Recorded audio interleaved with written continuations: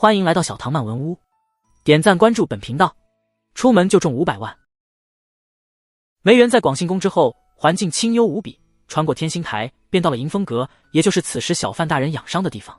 虽然是陛下特旨将他留在宫中疗伤，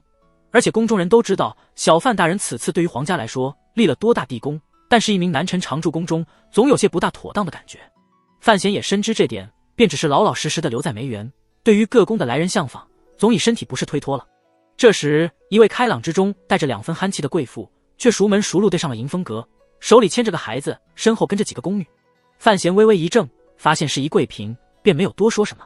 自从自己醒来后，宜贵嫔便天天带着三皇子到这边来坐，一来大家本是亲戚，二来在悬空庙上自己救了老三一命，对方以此大恩为由，自己不好拦着，三来范闲也清楚，这位娘娘心里的打算是很实在的。咦，不是说不用来了吗？怎么今天还提了些东西？他笑着说道。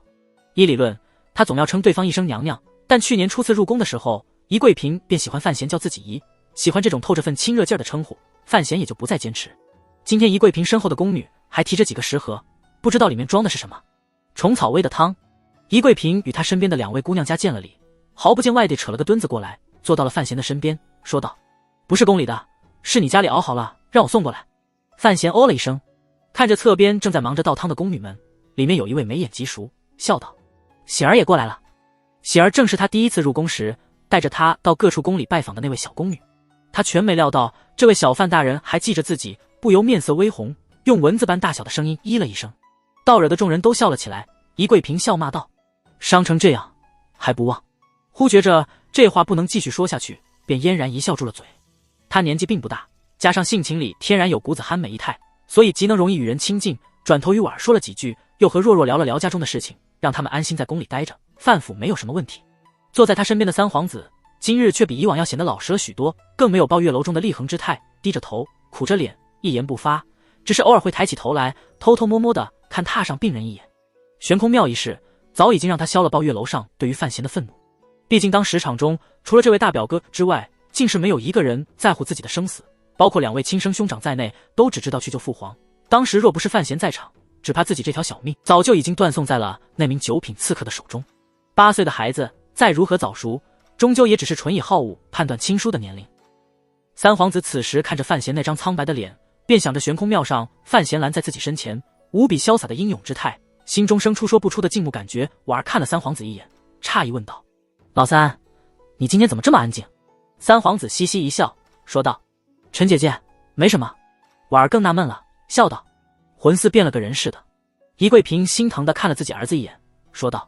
若不是范闲，这小子只怕连命都没了，受了这么大惊吓，总要老实些才好。范闲躺在榻上，不方便转头，只用余光瞧着这些女人孩子们说话，在喜儿的服侍下缓缓喝了碗虫草熬的汤。喜儿拿回碗时，极快速地在他的手心上捏了捏，那指尖柔滑无比。范闲微微一怔，知道这小宫女肯定不会在此时来挑逗自己，明白一定是宜贵嫔有些话想私下里与自己说。他顿了顿，说道：婉儿，你带三殿下去逛逛这园子吧，妹妹你也去。姑嫂2人互视一眼，知道他和宜贵嫔有话要说，便款款起身，拉着有些不舍的三皇子往园子深处走去，顺路还带走了服侍在旁的太监与宫女。迎风阁里此时就只剩下范闲与宜贵嫔2人，只是年轻臣子总不方便单独和一位年轻娘娘相处，所以喜儿很自觉地留了下来。范闲有些困难地转了转头，看了喜儿一眼。宜贵嫔会意，微笑说道：从家里带进来的小丫头，不怕的。姨呀。范闲苦笑道：又有什么事情要这么小心？侄儿身受重伤，刚醒没2天。宜贵嫔一挥手帕，笑着说道：我不来找你，难道你就不想找我？这话没有半分暧昧的情绪，只是他算准了范闲此时也极想知道宫外的消息。悬空庙谋刺一事实在是有些诡异，不只是宫中各位主子在内心惴惴，宫外那些朝臣们好生不安，就连京中百姓们议论起来都有些深觉奇异。饭桌旁酒肆里大声痛骂着刺客，小声猜测着刺客的真实来路，竟是猜出了几百种答案。宜贵嫔清楚陛下想让范闲安心养伤，所以断了他的一切情报来源，而自己正好可以帮助他获得一些，不怕陛下责怪娘娘。范闲似笑非笑地望着他，都这时节了。宜贵嫔说话很直接，呵呵一笑道：除了你，我又没个人可以指望。范闲明白他说的什么意思。宫中一共有4位娘娘有子，皇后先不忙说，宁才人舒贵妃的皇子都已经长大成人，自有一方势力，也就是面前的宜贵嫔。家庭出身虽然高贵，而且又有范府作为宫外的力量，可是三皇子实在是太年轻。他稍一沉默之后，将当时悬空庙的场景说了出来。虽然已经从儿子的嘴里听过一遍，但宜贵嫔此时仍然听得无比担心受怕，双手死死地攥着手帕，似乎担心隐藏在侍卫里的刺客会一刀将自己的儿子给劈死了。听完之后，他恨声说道：怎么可能有刺客埋伏到侍卫里？宫中的侍卫3代老底都查得清清楚楚，应该不是针对老。范闲笑了：我叫老三可以吧？你是做哥哥的，当然随你叫。不是针对老三，范闲轻声解释道。也许那名刺客会顺手杀了老三，但是陛下还是他的真实目的。依你放心吧，虽然太子现在有些紧张家里的实力，我和老二关系也不大好，但是老三还太小，应该不会被他们排做第一档的目标。这话放在皇宫里说，胆子确实有些大。虽然迎风阁四周并没有偷听的人，但是宜贵嫔的脸色还是变了变，有些不自然地笑了起来。他最担心的就是是不是宫中哪些人对自己的儿子不存好意。此时听范闲分说，将心放了一大半，然后便开始小声对范闲说起宫外调查的情况。范闲不知道调查的进展，他却因为娘家的关系，在宫外有不少眼线，摸得基本上和真实情况差不多。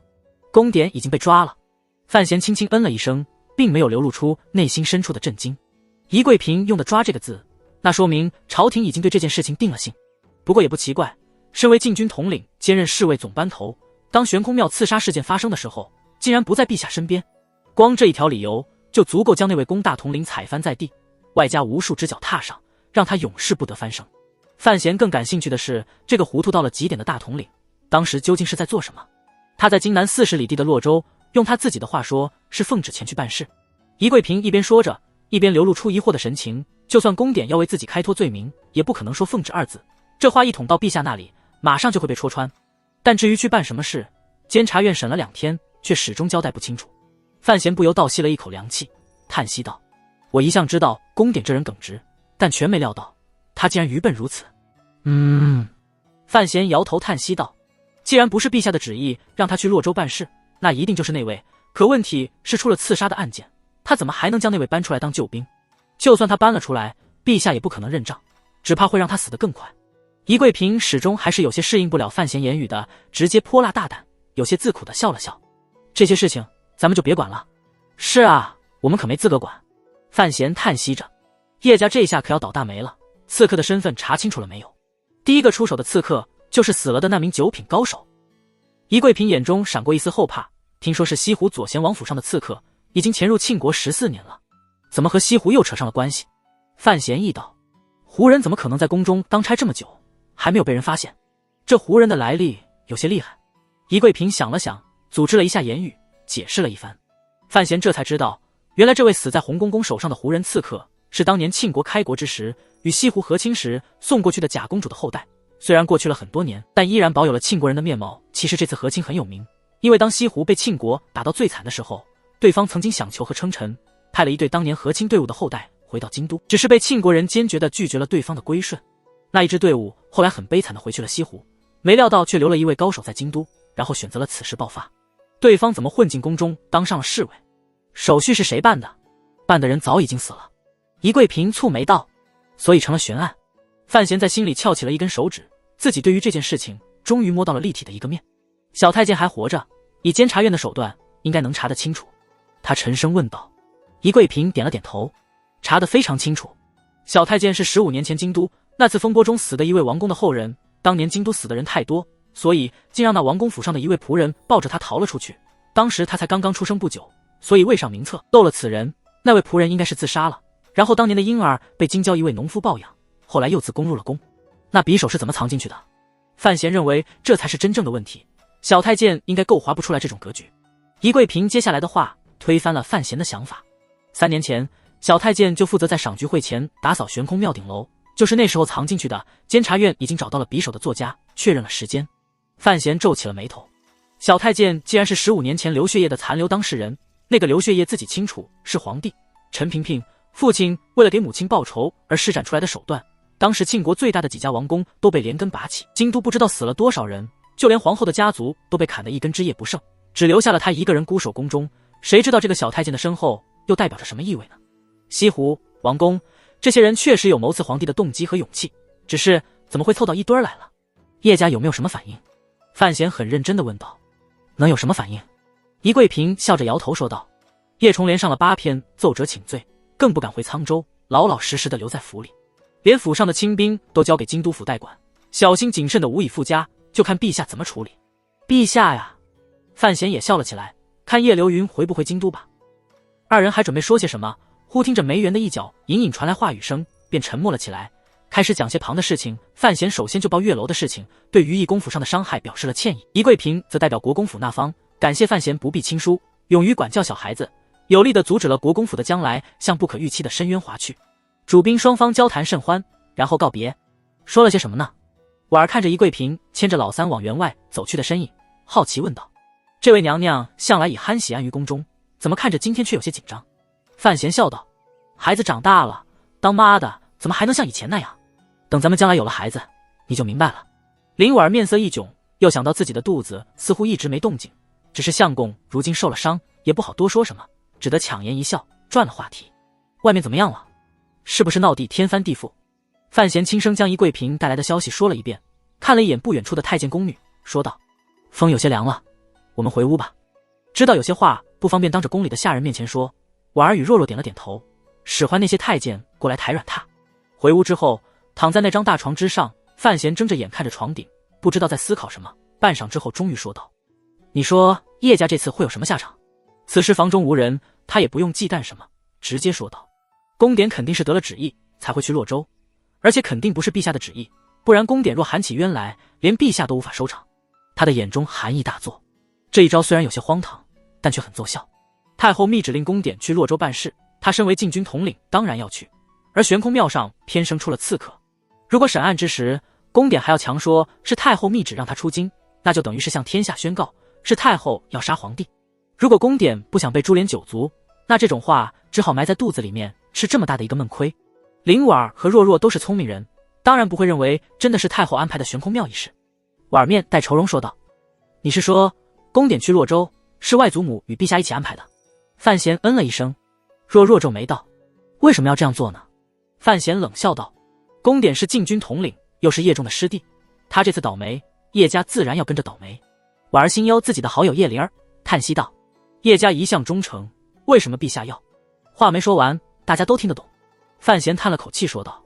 陛下如果不怀疑叶家的忠诚，当然不会选择这么做，可是如今既然已经生疑，只好选择让叶家靠边站，至少京都重地不可能再让他们师兄弟二人把守着。问题最关键的是，叶家又有一位咱们庆国唯一在明面上的大宗师，只要叶流云一天不死，那么一般的由头根本动不了叶家，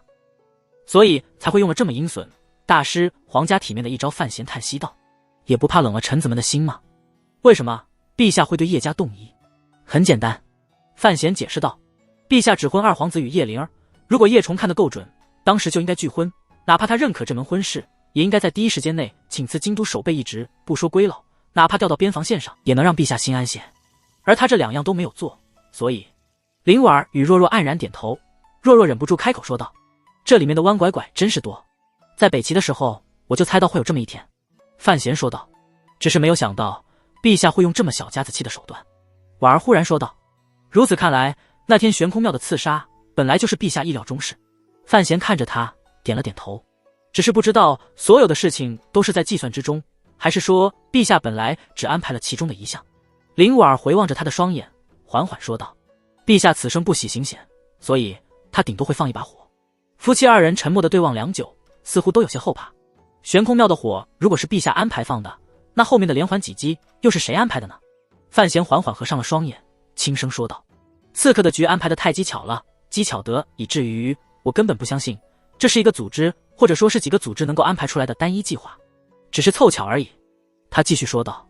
只是己方埋藏在宫中的刺客忽然发现悬空庙上的情势十分适合他们的忽然爆发，于是不用商量也没有预谋，连番的刺杀就这样陡然间爆发出来。最后他对自己说，很明显这是一个神仙局，完全出乎陛下意料的神仙局。离皇宫并不是很遥远的那座阴森建筑之中，陈萍萍坐在轮椅之上，一言不发，底下7位头目也沉默着，不知道该说什么。皇帝遇刺，除了禁军要承担最大责任之外，监察院也要负起极大的后果。如果不是此时躺在宫里的提司大人挽救了那个局面，或许监察院也只有和叶家一样，等着宫里来揉捏自己。已经正式出任四处头目的严冰云冷漠着开了口，打破了密室中的安静。西湖埋在侍卫里的刺客，15年前血液余孽的小太监，传说中四顾剑的弟弟，这几个人根本不可能凑到一起来筹划这样一个局面。而且那把火究竟是谁放的，至今没有查出来。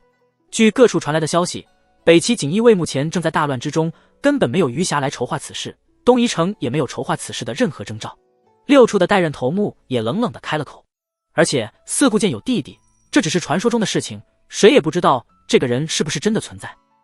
监察院2处司责情报归总与分析，头目面带请罪之色，喟然说道：“一点情报都没有。虽说是属下失职，但属下以为要谋划这样一个杀局，情报来往必不可少，总会被我们抓到一些线头。可是一个线头也没有。我只能认为，谋刺的那几方之间并没有进行过真正的接触，甚至，我想大胆的判断，那几名刺客之间彼此都互不相识。”坐在轮椅上的陈萍萍缓缓睁开双眼，用有些浑浊的目光看着自己的下属们，心想：陛下喊人放的火，当然不能被你们抓到。至于那名西湖的刺客，胆大的小太监，鬼知道从哪儿冒出来的。陛下与老夫又不是真正的神仙，这是个神仙局。老人打了个呵欠，凑巧罢了，哪有那么多好想的。请扔掉庆国监察院条例书注，翻开监察院内部参考材料第5册的最后一页。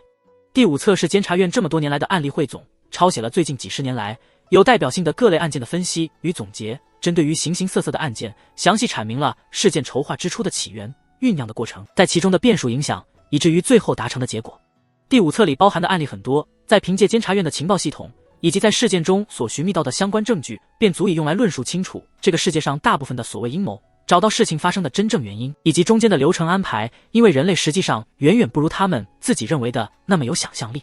但也有一类案件，人们永远只能挖掘到事情的一面或者两面，而不能解释所有。这也就是第5册最后一页上写的那3个字，那3个范闲和陈萍萍都很熟悉的3个字：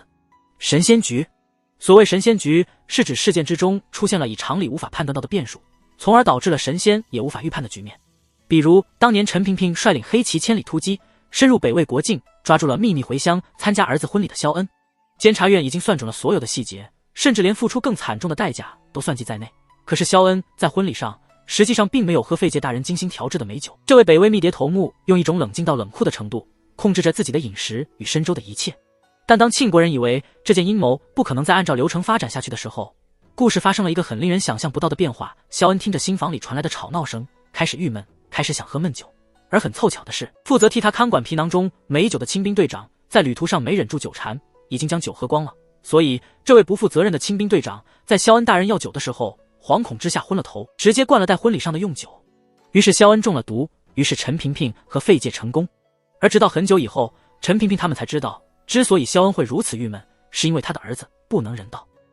这种变数不存在于计划之中，却对局面造成了极大的影响。又比如在20年前，南方一位盐商在寿宴之后忽然暴毙，刑部一直没有查出来案件的缘由，便转交给了监察院4处处理。谁知道查来查去，竟然查出了当夜有14个人有犯罪嫌疑，包括姨太太们在内，似乎每个人都想让那位富甲一方的大商人赶紧死掉。而真正的凶手是谁呢？又过了3年，一位穷苦老头偷烧饼被人抓到了官府，他大约是不想活了，单程3年前的盐商就是死在他的手里。得到这个消息，监察院4处的人又羞又惊，心想自己这些专业人士怎么可能放过真正的凶嫌。赶到案发的一审，众人才恍然大悟，难堪不已。那老头和盐商是小时候的邻居，自小一起长大。后来老头去梧州生活，返乡定居的时候，看见那位盐商做大寿，不知道是中了什么邪，竟是爬进了院中，拿起一块石头就将最后的盐商生生砸死了。监察院曾经注意过院墙上的蹭痕，但始终是没想到一位回乡定居的老头竟然会冒着大险爬入院中行凶，还没有被家丁护卫们发现。当时还没有成为4处主办的严若海好奇问老头，后来我调过案宗，保证也向你问过话，你为什么一点都不紧张？老头说道，有什么好紧张的，大不了赔条命给他。严若海大约也是头一遭看见这等彪悍的人物，但还是很奇怪，你为什么要杀他？老头理直气壮地回答道，小时候他打过我一巴掌。悬空庙的刺杀事件似乎也是一个神仙局，皇帝陛下因为对叶家逐渐生疑，又忌惮着对方家里有一位大宗师，便想了如此无耻的招数来陷害对方，一方面借用后宫的名义将宫典调走，一方面就在悬空庙楼下放了一把小火。至于这把火，估摸着范建和陈萍萍都心知肚明。而火起之后，顶楼烧乱，那位西湖的刺客见着这等机会，终于忍不住出了手。他在宫里待了10几年，实在有些熬不下去了。这种无间的日子实在难受。3年之后又3年，不知何日才是终止。当时洪公公护着太后下了楼，他对于范闲强悍实力的判断又有些偏差，所以看着离自己只有几步远的皇帝，决然出手。侍卫出手，又给了那位白衣剑客一个机会。白衣剑客出手，那位王宫之后隐藏了许久的小太监，看见皇帝离自己不到1尺的后背，想着那柄离自己不到1步藏在木柱里的匕首，他认为这是上天给自己的一个机会。面对这种赤裸裸的诱惑，矢志复仇，毅然割了小鸡鸡入宫的他，怎能错过？皇帝陛下，一个荒唐的放火开始，所有隐藏在黑暗里面的人们敏感地嗅到了事件当中有太多的可乘之机。刺客们当然都是些决然勇武之辈，虽然彼此之间从无联系，却异常漂亮地选择了先后密机出手。正所谓帮助对方就是满足自己，只要能够杀死庆国的皇帝，他们不惜己身，却更要珍惜这个阴差阳错造就的机会。他们来自五湖四海，为了同一个目标走到了一起，走得格外决然和默契。深夜里的广信宫，范闲躺在床上，望着床上的曼莎，怎么也是睡不着。伤后这些天在皇宫里养着，白天睡的实在是多了些。宫中的烛火有些暗淡，他双眼盯着那层薄薄的曼纱，似乎是想用樱木的绝杀技将这层曼纱撕扯开，看清楚它背后的真相。婉儿已经睡了，在大床上离自己远远的，是怕晚上动弹的时候碰到了自己胸腹处的伤口。范闲扭头望了他一眼，有些怜惜的用目光抚摸了一下他露在枕外的黑色长发。宫里很安静，太监都睡了，职业的宫女正趴在方墩子上面小憩。范闲又将目光对准了天上，开始自言自语了起来，只是嘴唇微开微合，并没有发出丝毫声音。他是在对自己发问，同时也是在梳拢一下这件事情的来龙去脉。西湖的刺客，隐藏的小太监，这都是留下死证活据的对象，所以监察院的判断应该不会出什么问题。黑夜中，他的嘴唇无声地开合着，看上去有些怪异。可是影子呢？除了自己之外，大概没有人知道那名白衣剑客就是常年生活在黑暗之中，从来没有人见过的6处头目，庆国最厉害的刺客影子。他的眉毛有些好看的扭曲了起来。神仙局，我看这神仙肯定是个脖子。他冷笑着，对着空无一人的床上方蔑笑着。皇帝想安排一个局，剔除吊唁家在京都的势力，提前斩断长公主有可能握着的手。想必连皇帝也觉得我把老二逼得太狠，而且他肯定知道自己年后对信阳方面的动作。范闲想到这里，不由倒吸了一口凉气，不知道是伤口疼痛引起的，还是想到皇帝的下流手段而受了惊，心想着陛下真是太卑鄙，太无耻了。那你是想做什么呢？他猜忖着陈萍萍的真实用意，如果我当面问你，想来你只会坐在轮椅上不阴不阳地说一句，在陈园我就和你说过，关于圣眷这种事情我会处理。圣眷，在事态横生变故之后，你还有此闲情安排影子去行刺，再让自己来做这个英雄？事情有这么简单吗？身为庆国第一刺客，影子能够瞒过洪公公的耳朵，这并不是一件多么难以想象的事情。只是范闲不肯相信影子的出手就单纯只是为了设个局让自己救皇上一命，从而救驾负伤，获得难以动摇的圣眷，动静太大，结果不够丰富，不符合陈萍萍算计到骨头里的性格，所以总觉得陈萍萍有些什么事情在瞒着自己。而且你并不害怕我知道是影子出手？范闲挑起了眉头，可是如果说你是想行刺皇帝，这又说不过去。先不说忠狗忽然不忠的问题，只是以你的力量，如果想谋刺，一定会营造更完美的环境。你想带皇帝试探那几个皇子？我操，你这老狗也未免太多管闲事。而且皇帝估计可不想这么担惊受怕。想来想去，他纠缠于局面之中，始终无法解脱，只好叹声气，缓缓睡去。但哪怕在睡梦之中，他依然相信母亲的老战友一定将内心最深处的黑暗想法隐藏得极为深沉，而不肯给任何人半点窥看之机。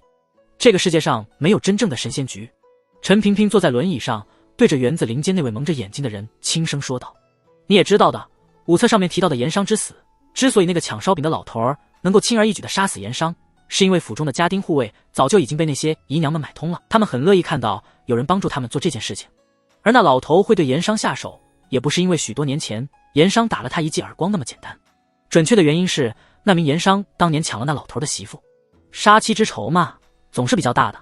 而且也别相信严若海会查不出这件事情来，其实你我都知道，那一次他被盐商的妾室们送的5万两银票给迷了眼。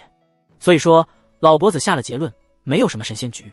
所有的事情都是人为安排出来的，就算当中有凑巧出现的变数，也是在我的掌控之中。如果无法掌控的话，陛下这个时候应该已经死了。五竹冷漠说道，世界上从来没有完全掌控的事情。我承认西湖刺客与那位小太监的存在确实险些打乱了我的整个计划，不过好在并没有对陛下的安危造成根本性的影响。从你的口气里，我无法察觉到你对于皇帝有足够的忠心。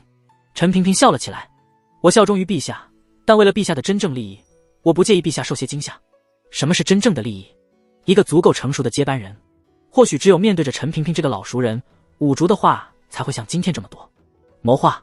陈萍萍正色说道，政治就是一个谋划的过程，陛下要赶走叶家，光一把火那是远远不够的。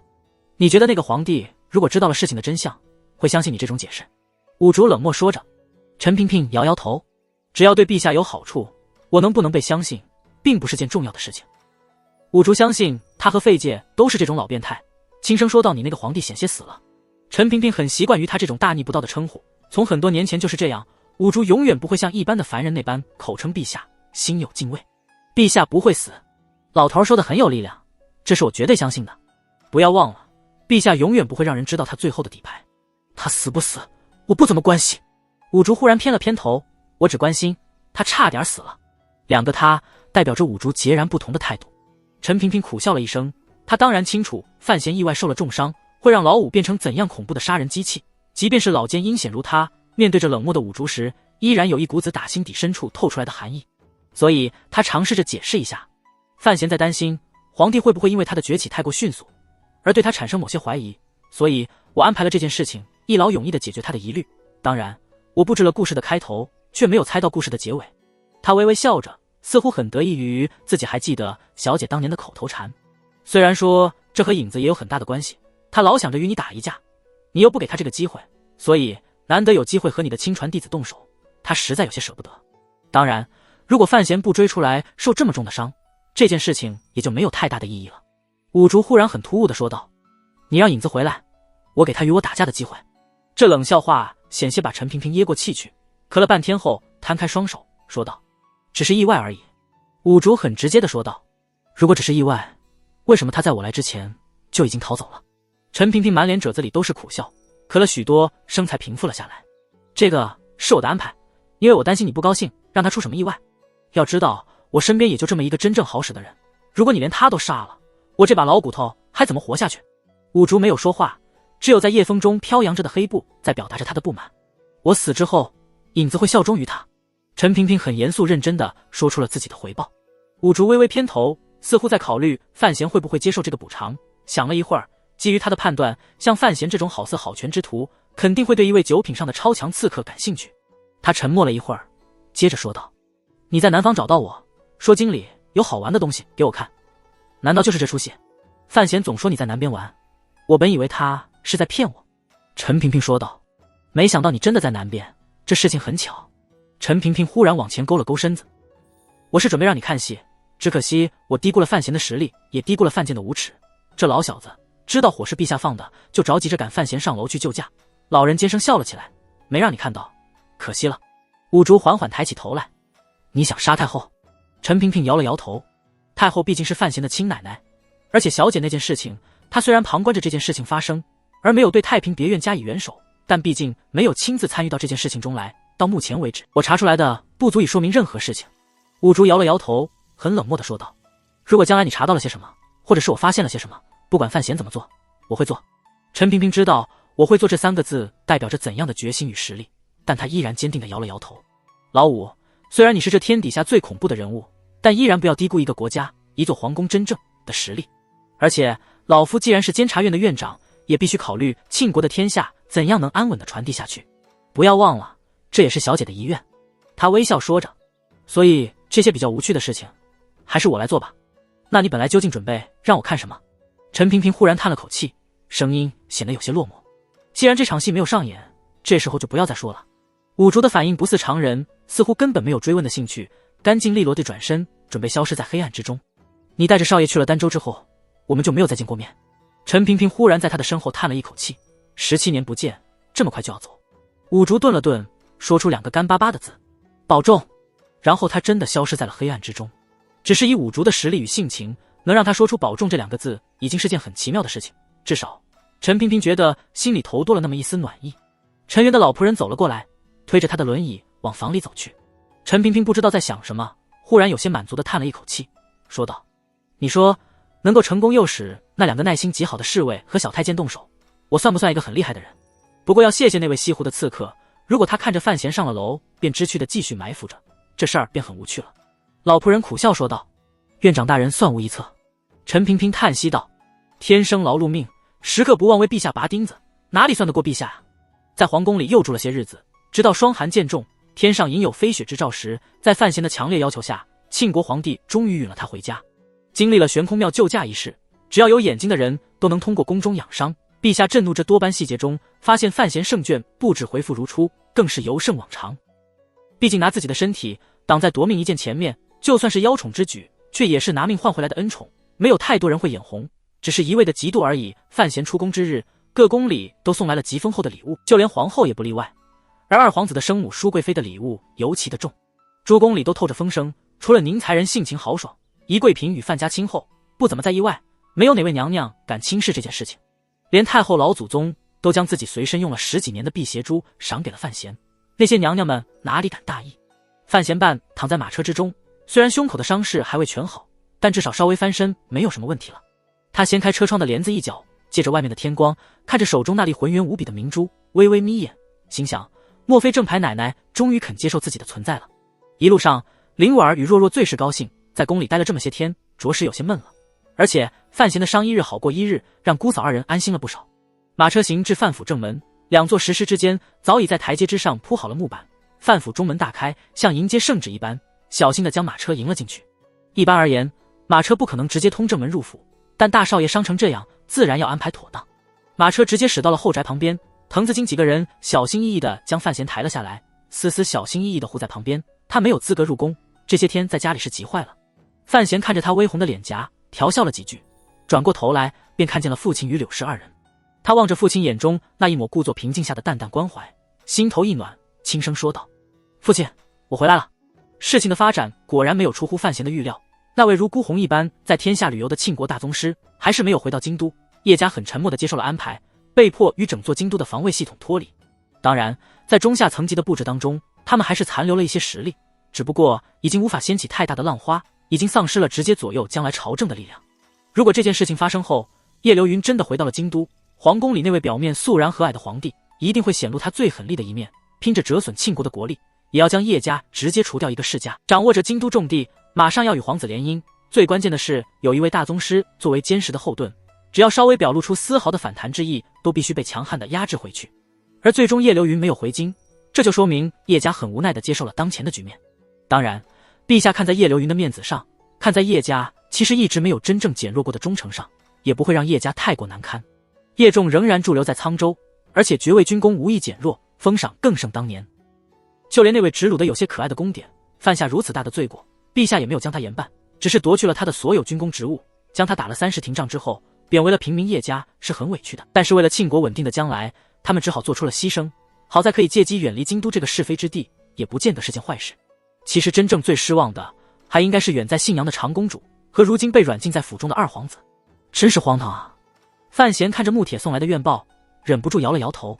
叶家暂退之后的京都布防，是如今朝廷里所有人盯着的一件事情，京都守备一职毫不意外地落到了秦衡的手中。而最要害的禁军统领兼御前侍卫大臣，这2个向来由一人兼任的职位，却被陛下一分为二。御前侍卫大臣暂空，据宫中传来的消息，应该是洪老太监暂时管着，而禁军统领一职竟然是大皇子。范闲口里说的荒唐，就是针对皇帝的这项任命。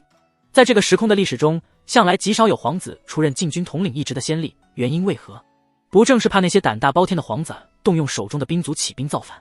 可是皇帝却偏偏将禁军统领一职交给了大皇子。东宫还有位太子，这皇帝究竟是在想什么？大皇子的生母宁才人是东夷人，这大位按理来讲是无论如何也轮不到他的。穆铁不敢接话，向范闲禀报了一下一处最近的工作，看着提司大人的神色似乎有些倦了，便赶紧告辞了出去。老师，谢谢吧。在私底下，石产力还是习惯称范闲为老师，而不是大人。他看着范闲气血明显有些不足的脸色，心疼说道：陛下下了明旨，让你3个月内不得问院务，明摆着是让您好好养伤，您却偏生不听。门师胜券非凡，他这做学生的也有些隐隐的骄傲。范闲摇了摇头，笑骂道：你不在抱月楼待着，天天跑我书房里抛着，是个什么意思？石产力苦笑了一声，那地方待着感觉总是有些不对。范闲笑了笑，将他赶了出去，顺便让他喊邓子越进来。邓子越进了书房，范闲的脸色马上显得凝重了起来，问道：院里对那个白衣刺客下的什么结论？虽然他知道目前看来自己根本不可能挖出陈萍萍心里的秘密，但放着手中与老脖子几乎完全相近的资源，而不利用来猜谜，实在是有些可惜。邓子越摇摇头说道：陛下虽然在悬空庙上一口喊出对方身份，但是他苦笑道：大人你也知道，陛下不是武道中人，他的话自然做不得准。四顾剑当年确实是有个弟弟，不过已经失踪很多年了，天下人都在猜是不是被四顾剑夺东夷城的时候杀死了，所以院里一直很谨慎地表示反对意见。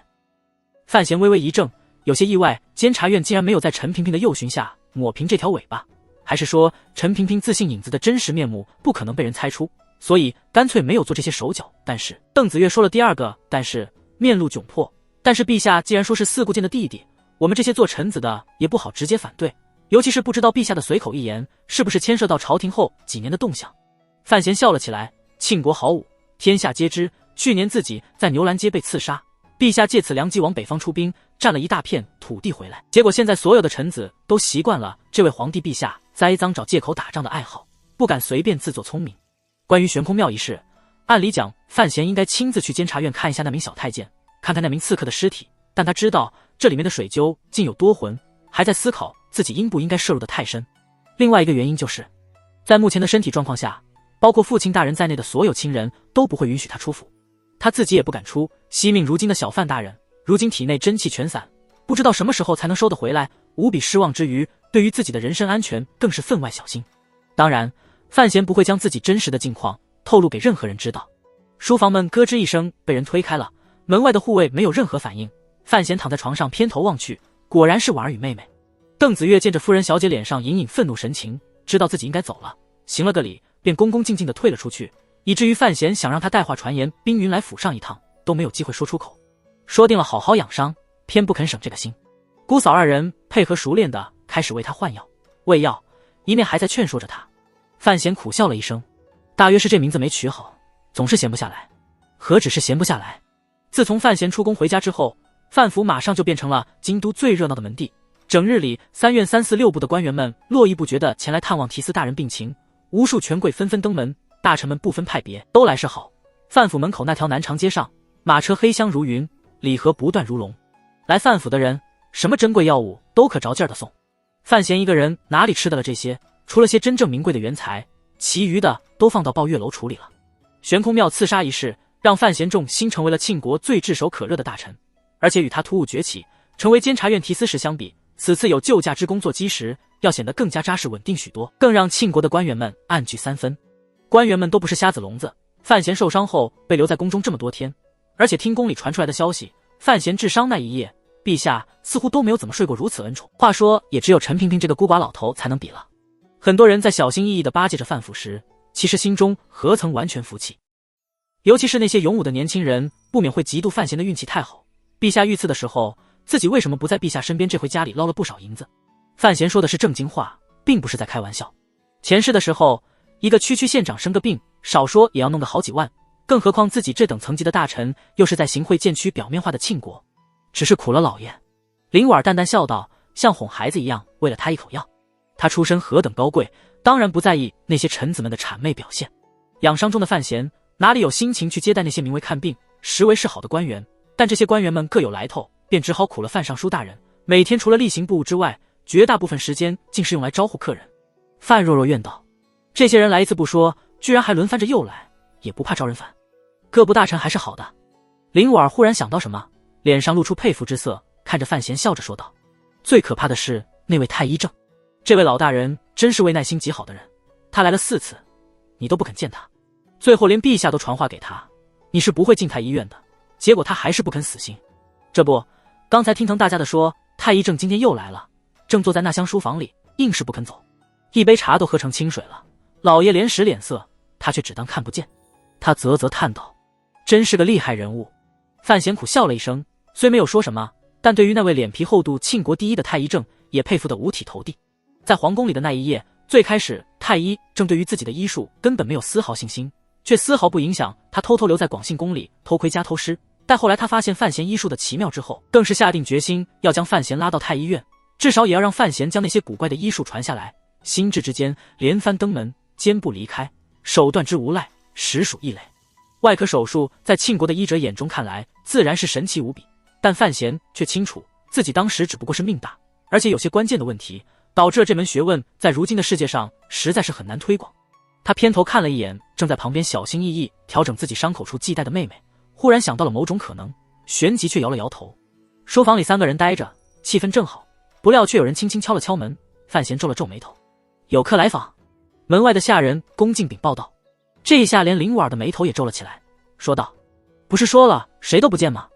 这可不见不成。范闲满脸苦笑，看着不请自到的大皇子，说道：在皇宫里何等方便，大殿下没去梅园看我，怎么今天却来了？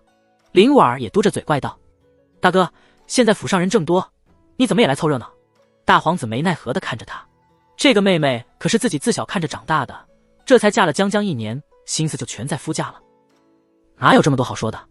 兄妹2人又斗了几句嘴，大皇子无奈败下，使了招移花接玉，沉声说道：大公主也随我来了。这时候正与范夫人说话，陈妹妹，你去看看吧。他嘴里的大公主自然是那位千里迢迢自北齐来联姻的女子。范闲微微一怔，倒是没有想到这一对男女婚前就培养出了这般感情，而且宫中也任由他们成双成对的出入。又想到自己在回城中与那位大公主的几次谈话，不由微怔。林婉儿与范若若对那位只闻其名不见其人的异国公主也是无比好奇，加上知道大殿下一定有些什么话要对范闲说，便起身离去。书房里安静了下来，范闲微抬右手示意对方用茶，轻声说道：恭喜大殿下。恭喜的自然是对方出任禁军大统领一职。大皇子双眉一挺，旋即放松，淡淡道：何喜之有？本王原先便是征西大将军。范闲笑了，虽说是降了2等，但是禁军中枢与边陲阴山又如何能一样？大皇子看了他一眼，不知道他说这话是不是引着些别的意思，片刻后说道：本王不想做这个禁军统领，宁肯去北边将燕小乙替回来。范闲摇摇头，心想陛下将燕小乙调得远远的，将叶家吃得死死的，防的不就是信阳那个疯婆子？你去北边，燕小乙当然高兴，陛下却会非常不爽。不要告诉我，大殿下今天来看我这个病人，要说的就是自己职场上的不如意。他轻声笑道：我可以做一名称职的听众。不只是听众。大皇子盯着他的眼睛，虽然没有听明白职场2个字是什么意思，我想请你帮这个忙。自称我了，不是本王了。范闲注意到这个改变，心里开始微感紧张，看来这位有东夷血统的大皇子是很认真的，在请自己帮忙。天哪！他在心底幽怨地叹息了一声，看着大皇子说道：殿下，禁军统领何其要害的位置，陛下是信任您的忠诚，才有此安排。范闲身为臣子，岂能忘义？大皇子摇摇头：范闲，实不相瞒，回京之初，我对你颇不以为然。在西边的时候，就听闻京都出了位诗仙，但我是位武将，从来不相信这些风花雪月之事对天下黎民、朝廷上下能有何帮助。他接着话锋一转：不过回京数月，看你行事狠戾中不失温纯，机杼百出之中有险才能。且不说你将老二整治得难受无比，单说那悬空庙一事，便令我对你的观感大为改观。而在皇宫之中，你竟然能治好自己的将死伤势。这位面色微黑的皇子肃然说道：如今我实在想不到这个世界上还有什么事情可以难住你，所以这件事情你一定要帮我。面对着无数顶高帽，范闲沉默了起来。陈萍萍曾经说过，面前这位大皇子与众不同，从小就刻意的远离宫廷，想离那张椅子越远越好。如今陛下这个杀人不用刀的老鬼硬生生要将他拖进浑水中，也难怪他愤怒之中想要反抗。而大皇子的势力多在军方，朝廷谋策上面确实没有什么人才，只是对方既然找到了自己头上，实在是有些出乎意料。虽然范闲确实很乐于见到在这些兄弟之中能有一人保持难得的胸襟与明朗，也很同情对方如今的境遇，但他依然很坚决地摇了摇头：殿下，非不敢，非不为，实不能也。范闲毕竟只是魏臣子，监察院不可能去妄议朝政。太皇子叹了口气，他今天来的本就有些冒昧，甚至是冒险，只是环顾京中，除了范闲，他能去找谁呢？难道说自己终究还是只能再去一次陈园？陛下的心意已决，谁都无法改变，我看殿下也不用再去陈园跑一趟。不过我有些好奇，殿下今日来是如何下的决断？在您的眼中，我应该也不是位与人为善的良人之臣。范闲似乎能猜到他在想些什么。大皇子缓慢地喝下了杯中的香茶，说道：范闲，你瞒得过别人，却瞒不过我。不要忘记，当时我也在悬空庙中，就凭你先救小弟，再救父皇，我就知道你是一个值得信任的人。范闲默然，没有想到那个世界里形成的价值观，却让皇帝与大皇子两个人对自己都产生了一种莫名其妙的信任。大皇子今日来，也是想向监察院方面表达一下自己的态度，同时也寄望着能从范闲这里得到某些有益的提示。只是对方既然保持沉默，自己总不好太过冒失。有婉儿在中间作为桥梁，将来如果京中局势真的有变，不奢求监察院方面能帮助自己，但如果范闲能够透露一些有用的信息，那就足够了。听说太医正在府上已经来了好几回，他有些别扭地转了话题。常年的马上生涯让他对于这种官场之上的曲线有些不大了然。范闲在心里笑了一声，解释道：他想让我去太医院任职，被陛下驳了后，又想我去太医院教学生。本是闲谈，大皇子却认真了起来，说道：范闲，我也认为你应该去太医院。当夜我也守在广信宫外，看那些御医们的认真神情，就知道你的医术实在是了得。他好奇问道：其实京里很多人都奇怪，你怎么敢让范小姐在自己的肚子里面动手？那些御医们已经将你吹成了仙人一般。范闲苦笑应道：别信他们的，大家都知道费姐是我的老师，如果让他们4岁的时候就天天去挖坟赏尸，替泡在尸水中的尸首开膛剖肚，他们也会有我这本事。原来如此，看来什么事情都不是天才2字就足以解释的。大皇子叹息了一声，接着劝道：太医院当然及不上监察院权高位重，但是胜在太平太医正的想法也极简单。你的一身医术如果传授出来，不知道能够救多少条人命。他认真看着范闲的双眼，救人这种事情总比杀人要好，而且我常年在军中也知道一个好医生对于那些受伤的军卒来说意味着什么。为什么要去传授医术？造福天下。太医正想必也是这个意思。正是。殿下原来今天的奸相是帮太医正做说客，难怪先前话题转递那么古怪。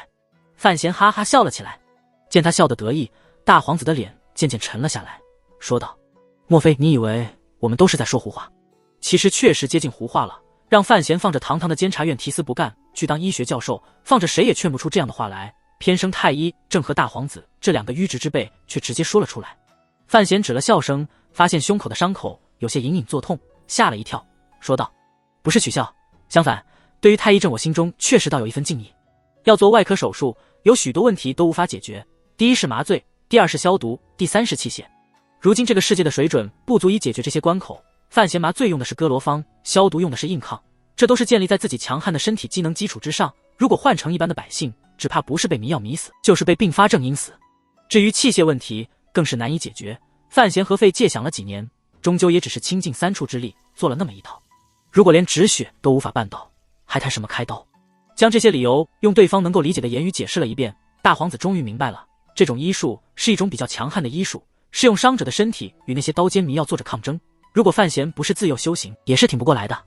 想到西征军中那些受了剑伤终究不治的军卒，他终究有些遗憾，一拍大腿叹息道：就没有更好的法子？不知怎地，范闲的脑海中又浮现出妹妹那双出奇稳定的手，安慰道：有些基础的东西，过些天我让若若去太医院与御医们互相参考一下。大皇子点了点头，又道：先前你似乎对于造福苍生这4个字有些不以为然，这是他心中的疑惑。范闲表面上当然是位以利益为重的权臣，但几番旁观，大皇子总觉得对方的抱负应该不止于此才是。范闲安静了一阵，然后轻声说道：造福苍生有很多种办法，并不见得救人性命才是。大皇子有些不理解，比如殿下您在西边数年与胡人交战，杀人无数。他笑盈盈地说着，可是却阻止了西湖入侵，难道不算造福苍生？这一记马屁，就算大皇子再如何沉稳，也得生受着。再比如我，虽然世人都以为监察院只是个阴森恐怖的密探机构，但如果我能让他在我手中发挥作用，尽量的往正确的路上靠，让咱大清朝的天下牢不可破，天下黎民可以安居乐业，这难道不算造福苍生？目的或许是一致的，但方法可能有许多种。范闲越说越起劲儿，像极了自己前世时的初中语文老师，眉飞色舞的将鲁迅当年弃医从文的旧事讲了一遍，当然是托名庄莫涵的古籍上偶尔看到的1000年前旧事。大皇子微愕，救国民身体，不若救国民精神。他一拍大腿说道：可是我庆国如今并不是这故事中那国的孱弱模样，何须以文字教化？这话实在，庆国民风淳朴之中带着一股清新的向上味道，与清末明初让鲁夫子监于呼吸的空气大不相同。范闲笑了，说道：所以我不止弃医，连文也打算一股脑弃了。我这算什么？弃医从政，弃笔从戎。大皇子依然不认同他的观点。你确实是位天才人物，为什么不将胸中所学尽数施展出来？如果能让这个世界变得更好些。范闲有些艰难地挥挥手说道，大多数人都想要改造这个世界，但却还有人想改造自己。我以为先将自己改造好了再说。数十年前曾经出现过一个想要改造这个世界的女人，结果她死了。范闲不想步她的后尘，她比较怕死，比较自私。说话间，窗外忽然传来一阵喧闹声，声音里透着喜庆。大皇子看了他一眼，笑着说道，看来封赏你的旨意终于下来了。范闲自嘲一笑，没有说什么，清澈的眼眸里潜藏的只是对自己身体的担忧，仅此而已，并没有抢先去忧一忧天下。注一，这是偶尔看到的一个 QQ 签名，当时就觉得挺有意思，马上联想到了无数本清川、明川、唐川、义解川、架空川。范川是不会走改造世界的路子，一方面是我懒他也懒，二方面是他妈太勤快，三来是我某些方面的知识水平真的很渣，我写不出来。比如外科手术，我是真不知道怎么做啊。如果有什么荒唐可笑的地方，请大家一笑而过，原谅则个。前来范府宣旨的是姚公公，三声炮响，范府忙碌了好一阵子，才摆好了香案，做足了套路。何府上下都在大堂上候着，而大皇子与北齐公主不方便再停留在府中，便自去了。那位太医郑却还很坚强地留在书房里。圣旨进府是件大事，连范闲都被迫被卧房里抬了出来。好在宫里想到他正在养伤当中，所以特命他不用起床接旨，也算是殊恩一件。他听着姚公公尖声的声音，发现陛下这次赏的东西确实不少，竟是念了好一阵子还没有念完。他对这些赏赐自然不放在心中，也就没认真听，反而觉着这太监的声音极好催眠，躺在温暖软和的榻上，竟是眼皮子微微搭着，快要睡着了。范尚书轻轻咳了一声，用眼神提醒了一下，莞尔微惊之后，轻轻掐了掐范闲的掌心，这才让他勉力睁开了双眼。最终也只是听着什么帛500匹，又有多少亩田，金锭若干，银锭若干，终是没个新鲜玩意儿。范家什么都缺，就是不缺银子，这是庆国人都知道的事情，所以陛下也不准备在这方面对范闲做出太多补偿，只是让范闲复了爵位，又顺带着提了范建一级爵位，父子同荣。政旨宣完，堂间众人无声散去，姚公公这才开始轻声宣读了陛下的密旨。密旨不密，只是这份旨意上的好处，总不好四处宣扬去。范闲精神一振，听见陛下调了7名虎卫给自己，这才觉得皇帝不算太小气，欣喜之余，便将陛下另外2条旨意下意识里漏过了。如今的他最担心的就是自己的人身安全。明年要下江南，谁知道自己到时候能不能够恢复真气？五竹叔现在越发不把自己的小命当回事了，还是得靠自己为善。在花园外面，范闲看见了那7名熟悉的虎卫，领队的正是高达。这些虎卫数月前还曾经与他一同出使过北齐，当然算是熟人。如今被陛下遣来保护范提斯，心里也是极为乐意与小范大人在一起待着，总比待在陛下身后的黑暗里要来的舒服。更何况小范大人武技高明，急等也不用太操心。背负着长刀的虎卫在高达的率领下半跪于地，齐声向范闲行礼道：“卑职参见提斯大人。”范闲咳了2声，笑道：“起来吧，都是老熟人了，今后本官这条小命就靠你们了。”虎卫们以为小范大人在开玩笑，却不知道如何接话，干笑了2声。哪里知道范闲说的是实在话，骑虎在侧，就算海棠忽然换了失心疯要来杀自己，他也不会怎么害怕无措。你们先去见见父亲。范闲望着高达轻声说道：“虽说平日里这么做不应该，不过既然你们要跟着本官，也就不需要忌讳太多。”高达点点头，心里很感谢范提斯的点破，有些兴奋地往前宅走去，急着去拜见自己的老上司。袖珍、美酒、衣服，居然还有套乐器。范闲在自己的房里，此时才开始认真听赏赐的单子，看了妻子一眼，苦笑说道：“我虽然当过协律郎，可是从来不会玩这个，宫中规矩而已。”林婉儿解释道。看范闲一副恹恹的模样，也就没说赏赐里甚至还包括马桶之类的物事。此时后宅园子里忙的是一塌糊涂，滕子京在府外安排人手接着宫中来的赏赐，而滕大家的就忙往库房里归类，有些要紧的物事又要来房里请少奶奶的示下。看着滕大家媳妇在这大冷天里跑得满头是汗，范闲忍不住叹息道：“这到底是赏人还是罚人来着？”滕大家媳妇儿眉开眼笑说道：“哪怕是一针一线，也不能含糊。这可都是宫中赏的福气，整个京都还有哪家能一次得这么多赏的？少爷这次可是挣了大大的脸面，赏赐又不能当饭吃。”范闲自嘲道：“拿命换来的脸面，不如不要。”林婉儿几乎与他同时开口，夫妻2人对这赏赐都有些瞧不进眼。婉儿心里只怕还觉着那位皇帝舅舅居心不良，指望赏赐越后，自己相公将来就会为他多挡几次刀子。陛下也真是小气。范闲笑道：“报金银数目的时候，我可是仔细听着的，那数目实在有些可怜。林婉儿笑了起来，说道：“你还在乎那些？不过是个意思，赏的东西越繁复，越表示陛下对你伤势的关心。怎么不在乎？”范闲一挑眉头说道：“咱家如今全靠那个书局养着，总不好意思一应用度，还要到前宅找父亲伸手要吧？他老人家手里银子倒是真多，可我也不能总当啃老族。”啃老族3个字挺简单，林婉儿隐约猜明白了，笑了笑，看见房内并没有什么闲人，轻声取笑道：“你不是还有间青楼吗？听说那楼子1个月可是能挣几万两银子的。”范闲失笑道：“那是小使的，你别往我身上揽。”林婉儿假啐了他一口，咕哝道：“自家人面前还装着，也不嫌累得慌，随时随地都要装，最好能把自己都瞒过了才好。大哥先前找你做什么？”林婉儿睁着大大的双眼，好奇问道。范闲略想了想，说道：“他不想做那个禁军统领，看我有没有什么法子。”林婉儿微微皱眉道：“依大哥的性子，肯定是不愿在京中待着。”范闲冷笑道：“谁愿在京中待着？只是陛下可不放心这样能征善战的一位儿子，老是领军在外。”这话说的有些大胆，有些毒辣。婉儿心里都忍不住颤了颤，说道：“你现在说话也是愈发不小心了，当着你才能说直白一些。”范闲叹道：“我倒是愿意帮大殿下，可我毕竟是位做臣子的，在这些事情上根本没有一点发言权，也真不知道大殿下是怎么猪油蒙了心，大着胆子对我说的这般透彻。或许大哥以为看在我的面子上，你总不至于害他。”林婉儿苦笑道：“他自幼想事情就这么简单。这京都的水太深，我游了半天，发现还没探到底。”范闲皱眉道：“春天下江南，你和我一块走，争取在那边多待会儿，也真正消停一下。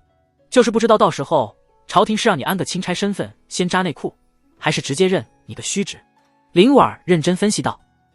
如果是钦差身份，可是不能带家眷的，如果名义上要常驻江南，我跟着去倒无妨。”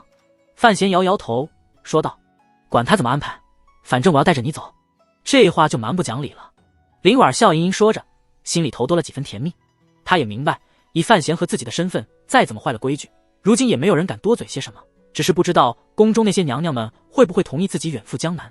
他自幼身子柔弱，最远的地方也不过就是去年在苍山过了一个冬而已。今日听范闲说着，似乎自己有可能去传说中美丽如画的江南看看，心里很是高兴，也莫太出格了。他忽然想到一桩事情，看着范闲说道：“陛下虽然是发的密旨让虎卫保护你，不过总会让京都人知道，虽然你如今身受重伤，虎卫前来的理由充分，可是虎卫的身份不一样，在你的身边会很刺眼的。”范闲伸手摸了摸自己唇上有些扎人的胡子，笑着说道：“放心吧，陛下是个聪明人，让虎卫来府上，用的理由自然是保护你这位郡主娘娘。”房外传来敲门声，范闲有些恼火的摇了摇头，不是恼火于此时有人来打扰自己，而是发现自己真气全失之后，对于周遭环境的变化远没有往日那般敏感了，至少再也无法提前许久便能听到渐近的脚步声。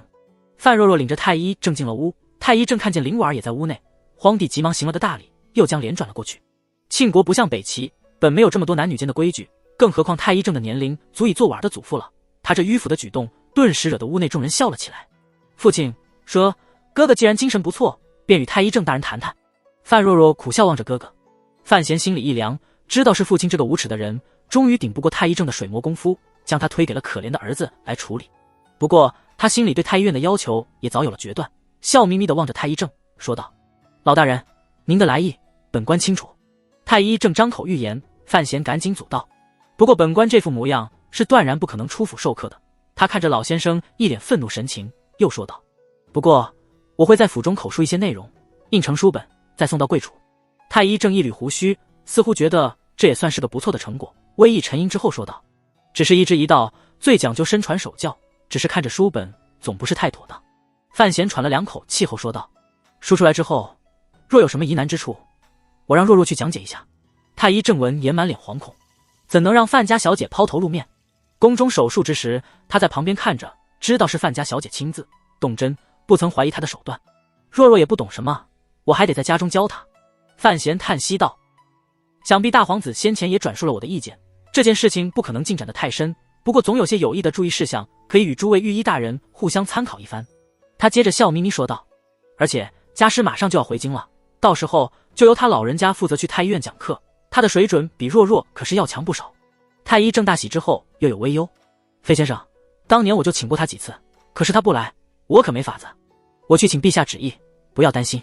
范闲像安慰小孩子一样安慰着面前的老头，唇角露出一丝坏坏的笑容。等太医正心满意足的离开之后，范若若才惊呼道：“哥哥，我可是什么都不懂，那天夜里也只是按你说的做的。”没办法呀，范闲无奈和苦笑道：“我先捡高温消毒，隔离传染那些好入手的血了，别的等老师回来再说。你也顺便可以跟着学学。”范若若愣了愣，旋即脸上浮出一抹光彩，重重的点了点头。范闲两口子倒有些意想不到，妹妹竟会答应的如此爽快，看着她不知道该说什么。哥哥，你总说人这一辈子要找到自己最喜欢做的事情，然后一直做下去。范若若低着头微羞说道：“那天夜里虽然妹妹没有出什么力，但看着哥哥活了过来，我才知道原来救活一个人会是这样的快乐。所以就算哥哥今天没有这个安排，我也要向哥哥请教医术的。”范闲张大了嘴巴，半天说不出话来。难道自己的胡乱作为要让庆国的将来出现一位女医生？只是不知道费介再教个女徒弟，最后会让妹妹变成华扁鹊还是风华？不，一定不能是华扁鹊那种女怪物，当然应该是风华这种漂漂亮亮的西王母。范闲看着妹妹因为兴奋而愈发生动的清丽面容，安慰着自己，这不济也得是个庆国版的大长今才好。入夜了，思思铺好了被褥，将暖炉的风口拨到恰到好处，便与端水进来的四齐一道出了屋。夫妻二人静静地躺在床上，看着格外的烛火也渐渐暗了下来，许久没有发出一丝声音。睡不着？这半天睡得太多了。你呢？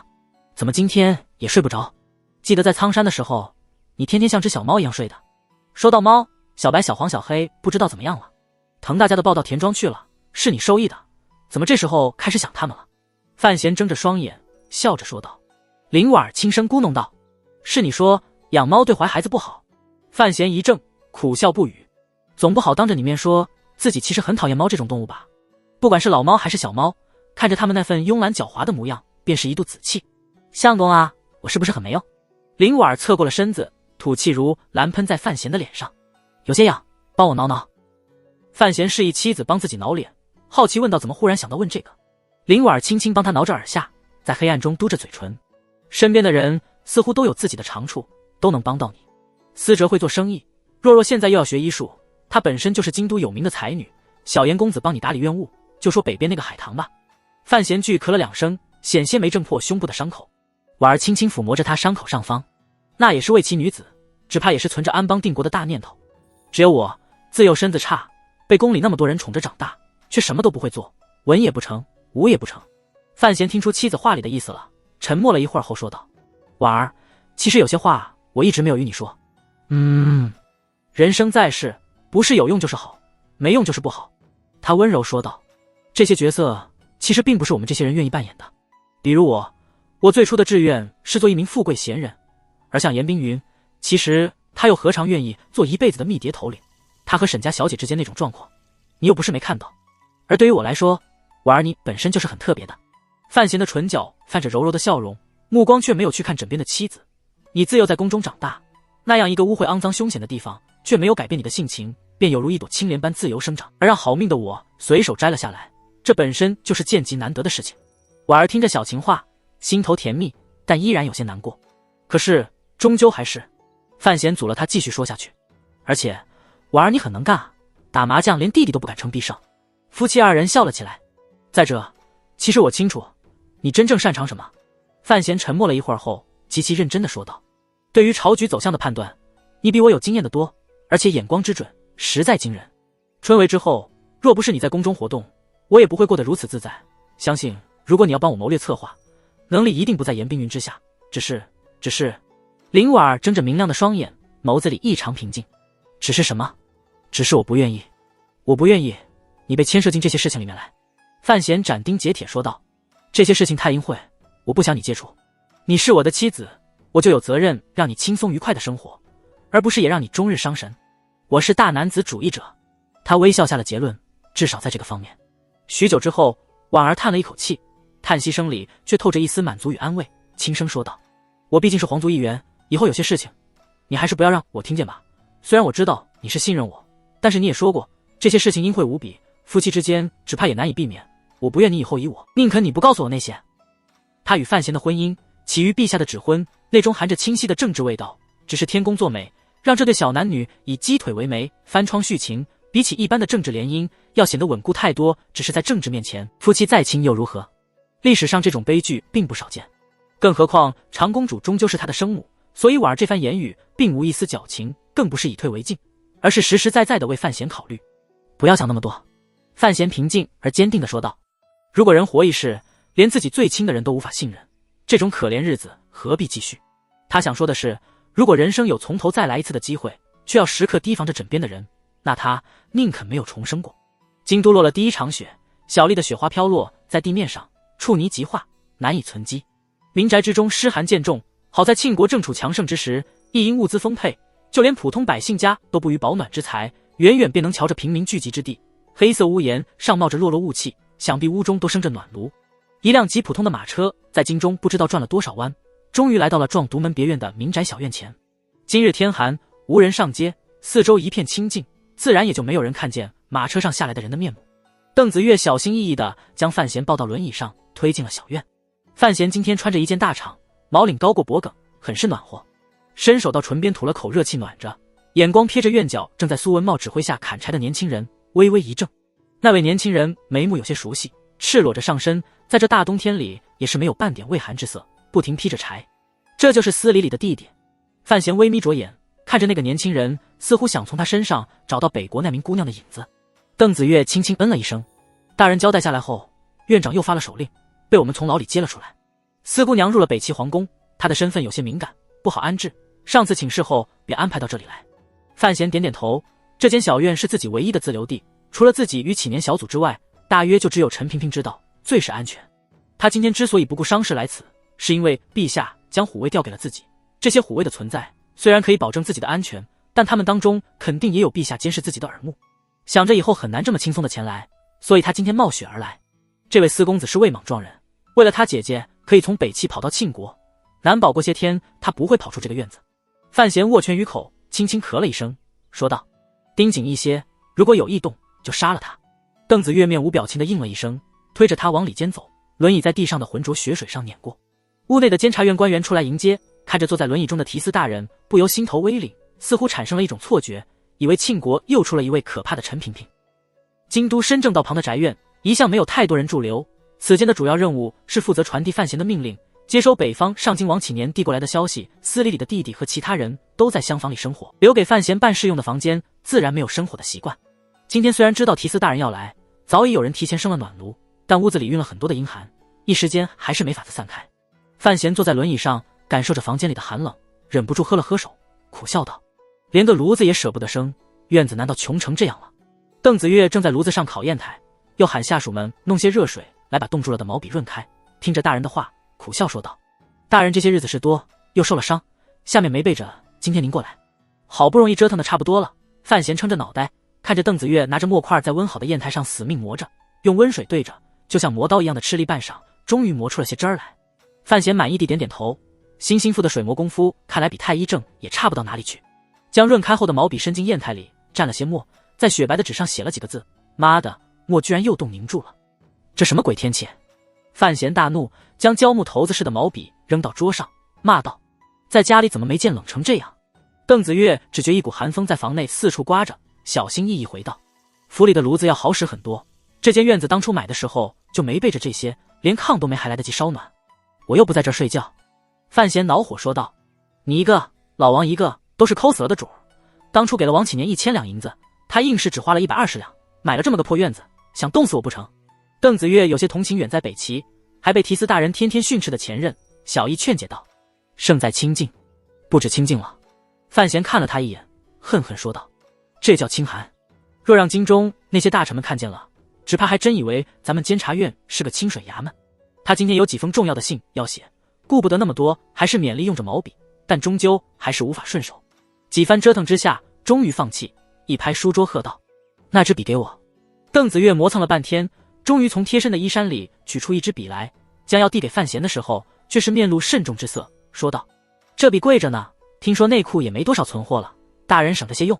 范闲一把抢了过来，无比鄙视地看了他一眼，心想不就是支铅笔，这么金贵做什么？等去江南再找几个石墨矿，内库的铅笔生意自然能重新起来。到那时节，我喊内库做2筐让你备着，一筐让你写到死，一筐让你沿街扔着玩。铅笔在雪白的纸面上滑行着，就像是美人的脚尖在平滑的冰面上起舞，偶尔刮起几丝冰屑雪痕。邓子越知道提斯大人在写密信，早时机的退了出去。冰冷的书房里，就只有范闲一个人捉着破笔头在写着，嘴里吐出的雾气在纸上一现即逝，看着很有些鬼魅。信的内容其实也很鬼魅，虽然是监察院的密信，但信上之事干系太大，而且铅笔的笔迹是可以擦去的，所以范闲并不是太放心，用的言语比较隐晦，而试射时间之类的重要句子都是用的暗语。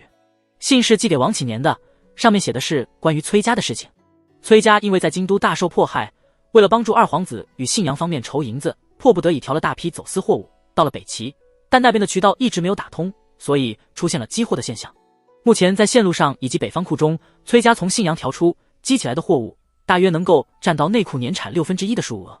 从这个比例上就可以看出，长公主把持内库这些年，胆子已经大到何等样的程度，谋取私利起来是毫不手软。目前的局面是范闲与严冰云花了几个月的时间打击二皇子，压榨崔氏才造就的，他等的就是此时，要一口将对方吃得干干净净，连骨头都不吐一根出来。给王启年的信最后写了一句：开饭了。范闲坐在轮椅上，微微偏头，轻轻揉了揉胸处伤口上方，那里一直包着系带，有些痒得慌。写了一封信后，手已经冻得有些僵了，忽然间开始怀念在儋州的时候，思思天天帮自己抄书，而当自己抄书时，这丫头会将自己的手放在他的怀里暖着，触手丰盈，手感着实不错。心头微荡，提笔再写。这第二封信是写给海棠朵朵的，只是他写信的时候，心中抱持着一颗放荡的心，信上言语也就放肆了少许，偶有撩动。自北齐回国以后，他与海棠的通信其实一直没有断过，也早习惯了北方有这样一个笔友，毕竟双方作为两个大国年轻一代的实力人物，保持畅通的联系渠道是非常有必要，而且对将来极有好处的一件事情。信中聊了些庆国京都最近发生的八卦，当然悬空庙事件也在其中。虽说庆国皇帝御赐一事震惊天下，北齐上京早有详报，但他身为当事人，讲起这故事来肯定要比说书先生动听许多。后面还说了些别的，又在字句中暗点出自己准备对崔家动手了，让他与那位不知男女的小皇帝与自己配合好。在信末他抄了一首诗，以证明自己依然如往常一般才气纵横。我来台欲报恩分，气阔非尽力与荣。古人有谓之急死，只恐动骨埋边庭。中朝故人岂念我，重求后侣飘华音。复闻此北更寒极，不知笔名何以生。这是司马光苦寒行的最后几句。范闲有些得意地看了一遍，搓着有些僵的双手，觉着自己抄的这诗实在是太过应景，而且字里行间加的悲天悯人之意，恐怕会让海棠姑娘回思许久，骗死小姑娘不偿命。这正是他喜欢做的事。确认没有什么遗漏之后，他封好了信封，压好了火气。忽然间他心头一动，总觉得似乎自己的欲望还没有得到完全的满足。对着信纸那头长相普通像村姑一样摇着的姑娘，他总觉得是在面对着一位老朋友，一时间竟陷入了沉默之中。然后他铺开一张白纸，略一沉存，提笔写道：朵朵你好，前面那封信算是公事，这封随便聊两句。今天京都下了庆历5年的第一场雪，比以往时候来得更早一些，想来上京的雪更大，天更冷。那天在你的菜园子里看见里角处有几枝梅，不知道那几枝腊梅可有绽开红点，滋润一下白雪单调的容颜。你养的那些鸭子怎么样了？小心一些，别冻死了。我这边挺正常的，小黄小黑小白都在境外田庄养着，听说那里的伙计们把这3只大肥猫都当祖宗一样供着，怎么可能养出问题来？我一切挺好，吃了睡，睡了吃，家里挺安静的。这2天妹妹一直在太医院里忙碌着，听说已经成了京都难得一见的风景。婉儿今天回灵府了，我那位可爱的大舅哥大约是最近受了冷落，脾气有些不好。不知道你这时候在做什么呢？范闲随意写着，就像是说话一般散漫，纯粹是想到哪儿写到哪儿。对了，我那个姓史的学生开了家青楼，生意不错，尤其是菜品十分精致。哪日你若游至庆国，我陪你去坐坐。啊，忽然想到上京那家酒楼的名字我都忘了，但还记得那天的酒不错，和你说了不少胡话，也不知道你还记得多少。话说你前几封信我都读了几遍，总觉着酸不忍睹。你一堂堂圣女，不要学那些大家闺秀的做派，总喜欢在信里加些诗词之类。虽然我贾贾有个诗仙的名头，但却没有批改作文的性质。上回你说司礼里如今过得不错，这种事情以后就不要多聊了。我对此事一向有一份记恨在，而且不知为何，尤其头痛于从你嘴中听到他的消息。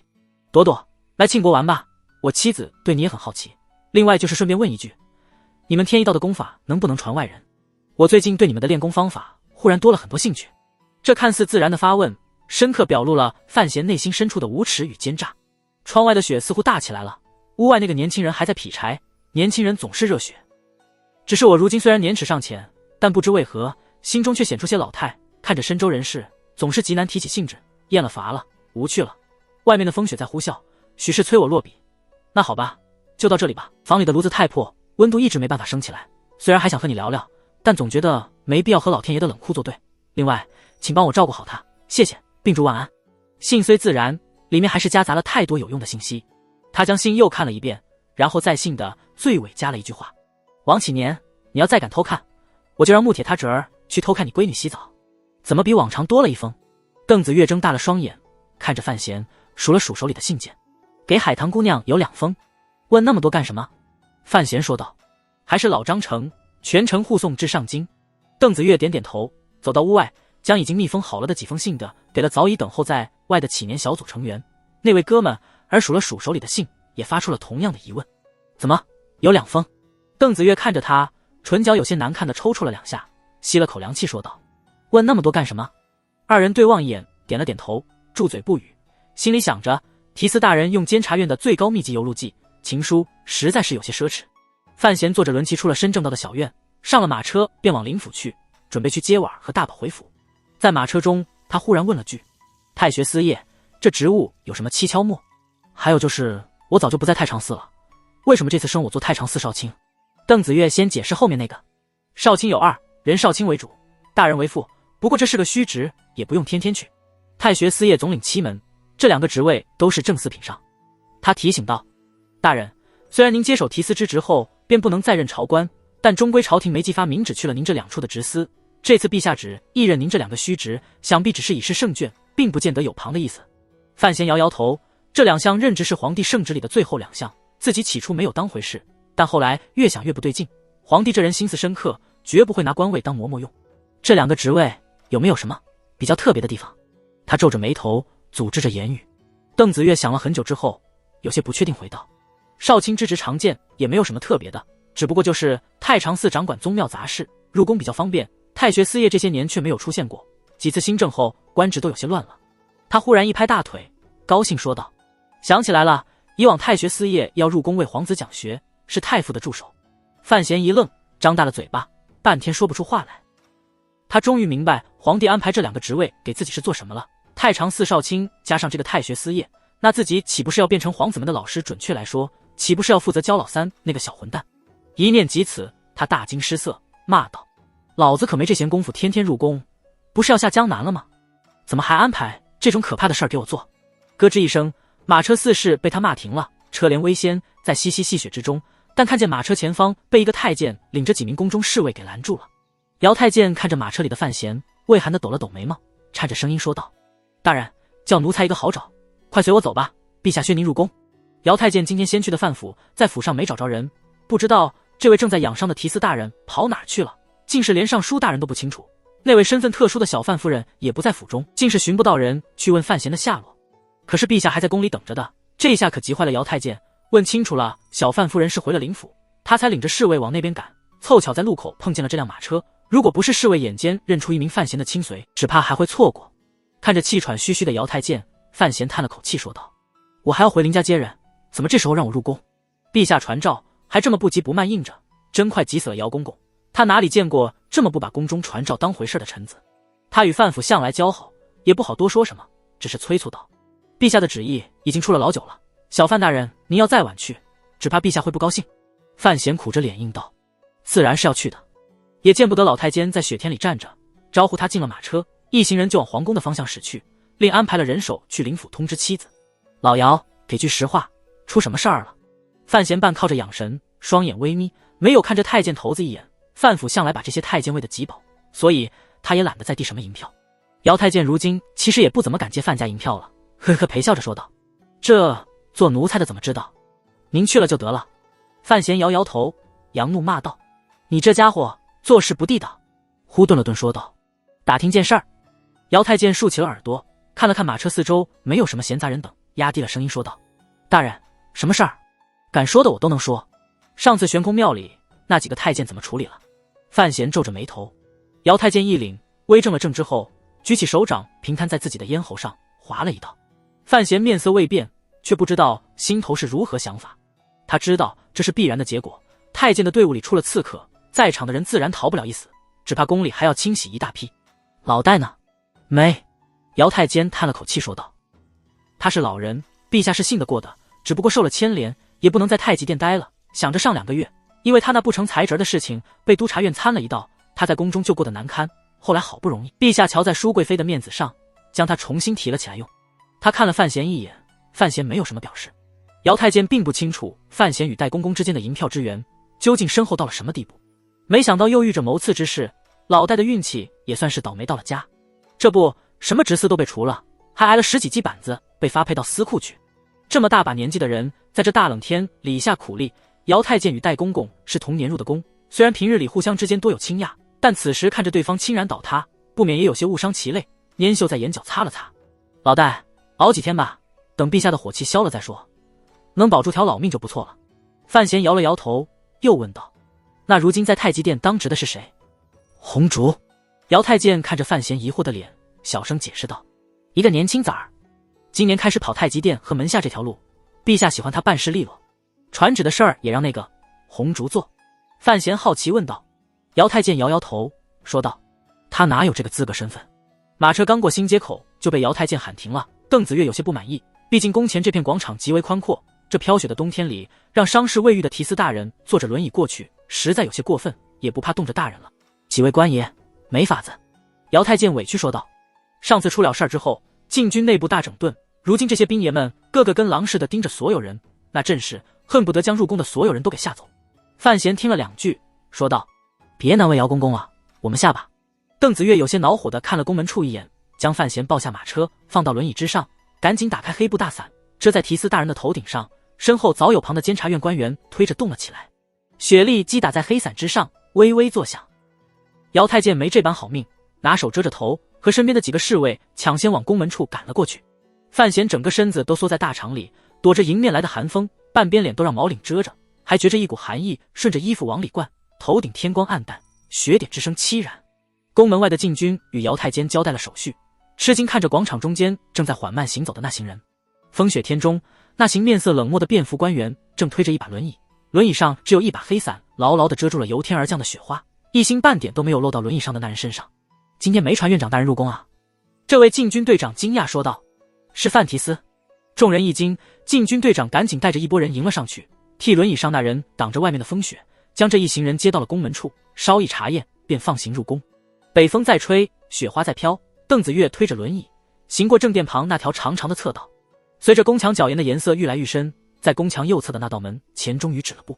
早有太监打起了素色的大伞，牢牢地遮在范闲的头顶上，前呼后拥，小心万分地接着这位年轻的伤者入了后宫。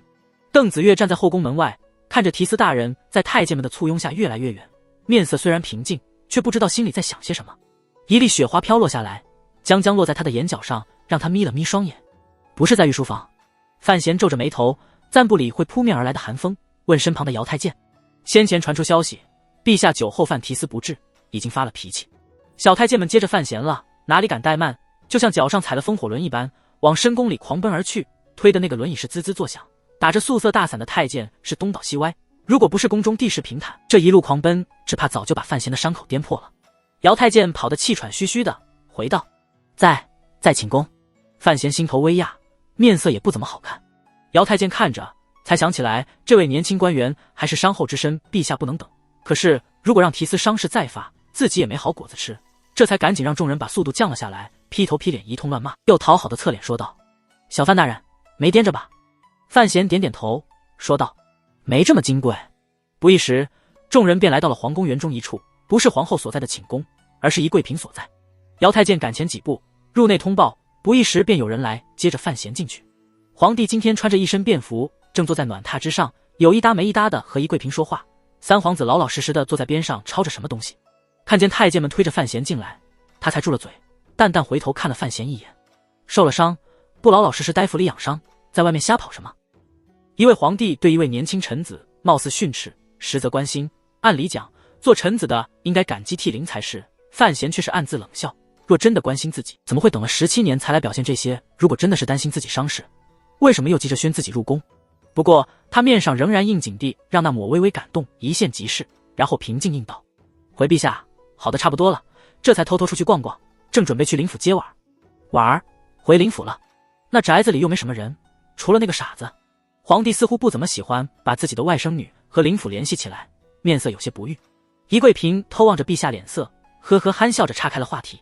范闲，你伤没好就到处跑，也不怕范尚书打你板子？皇帝微微一怔，旋即笑道：范建，哪里舍得？虽是笑话，但里面却含着别的意思。范闲微微一凛，面上堆起笑容，没有接话。皇帝看了旁边正在抄书的三皇子一眼，对范闲说道：你前些日子在太学整理出的几本经册，正让承平这些天在学，太傅以为深了些，你怎么看？承平去见过提司大人。三皇子姓李名承平，依庆国规矩，皇子们对于大臣都是极为尊敬的，陛下这声吩咐也不怎么出奇。三皇子赶紧住了笔，小心谨慎地走到轮椅面前，对范闲行了一礼。这怎么使得？范闲坐在轮椅上，也无法避开。你如今是太学司业，正是分内的事情。皇帝平静说道，就像是在说一件很寻常的事情。宜贵嫔却听出来了，看来陛下有心让范闲做三皇子的老师，一想到范闲的文声武名以及在朝政中的影响力，宜贵嫔忍不住眉开眼笑起来，越看范闲越觉得顺眼。这副神色落到皇帝眼中，他忍不住笑了起来。瞧把你乐的！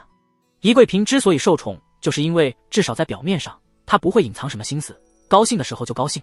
此时听着陛下揶揄，也不慌张，呵呵笑着说道：谢谢陛下给嫔儿找了位好老师。范闲听着二位长辈自顾自说着，心中气苦，暗想这事儿怎么没人来征求一下自己的意见。三皇子捧着书卷过来，范闲接过来略略一看，抬起头回禀道：庄大家的经册之学是极好的，太傅以为程度深了也有道理，不过这几篇只是入门的东西，三殿下提前接触一下也没什么问题。君臣之间又随意说了几句，范闲小心应着，但知道皇帝肯定有些话要对自己说。果不其然，在喝了碗热汤之后，皇帝看似随意的开了口：外面雪停了，初雪映西，范闲，你陪朕去园子里逛逛。是，陛下。皇帝站起身来，宜贵嫔微笑着将一件大红锦面狸毛里的鹤氅披在了他的身上。离开宜贵嫔居住的树方宫时，雪已经停了，皇宫的地面上一片湿青，却没有积雪，只有园子里的京东树上挂着些雪痕，天上是灰白一片，红墙黄檐雪之青砖，十分美丽，空气中没有一丝杂味，清新异常。皇帝披着大氅当前走着，一名小太监推着范闲沉默跟在后边，一路上那些穿着棉褂的太监宫女远远避开，路边遇着的则偏身于侧，安静不语。雪雨天，见朕不用下跪。似乎是猜到范闲在想什么，皇帝轻声说道：这是朕即位之后就定的规矩，天天跪来跪去，他们也不嫌烦，把衣服跪脏了跪破了，难道不要内裤掏银子买？范闲坐在轮椅上，悄悄将领口松了颗布扣，雪停风消后感觉有些热。听着皇帝的话，知道话题要往内裤方向转，他却很无赖的不肯接话，似乎有些会怒于范闲的沉默。皇帝冷冷问道：范家那个老二现在在哪里？这时候已经到了宫中最僻静处的一个园子，前方有一湾小湖，湖中搭着石桥，通向中心那座亭子，亭上微有残雪，难掩黑石肃杀之意。小雪初霁，宫中寒气郁积，这天威果然是难以抵挡的。但范闲坐在轮椅里十分暖和，身上穿的那件高领大氅挡风避雪，甚至有些热了起来。对于皇帝的发问，他早就已经做好了心理准备，也从来没有指望家里将范思哲偷运出京会瞒住多少人去。前日刚收着信，已经在上京安定下来了。范闲有意无意地看了身后的小太监一眼，这时候皇帝正由性大发地在前面走着，所以没有注意到身后两人的眼神交流。小太监就是那位红烛，他看着范提斯笑盈盈的眼神，不知怎地却是心里陡然一寒，升起丝害怕的情绪来。红烛知道这位提司大人是在警告自己，某些话是断不能传入他人耳中的。这位小太监最近一直跟在陛下身边，深深了解伴君英迟漠然的态度，赶紧低下了头，不敢与范闲的目光对视。红烛心里也是想攀着范闲这座大山的，哪里敢四处宣讲对范家不利的事情，就这么说出来了。皇帝一面往湖那面走，一面淡淡说道：朕本以为虽然很多事情是天下人心知肚明的，但有些表面上的功夫总要做一做。范闲低着头转了转脖子，让腮帮子与领子上的软毛摩擦着。陛下有问，臣不敢有半句虚言。皇帝忽然住了脚，小太监赶紧拉住范闲的轮椅，不敢与皇帝并排。范闲没坐稳，眉头皱了一皱，对着朕不说假话，对着天下人就敢明目张胆的撒谎。皇帝回过头来，似笑非笑地看着范闲，眼角的几丝皱纹在稍吐笑意之外，更有一分质询。范闲抬起头来，有些不礼貌地正视着皇帝的双眼。天下多愚民，臣只是忠于陛下，又不是忠于那些百姓。可是有人曾经说过，皇帝的眼神忽然有些奇怪，民为贵，社稷次之，君为轻。胡言乱语，不知道是谁这么大的胆子。范闲眉头微皱，他当然知道谁会有这么大的胆子，原创者是伟子，抄袭者是老妈，刑不如今，还在通缉你的弟弟。皇帝哈哈笑了2声，回过身继续往前行走，说道：你难道就不怕朕处罚你？红烛推着轮椅跟了上去，范闲听着轮子发出的滋滋声，有些头痛，摇头说道：陛下圣明，定能体谅臣的苦衷。苦衷？皇帝冷笑了一声，怕老二如今才会觉得自己有苦衷不能诉吧？啊，臣有罪。范闲知道自己这时候应该要扮演出微微惊悚，就像是清宫戏里那些与皇帝亲近的臣子一样，但他明明知道把二皇子搞下马，这本来就是皇帝自己的意思，自己只不过是把刀而已。而且自己在皇帝心中也不是一位简单的臣子，终究那个关系在起作用，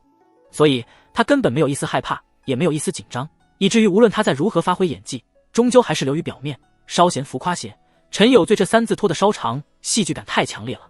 皇帝压低声音骂道：便是做戏也不知道认真些。范闲苦着脸应道：臣知罪。翻来覆去就是臣有罪，臣知罪这些无趣的话语。好在此时3人已经上了湖中那道木桥，暂时终止了谈话。京都虽然已经颇为寒冷，但初雪天气，湖水肯定没有到结冰的凄凉程度，还在桥下绿油油寒清清的荡着。木桥虽然修得平整牢固，但是轮椅压在上面总是有些不稳的感觉。范闲双手抓紧了轮椅的把手，双眼盯着木桥间的那些缝隙，心想如果这时候身后的小太监忽然变成杀手，自己可就惨了。前方亭中事先来打扫布置的太监宫女们遥遥一礼，便散去无踪，不敢随侍在旁。皇帝坐在铺了软垫的石凳上，用目光示意范闲自取一杯热茶饮着，自己却用2根手指拈了松子来慢慢包着。小太监红烛知趣地退在亭边，一则望风，二则随时背着亭内的主子们有什么吩咐。怎么样了？皇帝问道。范闲似乎被杯中的茶水烫了一下，皱紧了眉头，马上应道：陛下是指臣的伤势，还是后者？范闲很直接地回应道：已经准备动手，院令已经发了下去，这件事情没有经过院里，应该不会引起太多人注意。皇帝点点头。范闲继续讲解细节：目前还在境内的货应该全部能截下来，只是怕被北齐人知道了风声，也从里面赚一大笔。毕竟崔家在北方也囤了不少货，这话里他隐藏了很重要的信息，打死他也不会对皇帝说，这是他与北齐皇帝分赃的计划。往北方的线路一共有3条，目前4处已经着手控制。内库那方面的院里人手，由于和那边的人在一起待得太久，所以不怎么放心，暂时没用。他皱着眉头，将严冰与你的计划详尽无比地说出来，只是还没有说完，皇帝已经是挥了挥手，说道：朕不要细节，只要结果。范闲略顿了顿后说道：请陛下放心，最迟1年应该能回复内库大半的进项。皇帝冷漠地摇了摇头：内库要回复当年盛况是不可能的事情，朕想你也明白其中原因。范闲低下了头。皇帝问道：朕来问你，为何你笃定朕会支持你对老二和长公主下手？因为朝廷需要银子。半晌沉默之后，皇帝从鼻子里嗯了一声，说道：朝廷要做事，要扩编，就需要银子。而云瑞这些年将内库掏得太厉害，朕也看不下去了，所以才会主意你去接手这盘烂摊子。你没有让朕失望，首先是有这胆气接手，其次是下手够狠，不会因为对方的身份而有所忌惮，这是朕取你之处。谢陛下赏识。范闲只能谢恩，因为与社长公主那毕竟是自己的丈母娘，自己当然不能妄加评论。皇帝拈了一颗松子放唇，缓缓举着其中香味。庭外风停雪消，清静之中略有寒意。叶重回沧州了，朕让和亲王做禁军统领，听说京中很有些议论，你听见了什么没有？皇帝似乎很随意地问着。范闲苦涩一笑，应道：议论自然难免，毕竟似乎不合旧例。你的意见？范闲悚然一惊，心想这等事情怎么轮得到自己来给意见，赶紧说道：圣上谋远心近，臣岂敢妄自言语。说吧，朕恕你无罪。皇帝一直没有看范闲那张清秀脸蛋儿，只是将眼光投注到皇宫园里的京东函数上。范闲平静了下来，他知道与皇帝说话是很困难的事情。韦小宝当年假酒真医，终究还是被康熙捉住了辫子，而自己暗底下做的事情，偷进皇宫，与北齐的协议，与萧恩的对话，这些都瞒着面前这位皇帝。如果事发，谁知道自己会有什么样的下场？只是面前这位皇帝实在有些深不可测，如果范闲不是占据那个天然优势，断然是不敢与对方玩的。所谓优势，就是自己知道对方与自己的真实关系，而对方并不知道自己知道这一点。于是乎，范闲大可以扮臣子玩纯忠，对方心中对自己越歉疚，自己能得的好处就越大。大殿下不愿在京中待着。范闲很直接地说道。而且堂堂亲王降旨使用，也是不合规矩。最关键的是，皇宫乃是庆国心脏，不得不慎。这话很直接，甚至有些过界了，但皇帝并没有什么太大的反应，只是冷冷说道：不愿意。事事不如意者十之八九，他不愿留在京中，难道就舍得看着我这做父亲的孤守京都？范闲，你这个说客实在是没有什么水平。范闲面色一窘，知道大皇子去范府拜访自己的事情没有瞒过皇帝，不要和老二闹了，如果他安分下来。皇帝闭着眼睛将前段时间京都里的事情结了个尾巴。是。范闲点点头，他要达到的目的都已经达到，还闹什么呢？这次悬空庙之事，你有大功。皇帝忽然悠悠说道。不过你身为监察院提司，居然让刺客混入了京都，事发之前二处一些风声都没有查到，这是你弟失职，两相抵消，朕只好赏你那些没用的物事，你不要有怨怼之心。臣不敢。范闲认真回道。本就是臣失职，至于受伤一事，也是臣学艺不精，才被那名白衣剑客所伤。皇帝忽然感兴趣问道：那剑客一直没查出来是谁，你与他交手过，能不能猜到些什么？庭外忽然起了一阵寒风，范闲的后背一下子麻了起来，竟是一滴汗从梗子那里流了下来，沿着内衣的里子往下淌着。他不知道皇帝这一问的真实目的是什么，但却觉得自己如果一个不慎，就会前番尽输。白衣剑客是影子，不管陈萍萍是基于什么原因做了这个局，在与自己通气之前，当然不会把真相告诉皇帝。但如果皇帝隐约猜到此事，自己该怎么回答？如果说自己不知道，会不会动摇自己好不容易在皇帝心中树立起来的地位？只是一刹那的惊愕，范闲极好的掩饰了过去，惊疑道：陛下不是说那白衣剑客是四顾剑的弟弟？皇帝冷笑道：当年东夷城征城大乱，四顾剑剑下无情，将自己家里人不知道杀了多少，传说逃出去了一个兄弟，朕是用猜的。当日高楼之上，那黄日一剑，如果不是四顾剑的剑意，朕的眼睛怕是要瞎了。范闲心头稍安，知道自己赌对了，微笑着说道：可惜了，如果能握着实据，来年借此名义对东夷城出兵，臣这伤也算值得。这话骚中了皇帝的痒处，这皇帝最喜欢的就是这种无耻的搞法，笑道：四顾剑被废界治好之后，就再也没当过白痴，怎么可能认这个账？首先便是不承认在世上还有个弟弟活着，接着便是送上国书，对朕遇刺一事表示震惊与慰问，对刺客的穷凶极恶表示难以置信。中年人自顾自说着，却发现没有人响应自己难得的幽默，回过头一看，发现范闲正很认真地看着自己，庭外那个小太监更是半勾着身子不敢发声。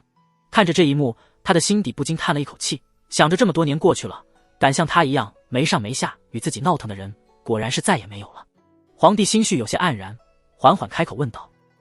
范闲，当日楼上为何你先救平儿？范闲坐于轮椅中请罪，沉默许久之后才应道：当时情形，若臣至陛下身边，也只挡得住前面那一剑，顾不得身后那一刀，三殿下却危险。哦。皇帝自嘲一笑道：莫非朕的命还不如平儿的命值钱？范闲自苦一笑，再次请罪：臣罪该万死，当时情势紧张，一时间没有反应过来，待你冲到朕身前时，先机已失，难道你就不怕死？范闲想了一想后，终于说出了句大逆不道的话。他看着陛下沉静双眼，苦声说道：当时臣想着拼着这条小命，如果能挡了那一剑，自然极好，如果挡不了，嘿嘿，能和陛下一同去另一个世界看看风景，这也算是极大的荣幸吧。皇帝微微一愣，旋即哈哈大笑了起来，笑声震天而起，传至庭外极远处。皇宫里园子角落边上候命的太监宫女们听着陛下难得的开心笑声，不由面面相觑，不知道范提司今天讲了什么笑话，竟将圣上逗得如此开怀。皇帝止了笑意，此时越看范闲眉宇间那抹熟悉神情，越是老怀安慰，放缓了声音说道：此去江南，你自己多注意些，不要什么事情都冲在前面。听说你在北边也是这么闹腾，堂堂大臣也不知道牺牲存命。范闲微感窘迫，知道陛下这话说的有道理，国之大臣有几个会像自己往日那样灌出险锋之举，只是自己骨子里就喜欢单身独行，说到底还是对别人都不怎么信任。不过离江南之行还有几个月，皇帝这临别之谕似乎说的也太早些。陛下，范闲想到一桩要紧事，有些不安说道：先前在宜贵嫔那处说的是玩笑话。皇帝将双眼一瞪，冷冷说道：君无戏言。范闲惶恐万分，臣年齿不高，德望不重，怎可为皇子师？皇帝笑了起来，望着他说道：听说你在北齐上京时，那个小皇帝都很敬你，至于德望，连庄莫寒都赞许的人，为什么做不得？北齐太傅也只不过是庄莫寒的后辈，如果不是瞧着你年纪实在太小，朕便直接明宣你入宫讲学，又有谁敢有二话讲？可是范闲有些后悔自己虚荣心盛热出来的赫赫文明，苦恼应道：可是陈明春便要往江南一行，误了三皇子学业不好。皇帝一挥手，带着平儿去，朕已经与太后说好了。范闲张大了嘴，半天没有说出话来。好好坐。皇帝面色平静说道：江南事罢，在京中再放2年，朕让你入中书门下。他盯着范闲的眼睛，语气柔和说道：朕是看中你的。范闲略一沉默后，毫不矫情地点了点头，知道谈话已毕，便准备请辞回家。不料皇帝又挥挥手，淡淡说道：今日立冬，宫中有宴你，就在宫中用饭，朕已让人去你家接碗。范闲心中又是一惊，不知道这代表着什么，还是什么都说明不了。太后想见你。皇帝说道，又咳了2声，掩饰道：老人家想见我儿的夫君，究竟生的是什么模样？皇帝坐着御辇离开了。庭中清静下来，只剩下范闲与那名今日专门负责推轮椅的小太监。范闲注视着皇帝离开的方向，眼中一抹冷淡，自嘲一闪即逝。今日受召入宫，虽然事发突然，但他依然有些小小的期望，或许那个中年男人会让自己去看看那幅画，或许那位中年男人会对自己说些什么。没料到最后依然是这种人君忠臣的奏对，他的心里有些隐隐失望。帝王家本是无情的，这点他当然清楚，而他也从来没有将那位中年男人当作自己的父亲看待。所谓失望，其实只是为那个叫做叶青梅的女子失望。看着皇帝对待自己的态度，就知道他是位薄情之人，至少对于母亲并没有应该的感恩之心与足够的怀念。换句话说，就算皇帝如今对自己已经是无比信任，就算他已经将自己当做了最亲近的臣子，但依然只是臣子而已。如果自己真的有一天揭破身份，不再是一位护驾有功的忠臣，而涉及到那把椅子的归属，范闲心里冷笑着。对于当皇帝，他没有一丝兴趣，当监察院提司却是他所小养就的兴趣所在。但是当不当是自己的问题，中年男人让不让自己站在排列的序列里面，这就是道德问题了。操！老子不惜地说你！骂皇帝娘发泄完毕，范闲深吸了一口气，知道自己这郁闷也确实没道理。因为宁财人是东夷女仆的缘故，大皇子就被许多人从心里自动剥夺了继位的权利，更何况自己这样一个见不得天日的角色。再说母亲当年的离奇辞世，一定还有些尾巴没弄干净，才让皇帝迟至今日也不敢与自己相认。让范闲有些莫名的是，明明自己从猜到自己身份那天开始就断了这个念头，为什么今天却忽然这么计较起来？滴答一声轻响，是一滴血水从庭檐上滴落了下来，柔柔地击打在石阶上。声音将范闲惊醒，他举目望着庭外的初冬景致，叹了口气，心想也许正是这宫里的环境太过压抑，才会让自己去想那些本不必想的无聊事吧。提司大人，晚上还有些时候，陛下交代过，您可以随意逛逛。小太监红烛低眉顺眼说着，话语里却打着哆嗦。能在后宫里随意逛逛，自己不是在没缘养伤，还是少犯些忌讳为好。范闲摇了摇头，就在这亭子里看看。他注意到小太监的声音，眯起了双眼，像2把小刀子一样在小太监身上扫了一遍，这目光让小太监有些紧张。冷，是。流汗了，是。范闲唇角微翘，笑了笑，不要害怕，陛下既然放心让你在这里听，自然是信任你。说的也是，今日庭中皇帝与范闲的谈话看似家常，里面隐着的信息却十分丰富。红烛今天第一次知道监察院与二皇子的争斗，内库的事情原来竟是皇帝默许，范提司聪慧无比，暗合圣心之举，而似乎范提司马上又要有什么大动作了。这些事情如果传出宫去，只怕会引起轩然大波。奴才不怕。红烛很可怜地应道。范闲看着小太监那张坑坑洼洼的脸，忽然好奇问道：太监也长青春痘？青春痘？红烛微微一怔，旋即明白是什么意思，有些恼火应道：小的也不清楚。庭外一片安静，远处隐有宫女走动，四周寒湖凛然，湖上有风徐来，入庭绕于身旁，略平心中躁意。范闲笑了起来：你就是红烛？红烛没有想到居然连提司大人也知道自己的名字，面上顿时觉得有些光彩，呵呵应道：正是，难为提司大人知道小的名字。陛下近视，乃是要害处。范闲说道：本官即是监察院提司，当然要小心防范，更何况前些日子太极殿的小太监里面才出了名刺客。红烛一惊，不敢接话。范闲温和说道：陛下既然信你，本官自然也是信你。对了，听说老戴如今在做苦役。红烛看了他一眼，试探着说道：是啊，挺惨的。范闲点了点头，我也不怕什么忌讳。老戴这人我打过交道，人是不错的，小公公在宫中还请帮忙照顾1、2。红烛心头大喜，月前他就指望着能够通过戴公公攀上面前这位年轻官员的门路。对方既然这么说，那就是有戏了，赶紧恭敬应道：“您吩咐，哪里敢不照办？”范闲微笑说道：“劳烦小公公了，日后家中有什么为难事，和我说一声。”他不用说得太明白，对方也应该知道通过宜贵嫔联络自己。回到宜贵嫔居住的树芳宫时，真是大凑巧，自9月后便一直没有机会照面的北齐大公主也从太后那宫里回来了。大公主在成婚之前便是安排在这宫中居住。他看着坐在轮椅上的范闲，略吃一惊，只是二人也不方便说些什么，稍一行礼便退到了后面。宜贵嫔瞅了范闲2眼，一路从北边回来的，怎么挺陌生？范闲时刻不忘广拉盟友，安插钉子，像大公主这种要紧的角色哪里肯放过？只是在众人面前当然要装得陌生一些，应道：“身份不一样，再说男女有别。”宜贵嫔取笑道：“你这孩子比大美女都要生得俊，不怕你去祸害别人，就怕别人来招惹你。”范闲唬了一跳，说道：“宜可别瞎说。”转头看见三皇子还在那里平心静气抄梳妆乖巧，不知为何气不打一处来，摇摇头问道：“这事儿太后真允了？”话语里确实含着不敢相信的腔调。宜贵嫔看着他点了点头，笑着说道：“我也是今日才听陛下实允了，不过这是好事情，老祖宗怎么会反对？”范闲自嘲一笑，心想事情才没这么简单。想了会儿后认真说道：“我去江南，小三儿跟着我，你也舍得？江南水好，人好，风物好，有什么舍不得？”宜贵嫔忽然招招手，让他靠近些。范闲一言靠了过去，离他只有1尺的距离，似要嗅着这位贵妇人喷出来的如兰气息，才听着他压低声音咬牙说道：“你带着他离宫里越远越好，最好能拖几年就拖几年。”范闲微怔，才知道宜贵嫔做的是这等消极打算，摇摇头说道：“一味退让总不是个事，再说了，江南内库也不需要花什么功夫，我只是过去看一眼，总不能老拖着。”宜贵嫔想了想，发现确实是这个道理，有些失望的叹了口气：“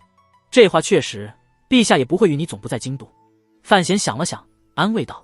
三儿毕竟年纪还小，不值当这么早就开始操心。再说了，太后在宫里看着这几个孙子，太出格的事情，那几位也不敢做。”他顿了顿后又说道：“毕竟咱们和其他那几座宫里不一样，尚书相说话还有几分力气，父亲一时半会儿也不会退，志不济，还有我不是。”得了这句话，宜贵嫔终于放下心来。以目前的发展趋势，范闲在朝中的影响力只会越来越大。朝中宫中往往是两相影响的2个独立圈子，只要朝中有人，他与李承平母子2人在宫中也会过得轻松许多。话说到这个份上，大家就已经点得极为透彻，在保留了那么几分科系憨直的宜贵嫔看来，自己为孩子着想，和范家绑得越紧，自然就越好。让三儿跟我下江南，就有一件事情您得允我。范闲瞥了一眼正在偷听却什么也听不到的三皇子：“什么事？”见他说的严肃，宜贵嫔也紧张起来：“我不怎么会当先生，像外放在州郡里的那几位门生，你也知道，那是他们自个10年寒窗的造化。”范闲认真说道：“我只能将殿下当弟弟一样叫，难免会有些不恭敬的时候。”听着当弟弟一样叫这句话，宜贵嫔眉开眼笑起来，根本想不到范思哲如今在北边的惨状，连连点头。范闲像看神仙一样看着他，心想这位怎么像中了鹿和彩似的高兴，试探着说道：“可能有时候会动手动脚都有你。”宜贵嫔说得很直接，笑盈盈道：“只要别打出个3长2短来，由着你怎么揉捏。”他接着叹了口气说道：“你是不知道，前些日子那个娄子的事情让我吓了一大跳，平日里只知道他和老二关系好，谁知道老二这个杀千刀的竟然撺掇着平儿去做那件事。平儿这么小的年纪，知道个什么东西，还不是被人拿来当刀子使。幸亏你把这事儿压下去的快，不然不知道陛下会气成什么模样。”范闲暗笑，心想您这位儿子可不是一个善主，虽只8岁，但脑子里的东西不知道有多复杂。又听着宜贵嫔低声说道：“把他管教老实些，哪怕将来变成如今没用的靖王爷，至少也谋个一世安康啊。”范闲听着这些话，不免有些感慨，世上只有妈妈好，这句歌词果然没有唱错。没妈的孩子像根草，自己的身世也证明了这句歌词的正确性。离用晚膳的时间还早，太后宫里也一直没有什么消息。范闲乐得清静，就待在树芳宫里与宜贵嫔有一搭没一搭的闲聊着。2人是亲戚身份，避讳也可以少些，而且整座凉沁沁的皇宫里，似乎也只有宜贵嫔这宫中还有些人味儿。奴婢参见陈郡主。随着外乡宫女们嫩脆的行礼声，林婉搓着2只小手就走了进来。今日她下身穿着一件绯绯色的叠层襦裙，上身是件大红绫袄子，袖口上严丝合缝地缀着2道狐狸毛，毛茸茸的煞是可爱。范闲坐在轮椅上平，伸出双手，婉儿向前将手放入她温暖的手掌之中，动作是这样的自然。范闲轻揉着姑娘有些凉的小手，好奇问道：“就这么着便来了？”这一身颜色有些近似于红配绿，只是红色深的生动，翡翠透着清贵，穿着婉儿的身上便顺眼许多。不过入宫用膳，总应该穿得华丽些才是。林婉儿嘟嘴说道：“在家里等了你老久，也不见人来。后来苏文茂叫人过来说了声，才知道你被宣进了宫。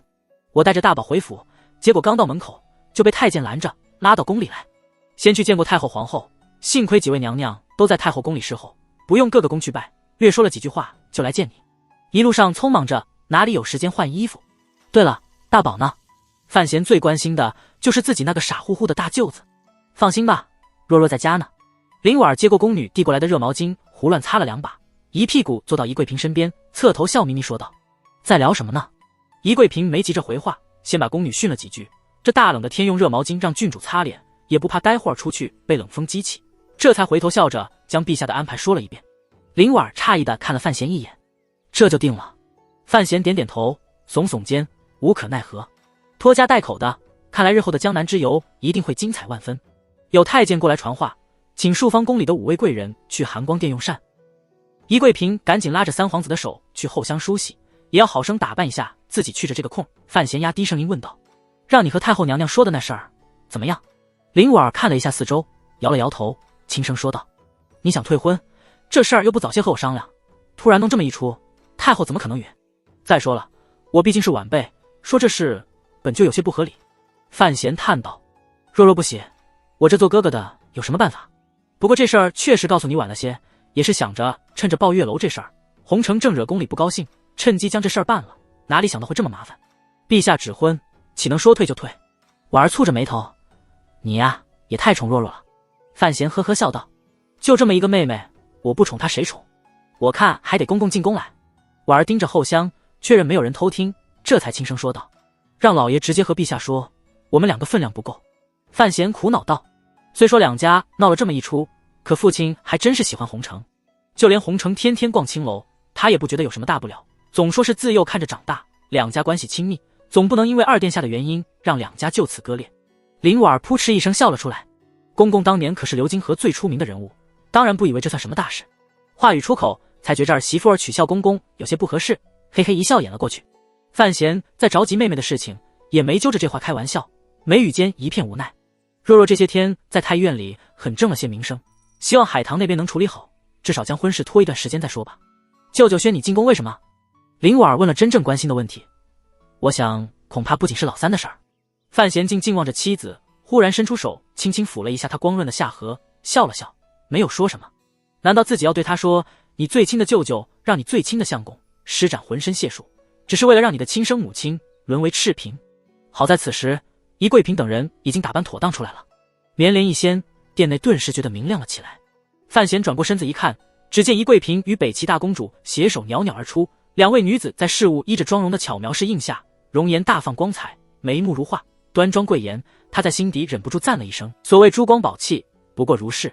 大公主望着她微微一笑，却是上前与早已认识的婉儿并肩往殿外走了出去。冬至大如年，这一日庆国上下都在休息，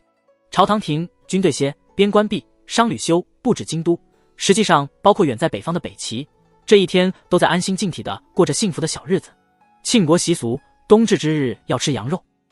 京都的民宅街巷中，无数落热物从那些或宽敞或逼仄的厨房里飘了起来，绕着各色瓮锅的上方绕了3转，再密着唯一的一条生路，钻出了窗楼间的细缝。这些热物中透着一股干辣椒的腥味，鲜羊肉的膻味，药材的异味，萝卜的甜香味，四味交杂，美妙无比，弥漫在无数院落外的大街小巷中，令闻者无不动容垂涎。含光殿内最尾的那张案几之后，范闲瞪着一双迷惑的眼睛，看着自己筷间被切成耳朵模样的羊肉，看着碗内白汤里漂浮着的菌花与名贵蔬菜，心里不禁叹了口气，这宫里的羊肉果然与民间不同，做工是精致了许多，却也少了那份香火温暖意。没有豆腐与萝卜，这羊肉还怎么吃？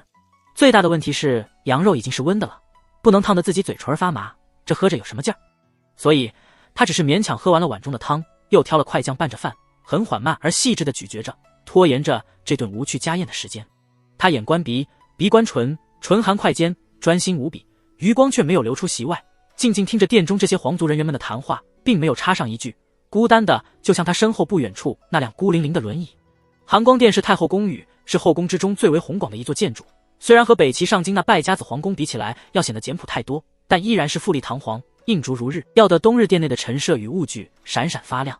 殿内诸位皇族子弟默然进食，不敢直视最上方的那位老妇，以及老妇身旁的皇帝与皇后。今日冬至，人到的齐整，包括晋王一家3口，还有被软禁的二皇子都入了宫。只是二皇子与洪承看见范闲进来时，也只是微微诧异，并没有像泼妇一般冲上来要生要死。范闲用余光瞥了一眼正席之上的那位老妇人，这是他第一次看见皇太后，从对方眉眼皱纹里似乎还能嗅到当年这老妇的手段与坚硬的心。虎虽老病危犹在，他在最上方坐着，就连一贯放肆无比的晋王爷都显得老实了许多。人不熟，但这宫殿他熟悉，当初玩到帅爷留香的时候，在这宫里走了2道，在老妇人床下的暗格里摸出钥匙。想到这件事情，他悄悄地收回了目光，无声地吃了拌着酱汁的饭。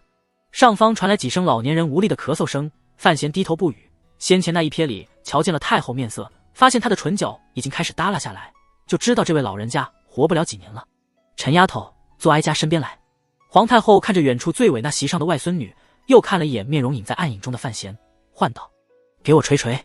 婉儿温婉无比的起身离座，笑嘻嘻地走到那处，凑到太后耳边说了几句什么，又用目光瞥了一眼正苦脸吃酱饭的范闲，估摸着是在逗老人家开心，讲笑话。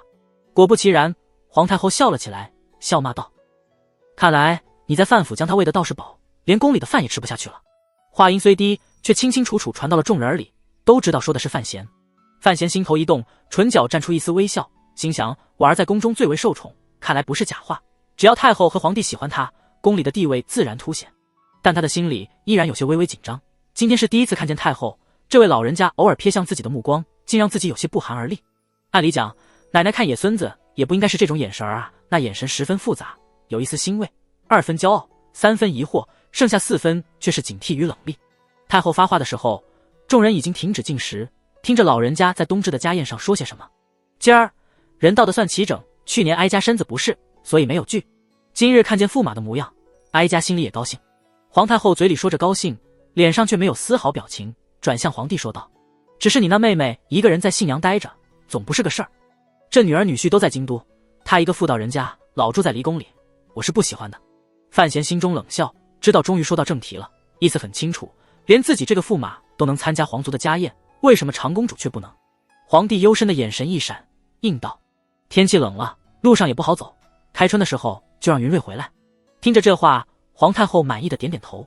范闲注意到对面二皇子的左袖有些不自然的抖了抖，想来这位被自己整治的万分可怜的仁兄知道大元即将抵京，心中激动难忍。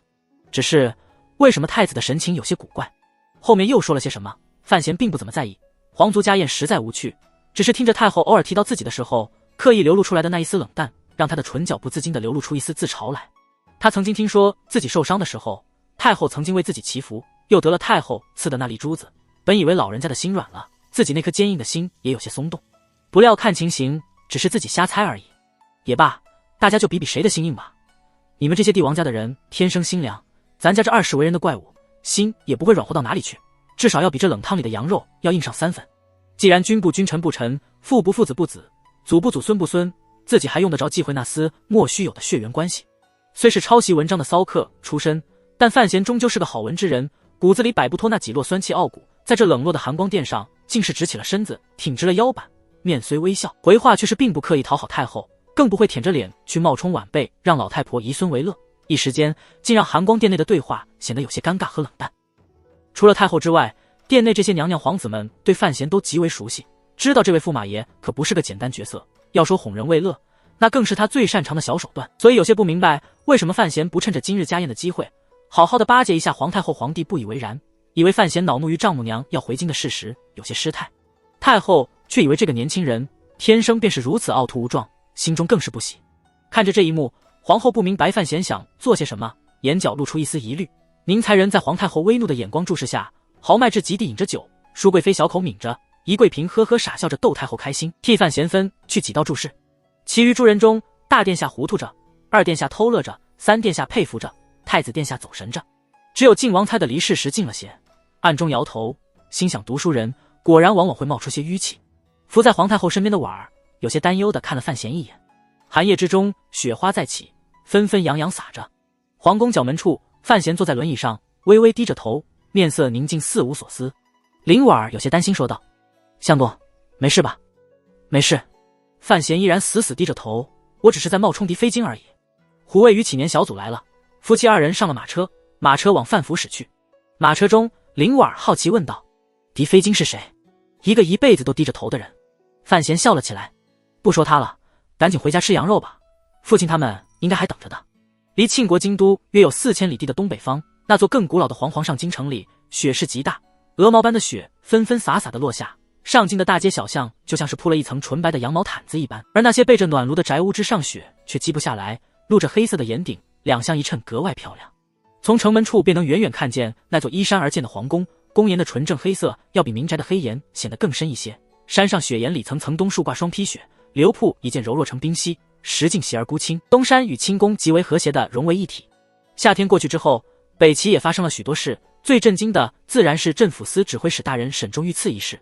当夜长枪烈马驰于街的雄帅上山虎，如今还被软禁在府中，而朝廷与宫中的态度却很清楚。沈仲死后，马上被安了无数桩罪名，沈家家破人亡，只有那位上京人们很熟悉的沈大小姐忽然间消失无踪。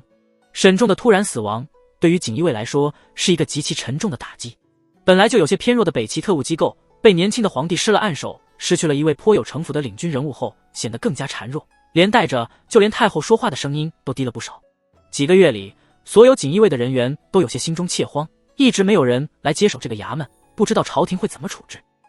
好在前些天朝廷终于发了明旨，长宁侯家的公子，那位鸿胪寺少卿魏华，正是接了沈仲空出来的位置。以往上京流言中，太后是属意长宁侯出任指挥使，但被年轻的皇帝生生抵住了。如今圣旨上却写明让长宁侯的儿子来做，不免惹了些议论。不知道这一对天天吵架的母子，是不是终于达成了某种默契与妥协？今日锦衣卫重新抖擞精神，拿出了当年的凶狠与霸道，开始执行新的任务。100多名穿着褐色官服的锦衣卫围住了秀水街，任由雪花飘在自己的身上。秀水街并不简单，上面的商铺都有着极深的背景，尤其是中间的那7间铺子都是南庆的皇商。两国目前正处于蜜月期间，按理讲锦衣卫正在自我整顿之中，应该不会来闹事才对。然而事态的发展出乎所有人的预料，沿街的掌柜们站了出来，在风雪中搓着手，紧张地看着锦衣卫带走了那位姓程的酒老板。这位老板姓盛名怀仁，正是南庆内库在上京的头目之一。玻璃店的于掌柜扶着古旧的门板，颤抖着声音说道：“怎么就敢抓呢？”伙计轻声说道：“说是京南发现了一大批囤货，没有官方文书，连税盒都没有。锦衣卫沿着那条线摸到上京，把这位程老板挖了出来。”风雪扑面而来，绕身而去，比于掌柜身后的玻璃瓶儿都似要透亮一些。他面有忧色，看着渐渐撤走的锦衣卫。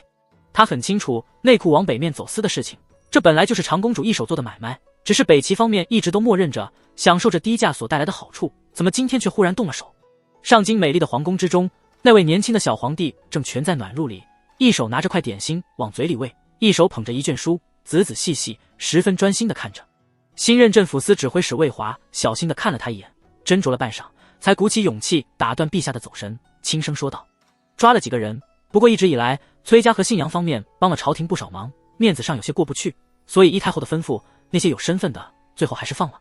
年轻皇帝没有瞧他，眉角却有些厌恶地皱了皱，说道：“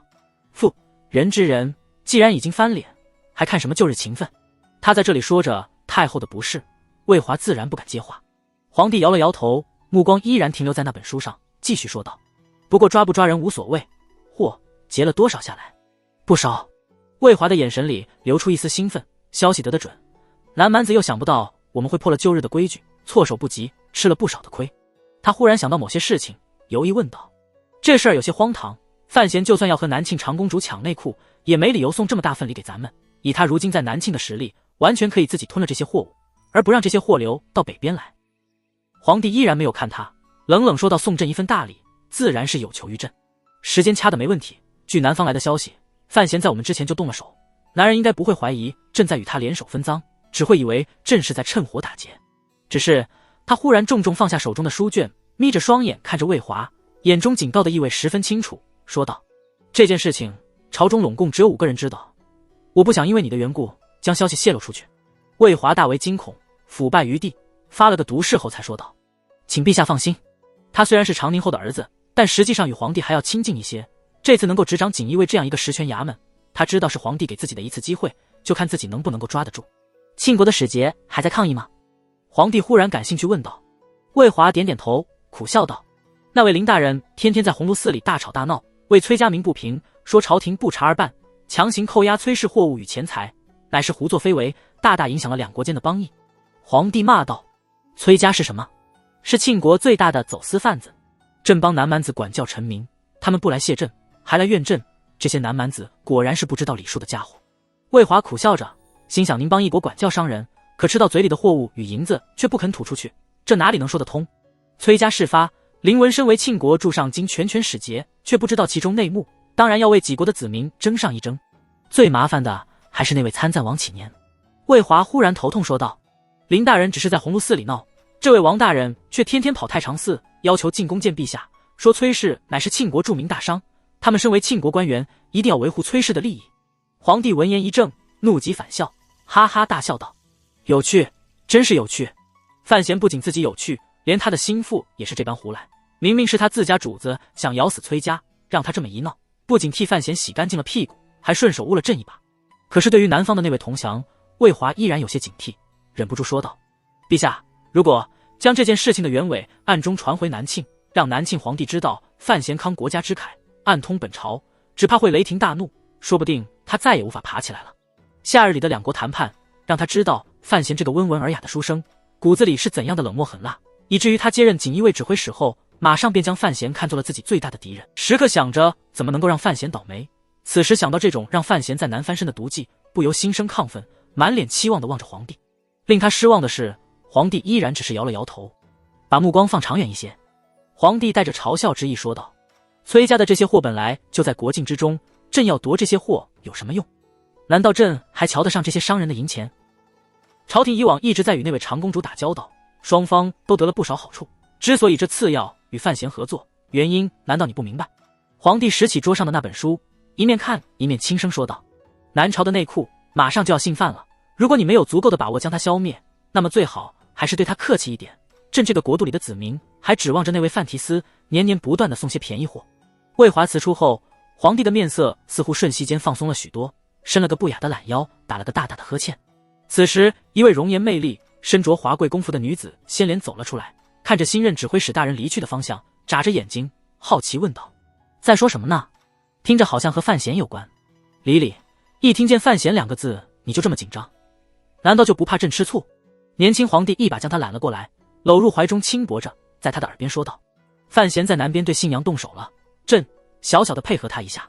不是小小的配合，崔家在北方的线路已经被完全摧毁，而留置的货物与银两也全部被锦衣卫查封，一个以经商闻名天下的大氏族被砍了一只手，而另一只放在庆国内部的手则早已经被阴森恐怖的监察院完全斩断。司礼礼痴痴一笑应道：当然紧张了，范大人可是咱们的媒人。年轻皇帝一想也对，如果不是范闲出了那么个怪主意，让苦河叔祖收李李为徒，以李李的绅士身份想要入宫，还确实有些麻烦。在看什么呢？司礼礼好奇地抢过皇帝手中的书卷。皇帝着急了，反手抢了过来，说道：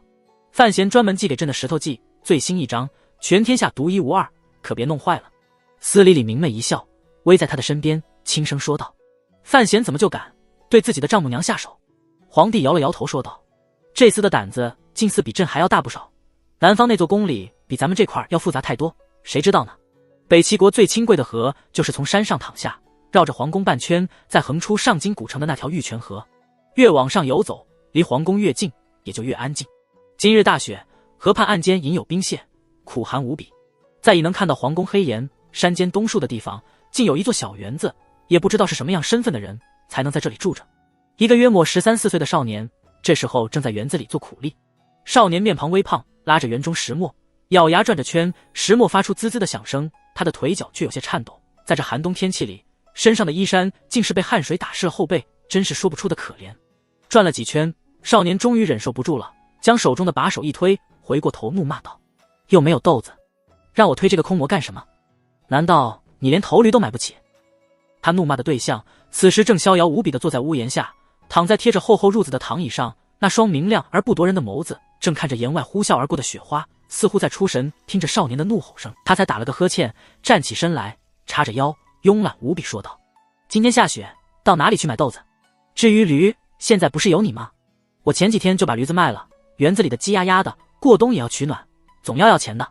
这情形古怪的二人，自然就是被放逐到北齐来的范思哲，与北齐国年轻一代中最出名的人物。海棠姑娘。海棠穿着一件大花布的棉袄，双手揣在兜里，平时无奇的面容上闪过一丝笑意，望着范思哲说道：“你哥哥前些天才来信，让我好好管教你。”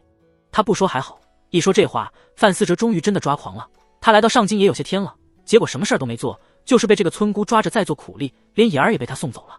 偏生这村姑的地位高，武功强，心思灵，自己想了好多次要逃，都没有奏效。上京生活真是奇苦无比。想到此节，他气恼地蹲了下来，骂道：“你是我什么人？凭什么管教我？”海棠笑了笑，没有应话，只是又躺了下来，双眼微闭，似乎要在这风雪的伴奏下入睡。范思哲看着他，知道自己如果不听话，估计连饭都没得吃，只得重新握住了石磨的把手，恨恨咬牙切齿道：“长得跟一村姑似的，还想嫁我哥？别想我以后认你这嫂子！”雪还在下着，园中石磨旁的范思哲终于拉完了50转，气喘吁吁地扶着石磨，只觉得浑身腰酸背痛，根本直不起腰，而脸上的汗水化作热气蒸腾而起，遇寒气而白，看上去就像整个人都在冒烟一样。擦擦，然后换身干爽衣服，免得冻着了。海棠递了一叠整整齐齐的衣服给他，范思哲气苦地摇摇头，进里屋去换了衣服，不一时从屋里出来，嚷道：“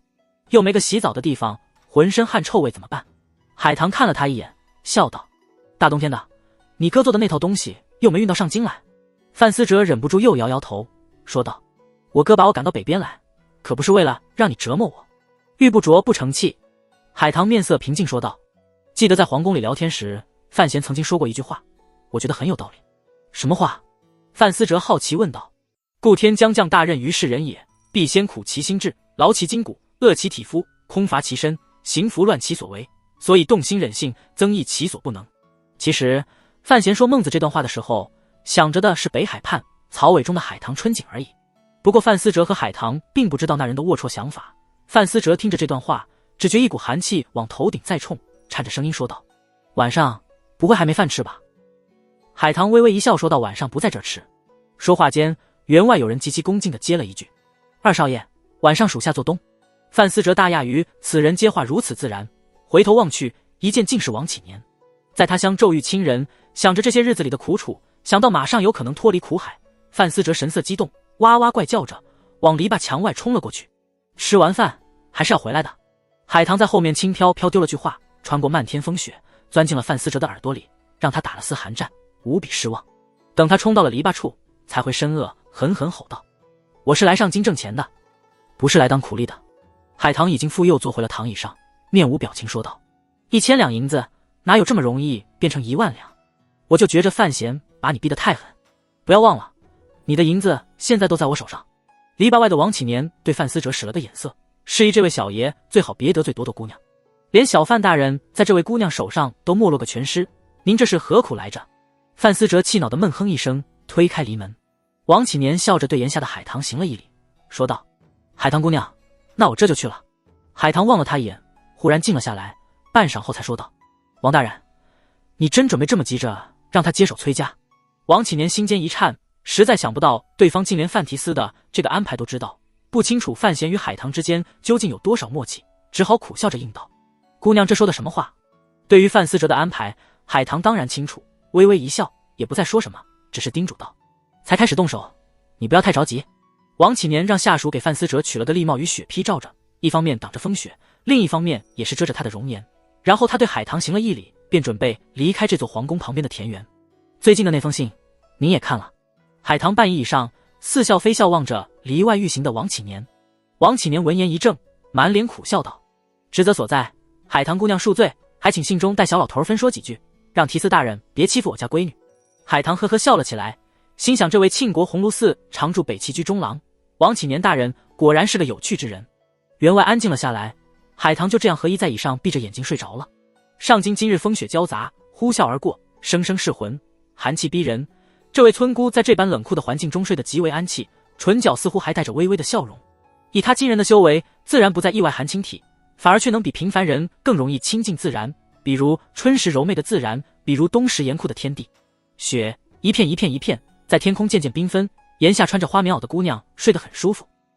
不知道过了多久，海棠缓缓睁开双眼，清明无比的眸子里映着檐外纷纷落下的雪花，还有研判舰长的宁斌，不由闪过一丝喜悦与满足。老师，您来了。员外玉泉河畔的石径中，后雪早铺，此时有一人正缓缓踏雪而来，风雪仿似在这一瞬间消失了一般，只听得见那人每一步落在雪上所发出的沙沙之声。那人的双足没有穿鞋，就这样赤裸着踩在雪地上，坚定而诚恳。不一时便到了园子前方，伸出手轻轻推开篱门，径直走到檐下，伸出手掌在高兴的海棠脑袋上轻轻一抚，说道：来看看你，天下4大宗师之一，被世间万民视为神奇的苦荷国师。如果让范闲看着这一幕，一定会腹诽对方长得如此平常无奇，比竹帅差远了，甚至都不及叶流云脚踏半舟逐浪去的风采。尤其是当他取下头上的笠帽，露出那颗大光头后，更没有了一丝超然世外的脱离感，只是一个很简单很常见的老人而已。只是他身上那件纯白色的朴衣，赤裸着的双足，宣示着他的苦修士的身份。虽然当年从神庙回来之后，他就再也没有进行过一次苦修。海棠恭敬无比地向老师深深行了一礼，然后请这位人间最顶尖的人物入屋奉茶，如小女生一般，满脸天真烂漫地坐在他的身旁地上。也只有在这位大宗师的面前，海棠才会顺从得如此自然。苦荷面容清绝，双唇极薄，双眼陷地极深，目光却是更加深远。他带着一丝怜爱之色看着自己真正的关门弟子，微笑说道：为师自西山来。海棠面露异色，吃惊问道：找到萧恩大人的遗体了？苦荷缓缓放下手中茶杯，眼中含着一丝笑意，说道：在绝壁间的一个山洞里发现了这位老朋友的遗骸。海棠皱眉道：西山绝壁。苦荷自南方归来后便闭关不出，北齐有些人猜到这位大宗师应该是受伤了，却不知道那一场发生在没人知道地方的恐怖决斗的另一方是谁。有人猜是四顾剑，有人猜是叶流云，还有人猜是庆国隐藏最深的那位大宗师，谁都没有想到是五竹与他两败俱伤。而苦荷伤好之后，开关第一件事情便是细细查问萧恩回国后的动向。虽然这位大宗师对于皇宫里那对母子的斗气有些隐隐晦怒，但是天一道秉承神庙之风，极少干涉政事，也不好多说什么。但对于萧恩的死活，这位似乎外物早难萦怀的大宗师却是十分看重。西山那处绝壁已经搜索了许多次，山上山下都没有找到萧恩的尸体，这成为了北齐朝廷最刺骨的一个问题。如果那位老人还活着，只怕被软禁在府中的上山虎会重新活跃起来。不过对于海棠来说，既然狼桃师兄断言萧恩被剜刀一刺后生机全无，他自然会相信。苦荷大宗师对于自己首徒的判断也没有怀疑过，所以北齐人只是在思考一个问题：萧恩的尸体究竟在哪里？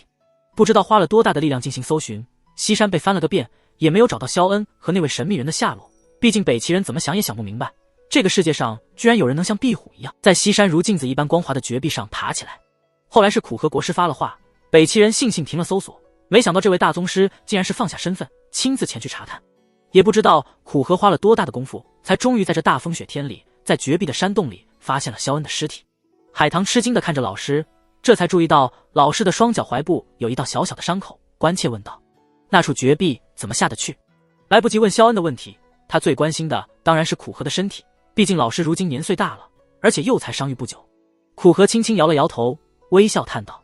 下去有些麻烦，却不是做不到，系根绳子就好了，只是想不到狼桃逼下牙去的那人竟然可以轻易逃脱。海棠微低着头说道：或许他身上带着钩索之类的物事。钩索也没有借力的地方。苦荷含笑望着他：你先前如此吃惊，当然也是记起来西山绝壁的模样。海棠叹了口气道：这事情真是想不明白了。不过事情已经过去了好几个月，难道萧恩大人的遗骸没有被山间的苍鹰吃掉？苦荷两道如雪般的眉毛微微一飘，温和说道：那山洞极浅，按理讲早应有凶禽来助萧先生上天，没想到我沿绳而下，看见的竟是萧先生完好如初的遗骸。他的身旁倒是倒闭着几只死鸟，鸟儿都已经化作了枯骨，偏他的尸体除了有些脱水之外没有腐烂。海棠闻言一怔，旋即平静笑道：好厉害的多。苦荷轻轻点了点头，很平常地转了话题：说说范闲这个年轻人吧，我对他很好奇。海棠心里咯噔一声，面色却没有一丝变化，微笑将范闲在上京中的所作所为都讲了一遍，知道此时再也无法替范闲遮掩什么，轻声说道：萧恩出京后的那夜，范闲一直待在使团，不过没有人亲眼见过他。我第二日去的时候，他正躺在床上，当初师兄便认为那名与萧恩一起堕崖的黑衣人就是他，而且他确实也是极善用毒的人。这个世界上的人曾经接触过神庙的只有萧恩与苦荷两个人，如今萧恩已死，就只剩下了苦荷。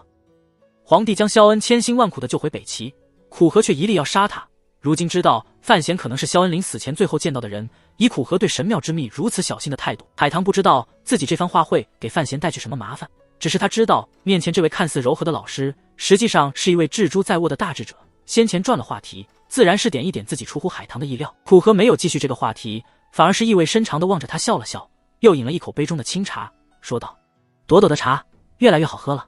老师谬赞。海棠温柔回道：“我想我知道范闲是谁。”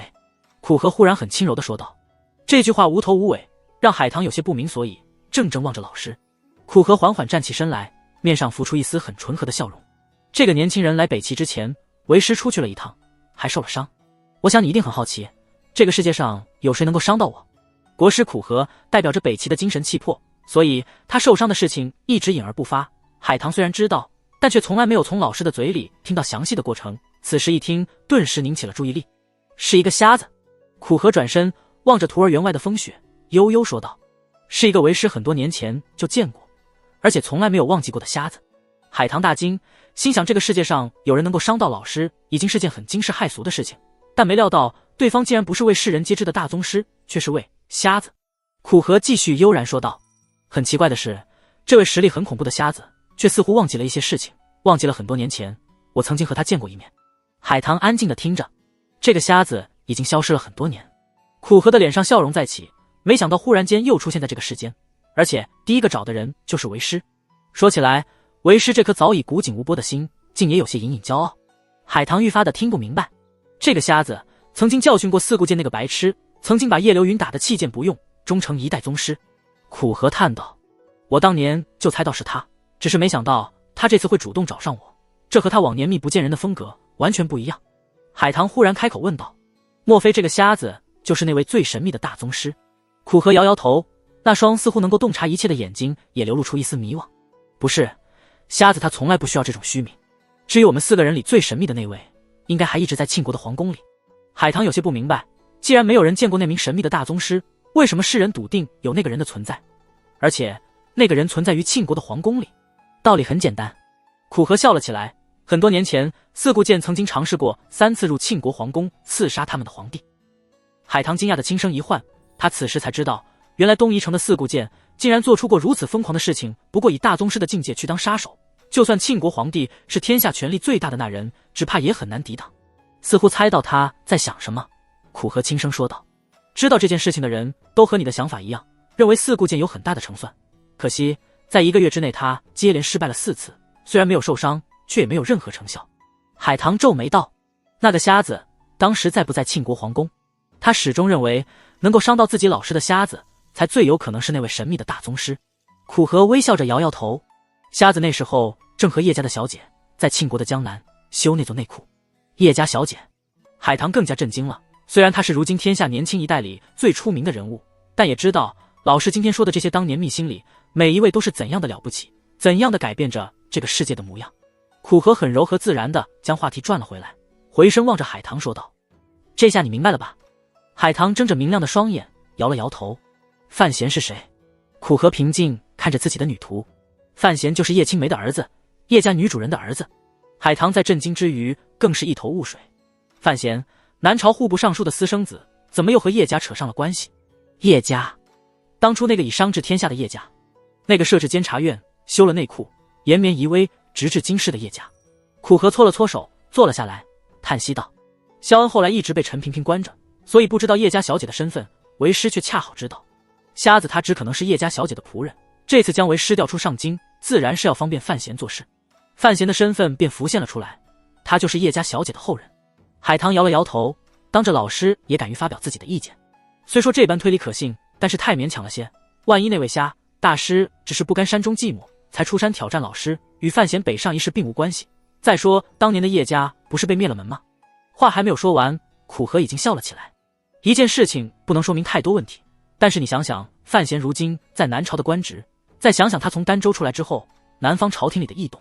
太多的细节组合起来，事情的真相就很明白了。不要说什么灭门的话，当年叶家的掌柜都还活得好好的，南庆朝廷里的有心人为叶家小姐保留一丝血脉，也不是什么出奇的事情。海棠愁极反笑，一时间竟是不知该如何言语。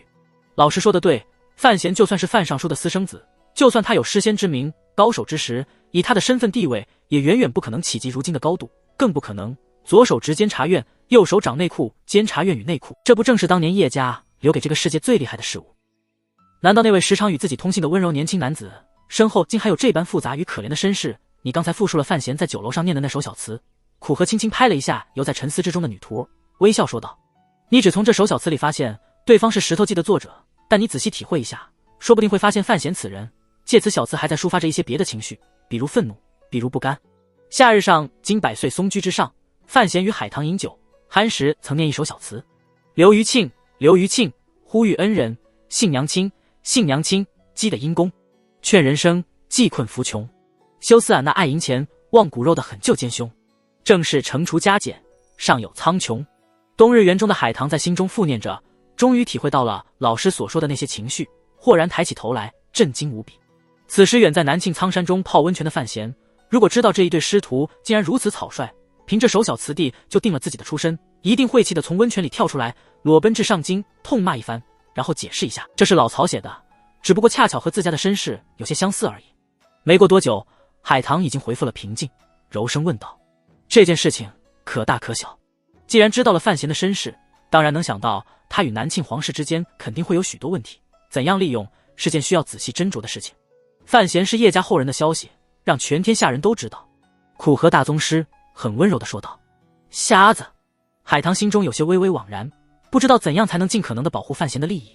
苦荷悠悠叹息道：虽然瞎子似乎不认识我，但我想他既然要刻意出手留下这些线索，或许正是希望通过为师的嘴将这个有趣的消息告诉这世上的人们。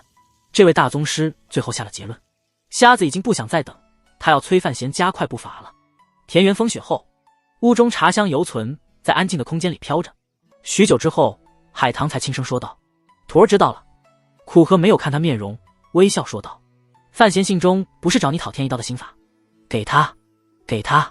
很干净利落的两个字，却惊得海棠愕然抬手，不知道老师是在开玩笑，还是换了失心疯天一道的无上心法。那是不传之秘，难道就这样轻松地送给南朝的权臣？苦荷微笑说道：这是他母亲给我的东西，我还给他也是理所应当。更何况对于我大齐来说，范闲的实力越强大，南朝的皇室就越头痛。既能满足为师心愿，又能于国有益，如此两全其美之事，为何不做？海棠微张双唇，半晌说不出话来。他知道老师的真正用意是什么，心中生出一股寒意。这师徒二人只是猜到范闲与叶家的关系，却不知道范闲的另一个身份，所以单方面以为被揭穿身份后的范闲只可能是庆国内部的一头猛虎。叶家当年须臾化为云烟，庆国皇室总要承担最大的责任。在北齐人的眼中，范闲这头虎越强大，庆国也就越麻烦，自己的国度当然也就会越安全。老师，如果范闲这一次顶不住怎么办？叶家的产业全部被庆国皇室据为己有，按理讲，一旦范闲是叶家后人的消息传了出去，庆国皇室一定会在最短的时间内狙杀他。但苦荷却摇摇头，悠然叹道：颠覆叶家的那些王公们，似乎在10几年前的京都流血夜中就死干净了。为师真的还猜不到后面的事情会发展成什么模样。叶家究竟还有没有仇人依然潜伏在南方的皇宫里呢？或许那个瞎子也是想借这件事情逼那些人现身吧。身为北齐国师，苦荷当然首要考虑的就是北齐的利益，宫中那对母子的江山，至于范闲会面临怎样的困境，并不在他的考虑之中。老人微笑说道：就算范闲无法迎接即将到来的冲击，有瞎子坚定地站在他的身后，就算他失败了，想死也不是一件容易的事情。只是用天一道的心法去换来一个如此强大的敌人，未免也太冒险了些。更何况老师说的那句话说明了一个很恐怖的事情，天一道的心法竟是范闲母亲给老师的。叶家小姐究竟是个什么样的人？海棠一脸震惊。苦荷微微皱眉，冥思苦想许久之后才轻声说道：最开始的时候，我以为她是位不沾红尘的小仙女，可后来才发现并不是这么回事。天脉者？不是天脉者。苦荷继续笑着说道：叶家小姐是一位远远超出一般天才太多的神奇女子。许久之后，海棠恭恭敬敬地送苦荷国师出房，看着老师那双赤足踏在雪中，姑娘家柔声说道：老师，萧恩大人。雪地之中，苦荷的身影微顿了一顿，片刻之后柔声说道：何庄大家在一处，这兄弟二人生前陌路，死后同行，也算不错。海棠低手无语掩饰自己的惊讶，直至今日他才知道这件事情。这是老一辈的事情，你们年轻人有自己的世界，心法要亲手交到范闲的手上。苦荷说完这句话，便迈步消失在风雪之中，立帽一翻，遮住了那颗苍老而光滑的头颅。庆国苍山坳里，一片白雪茫茫中有雾气蒸腾而起，数十只美丽的丹顶鹤正称翅而舞，离地不过数米，便又飘然落下，畏惧而又胆小一般，试探着伸出长长的足，踩一踩雾气下方被雪松包围着的那几大红温泉。温泉水温很合适，有些微烫。范闲闭着双眼，赤裸着上身，泡在温泉里，脖子向后仰着，搁在硬硬湿湿的泉旁黑石之上，他大部分的身体都沉在水中，露在外面的肌肤被染上了一层微红，并不粗壮，但感觉十分有力的双臂摊在石头上，两根瘦削的手指稳定地搭在他的右手腕间。费介闭着双眼，眉毛一抖一抖着，缭乱的头发因为沾了泉水而变得前所未有的顺贴。被召回京后，费介才知道范闲领着一家大小进苍山渡冬，便赶了过来。师徒二人今日在雪松环绕之下泡着温泉，这等享受实在是有些豪奢。你的身材倒是不错。费介缓缓睁开双眼，收回枕麦的手，眸子里那抹不祥的褐色越来越深，平日穿着衣服倒看不出来。范闲也睁开了双眼，笑着说道：三处的师兄弟们早就赞叹过我的身材了。他顿了顿，接着问道：老师有什么法子没有？费介从颈后取下白毛巾，在热热的温泉水里打湿后，用力地擦着自己面部已经有些松弛的皮肤，半晌没有说话。范闲叹了一口气，看老师这模样，就知道他对于自己体内真气的大爆炸在消失，没有什么太好的办法。给你留的药，你不肯吃。费介忧心忡忡叹道：何必逞强呢？如果吃了，顶多也就是真气大损，至少也不会爆掉。范闲摇摇头：真气大损和全无真气，对于我来说有什么区别呢？区别极大，至少你还有自保之力。范闲笑了起来，那张清秀的面容满是自信。保命的方法我还有很多，你也知道，我从小到大就不是一个靠武技打天下的蛮人，以往凭着自己的小手段可以和海棠斗上一斗，如今虽然真气全散，但我并不以为如果碰着什么事情，自己就只有束手待死的份儿。费介盯着他的双眼，盯了半天才叹息道：真是个小怪物。对于武者而言，真气的重要性不言而喻，你就算有虎卫守着，有六处看着，可也总要流露几分感伤与失望才对，那是多余的情绪。范闲的脑中浮现出五竹书幼时的教导，悠悠说道：如果治不好，那我就要接受这种现实，长吁短叹对于改变境况也没有什么帮助。苍山温泉中的范闲并不清楚，在遥远的北方，那一对高深莫测的师徒已经很细地认定了自己的身份，并且想借揭破这个身份，搅乱庆国的朝廷，将他推到庆国皇室的对立面去。姑且不论海棠会不会延缓这件事情的发生，只是两国相距甚远，流言就算飞递再快，至少目前还没有可能传到庆国境内，所以叶家后人的身世对于一无所知的范闲来说，并不是他此时最大的危险，最头痛的烦恼。他如今只是一味想恢复体内的真气，治好那些千疮百孔的经脉管壁。先养着。费介沉忖许久之后说道：我会开个方法，你按方吃药，另外小时候给你留的那些药你也不要扔了，还是有用处的。范闲微讶，心想自己真气已经散了，还吃那个散功药做什么？其实费介也不知道还有什么用，只是顺口一提，没料到很久以后还真让范闲用上了。在苍山待了半个月，不知道京都那边怎么样了。范闲轻轻拍打着微烫的温泉水面，笑着说道：您从京里来，给学生说说吧。费介骂道：你天天至少要收10几封情报，还来问我这个老头子。范闲嘿嘿一笑。费介冷冰冰说道：你借口养伤躲到苍山里来，院里却对崔家下了手，京都离早已经闹得沸沸扬扬，北边生生抓了几百号人，吞了上百万两银子的货，你给崔家安的罪名也实在，看模样堂堂一个大族就要从此颠覆，你小子下手也真够黑的。范闲笑着解释道：都是朝廷需要，监察院对信阳方面的宣战来得异常猛烈和突然，而且出手极为狠辣，遍布天下的暗探早已将崔家往北方走私的线路掐得死死的，以严冰云为首的四处悍然出手，竟是没有给信阳方面任何反应的时间，就已经控制了绝大部分的人货银钱。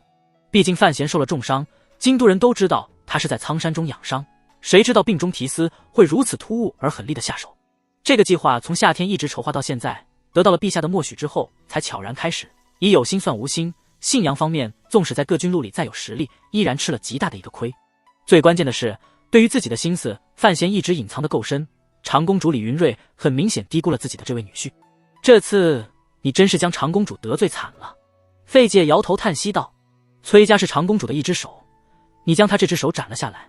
难道不怕她？话没有说完，范闲却明白老师的意思，想了想后他轻声说道：最初的时候我也有过担心，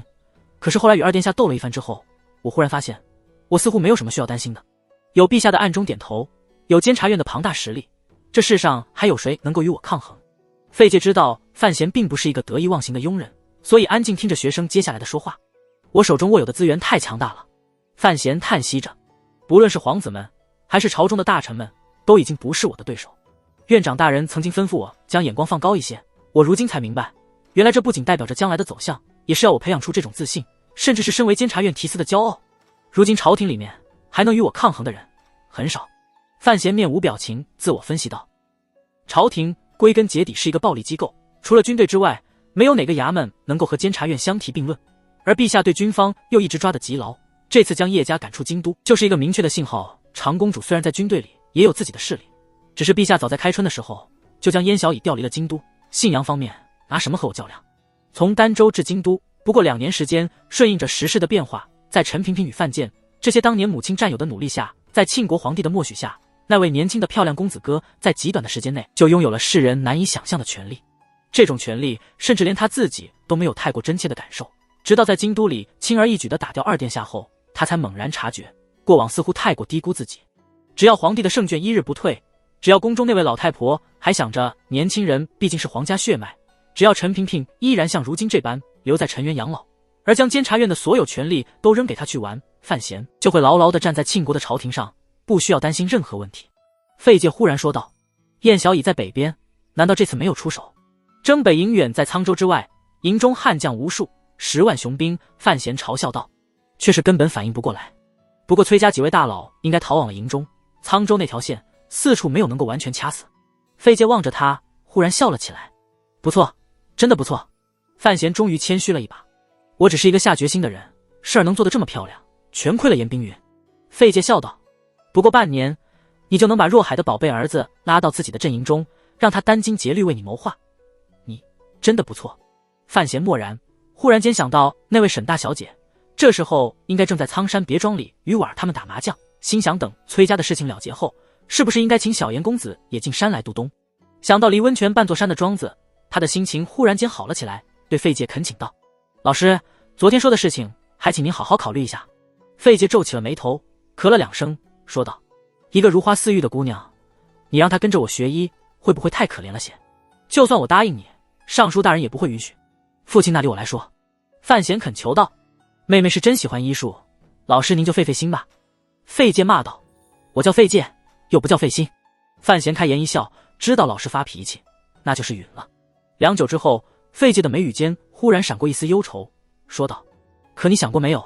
院长和我的年纪都大了，我们总有去的那一天。范闲默然片刻之后，忽然说道，我想院长应该将我猜到自己身世的事情告诉了您。费介面无表情的点点头，至少到目前为止，陛下已经对你足够好了。范闲并不否认这一点，对于一位私生子，皇帝能够大方的将监察院和内库都交给他，这种连皇子们都难以拥有的权利，放在一般人心中足以弥补所谓的名分问题。但问题是，范闲最初并不是这个世界的人，他所要求的其实更简单一些，看问题也会更简单一些。这2处庞大的机构本就是我母亲的，又不是你庆国皇室的，你给我是应该的事情，你不给我，那就是你无耻。费介并不清楚他赤裸裸的想法，叹息着说道，当年在儋州的时候，你说你想当医生或是厨师，其实我很高兴，但也有些小小失望。小姐当年的家业总是需要你来继承才是，只是如今眼看着你即将继承她的一切，我却又有些隐隐的害怕，我不知道你将来会不会后悔。范闲明白，老是担心的是，万一哪一天皇帝忽然觉得自己的实力太强，对日后的储君造成了威胁，那该如何？他笑了笑，安慰费介道，您别担心了，至少几年之内，我想陛下应该会信任我的忠诚。他摸了摸自己胸口处的那道伤疤，疤痕处还有些痒，今日被温泉一泡，显得愈发的红润，有些狰狞。不要忘记，她是太后最疼的女儿。费介警告道，而且她是一个疯子，正面的战场上不是你的对手，会有些疯狂的手段，就像往年的牛栏街上一样。范闲骤然间沉默了起来，半晌之后说道，别院里有婉儿，他自然不会动手，至于京都里面，他就算要发疯也要忌惮着陛下。如果他真的要出这口气，最好的机会不外乎就是趁着我受了伤，又不在京都皇上眼皮下的时候把我杀了。费介叹了口气，你明白这一点就好。范闲笑着说道，如今的我不是那么好杀的。嗤的一声，就像是一位书童拿了把刀，细细地裁开一封宣纸。苍山温泉后方1里地，松林中洁白晶莹的雪地上，骤然飘过一道红艳艳的液体，落在地上，迅即染开镜下，颜色再难抹去。一名刺客捂着咽喉，呵呵作声，倒闭在雪地之上，发出一声闷响。监察院6处的剑手缓缓自述后，收回那柄寒剑，对着丈许外的高达行了一礼，又消失在了雪地之中。第7个，高达沉着一张脸，他的身后依旧背着那柄长刀，对属下说道：“待会儿抬到后山去烧了。”是。高达沉默着。最近这些天，潜入苍山意图行刺范提斯的刺客越来越多，他也知道这些刺客来自何方。信阳方面果然有些疯狂，在崔家覆灭之后，选择了最直接的报复手段。只是可惜，对方明显低估了范提斯身边的防卫力量。7名虎卫是陛下遣给范闲的贴身保镖，但在这场行刺与反狙杀的小型战争之中，真正恐怖的还是监察院6处那些剑手。这些剑手们的本业就是刺杀，是庆国官方的刺客。如今在雪山之中对上了信阳方面派来的刺客，自然是杀得无比熟练，防得滴水不漏。不过3天时间便已经杀了7名刺客，而自身却是毫无损伤。高达看着白雪上的那抹血红，叹了口气。他是宫中皇帝禁卫，但直至今日才知道，自己这些虎卫用来正面杀敌拦截，那是极强的。但若说到暗杀与保护，比监察院6处里那些人还是要差了少许。他身为虎卫首领，当然清楚，这些6处剑手如果正面和自己交手，没有人是自己的一合之敌。可问题就在于，刺客永远不会正面交手。高达默然想着，如果是6处那名刺客头子来暗杀自己，自己应该没有一丝活下来的可能。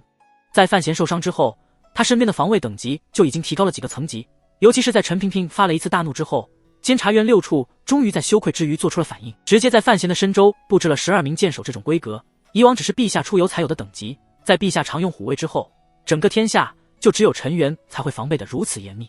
范闲知道这件事情后，也没有做出什么批示，只是吩咐启年小组的人撤了大半，一处的人也一个不准跟自己进山，只留下邓子越和苏文茂2人专司联络之职。对于陈萍萍的震怒，他是当笑话在看，你个老脖子喊人捅了我一刀，这时候又来骂你的属下没有保护好自己，真是无耻之极。高达在暗自惊叹于监察院的实力时，也有人和他的想法差不多。信阳方面派到苍山上的刺客首领，此时正穿着一身白衣，藏在雪中，小心谨慎地注视着山间的一切景致。他是信阳方面的死士，早就将一条性命交给了长公主殿下，但他看着先前的那一幕，也不免有些心寒。已经整整3天了，不要说刺杀范闲，信阳刺客们竟是连范闲的面都无法看到。自己属下的接连无声死亡，让这位刺客首领第一次生出了暂退之意。哪怕是陛下的虎卫防卫着范闲，他都有足够的信心去尝试一下。信阳方面猜出范闲伤得有些蹊跷，估计一时半会之间不会恢复。可问题是，监察院6处官方刺客太厉害，他们似乎本能的就能嗅到雪山中的每一丝异样的气息，能够找到所有潜伏着的危险因素。有这样一批人在保护着范闲，那除非信阳方面调一支军队上山，才能杀死他。刺客首领皱了皱眉头，决定滑下树干，回信阳汇报此次失败的详情。他对自己的武技相当有信心，只要针对监察院6处的布置详加安排，下次自己一定能够将范闲杀死。他身体微动，一粒血钻入了脖子里，微亮，然后极寒。一支黑色的铁签隔着厚厚的雪，准确地刺入了他的脖子。这个世界上有一样东西，乃是万民之神，诸神之魂，鬼魂也要被迫推磨去证的无上妙物范家马车的上，常常能够见到范氏大族的家族徽记，一方一员，正是这样东西的形状。范老爷做着户部尚书，掌管国库，小范大人马上要下江南接手内库，庆国的财富都让这一家子人管着，连带着家族徽记也是这样充满了铜锈味道。钱，那让人爱死又恨死的钱啊，那让人上的天堂入得地狱，在刀山上傻笑，在火海里吃舞的钱啊。不止百姓们爱钱，朝廷更爱钱，所以才会设置了诸多税种，恨不得将地皮刮下3层来。至于庆国朝廷，打从一开国起就开始在田产徭役之外对盐铁茶征税，而后来由于叶家的突然崛起与消亡，内库就成了朝廷最大的银钱来项。对于内库出产的玻璃制品、烈酒、玩物、船舶，朝廷理所当然地征以重税，而且看管的一项极严，由监察院专司负责。所以崔家走私一事被监察院查处，马上震惊了天下。直到今天，庆国子民们才知道，原来内库竟然出了这么大的缺口，朝廷竟然在关税方面损失了这么多银子。督察院沉默了，被信阳方面收买的官员沉默了，但依然有些不同派系或者心存正道的官员们开始纷纷上书，要求朝廷彻查此事。虽然在奏章上依然没有人敢提到长公主的名字，但矛头已经直向了信阳。与此相较，北齐那位年轻皇帝也趁机占了大便宜。监察院范提斯养伤苍山的事情便被人们有意无意地漏过，虽然人人都知道范提斯才是这次行动的幕后主使，方便他来年接手内库，但没人敢说什么。相反，太学里冲动的学生们已经开始准备上书，请陛下早些将内库的辖权移交给小范大人范闲的名声的确比长公主的名声要好太多，这其中自然也有当年如雪颜纸的功劳。而最近这些天，京都的茶铺饭桌里又开始流传起来另一些小道消息，听说信阳那位已经开始丧心病狂地派刺客想谋杀小范大人。监察院8处的工作效率果然很高，不是所有的人都能完全看明白范闲与长公主之间的冲突。有许多清高的文士一直很纳闷，世人为什么对这种恶毒物如此热衷，甚至可以为了他不惜抛头颅洒热血。比如石产力，虽然他现在已经是京都娱乐行业的风头人物，抱月楼的大掌柜，从贫寒的学生变做了一方富甲，却依然不理解这一点。长公主为什么一直舍不得对内库放手，甚至最近会用如此狠辣的手段来对付自己的女婿。他通过崔明两家往北方东移，甚至是海外走私，从内库里挖这么多银子是为了什么？10几年的时间，他所攫取的大量财富究竟是花到哪里去了呢？养兵。范闲看着唯一在自己身边的学生，解释道：军队都是陛下的，都是朝廷的。燕小乙虽然贵为征北大都督，但如果将来想做什么事情，只怕还敌不过陛下的一纸诏书。你也清楚，在咱们这个国家里，尤其是在军队中，陛下的威望高到什么样的程度。如果想要与这种威望做抗衡，世界上就只有一种事物可以起到一定的作用，那就是钱。范闲笑着说道：大量的钱。燕小乙手下的那些军官月入之高，只怕你听见了会瞠目结舌。也正是如此，燕小乙才能尽可能牢固地掌握手中的兵力。石产力停了正在抄写笔记的右手，苦笑了一声。他这次入山是受太学所托，为庆国如今的一代文臣范闲坐传。自从范闲发行了《半闲斋书画》，他在庆国诗坛上的地位就已经牢牢树立了起来，乃至出行北齐又拉回了庄大家的那一马车书，则更是将影响力扩展开来。太学对于这位从太学中正做到居中郎，如今又成为学司的小范大人，当然是与有荣焉，也不肯错过这种资源，便决定为范闲立个人误传，再由谭伯书局刊发，发行天下，争取来年在北方和东夷城多争取一些学生，也多拉些才子们来庆国参加春闱。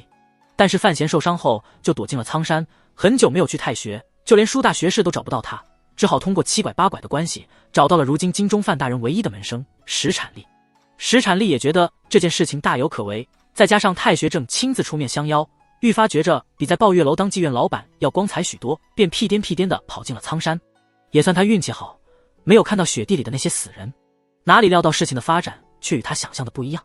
虽然门师被自己苦苦哀求留在了书房里，可是门师却偏偏不讲自己的人生治学师道，却总在讲朝廷的秘辛，比如监察院是怎么整倒二皇子，长公主为什么不肯放手内库。这些事情石产力哪有这个胆量抄在纸上，就算自己敢抄，给太学那边800颗脑袋，他们也不敢印出来发行。他看着门师，冒着寒气讷讷说道：老师，这些事情总不能入传的。对于立传这件事情，范闲本身就感到很荒谬，心想自己年纪轻轻的，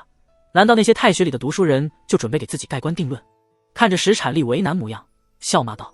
入个屁的传。他说了句脏话后又说道：太学是不是闲得没事了？庄大家的那些书他们什么时候能整理出来？谭伯书局等着开印，陛下也催得紧，你又不是不知道，陛下要我3年之内梳理完，这些吃白饭的家伙只知道拍我马屁，也不知道做点正事儿。石产力小义替太学方面解释道：庄大家的书已经开始逐批印刷了。范闲摇摇头，继续说道：那便说给我立传这荒唐事儿吧。我这一生虽然写过几首诗，唱过几句曲子，与庄大家有过2次交谈，但你难道不清楚，我最光彩的真正能拿得出手的事业，其实依旧还是这些见不得人的淫秽事。这话说的实在，甚至是有些近似于卢梭的自我剖析，只是没有一丝忏悔的味道。我最骄傲的是这些杀人用毒，不是那些风花雪月。你能写，你敢写？范闲盯着石产力的双眼，如果你想为我立传，等将来哪天我死了，或者这个时代的人都死了，如果你还挣扎活着，再议不迟。石产力哀叹一声，知道笔记的工作是做不成了，门师心意已决，自己再难说服。但他已经被范闲先前说的那些朝廷秘辛勾起了兴趣，就着门师先前的话题说道：关于北方的事情，我想那位燕小乙大将，他一味用钱买忠，就算是想造反，我看也没什么用。在门师这半年的熏陶下，石产力如同儋州来的丝丝一般，胆子大了许多，说话也辛辣了许多。陛下对军队抓地紧。范闲眉头一挑，说道：长公主她没有什么空子可钻，只有燕小乙这样一个心腹，当然要大笔银子撒出去，能挣1分忠心便是1分。续江养兵虽然花费极大，但那是内库啊，10年的时间，难道就只够做这点事情？当然不止。范闲像一位老师一样讲解道：二皇子要收买京官，这需要钱；要掌握舆论，这要钱；信阳方面要结交地方大员，那些一方诸侯，这也需要钱。官字2张口，咱们庆国的这些官员身体又都健康的没办法，嘴巴张得极大，想喂饱这些人实在是花费极大。石产力皱眉道：这等于是要造反了。你先前就说过。范闲笑了起来，眼下还只到夺嫡这一步。如果二殿下真的成功了，将来皇权在握，他与自己的小姑姑将送出去这些银子再拿回来，也是简单无比。范闲忽然想到了《鹿鼎记》里韦小宝栽赃吴三桂的桥段，苦笑道：当然，做了皇帝后，哪里还需要在乎这些小钱，整个天下都是他的。石产力倒吸了一口凉气：老师，您要接手内库，又提前掀了崔家，这岂不是断了对方的银钱来路，对二殿下夺嫡一事造成极大的损害？难怪信阳方面这次如此恼怒，比上次京都里的风波反应要强烈太多。范闲冷笑道：反应？5、6年前我那位丈母娘就开始反应了。他的脑中闪回5、6年前儋州那幢被烧成焦木的小楼，就是在那个楼中他平生第一次杀人。入京之后，凭借着监察院的力量，范闲对这件事情查得清清楚楚。那一年柳氏之所以要对自己下毒，正是宫里那2位妇人的安排。就是在那一年里，陛下第一次提出范林2家联姻之事，也等若是提出了日后内库的管辖权转移问题。虽然在陈萍萍的强力反对下，这门婚事暂时没有成功，却依然让长公主生出了警惕之意。她当然不愿意轻易放开自己牢牢掌握着的这笔庞大财富，所以才会安排人去杀死范闲。但谁也没有想到，4年之后，趁着陈萍萍回老家祭祖的空当，范建再提此意，终于得了陛下的允许。如此，范建才让滕子京千里奔波，急忙无比把范闲从儋州接到京都来。一想到当年12岁的自己浑浑噩噩时，肩上就已经挑了这么重一笔担子，就已经惹上了这么大的麻烦，如今早已是大权在握的范闲，依然觉得有些后怕。再然后就是牛栏街之事，二皇子设宴相邀，长公主暗中唆使相府二公子组织了一个谋杀之局。算起来，这位丈母娘已经3番4次要杀自己，只是没有成功而已。范闲苦笑想着，自己这一生所面临的危险，似乎都是由那位美丽的让人忘记她年龄的长公主施展出来，而且这位长公主还没有亲自动过手，只是用些阴谋手段让别人脏了手。这女人，这个有洁癖的女人，这次竟然会动用信阳方面的人手来刺杀自己，看来也是真的怒了，也是真的慌了。范闲的唇角浮着自信的笑容，只要你怒了就好，如果你还像以前一样心思沉静，自己还会有些不知如何下手。他深深信服那位信阳公主的谋略能力，仅仅从牛栏街事件转成了谋夺北齐土地的妙手，还有卖调研兵云返回来庆国朝政乱局这2件事上，就可以看出长公主策划阴谋的能力。但她并不畏惧这一点，因为监察院最擅长的也是阴谋，小严公子也是位天才人物，与长公主还有深仇不可解。最关键的是，监察院除了阴谋之外还有力量，而这正是信阳方面最欠缺的。对付阴谋家，简单的刀剑血火就是最有效的手段。长公主是个很了不起的女人。范闲从沉思中醒了过来，叹息道：真的很了不起。当初满朝文武都以为她是东宫的助力，哪有人曾经想到她与二殿下的协议，朝中厌恶她的人，比如我那位已经离开了朝廷的岳父大人，会下意识里偏向二殿下，而他带东宫控制的人又随时可以抛出去当恶人。此消彼长，厚积薄发，如果这种局面继续维持个7、8年，等陛下年纪大了，说不定二殿下还真的可能入主东宫。可惜遇见了老师。石产力说道。范闲并不谦虚，说道：我只是运气好一些，而且你以为陛下和陈院长真不知道这件事情？石产力微微一惊。范闲苦笑道：长公主就算是再了不起的女人，终究还不是当年这批老伙计们的对手，我只不过是被推到前台来的那只手而已。陛下或许只是不想太后生气。他忽然微微偏着脑袋，看着玻璃窗外的白茫茫山色，微带惘然说道：不过在这些厉害人物中，我其实最欣赏的反而是早已离开京都的岳父大人。石产力不明白，他本以为门市会说最佩服的是范尚书。范闲微笑着说道：我那位岳父世称奸相，但其实却是位难得一见的能臣。庆国前些年真称的上是国泰民安，虽有小小不协，终究不碍大局，他出了大力。而我最佩服岳父的是，他极能隐忍，极能决断。当初因为长公主的缘故，4顾见杀了我2舅哥，岳父大人马上同意了我与我儿的婚事，毫不犹豫地站到了监察院与父亲的这边。不要忘了，他与陈院长和父亲在朝中可是斗了不知道多少年，如此重大决断马上定计，实非常人。他接着叹息道：而且岳父大人手握宰执之权，却毫不恋战，一朝发现陛下有旁的想法，马上辞官不做。虽然丢了手中权势，但毕竟落了个身家平安，家族安宁。范闲的岳父宰相林若甫告老之后，便一直在吴州养老，做一位富家翁，时常与京都有些家书往来。听说最近过得挺不错，身子骨比在京都时还要好些。名人易，名己难。范闲感叹说道：“岳父大人识人识己，识时识事，实在有太多值得我学的。”石产力心中微微一动，联想到目前京中朝阁仍空，只是由门下中书那几位大人协理着政事，小声说道：“老师，您日后中也是要成一招宰职。”范闲苦笑一声，骂道：“别试探我，我没那个兴趣，也没那个能力。治理一国，哪里会真的像煮小鱼儿那么简单？我呀，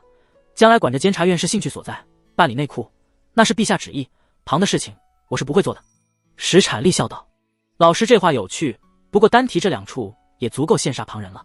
告诉你一个消息，你就知道陛下在岳父告老之后，便根本不准备重设宰相一职。”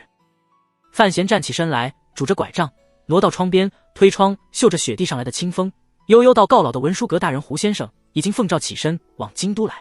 石产力大惊失色：“哪位胡先生？还有几位？”范闲并未回身，淡淡说道：“在你我上世顽童之时，就力促文学改良的那位胡先生。陛下传他入京重为大学士，日后的门下中书，想来没有那位吏部尚书言行书的位置，秦衡也要去做他的京都守备，门下中书就是几位大学士领着，宰相一职再无重设的可能。”石产力默然，半晌之后才轻声叹道：“以往只知读书报效朝廷，如今才知道，原来朝廷之事果然复杂无比，非外人所能揣测。”一会儿功夫，他又高兴了起来。虽然今天听的这些事情都没有办法入传，对于太学的广告事业也没有丝毫帮助，但是这些秘辛向来不传二耳。今日既然门师告诉了自己，将来数十年后，自己若有机缘将其编入国史之中，或者是初一半闲斋、主人山居笔记，毫无疑问都会让自己在清史之中留名。当然，门师必须是历史的胜利者。想到此事，他心中有些隐隐兴奋，却听着门师不知为何望着窗外笑了起来。“你可知道，陈院长的真实年龄比陛下还小一些？”石产力喜乐之心一收，大觉惊讶。他曾经远远见过陈萍萍一眼，知道那位院长大人老态龙钟，眼看着就是要往黄土里去的模样，难道比正值壮年的陛下还要小？小1个月？范闲似笑非笑说道：“朝政太复杂，操心太多，自然就变成这样。我怀疑将来我会不会也未老先衰。”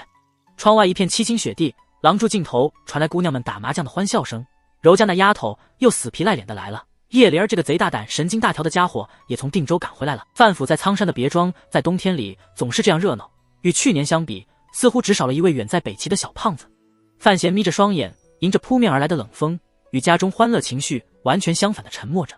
在这个狗屎朝廷里为皇帝卖命，就像陈萍萍那样，还真是件很伤神的工作啊。每个人都似乎同时有好几张脸，每个人的手里都不知道握着什么样的牌。范闲不清楚别人的底牌是什么，所以他也一直将自己的底牌牢牢地握在手中，绝对不会轻易地打出去。随着沙沙的声音传来，邓子月披着黑色雪履来到屋前，正准备敲门，发现窗子开着的，范提斯正在那里招手。他微微一愣，走了过去，沉声说道：“信阳方面的后续人手已经退走了，院长大人遣了宗追过来，跟了过去。”范闲点点头，那个叫宗追的官员与王启年并称双翼，最擅长的就是追踪。他不担心此人的安全问题，看着邓子月手上拿着的纸袋，很自然地伸出手去。纸袋里装的是3处你出来的情报分析以及来往信件。邓子月的脸色却变得有些奇怪了起来，嘿嘿一笑说道：“有一封是从北边来的。”范闲一愣，马上明白了，笑着骂道：“一大老爷们，别学那些妇道人家长嘴长舌。”邓子月将纸袋交到他手上，捂着嘴巴被转身走了。望着这下属的滑稽模样，范闲忍不住又笑了起来。借口京都要有人看着，将石产力赶出门去，他这才破开大纸袋外面的第一道火漆，从里面抽出一叠信件。他略翻了一下，毫不意外地发现了海棠的来信。先前邓子月那般古怪，自然是为了这封信的缘故。监察院的火漆用的是松香加银珠，没有用灯煤，安全系数更高，而且信封也是特有的无缝式，不用担心途中有人巧手拆开。先将京都启年小组的消息看了一遍，又将3处呈上来的各处情报看了看，范闲满意的点点头，各处的进展都很顺利。严冰云下手极快，崔家在劫难逃，风声传到江南，连崔家的姻亲名家都开始转移财货。这一招打山震虎开始起作用。最后江院报瞄了一眼，他才拿起了海棠寄过来的那封信，这是他向来的原则，做事情应该先公后私。但当他将海棠看似寻常的信看完之后，才后悔自己看得晚了些，哪怕只是这么一小会儿时间，因为信上写的内容太令人震惊。范闲细长的手指捏着薄薄的信纸，禁不住竟是抖了起来，面色一片凝重。海棠来信的内容很简单，用词造句也并不古意盎然，走的乃是经文一派。范安之的清淡风格，全文超越如下：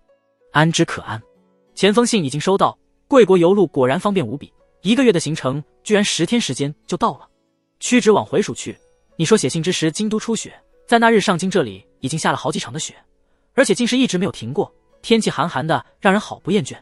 我这人有一桩怪脾气，旁人或许在春秋20容易犯困，我却是在冬天喜欢犯困，不为别的，只是外面雪大，一因青绿之色全被枯燥的雪白掩盖，没有美景可以渔目，没有树枝可以折下为环，没有小花可以清净一秀。园子里虽然有几朵梅，但今年大气寒胜往日，那几朵蜡红骨朵开得惨艳艳的，被冰雪一冻，完全没有几丝精神，我也动不起心思去赏看。你曾见过的那头驴已经卖了，不用担心，石磨依然有小家伙在帮着再拉，反正没有多少黄豆，一天也只用转个50转就好。用卖驴的钱去制了些竹炭。你说过屋中如果通风不好会容易中毒，所以按你寄来的图纸做了一个烟囱，还别说，屋子里的空气真的好多了。鸡崽们早已经长大了，不过还是不放心它们挨冻，所以都养在屋里的，味道自然有些不大好闻。不过你也知道，我如今有个下人，所以天天打扫清洗，还算过得去。王大人倒是来过几次园子，说要邀我吃饭，但你说过他饮不得酒，想了想我便拒了。毕竟你也知道，我是喜爱看人饮酒，尤其是喜爱看人饮醉的。半年前在松居酒楼上，你喝醉后哼的那首小令我很喜欢，就是《石头记》上面的那首判词《刘余庆》。前些天我将这判词唱给老师听了一遍，老师也很喜欢，说乔姐这孩子身世可怜，其间隐有奇趣，足堪琢磨。那日屋外风雪甚大，寒意侵屋，我与老师对坐饮茶，笑谈军事，也是颇为惬意。不知怎的，便想到数月前与你在上京同游的日子，同是一片清洒自然，感觉极为美好，仿佛眼见你见那轮明月，那座小庙，那道田垄，你从垄内狼狈无比地跑到垄外。对了，有个消息让我很吃惊，听说萧恩大人的遗骸被人在西山绝壁间发现了，如今虽然已经安葬，但想到你曾经与这位老大人同行赴北，还是告诉你一声，以便你心安。范闲看到这里的时候，还只是觉得有些怪异的感觉，似乎那位村姑在话语里隐着许多暗语，只是被弟弟当牛做马的可怜生活震着了，失笑无语，没有注意到。紧接着又被海棠那句话弄得惊喜起来，难道对方真的肯将天一道的心法传给自己？于是乎，他此时还没有猜到海棠想传递过来的真实信息，但是他又品了一品，终于从萧恩尸体被找到，苦和谈论自己，猜谜语这些字眼里嗅出了不吉利的感觉。尤其是那句乔姐这孩子身世可怜，隐有奇趣，他皱眉重看了一遍，终于将目光落在了明月小庙田垄那句之上。这句话的出现实在是有些突兀，和前文后文都不怎么搭。这句话讲的是范闲此生最狼狈的那个镜头，他中了春药之后一番折腾，提着裤子往那个小庙外面跑，其实蛙声阵阵，田泥湿湿，这应该就是海棠要告诉自己的事情。从田垄内跑到田外，范闲皱着眉头，脑中灵光一闪，将明月庙前酒后这3个无用的废词踢开，只看最后那一句。对于范闲来说，这种字谜似乎很简单，从田里跑了出来，那自然是个古字，不是叶字，莲叶的叶，荷叶的叶，叶青梅的叶。范闲满脸震惊，捏着信纸的手指微微颤抖，联想到信里那些暗语身世之类，他马上明白海棠要告诉自己的究竟是什么。苦荷知道自己是叶家的后人，他深吸了一口气，揉了揉自己有些僵硬的双颊，强行让自己平静下来，不要被这个突如其来的消息乱了心中方寸。海棠信里的意思很明确了，而且既然他是暗中向自己通风报信，那说明已经掌握了自己身世之谜的苦荷，已经有了将这消息放出来的计划，他才会急着告诉自己，让自己早做打算，此时来不及猜想那位大宗师是从何处来的神庙，可以判断自己与叶家的关系。首要摆在范闲面前的问题是，自己应该怎样面对接下来的局面。从时间上判断，北齐方面放出自己是叶家后人的消息，流言插翅而飞，顶多比监察院的情报线路会慢上几天，最迟10日之内，想必京都的大街小巷就会开始流传这个消息，所有的人都会在自己的背后张大了嘴，表示着他们的震惊。本来按道理讲，没有人能够拿到什么真凭实据，没有人能够指示范闲是叶家的后人，北齐那边顶多也就是放些流言罢了。但范闲自己清楚，流言这种东西的杀伤力极大，事端一出，人们会因为这个流言刻意而极端的去挖掘自己入京后的一些蹊跷处，从而渐渐相信这件事实。更何况这本来就是事实。人心是一个很奇妙的东西，在没有人想到某件事情之前，自然不会无缘无故的将范闲与叶家联系起来，但一旦有人开了这个头，这颗猜疑的种子就会种植于心，逐渐生根发芽，占据心房的所有，从而将一个流言变成天下公认，只不过没有人敢说出口的认知。而对于当年的那些人，宫里的那些人与自己有利益冲突的那些人们，自己是叶家后人这个事实，一定会让他们恍然大悟，生出云开月明之感。他们才是最相信这件事情的人，只是不知道自己的身世会被对方如何利用。范闲的嘴唇有些干，回身在桌上端起茶壶，咕弄咕弄灌了2口。茶水是石产力后来续了一道，所以有些烫，将他烫得一哆嗦。一愣之后，狠狠地将茶壶掷到地上，嘴里骂了几句娘。砰的一声，瓷茶壶落在地上，摔得粉碎，瓷片四处溅着。他不是没有想过自己这诡秘的身世总有被人揭穿的那一天，而且关于叶家的这一半，他更是满心期盼着，总有一日自己要当着全天下人的面高声说出来自己是叶青梅的儿子。可是不应该是这样的局面。在范闲完全没有任何思想准备和行动准备之前，这个惊人的消息就会传遍京都，从而给自己带来不可预知的危险和强烈的冲击。没有人能知道会发生什么。范闲很厌憎这种被动的感觉，更有些微微恐惧于事态第一次脱离了自己的完全控制，所以他才会感觉到无助的愤怒。他的脚从碎瓷片上踩过，表情木然地走到开着的玻璃窗前，看着窗外的寒雪朔风，良久沉默无语。不知道深呼吸了多少次，终于平静了下来，开始准备面对这一次的突发状况。而此时听着他房里声音的丫头们急匆匆地赶了过来，被他难看的脸色吓了一大跳，害怕的不敢进屋收拾。范闲摇了摇头，挥手示意丫鬟们退下，重新拿起那一叠信件，准备全数毁了。以往常习惯那般双掌一合，想将信纸揉成碎粉，不料信纸被揉成了花卷，却也没有碎掉。他微微一怔，唇角浮起一丝苦笑。海棠来信给自己的震惊太大，以至于让自己忘了体内真气全无的可怜状况。绕过回廊，来到庄院里最安静的那个房间前，范闲没有敲门，直接推门而入，虽无真力，却有蛮力。门柱咯噔一声，脆生生的断了。正在屋内小意调配着药丸的费介抬起有些疲倦的脸颊，望着学生可道：“出什么事了？这么慌张？”范闲看了老师一眼，直接说道：“先生，要出大事。”费介一惊，心想什么事情会让这个小怪物也如此惊慌失措。等范闲将海棠冒险传来的消息讲了一遍后，费介也马上惊慌失措起来，搓着满是药粉的双手，杂乱的头发一落一落的搅着与自己较劲，半晌说不出什么话。范闲看着这一幕，不由暗中叹息一声，知道自己情急之下来找老师确实不是什么好主意。费介练毒杀人那是宗师境界，可要说临事决断阴谋对敌，实在不是他的强项。我马上下山，我马上下山。师徒二人同时开口说道，对视一眼，马上明白了彼此的意思。费介眯着眼睛，褐色的眼眸里杀意大作。我去陈园，你去找尚书大人，分头进行。是的，当局势演变成这种情况，师徒二人同时想到在京都里的那2位老狐狸。范闲有些头痛的一礼，便转身吩咐属下去安排马车。便在他要离开的时候，费介忽然说道：“别怕。”范闲愕然回首，费介尖着声音似笑非笑，阴惨惨说道：“小家伙别怕，10几年前的事情不会重演。我们师徒二人毒死个几万人，再杀出京都去，又有谁能拦着我们？”范闲打了个寒战，心想老师果然是一心朝着自己，只是自己只怕没有他那么狠的心。来不及与庄院里的那几位姑娘打什么招呼，只是与正在秀秀的思思打了声招呼，范闲与费介就分成2辆马车，沿着南行的山间雪路往苍山下行去。一路上车轮碾碎无数寒冰，卷起几丝寒泥。负责护卫的侍卫分成了2拨，6处一半的箭手随着这2人下了山，而高达这批虎卫却被范闲极为小心地留在了山上。傍晚时分，费介乘坐的马车在严密的防卫之下，进入了京郊那座比皇室行宫还要华丽清贵的庄园。费老，守门的那位老仆人看着费大人满脸寒意地下了马车，心中不免有些疑惑，不清楚发生了什么事情。不一会儿功夫，园内灯火大明，费介与轮椅上的陈萍萍沉着脸出了园门，载重随侍弟护卫下上了马车入宫。陈萍萍冷声说道，只是这句话一说完，她的脸色顿时变得柔和了起来，轻声说道：“还当是多大的事情，值得你们老少2人如此慌张？”费介搓着手惊道：“这不是大事，那什么是大事？”陈萍萍轻轻抚摸着光滑的轮椅把手，嘲笑道：“你这老家伙天天泡在药里，一时想不明白倒也罢了，范闲却是让老夫大为失望，只要稍一用心，便知此事无碍。爸，小孩子，这事情在他心里压得太久，一朝被人揭穿，难免会有些惶恐。”马车哒哒哒哒向京都城驶去，不一会儿功夫便入了城门。城门此时尚未关闭，当然就算已经关了，监察院的院长大人要进京，连京都守备秦家也是不敢拦的。马车将要到皇宫的时候，陈萍萍才睁开养神的双眼，淡淡说道：“这不是坏事，是好事。”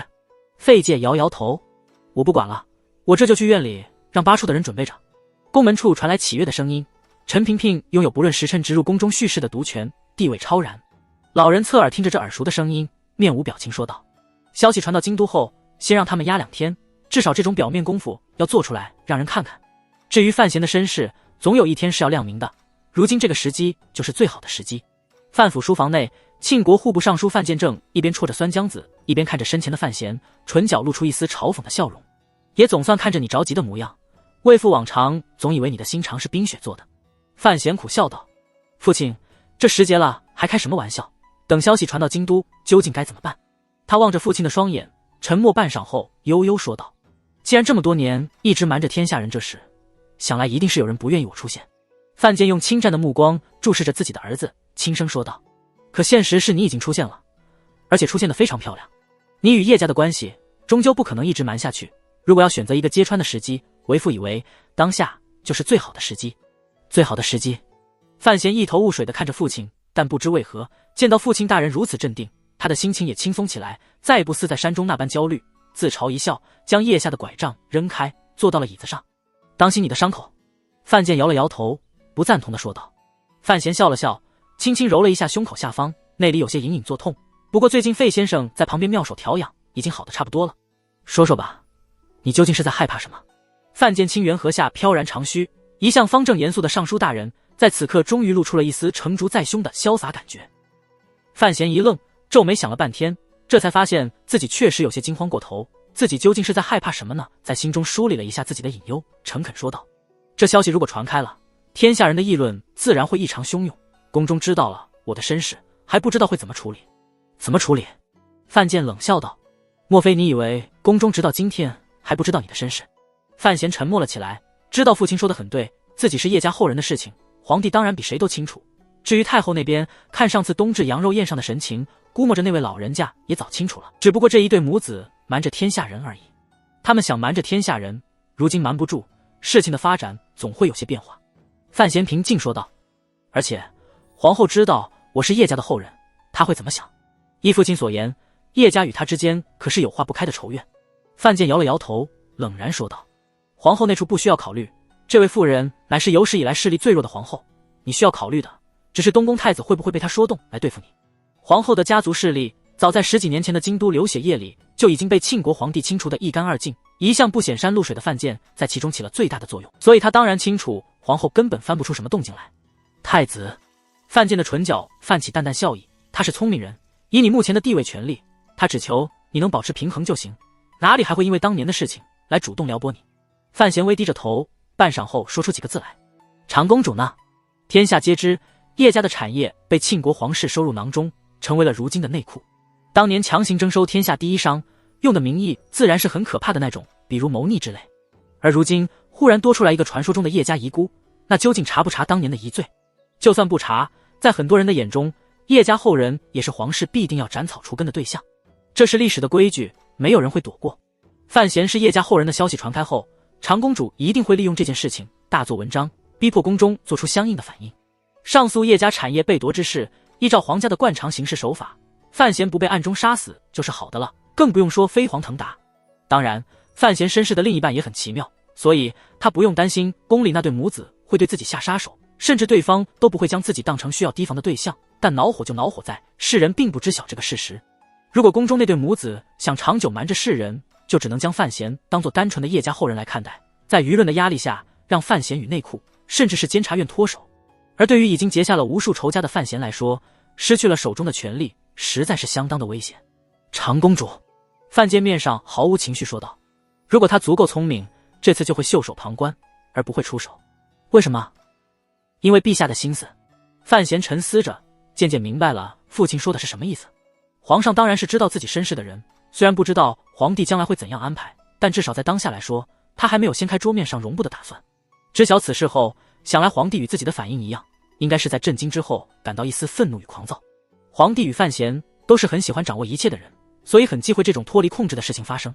所以陛下一定会非常愤火。他第一个念头是要找出泄密的人，而如果长公主此时好死不活的借此大举向范闲进攻，皇帝反而会大力维护范闲，并且在心中对长公主的疏远之意更深一分。范坚淡淡说道：你如今已是监察院的提司，通过这半年来的行动，手中握有了足够的权力。由儋州直至京都，不论是为父还是陈院长，我们所做的一切都是替你将脚下的基石打造得更牢固一些。如今的你已经是一方重石，怎会害怕那些清风拂面？放心吧，那些风已经吹不动你了。范闲沉默着，心中另有所忧。自然，这人间也有天界罡风。范建嘲讽说道：你所害怕的不外乎是宫中的态度，但是太后与陛下都知晓此事，顶多会碍于误意暂时冷你2天。这事儿怎么发展，终究是看陛下的态度。最后，这位老谋深算的户部尚书说道：而今由悬空庙刺杀一事，陛下深信你之忠诚，当然会偏向于你。如今你伤势未愈，陛下总会记着你的功劳。在这个时候，你的身世被揭出来，陛下会尽量替你考虑，不论是皇族利益、皇后太子，甚至是长公主太后的压力，与你替陛下挡的那一剑相较，就算两相抵消了。范建冷笑着说道：所以说这是最好的时机。宫里这些事情我不说你也清楚，或许再过些年头，陛下惜你救驾的情分淡了，你也就再难利用。揭破身世只能在这几天，早些不行，晚些也不行。最好的时机。范闲在心里品着这些话里的含义，面上浮出一丝苦笑。我只是担心这件事情会对家里带来什么麻烦。范家收留当年叶家遗孤，虽然这是皇帝的安排，但闹大了之后，皇帝肯定是不会认账，倒霉的只能是范府。范建缓缓闭上双眼，唇角欣慰的笑容一现即隐，缓缓说道：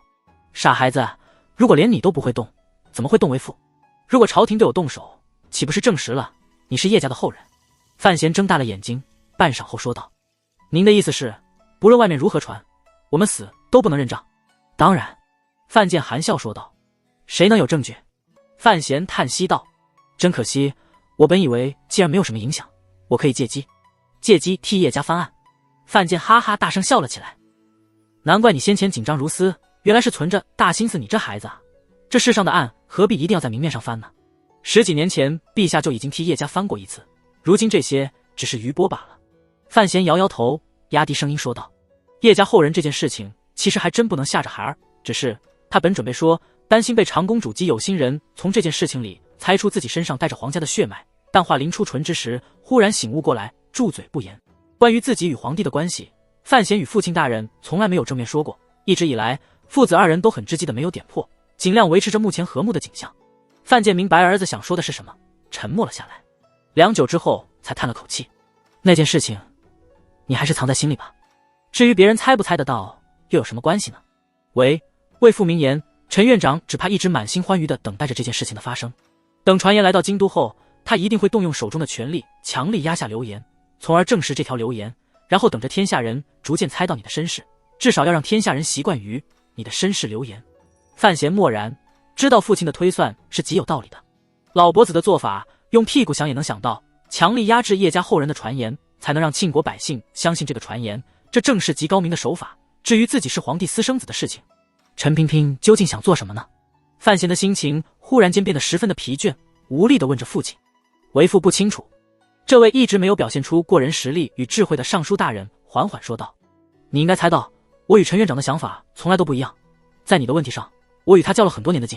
而且我没有信任他的习惯。很奇妙的是，他似乎同样并不信任我。相反，我和他倒对你这个孩子更信任一些。他望了儿子一眼，自嘲笑道：最终似乎还是他胜了，成功的将你拖入这团乱局之中。他接着淡淡说道：我甚至怀疑这件事情是不是他一手弄出来的，不然北齐人怎么可能知道小叶子是你的母亲？当然，眼下你不用担心太多，这件事情的首尾，想来陈院长这时候已经开始入宫为你谋划了。父子二人沉默了下来，许久之后，范闲忽然无头无脑地说了一句：对不起，父亲。很没有道理的抱歉，不知道是在抱歉什么。是在抱歉在前路的选择上，自己终究接手了监察院，从而被迫踏上了争权的道路，没有如父亲想的一样选择更平安的生活。还是抱歉自己离奇的身世为范家带来了未知的危险，亦或是替母亲向父亲表示最诚恳的歉意，或者是对不起，我很想成为您真正的儿子，只是老妈不给我这个机会。范尚书在猜测，是不是陈萍萍利用范闲就驾身负重伤这最好的时机，在揭破他叶家后人的身份。与此同时，陈萍萍在重深宫之中也在不停猜测着，是谁忽然间折腾了这么一件事情出来。政治人物并不是很在乎那些名义上的东西，所以这两头老狐狸只求范闲能过得幸福，能手握权力，并不以为范闲一定要名正言顺地回归叶家的门楣。知道这件事情的只有我、范建、范老夫人、陛下、费建。陈萍萍坐在轮椅上，干涩微尖的声音在御书房里响了起来。陛下先前说太后是在春闱后察觉此事，那一共也只有6个人，依臣看来，这6个人都不可能泄露出去。皇帝缓缓转过身来，那双往日清湛的眸子今日怒火中烧，如鹰一般锐利是狠，一字一句说道：都不可能泄露出去。那北齐人是怎么知道的？春闱之后，范闲监察院提司的身份曝光了，从而成为了庆国年轻官员里最风光的人物，尤其是马上又要执掌内库，这种权势实在是有些熏天。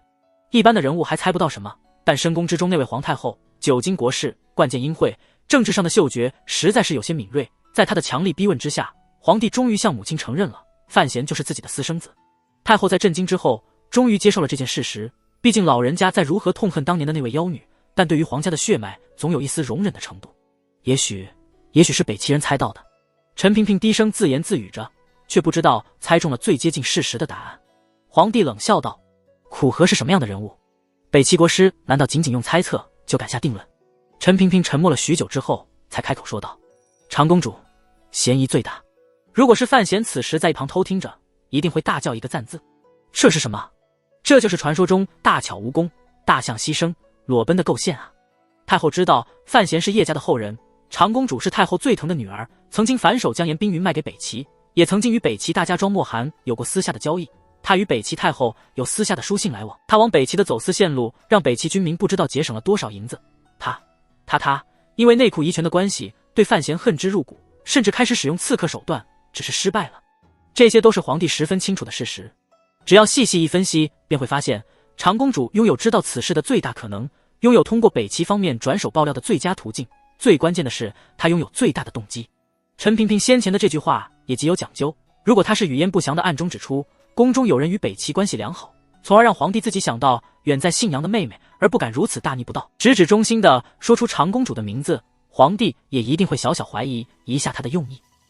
而他如此直接坦荡地说出长公主的名字，直言对方嫌疑最大，便是纯忠之臣的表现，只在乎自己的意见会不会对陛下有用，而不忌讳会不会让陛下怀疑自己这样的表现。一向精明的皇帝当然极其受用。皇帝沉默了下来，面色却显得有些难看，半晌之后才说道：看来云睿并不知道范，不知道安之是我的骨肉。如果太后将这件事情也告诉了长公主，那长公主一定不会揭破范闲的身世，因为那样就不再是针对范闲，而是在针对陛下了。陈萍萍微微颔首，从陛下这句话中就知道，陛下已经相信了长公主才是这个传言的源头。片刻之后，皇帝冷冷说道：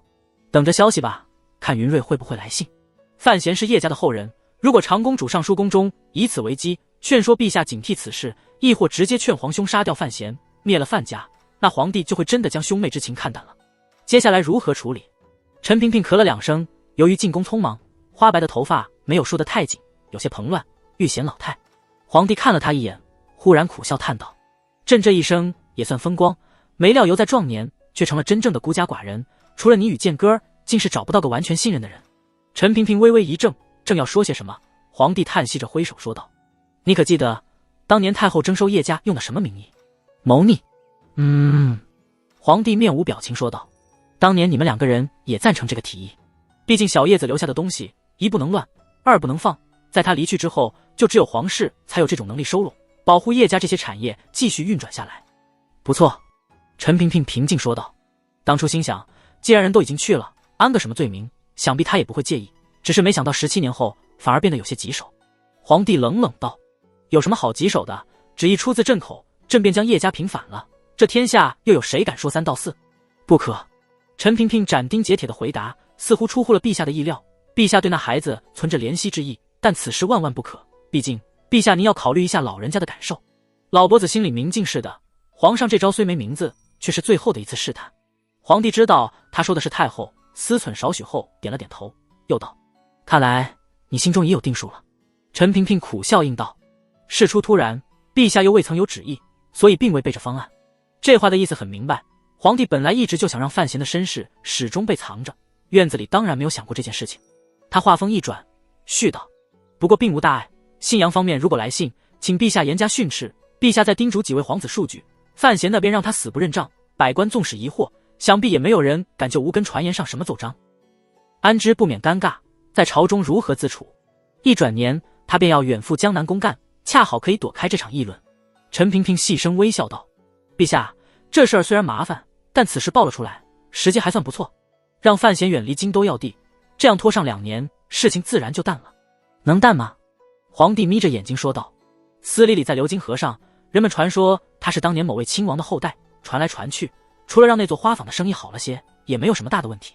至于范闲的身世，陈萍萍叹息着，就让世间多一件无伤大雅的小道新闻吧。皇帝沉思良久，从鼻子里嗯了一声。报纸上还可以拿这事儿做花边。陈萍萍继续说道。皇帝也笑了起来，只是要防着那件事情。陈萍萍看了陛下一眼，带着一丝悲哀之意说道：皇后那里，我会让母后出面。皇帝点点头，叹了口气说道：不能给他一个名分，朕已经对不住这个儿子。半月之后，京都的大街小巷里都开始流传一个消息，这消息里说的是，如今在朝中正当红的小范大人，那位监察院提司，竟然是当年老叶家的后人。叶家因谋逆之事被查封，距今已近20年，没有想到原来竟然还有后人，而且竟是京都人津津乐道的小范大人。这个传言令京都百姓们震惊之后开始兴奋起来，纷纷交头接耳传递着这个八卦消息。不到2天时间，整座京都都知道了这个流言。如果这流言是真的，窝藏朝廷侵犯的范府那可要倒血霉了。朝中被范闲得罪惨了的那些京官文官们开始兴奋地筹划着攻势。当然，在宫中没有发话的情况下，这些官员是不大敢率自行动的，毕竟只是流言，没有什么证据。联想到范闲进京之后宁肯舍了一代文明，也要进入监察院，还要接手满是铜臭味的内库，京都民众官员们无一不在心中犯嘀咕，对于这个流言的真实程度更是相信了几分。出乎所有人的意料，宫中保持着安静，就像没有听说过这件事情一般。而监察院却开始行动起来，冒着被言官们骂3代祖宗的危险，8处开始在酒楼茶肆之中逮捕那些敢于传播谣言的百姓们。午后的一旦居，楼中的酒客们面面相觑，他们都是有些地位的人，但也没有料到监察院8处官员竟是毫不讲理，将先前正在喷唾沫星子的2位文士逮走了。从监察院的反应，人们愈发的相信范提司与当年的叶家一定有关系。监察院内，膝上盖着羊毛毯的陈萍萍掀开黑窗帘的一角，看着街上那些噤若寒蝉的行人走过，唇角浮出一丝怪异的笑容。知道你妈是谁，又不知道你爹是谁，怕什么？监察院8处官员带走了2位读书人后，一旦居中显得沉默了许多，但酒壮文人胆，不一会儿功夫又开始闹哄哄地议论了起来。所谈论的不外乎是监察院范提司的身世流言，叶家当年是谋逆的大罪，那位神秘的女主人辞世之后，所有的家产才被收入了内库。一人忧心忡忡说道：如果小范大人真是那位女主人的遗孤，我看这件事情麻烦了。谋逆？那为什么庆余堂的掌柜们还养得如此白胖胖？一位眉毛极浓的书生嘲讽说道：我看是朝廷趁着孤儿无寡母的时候将人家产霸占了，这下好，忽然间叶家多出来了位继承人，我看朝廷只怕要慌了手脚。慌什么？陛下不是有意思让范提司去监管内库吗？这内库本就是他家的，这怎么个管法？还内库？另一个冷哼道：我看范提司马上就要倒霉，还差不多。掌柜的擦着冷汗凑了过来，说道：几位爷，声音能不能小点儿？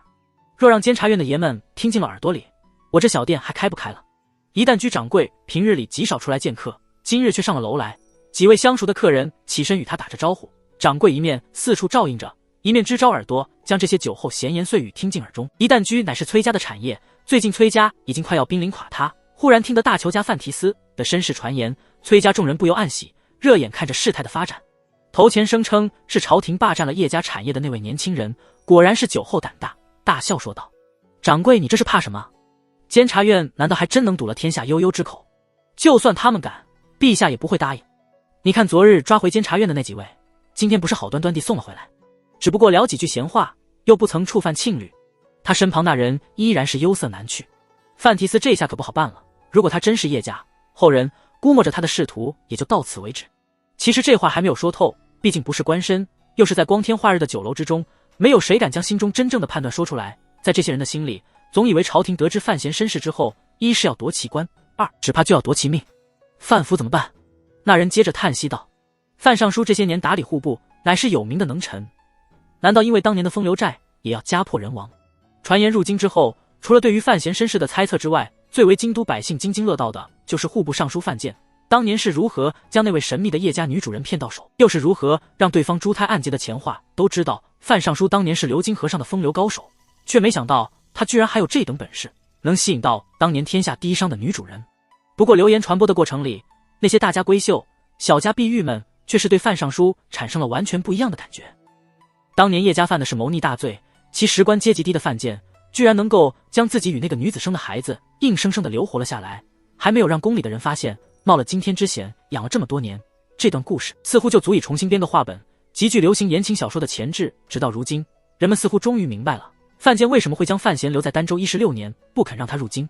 看监察院八处慌张的模样，人们就知道这个传言一定有极高的准确度。只是圣天子在位，范提斯终究不是陈萍萍，他无法一手遮天，也不敢将所有京都爱闲聊的人们都请去八处喝茶，终究还是只能目瞪口呆看着事情逐渐扩大。比如昨天被抓的人，今天又被放回来，这就是明证。于是乎，人们不再怨恨年轻的范提斯做出这样大忌讳的风言录事情，反而对于这个前途未卜、生死难知的年轻官员感到了一丝同情。毕竟范闲这2年在庆国获取了极好的名声，不论是域内域外，也为朝廷挣了太多的脸面。一想到他马上就要倒霉了，百姓士子们在感情上还是有些倾向的，尤其是想到他的母亲当年似乎也是因为一桩莫须有的谋逆案消失无踪。叶家？哪个叶家啊？这时候酒楼里忽然有一位年轻小伙子傻乎乎地问道，他已经听了半天，却始终不清楚与小范大人有关的叶家究竟是什么来历。毕竟当年的事情已经过去太久了，时光如水，让庆国的太多人都快忘了那个金光闪闪的名字。叶家都不知道？年长一些的人们开始轻蔑地笑了出来，果然是些胡子没长齐的小子，连当年威名赫赫的叶家都不知道，都觉得有必要给对方上一堂课。叶家就是当年的天下第一商。中年人悠然神往道，就是那个做出玻璃来当银子卖的叶家。有人表示反对，认为这个侧重点没有说清楚。叶家就是那个做出肥皂、香水的叶家。哦，香水已经停产10来年了，估计你也没符文过。就是唯一能做出烈酒的叶家。又有人补充道，就是当年提供朝廷一大部分军械的叶家。知道内库不？知道咱大庆朝每年花的这么多银子打哪来的不？中年人耻笑道，就是内库从北齐、从东夷，甚至从海上挣来的。而内库是什么？不就是当年老叶家的产业？提问的年轻小伙子瞠目结舌，张大了嘴巴说道，天啊，居然这么厉害！那位胆子最大，直指朝廷应夺家产的书生摇头冷笑道，叶家如果只是商人，哪里能发展到当年那等规模？如果他仅仅是位商人，又怎么会被给灭了？中年人好奇道，哦，莫非兄台知道什么消息？叶家书生摇头晃脑叹息道，据说与监察院关系匪浅，监察院初设之时，听说一应镜像都是由叶家提供的，当然这也只是传说。中年人沉吟少许后，忽然脑中灵光一闪，向四周说道，诸位，你们可记得监察院门口那座石碑？众人点了点头，忽然间面色一变，想到了什么，齐齐惊呼起来，说道，难道那段话，那个叫叶青梅的就是叶家的女主人？书生也是面色微变，叹道，难怪小范大人宁肯舍了清贵文明，不惜污了己身，偏要进监察院做事，只怕他很清楚此事。他惊讶道，小范大人起初暗为监察院提司，这事儿一直透着分古怪，难道陈院长他早就知道了？话还没说完，中年人已是惶急无比地端了个酒杯塞到他嘴边，堵住了他接下来的话。书生一愣之后，也是犹自后怕。庆国民风淳朴直朗，百姓士子们不怎么害怕百官，也不怎么害怕小范大人，不然怎么敢在酒楼上大谈他的八卦？唯独对于那位坐在轮椅上的老人，却是人人惧之如鬼，不敢多谈。酒楼里终于真正的安静了下来，众人开始饮酒食菜。不知道过了多久，忽然听着角落里发出一声惊喜的声音，众人一惊，扭头望去，发现正是先前不知道叶家光辉历史的那位年轻小哥。只见他站起身来，兴奋无比，手舞足蹈说道，我想起来叶家了，我想起来了，叶家就是做2踢脚的那个叶家。众人哈哈一笑，不再理会。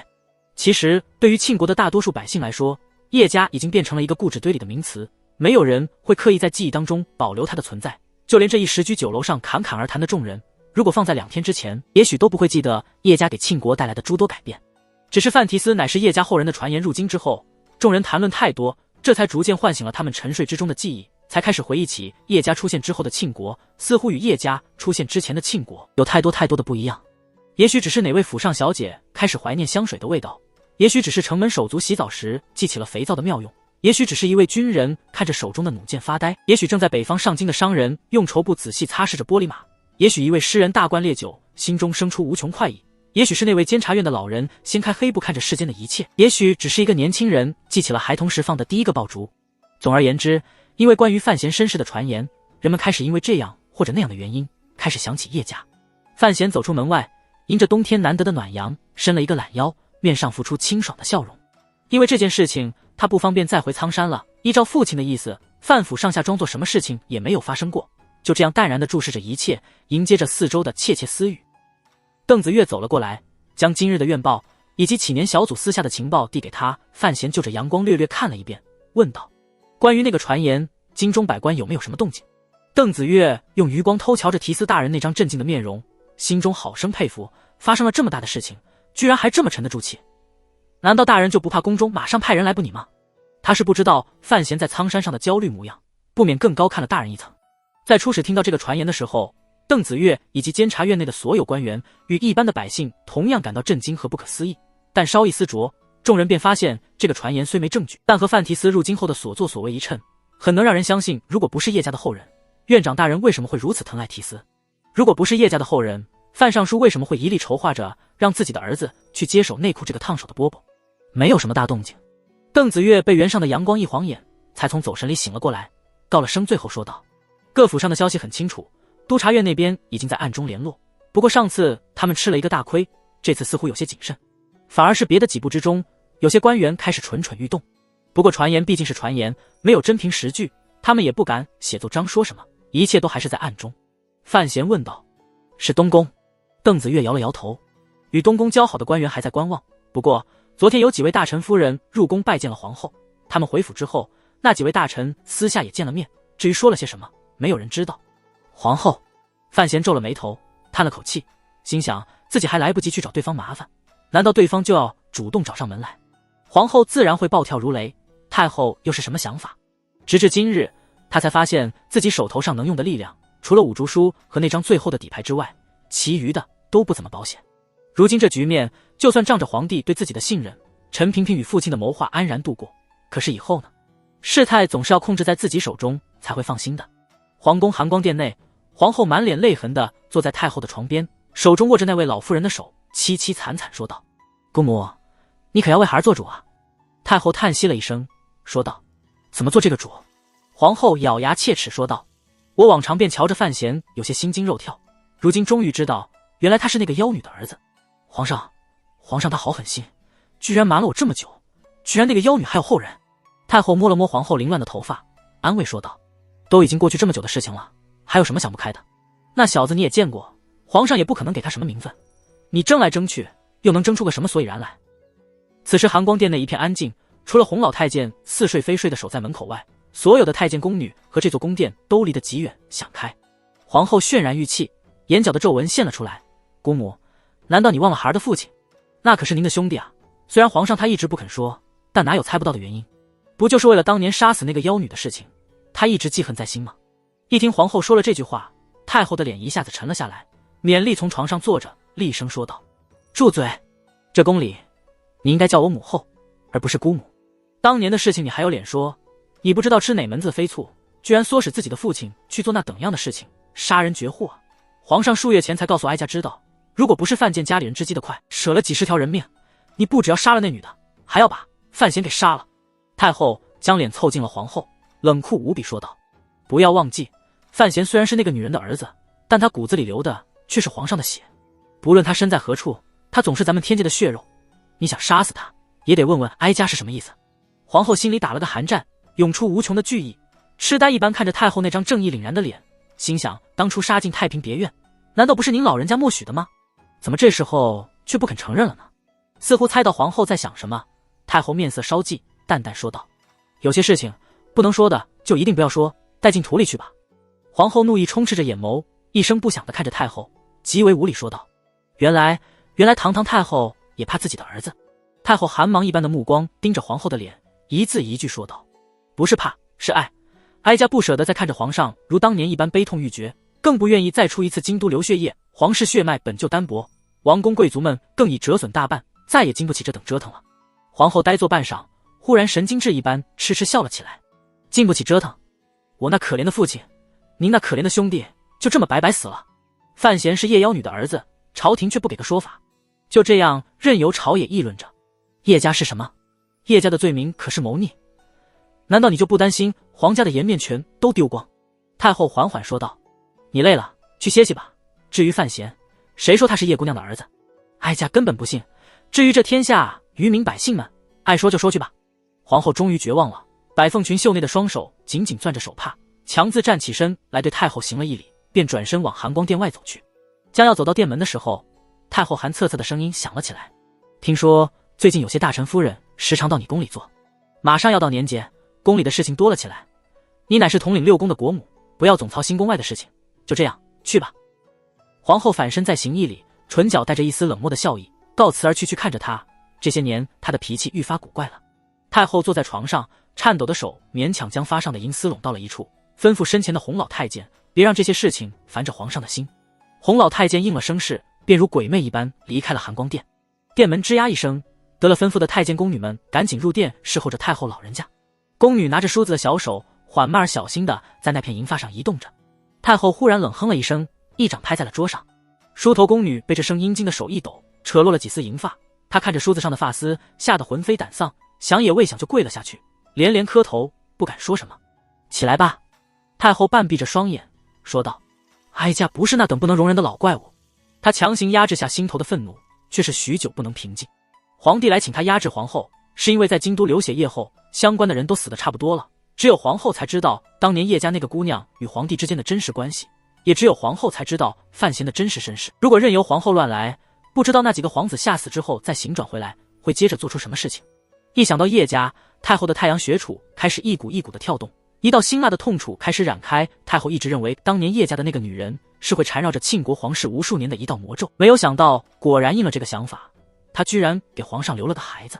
太后有足够的能力来应对这件事情，不然当年叶家也不会覆灭。当年的事情给老夫人留下的印象也足够恶劣。当她从皇帝的嘴里得知真相之后，一想到范闲的母亲姓叶，头颅便开始火辣辣的痛。所以范闲数次入宫，她都避而不见，因为她不能保证自己能够表现出一位太后应有的慈祥。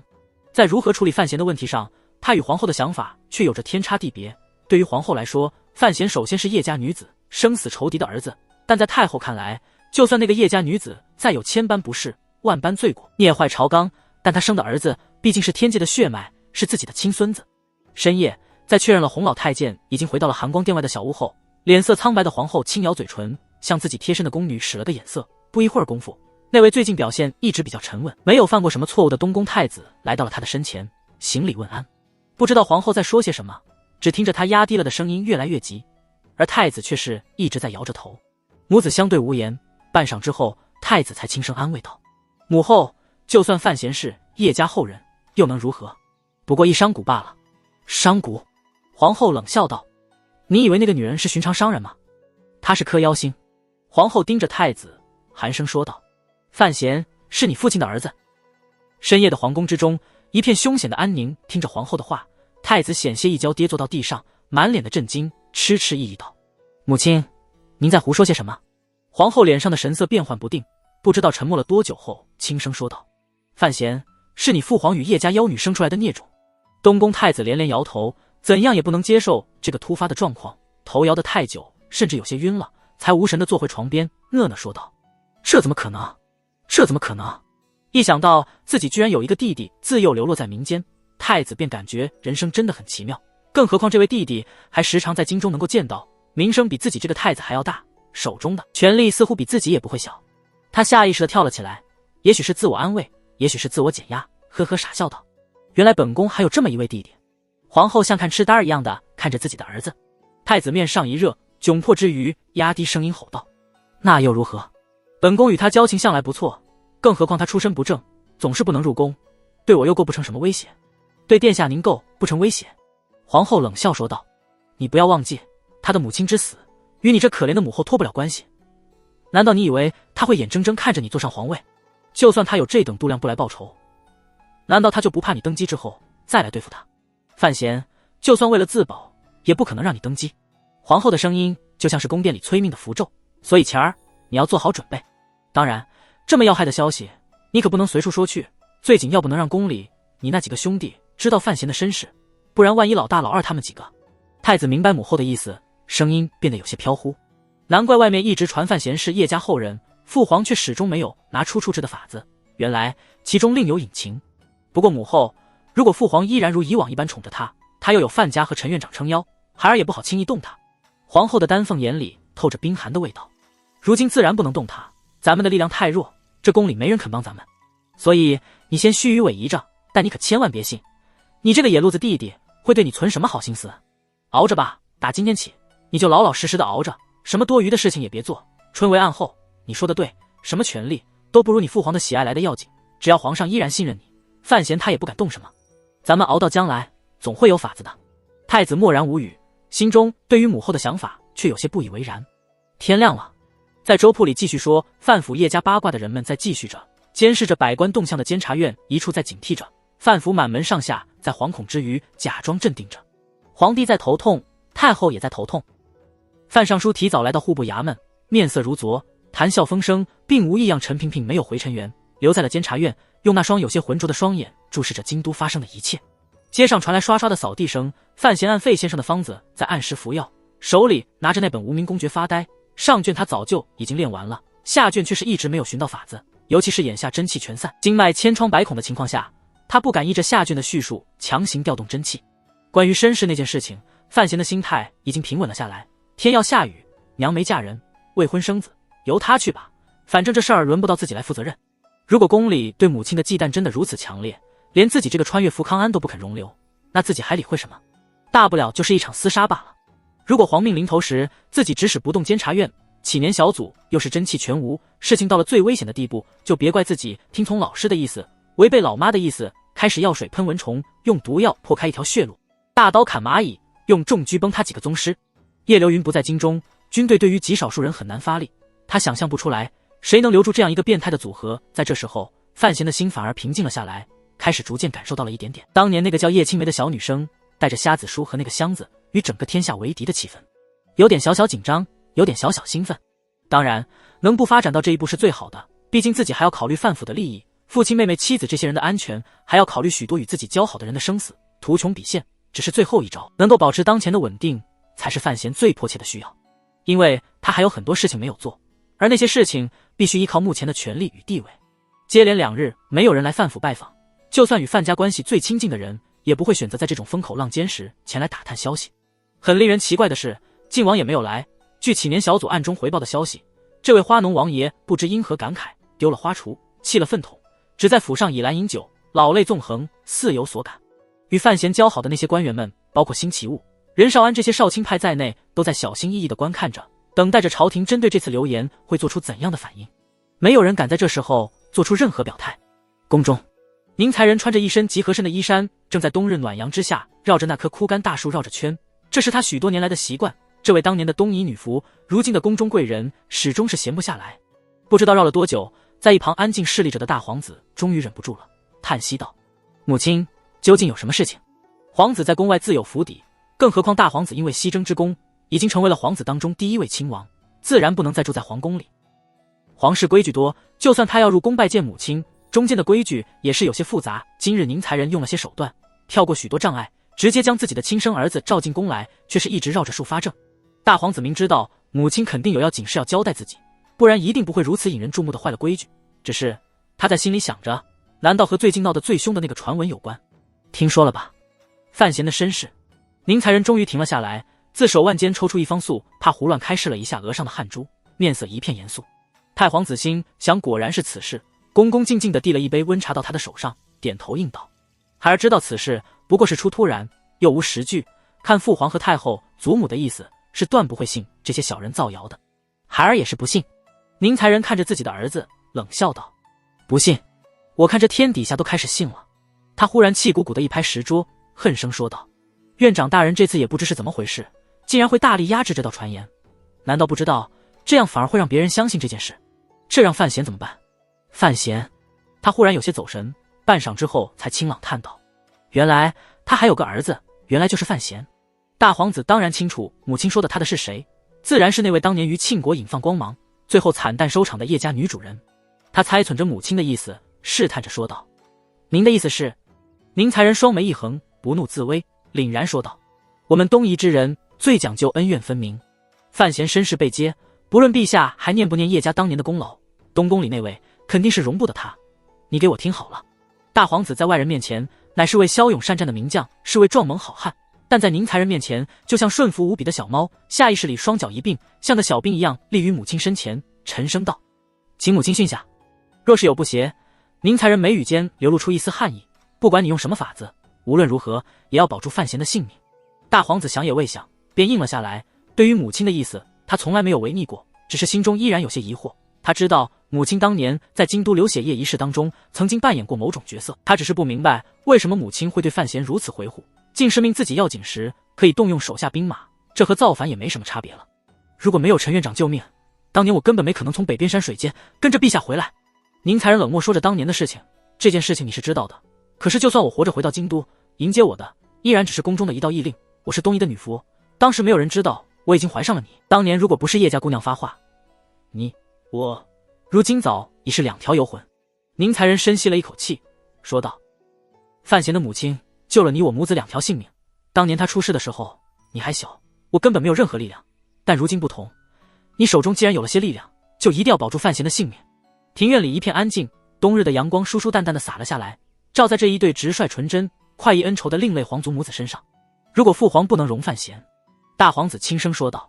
我虽长着禁军，只怕也起不到太大作用。也罢，大不了还对方这条命，没有这么可怕。你马上就是要成亲的人了，我怎么忍心让你去冒险？”宁才人盯着他的眼睛说道：“陛下的态度，你不用考虑，只是盯着东宫那边。”大皇子心中似有所动，马上想到了某个问题。他虽是疏朗心性之人，却不是愚鲁之辈。半晌之后震惊说道：“如果只是叶家后人，父皇断不肯留下范闲。而看这几天的动向，只有一个可能。”宁才人似笑非笑道：“终于猜出来了，娘也是这般想的。能让陛下不追究当年所谓的谋逆之事，甚至连太后老祖宗都保持沉默，只有一个解释：范闲不仅仅是叶家姑娘的儿子，也是他自己的儿子。换句话说，范闲就是世人从来不知道的一位皇子，是你的兄弟。”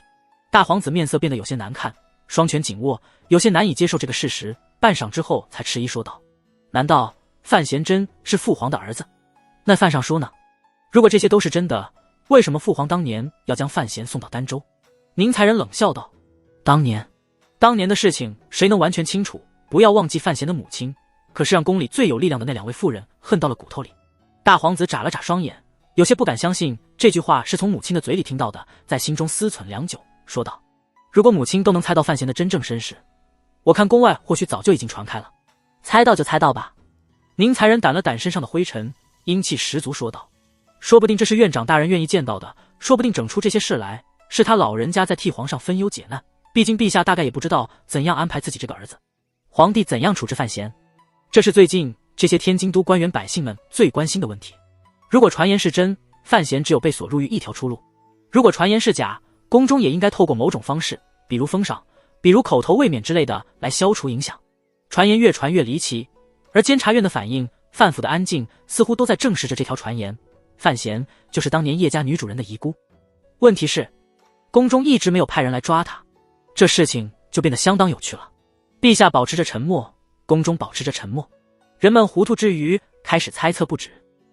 朝官们本来都保持着聪明的平静，就连督察院御史们也只是小心翼翼上了几封奏章，讲述了一下京中流言，但陛下留中不发，官员也无可奈何这种猜测。随着一位胆大智商低的官员跳江出来，惹出了朝堂之上的一阵风波后，终于达到了峰值。这位官员姓毛名月良，乃是理科给事中，负责审阅奏章，辩驳矫正出言不当者。这位糊涂官员本性粗直，一心向往圣人圆满之志，最见不得任何于朝廷颜面有损之事。关于范闲身世的传言在京都流传起来后，毛月良完全傻到极点的忽略了同僚们的沉默，直愣愣地当朝进言，请陛下下旨训斥这等不实传言，还范提斯大人一个清白名声。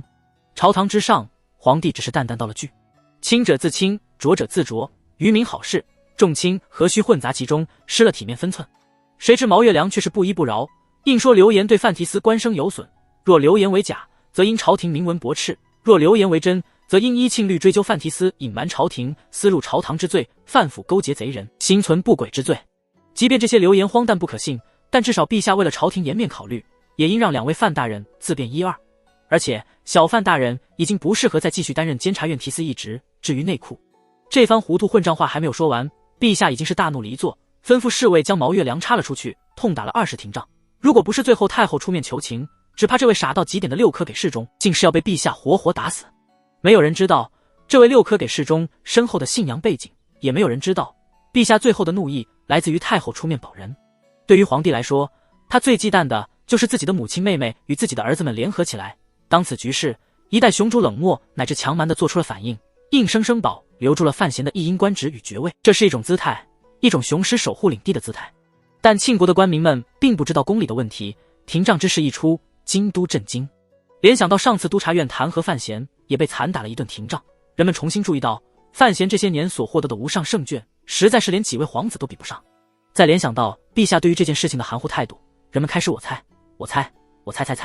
人类的想象力有时极其贫乏，有时却又无比丰富。关于范闲身世的传言开始不受控制的逐渐滑向某些人最不喜欢看到的方向。至于这些猜测的背后有没有那位坐着轮椅老人的阴暗身影，就不得而知。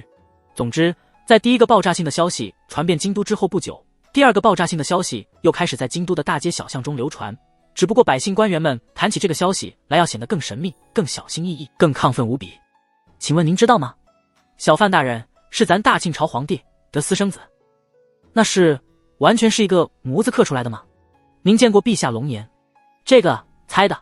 不过老实说，小范大人天纵奇才，文武双全，诗才惊艳天下，声名无远弗届。如此人物，也真只有咱们英明神武的皇帝陛下才能生得出来。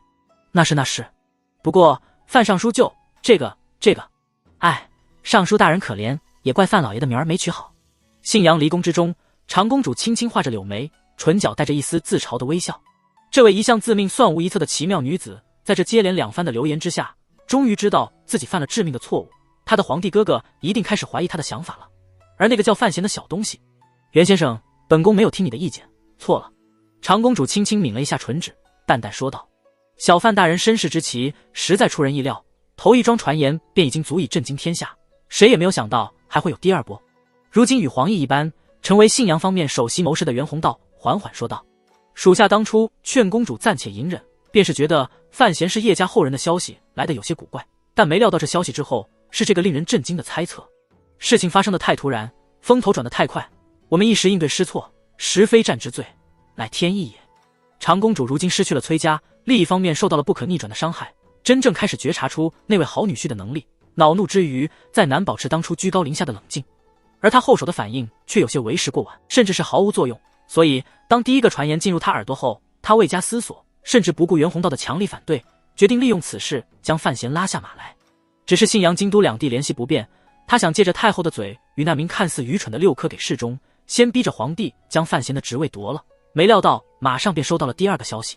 范闲是陛下的私生子。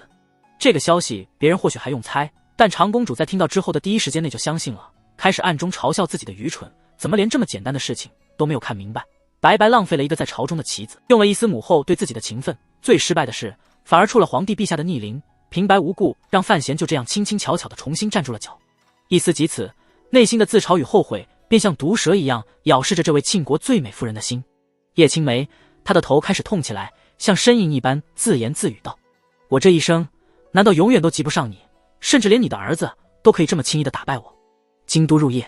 许久没有出现的五竹蒙着那块黑布，沉默地出现在了范府后方的一条小巷之中。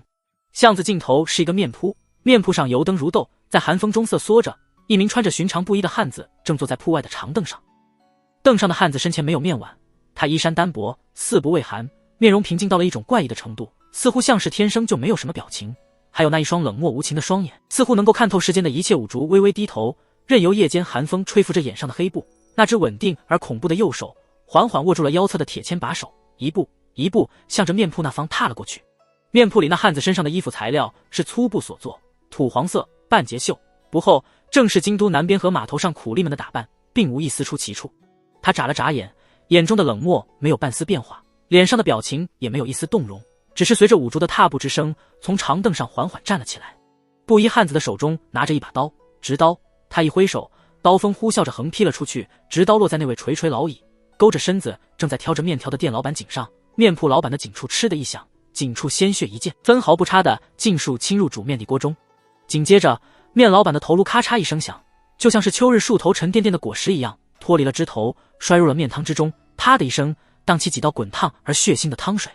毫无先兆，毫无道理，异常冷血与稳定的出手。面铺老板伸手一触，汤中苍老的头颅上下浮动，面汤已经被染成了昏红之色。在那盏在冬夜里时刻可能熄灭的油灯映照下，这场景看上去说不出的可怕与诡异。五竹此时站在这位布衣汉子身前3丈的距离，露在黑布外面的半边脸纹丝不动，似乎根本不在意对方刚刚在自己的面前杀死了一名无辜的面老板。你从南方来？瞎子的声音总是这样的单调，缺乏节奏感。布衣汉子缓缓收回直刀，那双冷漠的眼睛注视着五竹。虽然他的眼睛与表情都没有表露出什么情绪，但不知为何，总让人觉得他已经进入了一种极为警惕的情绪中。例行巡查，布衣用很单薄的语气说道：“找你回去。”五竹说道：“你来杀范闲。”布衣汉子说道：“你故意放出的消息，因为我在南方没有找到你，只好用这个方法逼你现身。”五竹冷漠看着他，就像看着一个死人。你知道范闲是他的后人，当然会赶来京都杀他。布衣汉子的眉毛有些奇怪地动了动，似乎是想表示一种诧异与不理解，但很明显他的表情有些生硬，所以看上去有些滑稽。那2抹眉毛就像是2个小虫子一样扭动着。你知道原因，所以你让我来。为什么这位布衣汉子知道范闲是叶青梅儿子之后，就一定会进京都来杀他？从五竹与这位布衣汉子的对话当中，可以很明显的知道2个人彼此都认识，而且五竹知道对方一旦知晓范闲身世后，会不惜一切入京杀人，所以专门等在范府之外。如此看来，最近京中的这场风波，也许只是五竹通过假意漏算，暗中点醒苦核，以便从遥远的北齐来揭破范闲的身世，还能够不留半丝痕迹。如果瞎子叔有构织这样一个完美计划的能力，那么他做这一切的唯一目的，就只是为了吸引这位布衣汉子来到京都。布衣汉子究竟是什么人？数月之前的庆国南方海岸线上出现了一个没有名字的人，他四处寻找着一个瞎子，而当他的问题没有得到答案之时，他会很干脆地杀死所有曾经看见过自己的人，没有理由，不问原因。他正是范闲与严冰云一直念念不忘的南疆连环杀手。当刑部一筹莫展之时，监察院终于开始调查这些古怪而离奇的命案，但每当监察院高手追踪到这个无名之人时，便会被对方反手回事，毫不留情地尽数杀干净。所以直到目前为止，依然没有人知道这位无名之人长得什么模样。严冰云曾经想过向范闲借兵，借虎为南下，为的也正是此人。他刚出现在这个世界上时，似乎还不大习惯这个世界的行为方式与准则，所以才会很没必要的杀了太多人。直到后来，他渐渐明白了更多的东西，于是将散乱的头发结成了最寻常的发髻，将赤着的双足套入了家居必备的草鞋，选择了一把庆国武人常配的直刀，同时换上了最不易引人察觉的粗制布衣。五竹往前踏了一步，离面瘫更近了一分，微低着头说道：“我去南方找你，没有找到。”布衣汉子说了一句很费解的话：“我在南方找你，也没有找到。”五竹的脚是赤裸着的，布衣汉子的脚上穿着草鞋。五竹的头发被紧紧地束在脑后，一动不动。布衣汉子的头发束成发髻，略高一些。2个人身上的气息味道极其相似，虽然衣着面貌不同，但能够区分2人的似乎只有这样2个特点。身上透着的气息让人知道这2个人都是无情的杀人机器，却又像是2个潜藏在黑夜之中的猎人，明明在互相找寻，却很在乎谁先找到谁。他们要求只能自己首先找到对方，而不能让自己被对方找到。虽然这看上去并没什么差别，但就像是猎人与商虎之间的殊死搏斗，谁掌握了先机，谁才能够继续留在这个世界上。有人告诉你我在南方？五竹说道。布衣汉子没有回答他的说话，直接说道：“不能留下痕迹。”五竹说道：“他已经留下太多痕迹。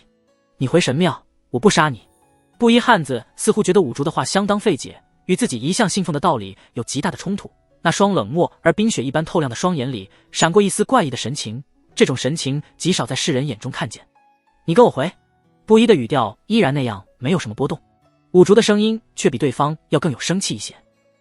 我忘了一些事情，等我想起来。这2人的对话一直在用一种很奇怪的韵律进行着，而且如果多加注意，就会发现这连番对话之中，2人竟是一个疑问句都没用，而只是用非常肯定的语气在述说着什么。或许他们都是很自信自己逻辑判断能力的人，大概也只有这2个怪人才能以如此跳跃的思维进行在常人看来异常艰涩难懂的对话。2个人的嘴唇忽然动了动，没有发出什么声音，似乎是在进行最后无声的谈判。谈判破裂，五竹往面瘫的方向又踏了一步，2个人之间的距离已经由3丈变成了2丈。布衣面无表情，一步未退，只是盯着五竹握在铁签上的那只手，似乎等着那只苍白的手开出花来。降低了音调的扑哧声从放着面锅的炉子里发了出来，煮着人头的面汤带着血红腥浓的泡沫漫过了锅顶，沿着锅沿淌入了炉中，与那些火红的炭块一处噗噗作响，升腾起了一阵刺鼻的烟味。五竹动了起来，眼上的黑布瞬息间化作一道黑丝，手中的铁签并未生出一朵花，却像一根尖锐的京东竹尖一般，直刺布衣汉子的胸口。很奇怪的是，五竹今日没有选择咽喉处落签，几乎在他动的同时，那名拿着直刀的布衣汉子也动了起来。两个人用一模一样的反应力及速度冲了起来，没有人能察觉到一丝差别。2丈的距离，只不过是一眨眼的时间就消失无踪。五竹与布衣汉子猛然撞击在了一起，二人的速度太快，甚至超出了人们眼睛所能观察到的极限。似乎前一刻两人还相隔2丈而战，下一刻两个人便已经对面而立，就像是2道流光一般骤然相逢。这么快的速度，不论是未受伤前的范闲，亦或是6处那位影子刺客，甚至是海棠在这里，肯定都会反应不及。只有束手待死的份如此境界，人间除了那4位大宗师外，再没有人曾经触碰到过。然而流光一撞，并没有绽出耀眼的烟火，却在瞬息之间化作了死一般的沉默。一把刀尖从五竹的右肋处冒了出来，森然恐怖，刀上正在滴滴答答往地上滴着什么。一把铁铲准确无比的从布衣汉子的中腹处贯穿了出去，没有一丝偏差。五竹先动，而且他的速度似乎比敌人更快了那么一丝，所以当2个人对冲之时，他的左腿膝盖犹有余时的蹲了一下，便只是快了那么一丝，却是最致命的一丝。此时他就保持着这样一个半蹲的姿势，而手中的铁签微微撩上，如同举火焚天一般，刺中了对方的腹部。小巷后方的园子里隐隐传来人声，声音极其轻微，却落在了五竹与那位布衣汉子的耳朵里，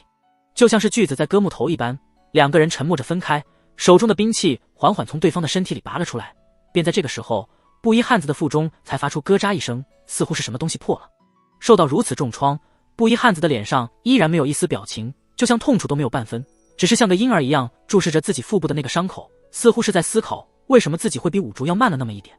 五竹一招制敌，却也身受重伤，但依然和对方一样面无表情，只是露在黑布之外的唇角多出了一丝比较有尘世气息的疏离意味。他知道对方已经不能再生存在这个世界上了，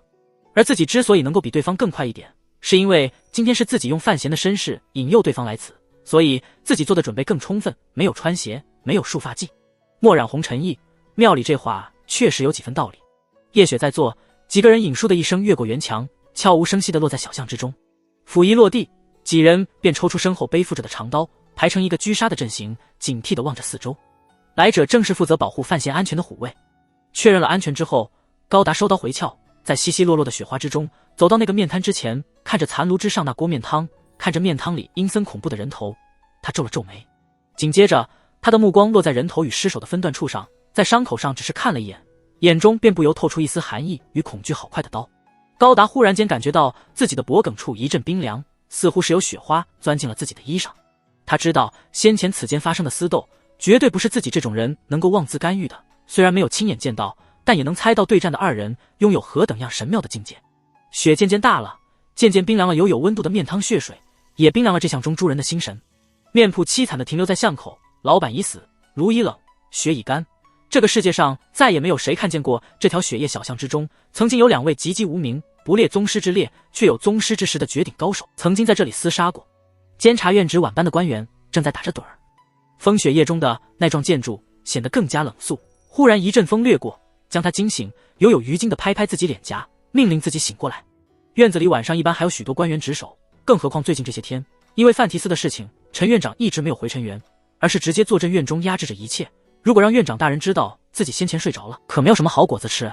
陈萍萍这时候正半倚在轮椅上打瞌睡，老人这些年身体一直不是很好，虽然屋中火炉生的极旺，但他在睡梦中依然下意识里用那双枯瘦的手拉扯着膝上的羊毛毯戴在了自己的胸腹上。门开了，又被关上。陈萍萍醒了过来，缓缓眨了眨有些浑浊无力的双眼，看着面前的那块黑布，轻声说道：“你怎么来了？”然后他才注意到五竹左胸口的那道恐怖的伤口，夹杂着雪白的眉毛顿时竖了起来，虽不愤怒，却是警惕之意大，作问道：“怎么回事？能够伤到五竹，那就只可能是那几位大宗师之一出手。”陈萍萍再如何自大，在如今京都这麻烦的局面下，也再难承受敌方忽然多了位大宗师帮忙的消息。五竹没有回答他的问题，只是很直接地说了3句话：“让影子回来，伤我的人知道我在南方，范闲死，庆国亡。”五竹知道面前的老脖子有足够的智慧听懂这3句话，而他今天所受的可怕伤势也已经让他无法再支持更久。于是说完之后，他很迅速而安静地离开了监察院。陈萍萍坐在轮椅上，陷入了长久的沉默之中。身旁不远处的壁炉里，红红的火光像精灵一般跳跃着，映红了他本应是苍白憔悴的脸。五竹的3句话虽然简单，但却透露着很重要的信息。第一句就是让影子回来，表示他所受的伤已经十分严重，没有办法停留在范闲的身边保护他，让陈萍萍提前履行承诺，召影子回来保护范闲的安全。不过那位有能力伤到五竹的人应该也已经死了，不然以五竹的性格，为了范闲的生死，他伤再重也不会离开京都。什么人能够伤到五竹？肯定不是那几位大宗师，不然五竹不会刻意隐瞒对方的身份。陈萍萍心中微微一颤，隐约猜到了一点什么。这个猜想从很多年前就有过，只不过始终未曾得到证实。在五竹背着范闲离开京都的那个夜晚，他们2人就曾经考虑过，如何才能让范闲逃离那种不知名的危险。只是神庙为什么会知道五竹在南方？陈萍萍皱起了眉头，开始梳理这一切。范闲入京的2年间，陈萍萍曾经不止一次询问过五竹的下落，范闲一直很小心地撒着谎，说五竹在南边找叶流云玩。而知道这个假消息的人，除了陈萍萍，就只有陈萍萍曾经告诉过的皇帝。五竹的第2句话就是点醒陈萍萍这一点。如此看来，第3句话的威胁就是很理所当然的事情了。陛下，陈萍萍眼角的皱纹微微抽动了一下，轻声叹息道：“您还真是总让微臣意外，佩服佩服。”不过是须臾之间，他就已经揣摩到了皇帝的真正想法。虽然不清楚皇帝怎么能够与那虚无缥缈的神庙发生联系，但他很确定一个事实：伟大的皇帝陛下是真的很想五竹消失。对于一代帝王，或许真的很难忍受自己私生子的身边拥有一位大宗师级别的人物。一位大宗师如果发起疯来，便拥有了足以动摇朝廷统治的能力，这是任何人都可以想到的事情。就算不可能单人匹马杀入皇宫，屠尽皇族，但他完全可以单剑行于天涯，将各郡路中的州首府官杀个干干净净，还不用担心会被军队围困住，也可以潜于京都10年不出，一出拔剑，吓得皇帝永世不敢出宫，旨意无法出城。试问在这样的情况下，没人敢做官，皇帝不敢露面，朝廷除了分崩离析，还能有什么办法？所以当年苦荷可以一个人震慑住北方所有想造反的王公贵族官员们，所以四顾剑可以单剑护持东夷城这么多年，可以让自己的剑威弥散开来，扶植那些夹于2个大国之间的小诸侯国的腰杆。所以看似散漫，实则有大智慧的叶流云，只要继续在天涯海角继续那不知尽头的旅行，庆国就会厚待叶家，哪怕是一代帝王想要撤换一下京都防卫，也要被迫使出自己放火这种可耻的阴招。当然叶流云自己也清楚皇室的忌讳，所以这么多年了也没有回过京都。如果天下征战起，陛下可以用叶家威胁叶流云，可以用北齐万民的生命去劝说苦荷，可以用东夷城的存亡去提醒四顾剑，双方可以达成某种平衡的协议。而五竹和这3位大宗师都不同，他没有庞大的家族作为负累，没有什么国度子民需要他去守护，他的所作所为只是为了范闲一个人，所以他拥有更大的自由度，更不可能被皇帝要挟或者互相利用，甚至双方连讨价还价的余地都没有。如果范闲有个3长2短，五竹一发疯，天下就会跟着发疯。于是乎，只要五竹在一天，皇帝就必须爱惜着范闲，像以往这些年一样，扮演那位不得已而心有愧疚的父亲，胸怀雄心却似满腹悲哀的皇帝。皇帝或许从内心深处是很欣赏范闲这个儿子的，但他归根结底是位皇帝，他不能容许范闲的身边有这样一个忠心耿耿的大宗师当仆人。就算不是利用这次神庙来人，终有一天皇帝也会想办法除去五竹。当然陈萍萍清楚这只是一方面的原因，至于另一方面的原因，大概在于皇帝心中的那抹淡淡畏惧。神庙向来不干世事，没有谁真正的见过神庙中人，神庙里的人几百年也不见得现世一次。如果能够让五竹与神庙中人同归于尽，又能永远藏住范闲与叶家的关系，将当年的所有都埋入故纸堆中，对于皇帝而言，这或许是最美妙的结局。只是皇帝没想到，范闲是叶家后人的身世竟然会这么快的被人捅了出来，自己的儿子成为了神庙的首要目标。他想用神庙这把刀杀死五竹，反而却被五竹利用范闲的身世，成功诱杀了那位神庙来客，保住了范闲的性命。陈萍萍不知道五竹在其中动的手脚，但他只是略带一丝悲哀，想着陛下明知道神庙有人来到世间，在范闲身世曝光之后，却从来没有提醒过自己或者是范闲，难道说对于除了自己的任何人，陛下都只会给予淡淡的悲哀与同情？老人冷笑着推着轮椅来到壁炉前，有些贪婪的将手伸进了一些，一面取暖一面打着呵欠，用含糊不清的言语咕哝道：你就是会享受，居然搞出个壁炉来，你什么都是极好的，就是这件事儿做得有些糊涂。姑娘家家的。黎明时分，京都那个叫做外三里的偏僻安静处一片黑暗，隐约能见一座圆形建筑的影子，全是黑木结构，是座庙宇。雪花纷纷落下，让那座庙宇染上了一层超脱世俗的脱尘之意。这就是庆庙，传言中庆国唯一可以与虚无缥缈的神庙沟通的地方，皇家祭天的庙宇。庙门咯吱一声被推开了，很久没有出现在京都的庆庙大祭司走了出来。这位与奇妙苦河比起来默默无名的苦修士，脸上震惊之色一现即隐，沉默而悲伤地从雪地里抬起那具尸体，踉跄着走进了庙中。那尸体上穿着一件人间常见的布衣。范家如今分作前宅后宅，生生占了南城一大片地方。2片宅子中间是一个假山流水的园子，园子自然也小不到哪里去。此时已是寒冬，树木早僵，只有些惊动的竹梅还在伸展着。这日清晨，范府园子里忽然响着一阵急促的呼吸声，嘿咻嘿咻嘿咻。范闲穿着一身单衣，正绕着花园的院墙在跑步。伤势初愈，便急着锻炼身体，不免有些吃力，气喘得有些粗。值班的2名虎卫与几名6处剑手正警惕地守在花园的各个角落，务必保证提司大人早锻炼的安全。远处书房外面，邓子月和高达2人露出奇怪的表情，目光随着范闲而动。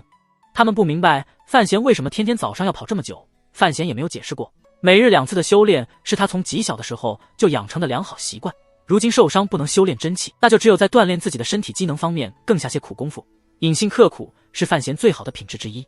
后宅晨起的下人丫鬟们却没有人往跑步的少爷身上望一眼。这些日子里，大家早已习以为常了，自顾自地蹲在下人房的石阶前刷牙，喷着泡沫聊天。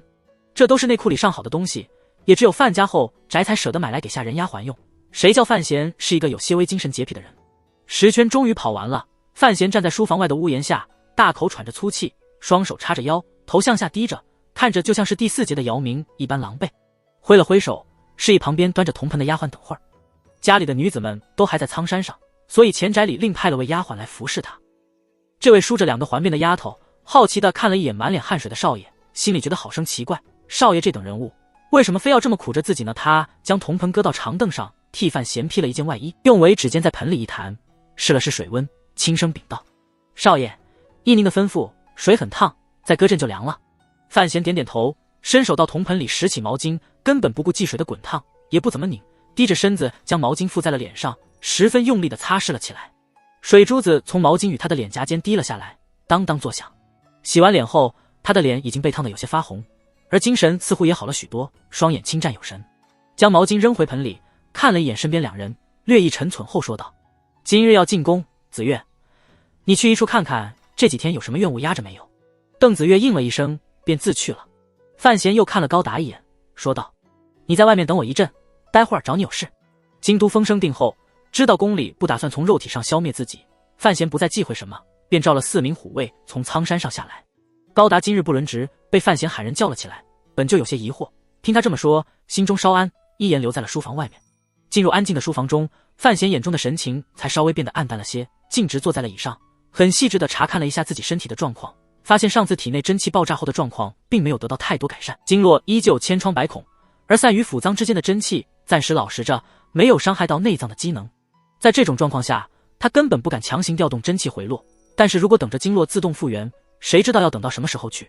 从苍山回府后，范闲一直表现得十分沉默，对于外界的议论与争斗没有一丝参与。在陈萍萍、范建废界这些老一辈人看来，年轻人或许是被接连而来的震惊给吓住了，而且那种层次的政治斗争也确实不是如今的范闲所能够掌控的，所以默许了他的沉闷。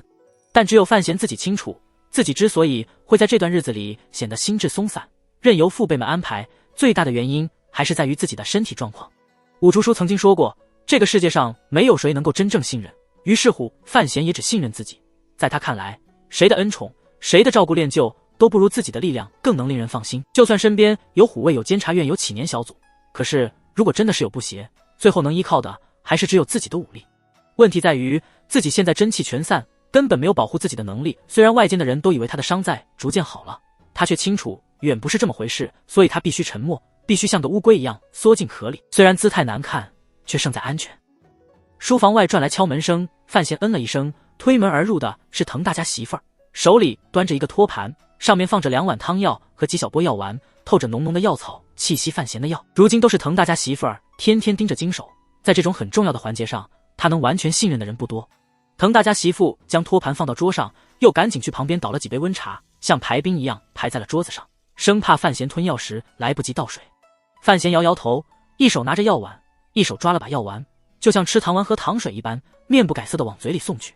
只是药的分量太多，他这般豪迈风卷云残的吃法，也花了好一阵子才清空了托盘上所有的药。苦了少爷了。滕大家媳妇儿面带怜惜之色，咂巴咂巴嘴，似乎吃药的是自己。除了怜惜之外，这位妇人也极佩服少爷，天天这么多药惯着，这哪里是人过的日子？少爷居然还能面不改色，甘之若饴。那位监察院的费大人也是的，不就是个刀伤，用得着这么紧张，开这么多药？范闲笑了笑，说道：“省了一顿早饭钱。”主仆二人说笑两句，滕大家媳妇儿就离了书房。范闲却坐在书桌后开始发呆，天天1斤2斤药的吃着，老师的医术自然不必多提，对于固精培络确实有极大好处，不过终究不是个彻底解决的办法。想到此节，他不由想到海棠的来信，苦和真舍地将天一道的功法传给自己。他自嘲地笑了起来，看来对方是准备将自己像一头猛虎一般培养这种手段。南庆人也做过，比如长公主，比如自己，都希望北方那位上山虎能够继续维持他的勇猛，让对方的朝廷始终处在一种紧张而不安的状态之中。天一道功法外传，如此紧要之事，苦和一定不敢大意。而天一道门下也只有海棠与自己关系良好，范闲断定日后南下传功的定是海棠。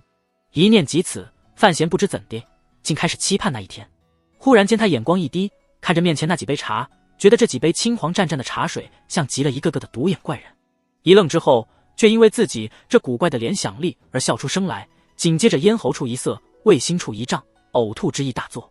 知道是吃了太多的药，而且吃得太快，他赶紧端起一杯茶灌了下来，犹有余悸地揉了揉胸口，满脸苦笑，再不似在滕大家媳妇儿面前摆酷斗狠的模样。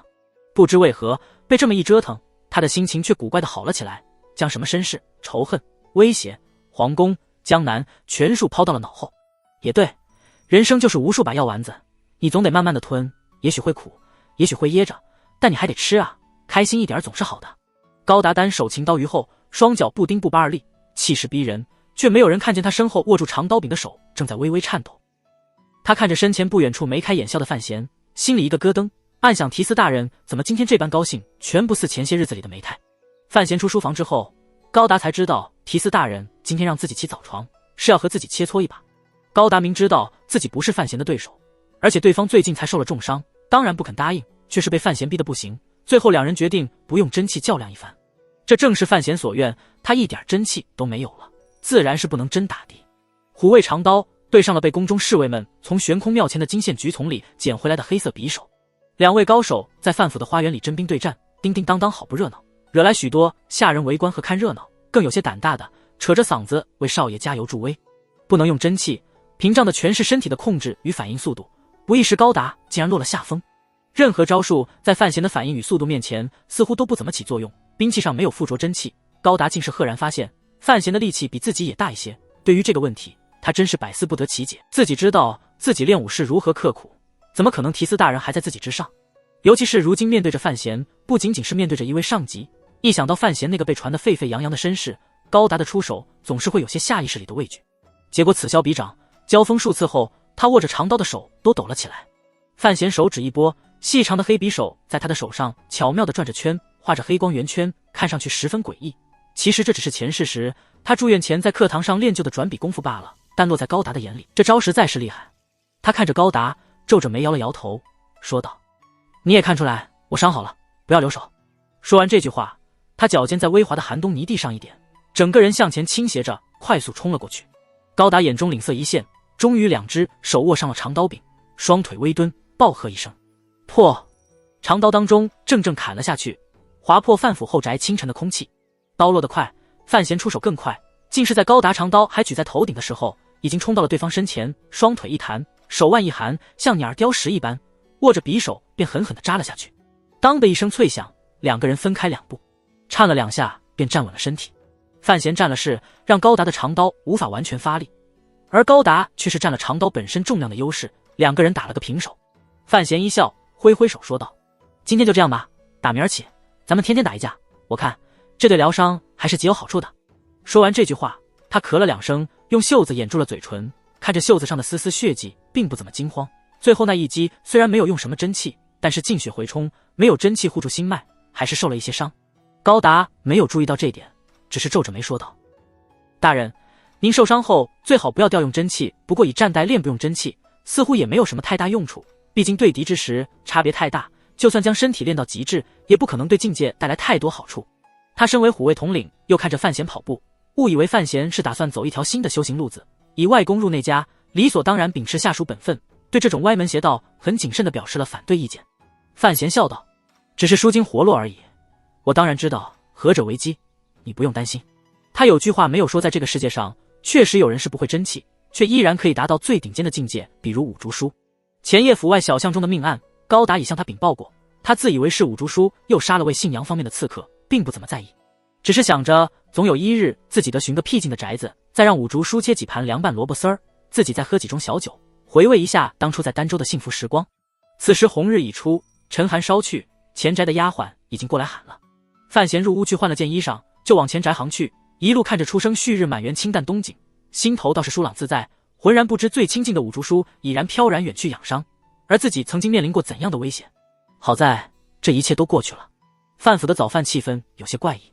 前宅的人毕竟不是天天服侍在范闲身边，所以那些模样俊俏的小丫鬟们总是喜欢贪婪地偷窥着少爷的美色，反正少爷也被人看习惯了，不在乎这个。但今日却没有多少丫鬟敢看刚刚进门的范闲，只是沉默着站在桌后服侍，偶尔有胆大的看了一眼，露出的眼神却是敬惧。皇权如天，这个思想早已经深植于天下所有庶民士子的心中，而如今都在传范闲是皇帝与叶家女主人的私生子，于是乎所有人看范闲的目光都不一样了。天界血脉啊，再也不仅仅是当初那位可亲可爱可敬的少爷而已，也不再仅仅是位文武双全的权臣，而是天子之子。只是在这个传闻之中，范府老爷、户部尚书范建的角色不免有些尴尬，所以范府的下人丫鬟们就算再好奇，也不可能在饭桌之旁表露出来，除非他们不想要命，只好在深夜的房间里温暖的被窝里窃窃私语一阵。范闲也能察觉到这份异样，脸上清美的笑容却没有散过，径直走到桌旁，规规矩矩恭敬无比的向端坐于上的父亲大人行臣礼请安。范建半闭着眼睛养神，很自然的点了点头。坐在范建身边的柳氏面色却有些怪异，强行掩了过去，露出的笑容却还是有些不自然。柳氏家中背景深厚，当然知道传言的真伪，这些天早就被震惊的不行，尤其是想到当年自己还想过要毒害眼前这年轻人，心头更是畏惧。一想到范闲的真正身份，他便觉得自己受这一礼十分的不恰当，想站起来避开，又怕老爷生气，似乎是察觉到他的异样。范建的唇角浮起淡淡嘲讽意味，缓缓睁开双眼，看着身前的儿子说道：“今日要入宫，注意一下行止。”范闲笑了起来，又不是头一回去，没什么好注意的，还不是和从前一样。这句话里的意思很简单，又很不简单。在旁听着的柳氏心头微凛，还在琢磨着的时候，那边湘父子二人却已经含笑互视，彼此了然于胸。一者老怀安慰，一者如沐丝丝，何其融融也。正吃着饭，忽听着园子东边正门处隐隐传来人声。范建庭快皱眉道：“何人在喧哗不止？”范闲递了毛巾过去，让柳氏替父亲擦掉胡须上沾着的粥粒。他知道父亲自从脱离流金河生涯后，便走的是肃正之道，此时见父亲微火乌狐模样，忍不住笑了起来。能有什么事？您安心吃饭吧。有下人急匆匆到宅门口说了声，丫鬟又进堂来说了。范安之一听大愕，再也顾不得，才劝父亲安心吃饭，停了筷子，愣愣地看着房门口，不知道待会儿自己该说些什么。少奶奶林婉儿、小姐范若若此时已经领着思思、四起两大丫鬟，一干随从侍女，坐着马车从苍山回到了京都，此时已经到了府门。范闲望着父亲愕然说道：“父亲，咱们不是瞒着山上的吗？”婉儿、若若这一干人急匆匆赶在清晨回到京都，想必是昨天动的身，竟是连夜回来。如此之急，连留在山上的虎卫与监察院官员都没来得及给自己送信。这自然是因为姑娘家们也终于知道了京都里流传的传言，这么大的事情，他们心忧范闲，当然要赶着回来。范建得知是儿媳女儿回家，面色已经恢复了平静，自柳氏手中接过毛巾擦了两下，又低下头去喝粥，慢条斯理说道：“叶灵儿那丫头和柔家郡主都在山上，这事儿能瞒几天？”看着儿子茫然神情，范建微笑道：“你们年轻人有话要说，去后宅吧，待会儿让小厨房里再给你们重新做，从山上这冷地方下来，重新弄些热的。”范闲知道父亲放行，赶紧应了一声，便出堂去接人。后宅里一片安静，范闲与婉儿、若若坐在房中，像三尊泥菩萨，似乎不知道应该由谁开口。毕竟这事儿有些复杂，如果让范闲来解释，恐怕要说出一长篇来；若让姑娘家们来问，却又不知道那传言究竟是怎么回事儿，胡乱发问，会不会让范闲心里不痛快？半晌之后，终于还是婉儿咬了咬肉嘟嘟的下嘴唇，试探着问道：“京中的传言平息了没？”“没。”范闲听到妻子发问，心里反而舒了一大口气，笑着回道：“传言这种事情，哪里能一时半会就消停了？你们两个也是的，这多大点事，值得这么急忙下山，连夜行路？万一将你们两个摔了，那我怎么好过？他这时候教训妻子妹妹一套一套，却忘了自己当初下山之事有如惶惶丧家之犬，被范建、陈萍萍二老好生讥讽过一番。我待会儿要入宫。范闲想了想，看着欲言又止的妹妹，满脸无措的妻子，微笑说道：什么事儿？等晚上回来再说吧。不过有句话在前，我范闲始终便是范闲，这个保证是可以给的。范闲出门开始准备入宫的事情，满脸倦容的思思却凑到了他的跟前。思思打小与范闲一起长大，勤奋自不必说，关键是被范闲熏陶的极其胆大，没有什么忌讳与太多的尊卑之念，林婉儿和若若都有些问不出口的事情，反而是这位大丫鬟直接得多。她神秘兮兮地牵着范闲的衣袖，来到花园里一个僻静处，开口问道：少爷，听叶小姐说的母亲是叶家那位女主人？范闲哈哈大笑，拍了拍思思的脑袋，说道：还是思思最痛快。然后他压低声音，也神秘兮兮地回道：是啊。思思张大了嘴，马上又转成憨憨一笑。这大丫鬟年纪比范闲还要大个2岁，却始终是这般柔中带愣的性子，犹不满足那颗八卦的心，继续问道：那您真的是陛下的儿子？一辆马车碾过新街口的青石路面，发出滋吱的声音。冬日深寒，路上也有凝冰，4轮马车也不敢走得太快。车夫苏文茂正小心翼翼地轻挥着鞭子，四周穿着套靴的监察院6处剑手一面随马车前行，一面警惕地望着四周。启年小组成员被散开来，乔装成穿着棉袄的寻常百姓，隐藏在街上旁观的人群里。马车上是范家的徽记，方圆相交，鎏金黑边。马车中坐着范闲与高达，还有2名虎卫坐在他们对面。范闲面色安静，说道：阵仗的太大，太显眼了。高达拾起车窗后帘的一角，往街上望了一眼，沉稳说道：山中忽然来了刺客，谁知道京中究竟安不安全？陛下很震怒于此事，严令属下等一定要保证大人您的安全。他的目光在街上扫过，街上行人不多，但是各民宅店铺里的人们已经发现了范家的马车，也猜到了马车中坐的是谁，都向马车里投来了异样的目光。传言已经传了好多天，范闲是陛下私生子的消息已经深深植于天下子民的心中。看马车前行的方向，京都百姓们知道小范大人是要入宫，不免开始纷纷猜测起来，不知道今天的京都是不是又会给人们提供一个更具震撼性的消息。皇宫4远极近，马车到了宫前广场外围便停了下来。悬空庙之事后，禁军的戒备显然森严了许多。范闲下了马车，接过苏文茂递过来的大氅披上，又接过一只拐杖夹在了腋下。高达知道范闲的外伤早已好了，不免有些诧异地看了他一眼。范闲没有理会他的目光，领着众人往那座凉沁沁而又雄伟无比的红皇宫城处走去。还没有到宫门，负责守卫的禁军侍卫们已经分了一小队过来接着，沉默无语却又十分周到地替他挡着风，将他迎入了宫门。这种待遇向来只有那些年老体弱的元老大臣们才能享用，就连皇子们也断然得不到这般厚待。范闲不由皱了眉头，心里有些莫名。他不知道大皇子对属下们暗中叮嘱过。大皇子虽没说明什么事情，但那些淡淡的表态已经足以让所有的禁军将领们清楚，传言并没有伤害到范闲的地位，更让范提斯与大殿下的关系早已恢复良好。今日在宫门口负责接引的就是范闲初次入宫里见着的侯公公，二人早已极为熟悉了。侯公公满脸谄媚说道：范少爷，得亏奴才今天起得早，哪里料到您竟这么早来了。范闲笑骂了2句，略带一丝疑惑问道：上月你说去西关局了，前几次进宫也是老姚在应着，怎么今天又是你出来？侯公公早已提升为西关局令，掌管宫中用药死丧，实在是个要紧处，正是宫里的红人儿。按理讲怎么也轮不着他在宫外迎着范闲。侯公公笑道：老姚出宫办事去了，陛下让奴才今天过来替一天职。范闲点点头，随着他往宫里走去。一路行过大平宫殿花园，有一搭没一搭的说话。半晌之后，范闲终于是叹了口气，悠悠说道：这些日子里见惯了旁人那等目光，还是老侯你够意思，待本官如往常一样。侯公公微微一凛，旋即心头一热，讨好说道：瞧您这话说的，范少爷日后只有愈发飞黄腾达的份儿，小的当然要仔细侍候。范闲也不说破，呵呵一笑便罢了。其实他确实是心有所感，所有人在知道自己与皇室的关系后，神态都会有些不自然，反而是宫里的太监们似乎没有什么太大反应。他不清楚庆国皇宫的太监们在皇子之间一向保持着平衡，不敢乱投主子。他们不比大臣，一旦投错主子，将来另一方登基之后，他们就只有死去的份儿。所以相反，他们对于皇子是尊敬之中带着疏远，而且日常伺候着皇帝，除了太子之外，他们也不怎么太过害怕其余的那3位皇子。范闲是不是皇子，对于太监们来说并不重要，反而是他本身的官位才是太监们巴结讨好的原因。一路行过几座熟悉的宫殿，终于到了御书房前。侯公公小心翼翼地在门外说了声转身对范闲使了个眼色，便退到了一旁。门开之后，范闲拄拐而入，站在那高高的书柜之前，对着软榻上正在看奏折的皇帝，装作有些不自然的将拐杖放到一边，对皇帝行了个大礼，皇帝头也不抬，嗯了一声，又说道：“自己找个地方坐，待朕看完这些再说。御书房里哪能自己找座儿？”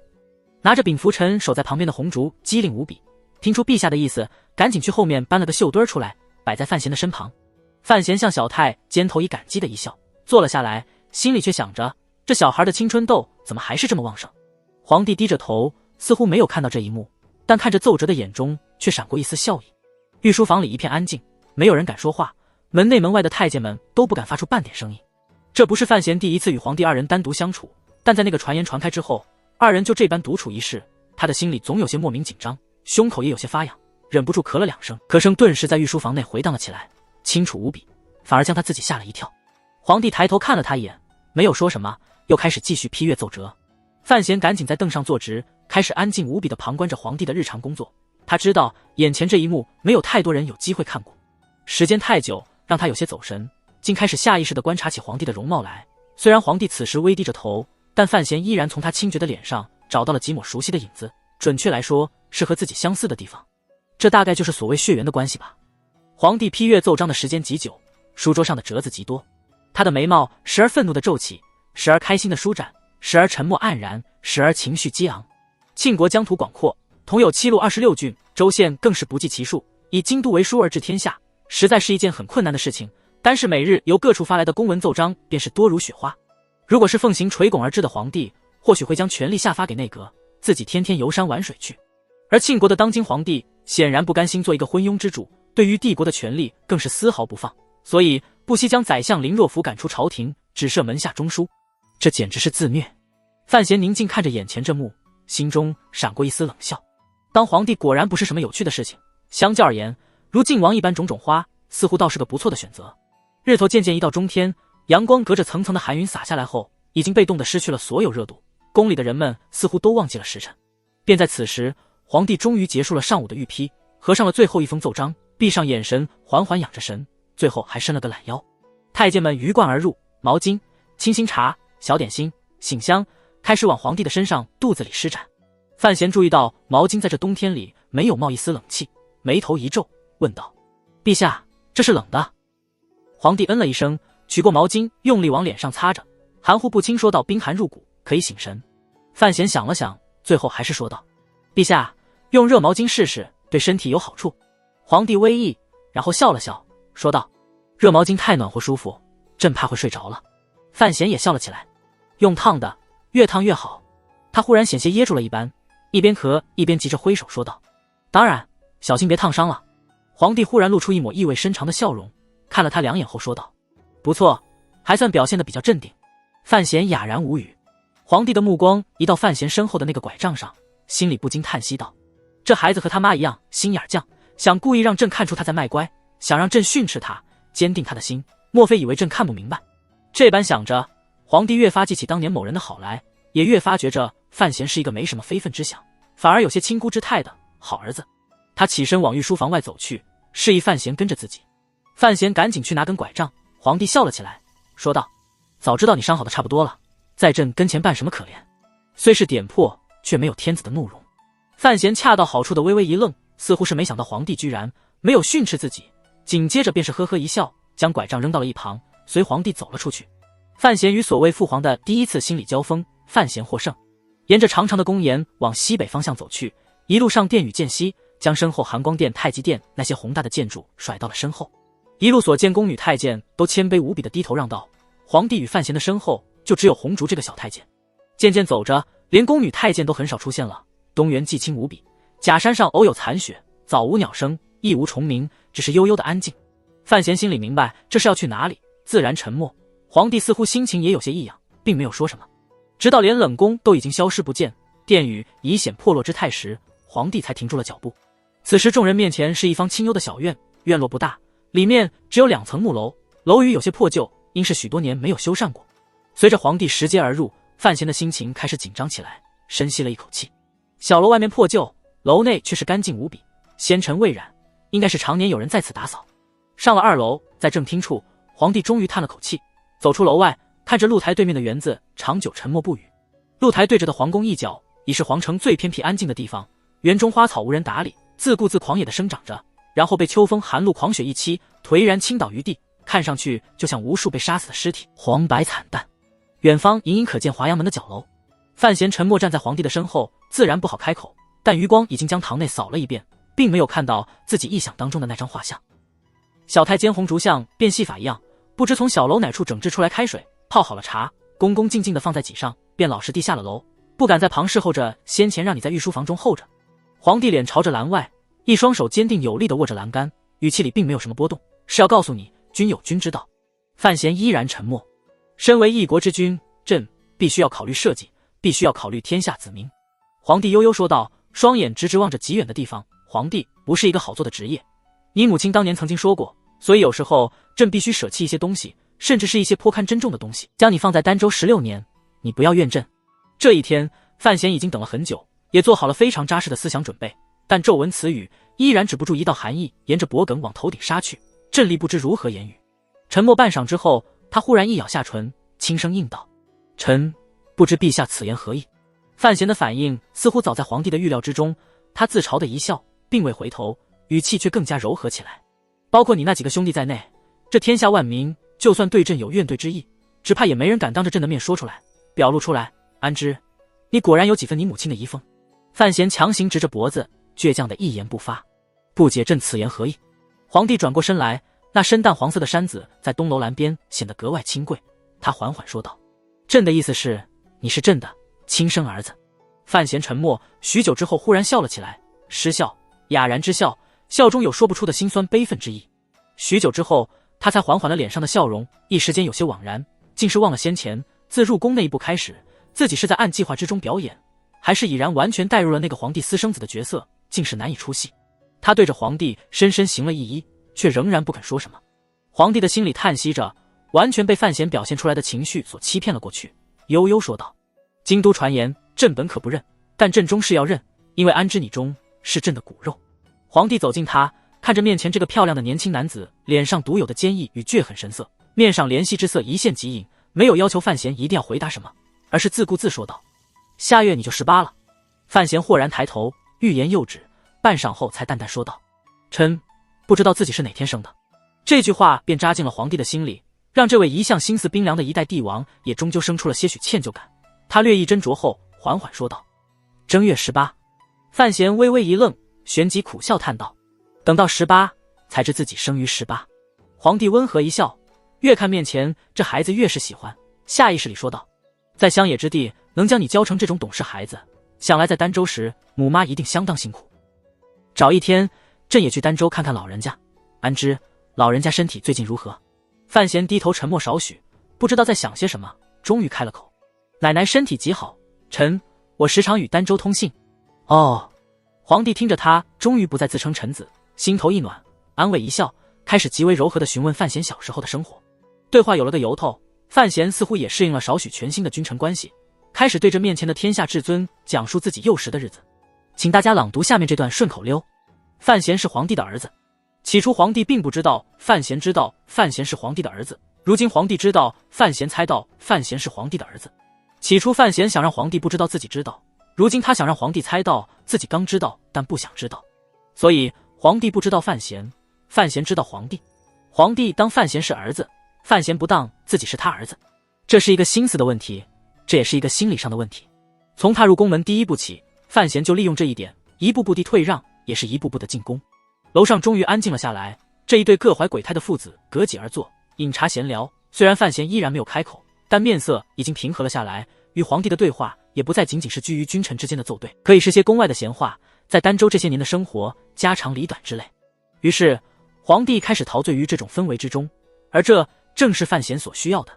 身为一国之君，事务繁多，也不可能老停留在这宫中偏僻处，也不知道是国中哪块土地上出了事。太极殿的太监头子舔着老脸，冒着极大的风险来到了楼外，苦兮兮的在楼下通报了许多次，终于成功的将皇帝请下楼来。看着皇帝的身后站着范提斯，那名太监头子心中暗自叫苦，难怪宫里怎么都找不到皇上，原来人家两父子在玩流泪相认的戏码，自己贸然前来打扰，惹得天子不悦，不知道自己会挨多少板子。皇帝的脸色确实不好，他生下来的儿子当中，自己最欣赏的当然就是范闲。范闲入京都之后，就给他乃至整个庆国挣了太多的光彩，而且知信识礼，实堪大用。最关键的，单看悬空庙上救老三，如今又是死不肯相认这两件事情，就可以看出这孩子散漫容貌之下，全是一颗忠厚之心，看似阴狠的手法之中，蕴着的全是中和之意。在这位中年天子的心中，当初何尝不会对范建感到一丝丝毫无道理妒意皇帝，终究也只是个凡人而已。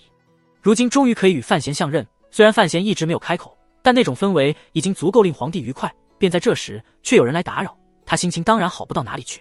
此时楼内楼外人多嘴杂，皇帝不好再说什么，回过身来，满是寒霜的脸上渐趋柔和，望着范闲那张清美之中带着几丝熟悉的面容，轻声说道：你也见了，先前也说了，身为一国之君，总有太多的不得已，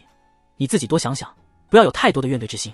以皇帝之尊，就算面前是自己的亲生儿子，也不至于如此放低姿态说话。这句话里除了没有表示歉意之外，已经表达了足够的内容。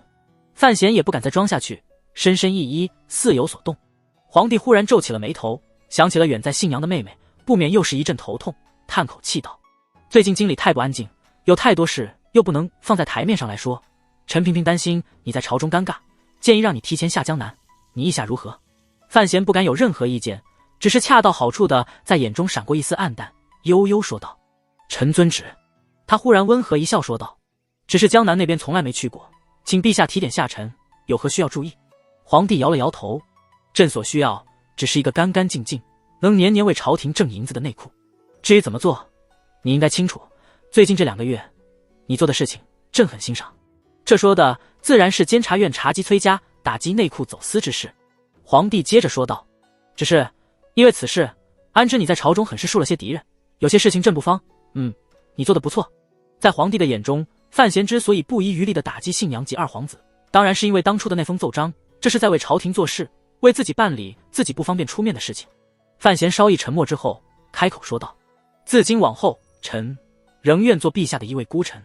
皇帝很满意范闲的这个表态，范闲去着这个机会开口请道：只是江南路远，臣虽司监察之权，但毕竟不通商事，诸般事务若独由院中牵头，怕是查不清楚。陛下，臣……他当着皇帝的面咬牙说道：臣想借庆余堂一用。皇帝一愣，沉默少许后问道：庆余堂掌柜们自然熟悉内库事务，不过朝廷规矩，他们不得出京。他忽然觉得在范闲面前说这话有些不厚道，咳了2声说道：安之，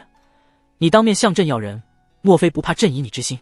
范闲直接说道：普天之土莫非王土，臣既当面提出，自然相信陛下深信臣之忠诚。皇帝盯了他一眼，心中却在快速地盘桓着当年的叶家根深叶茂，饥可动摇国体，他身为一国之君，实在是有些忌惮当年之事重演。眼前的范闲毕竟是他的亲生儿子，对于失去叶家，只怕难免会有些许不甘。但他转念一想，范闲既然敢冒机会说这话，也算是坦诚，开口淡淡说道：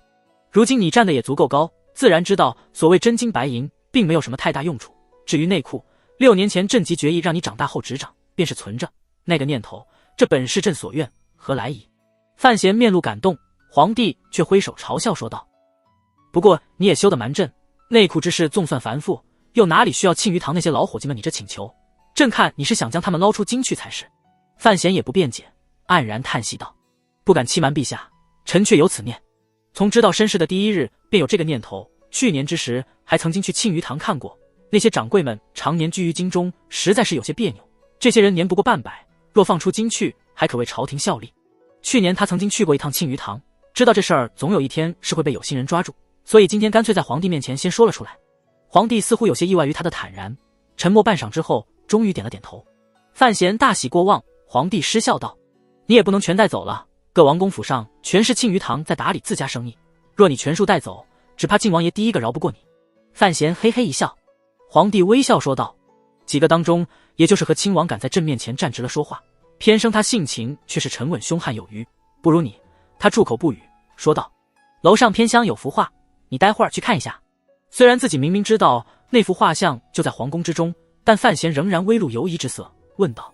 什么画？皇帝说道：你母亲留在这个世界上唯一的一幅画像。想到小叶子，他的眼神柔和起来，轻声说道：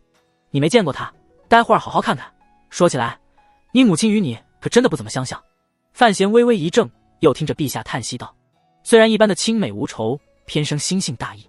他就像个男子一般，不让须眉，不然也不会有那么个名字。当年他最厌憎所谓的诗词歌赋，只好食物。想到面前的儿子乃是世间诗名最盛之人，皇帝忽然觉得事情有些有趣，哈哈大声笑了起来，指着范闲说道：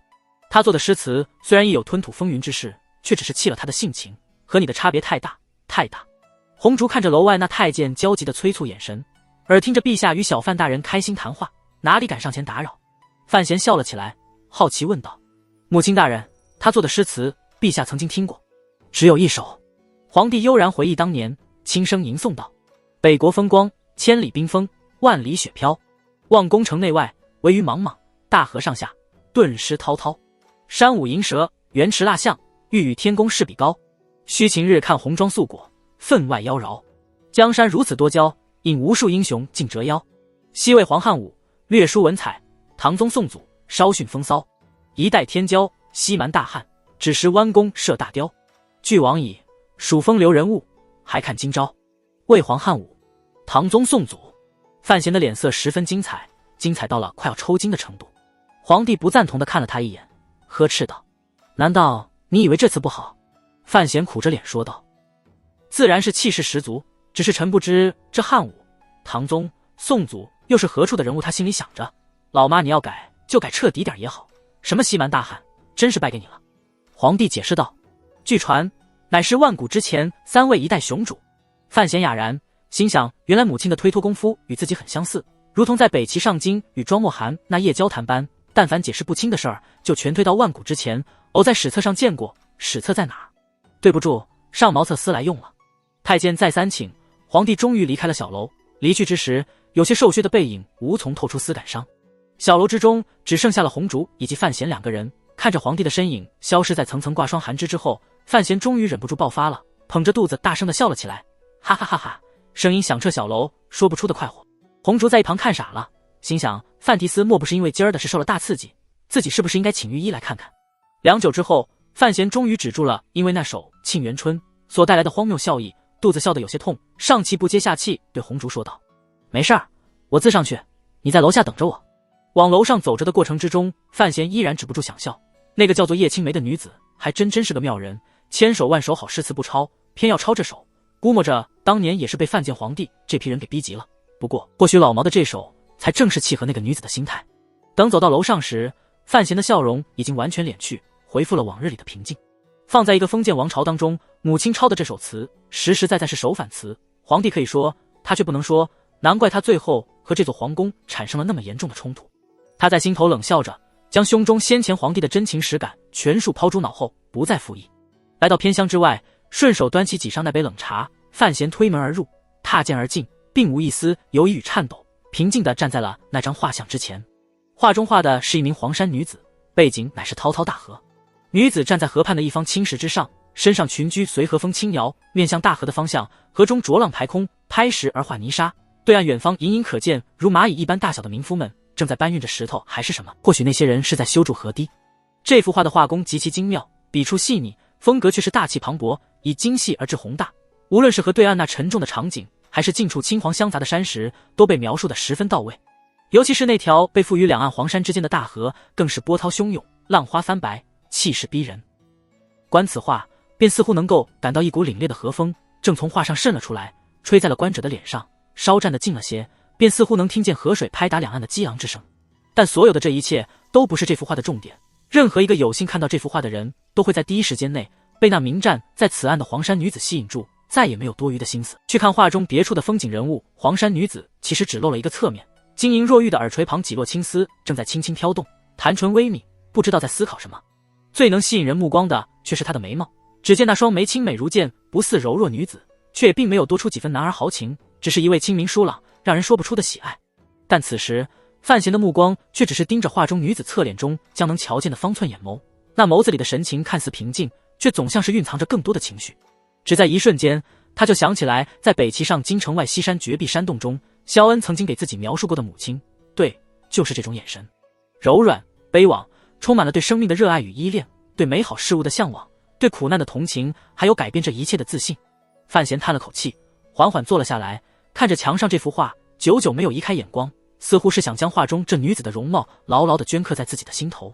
冷茶在手，就话当前，他就这般沉默地坐在偏厢房中，不知道坐了多久，也没有注意到小楼外的阳光偏移，风云缓动。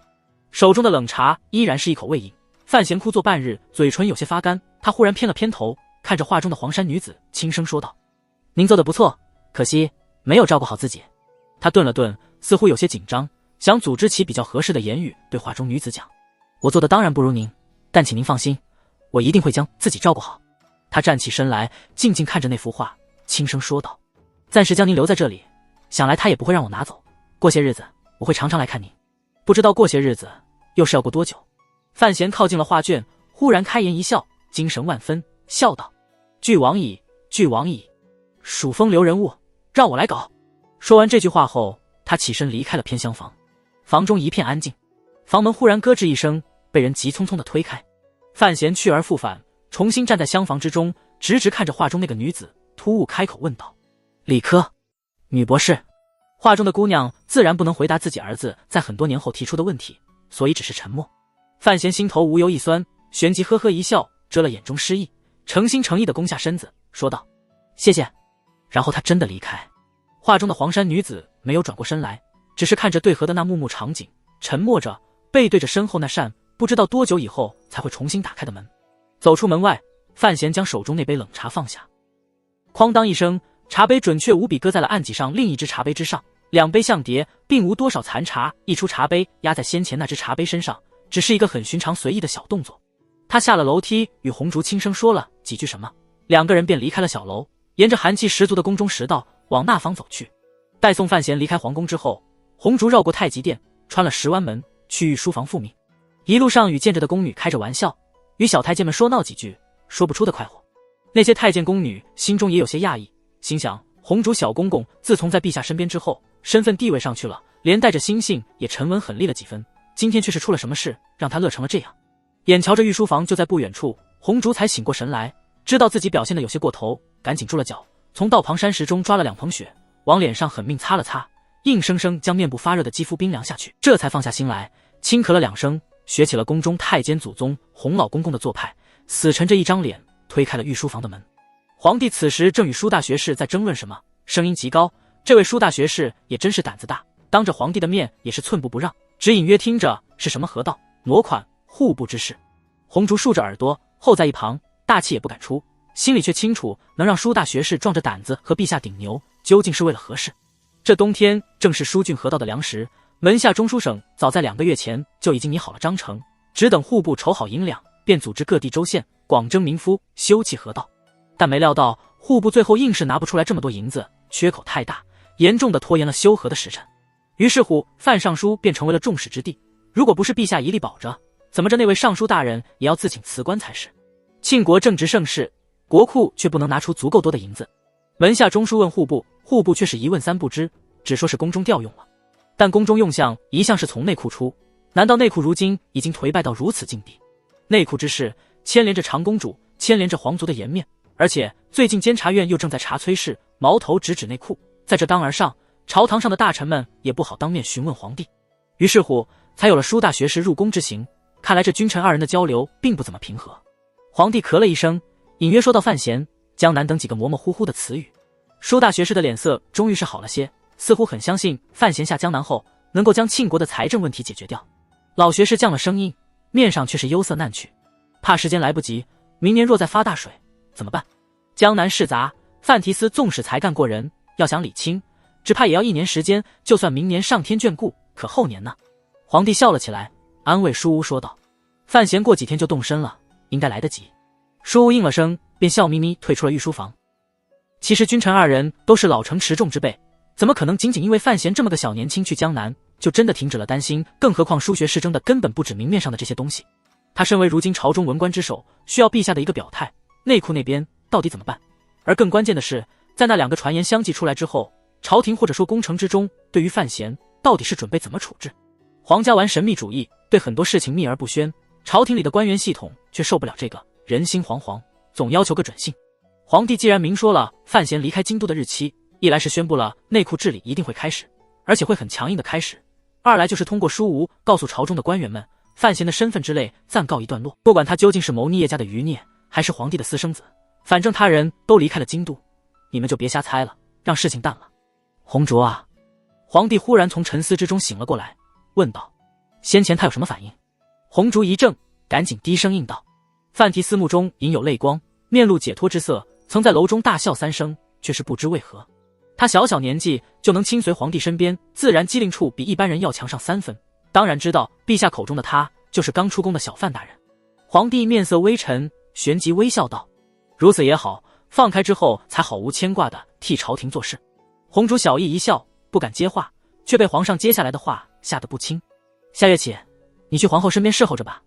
皇帝摩挲着掌心的一块静心玉，很随意说道，如同一道惊雷敲打在小太监的心中。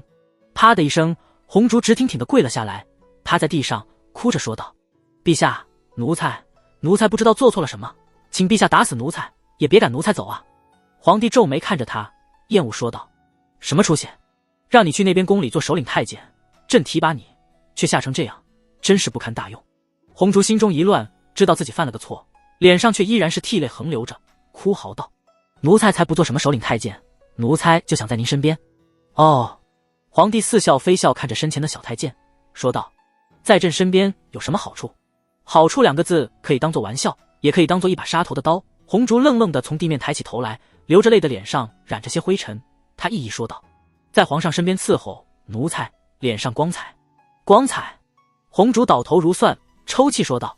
奴才该死，奴才不该贪图。他心里明镜似的，太监收个贿赂，宫里的各位主子们没人在乎，但就看这些主子们的心情如何。你收了多少银子？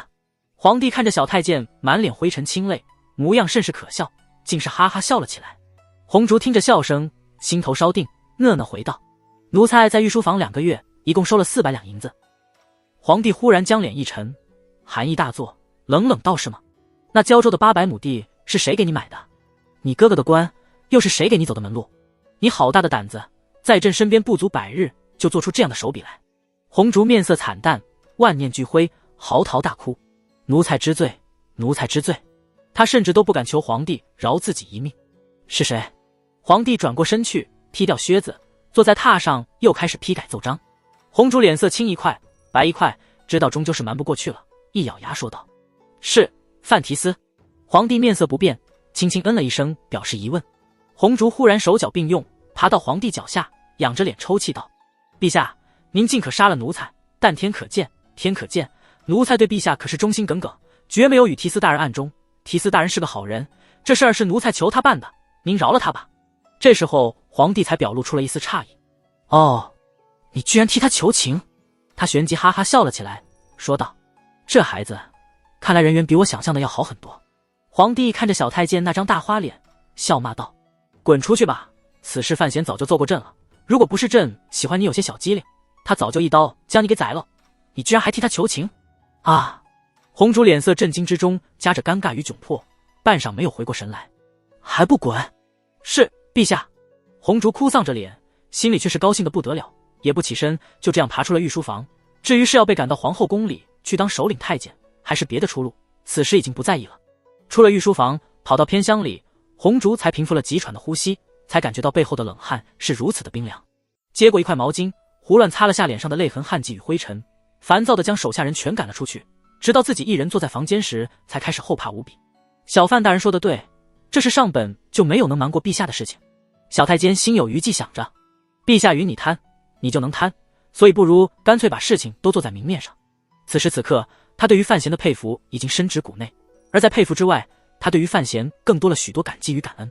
对方就能猜到陛下根本不在乎身边的小太监贪钱，这只是小范大人聪慧过人，而小范大人用这件事情瞒过最要命的那件事情，这才是关键。日后与小范大人走得近些，陛下也不会生疑了。想到那件事情，小太监红烛的眼睛就眯了起来，说不出的感激，只是马上要被调离御书房，不知道将来能不能帮到小范大人。离宫的马车中，范闲半闭着眼在养神，高达与2名虎卫被他支到了车下，车中是苏文茂。他闭目想着，虽然自己也不能判断启年小组当中有没有宫里的眼线，但是自己是撞着王启年，又由王启年去捡了这么些不得志的监察院官员到身边，对于自己而言，最能信任的便是这批人，自己要做事，便只有相信他们颍州的事情有没有尾巴。他皱着眉头问道。苏文茂此时没有赶车，小心地听了听车外的动静，才轻声说道：“大人放心，颍州知州下狱后就病死了，没有走院里的路子，用的您的药，仵作查不出来。”范闲点点头，如果能够确认安全，那位知州的家人就不要动。这件事情到此为止，你应该知道怎么做。苏文茂点点头，知道提司大人是叮嘱自己保密，对于这种阴私事，提司大人信任自己去做，这说明自己终于成功的成为大人的心腹。但身为心腹，他自然要为范闲考虑，对于此事，他内心深处依然十分不赞同。暗中杀死一名大知州、正四品的官员，监察院建院之后这么多年，也极少出现这种事情。将来不出事则罢，一旦出事，整个监察院都要倒霉，更何况那位知州并无派系，是位纯然的天子门生。似乎猜到苏文茂在想什么，范闲冷笑道：“那位知州草菅人命，霸占乡民家产，更与盗匪同路，屠村灭族，本官只取他一条人命，已算便宜了他。”苏文茂关切说道：“大人，话虽如此，但毕竟一直没有拿着实据，抓获的山贼嘴巴咬得极紧，硬是不肯指证那名知州。”废话，范闲说道：“如果能拿着证据，我何苦用这种手段？”苏文茂不赞同的摇头道：“终究还是太冒险。志不济大人写折子上中书，甚至跳过门下中书，直接面禀陛下。虽说无实据，但陛下瞧在大人的面子上，也会将那名知州拿了。”范闲笑了笑，摇头没有再说什么。那名知州的事情是一定不能让陛下知道的。他闭上了双眼，悠然养神，脑中却在快速的旋转。之所以要对付离京都甚远的那名知州，是因为自己要卖小太监红烛一个人情，一个天大的人情，一个红烛将来一想起就必须要还的人情。如今在御书房做事的小太监红烛是颍州人，原姓陈，被范闲整死的那名知州，当年还是知县的时候，曾经因为某处山产强行夺走了陈氏家族中的家业，偏生陈氏家族里狠出了2名秀才，自然不依，翻山越岭，跨府过州的打官司，更是声称要将这官司打到京都去。那名知县惊恐之下，狠下杀手，半夜里勾结着山贼，硬生生将陈氏大族给灭了门。那一夜不知道死了多少人。而红烛与自己的兄弟当时还是小孩子，在山上玩耍后忘了回家，也算是命大，侥幸逃脱这桩惨事。兄弟2人也算聪明，连夜就翻山，一路乞讨到了山东路，再也不敢去衙门告状，只是艰苦万分的在人间挣扎活着。终有一日，兄弟2人熬不下去了，陈小弟也就是如今的红烛便练了神功，当中带血投了宫中。入宫之后，陈小弟畏畏缩缩做人，被年长的太监欺负，被该死的老宫女掐屁股，屈辱之下更生恐惧，连自己的姓氏都不敢说。凑巧有一日，陈小弟挑水路过寒光殿偏道，遇着了洪老太监在屋外睡觉养神。老太监身上只穿着许多年前的旧衣，没有穿宫衣，陈小弟没认出对方的身份来。看着那老太监靠着把破竹椅，脸边几只乌蝇飞着，便觉着这老太监怎么这般可怜。同是天涯沦落人，陈小弟此人却还有些热心肠，寻思自己左右无事，便回屋拿了把破蒲扇，开始为洪太监打扇赶迎。等洪老太监醒来后，并没有如童话本里常见的场景那般传小太监陈小弟无上神功，收他为小弟，在宫里横着走，四处吃香喝辣的。不过一扇之恩，洪老太监知道小太监没有姓氏，便只赠了他一个字洪。又因为当时老太监正躺在竹椅之上，就随口让他叫竹，这便是后来当红大太监红烛姓名的来历。从那天之后，洪老太监再也没有管过红烛死活，连话都没有再说过一句。即便红烛到御书房后，寻着法子想巴结洪老太监，那老太监也都不再理会。但小太监毕竟有了名字，姓洪名烛，洪姓在宫中就代表着不一般，而且洪老公公没有表示反对。渐渐的，开始有人传说洪烛是洪老太监新收的干孙子，于是乎再也没有人敢欺负他了，相反还要巴结着他，有什么轻松体面的活儿求着让他去做。洪烛人又机灵，经历了童年惨事，心性也极沉稳，眼前又有这么多机会，加上老代失势，宫中人事几番轮转，竟让这小太监福气大旺，直接进入了御书房，开始在陛下身边做事。这便是所谓机缘了。见得多了，知道皇宫也就是这么一回事，知州不是什么大官。红烛心里复仇的火焰便开始燃烧了起来，只是他毕竟年纪小，不懂门路，根本不知道应该如何着手。难道直接对陛下陈述自己的冤情？他可没那个胆子。恰在此时，上天送了一个人到他身前。马车颠了一下，范闲悠悠醒来，打了个呵欠，精神显得有些萎顿。红烛的事情是被他套出来的，而后续的手段也根本没有让红烛知晓，只是默默地做成了这件事情，今天才告诉了对方。范闲清楚，以红烛在宫中的发展趋势，观看皇帝对他的信任程度，不过3年，这名小太监就一定会拥有相当的影响力。到时候他随便说句话，朝中6不多的是人来帮他卖命，帮他复仇，所以自己一定要抢在3年前便做了，而且做得干净利落，不要邪，不示恩，不留后患，这才是给人情的上等手段。死的知州是颍州知州，红烛计策是胶州人，两地相隔极远。当年灭门之案过去太久，早就没有人记得了。范闲并不担心有人会猜到红烛与这件事情的关系，这一点他很小心，什么人都没有告诉。日后陛下就算查到颍州知州是非正常死亡，查到了是监察院动的手，范闲也能找到一竹筐的理由，只要和身边的人无关，和宫中要害无涉，区区一个知州的性命，在皇帝的眼中总是不及自己儿子金贵的。他掀开马车车窗一角，眯眼看着身后已经极远极模糊的皇城角楼，祝福小太监同学能够在里面飞黄腾达。马车在监察院门口停下了，范闲下车便直接往院里走，一路上与相遇的官员微笑致意。这是流言之乱后他第一次来院里，所以发现院中官员的目光很正常的炽热着。其实很多下层官员并不知道叶青梅是谁，但天天看着那几行金光闪闪的话，下面那个看清天下须眉的名字，日子久了总会生出些家人一般的熟悉感与亲切感。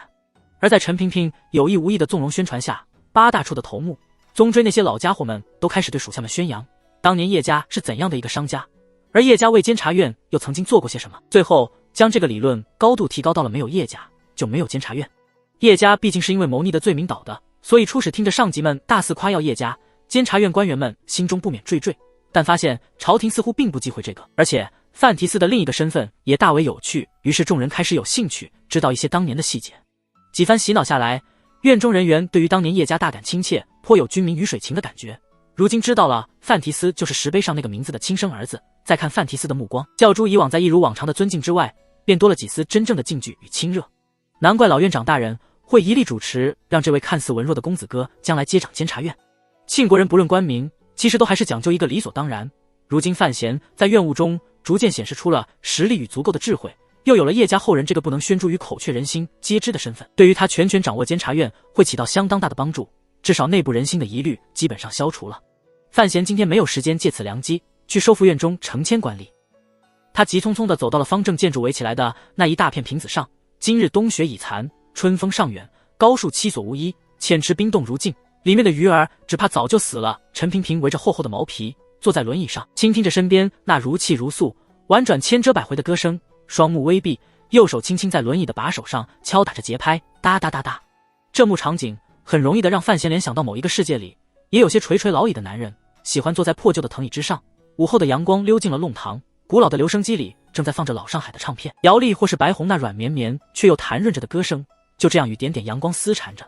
可问题是陈萍萍并不是李景光，她听的也不是留声机，老人家的层次要比一般人高很多。范闲来不及欣赏老脖子带着封建特色的小资，很同情地看着在大冬天里站在枯树之下不停唱着小曲的桑文姑娘，姑娘家的脸被冻得有些发红，但声音却没有怎么抖，不知道是这些天在寒冷的天气里唱习惯了，还是歌艺确实惊人，暴殄天物。范闲挥挥手让桑文停了，笑着说道：我请桑姑娘入院是想借重她的能力，而不是让她来给你唱曲子。陈萍萍睁开双眼笑着说道：分工不同，但都是服务朝廷，桑姑娘如果能让我心情愉快，多活2年，比跟在你身边那要强得多。范闲心头一动，知道陈萍萍说的是什么意思，看来他也知道自己的身体拖不了太久了。我马上要走了。他轻轻拍了拍陈萍萍满是皱纹发干的手背，桑文我要带走，抱月楼还要往江南发展，春天他再走吧。陈萍萍叹息道：和三殿下一路也好有个照应。范闲大感恼火，自己怎么险些忘了老三那码子事情。桑文规规矩矩地扶了一扶，便和苏文茂2人远远地离开，留给老少2位监察院权臣说话的空间。隔得远了，就听不见陈萍萍与范闲在说些什么，只看着范闲半蹲于地，脸色似乎越来越沉重。而陈萍萍在沉默少许之后又笑了起来，轻轻拍了拍范闲的头顶，似乎在安慰他。走吧。范闲对苏文茂说道，然后又看了一眼身边的桑文。桑文是他一手救出抱月楼，又直接调进了监察院，也算是他信得过的人。只是最近这些日子，桑文基本上没有机会跟在他的身边，反而天天负责给陈萍萍唱小曲听。桑姑娘最近过得可好？范闲问道。桑文温婉一笑，微胖的脸颊看着十分喜气，那张略有些大的嘴也不怎么刺眼，和声说道：天天也没有旁的事情，就是给老大人唱些小曲，很轻松。很好。范闲笑着说道：依院长的意思，你过几个月再去江南。这段子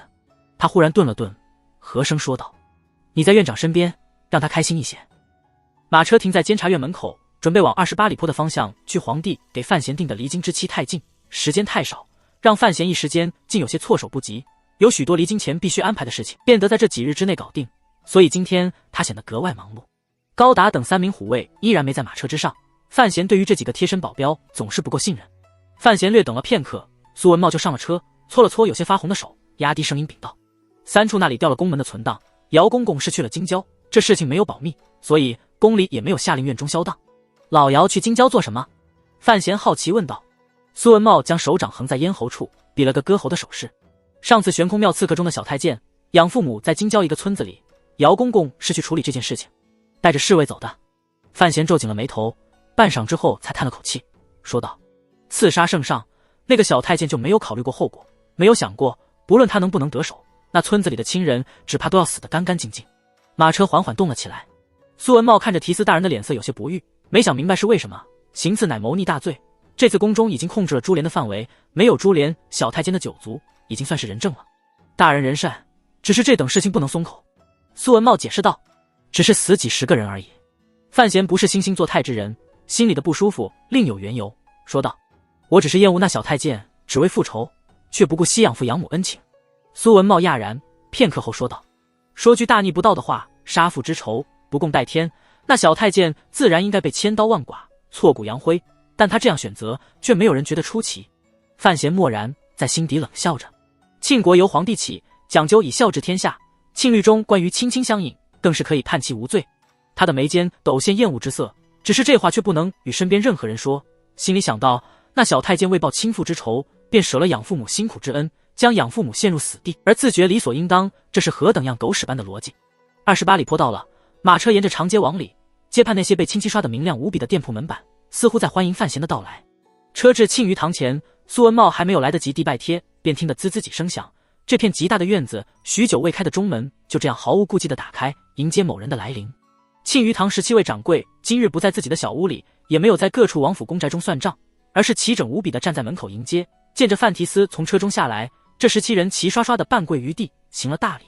范闲赶紧请这些掌柜们起身，看了一眼排在第7的那位熟人，笑着点了点头。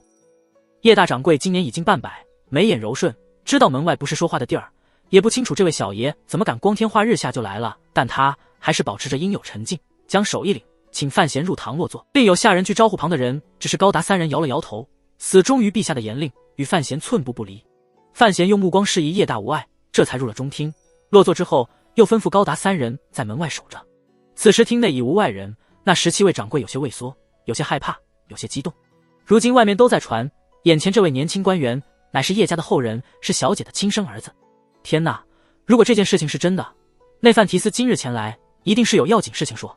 只是范闲此时端坐于上位，若他不肯自成身份，这庆余堂里的掌柜们也没有去抱大腿认真哭泣的胆量。好在范闲并没有允许这种沉默维持太久，稍一沉吟之后便说道：安知今日来是为了1年半前的那事情。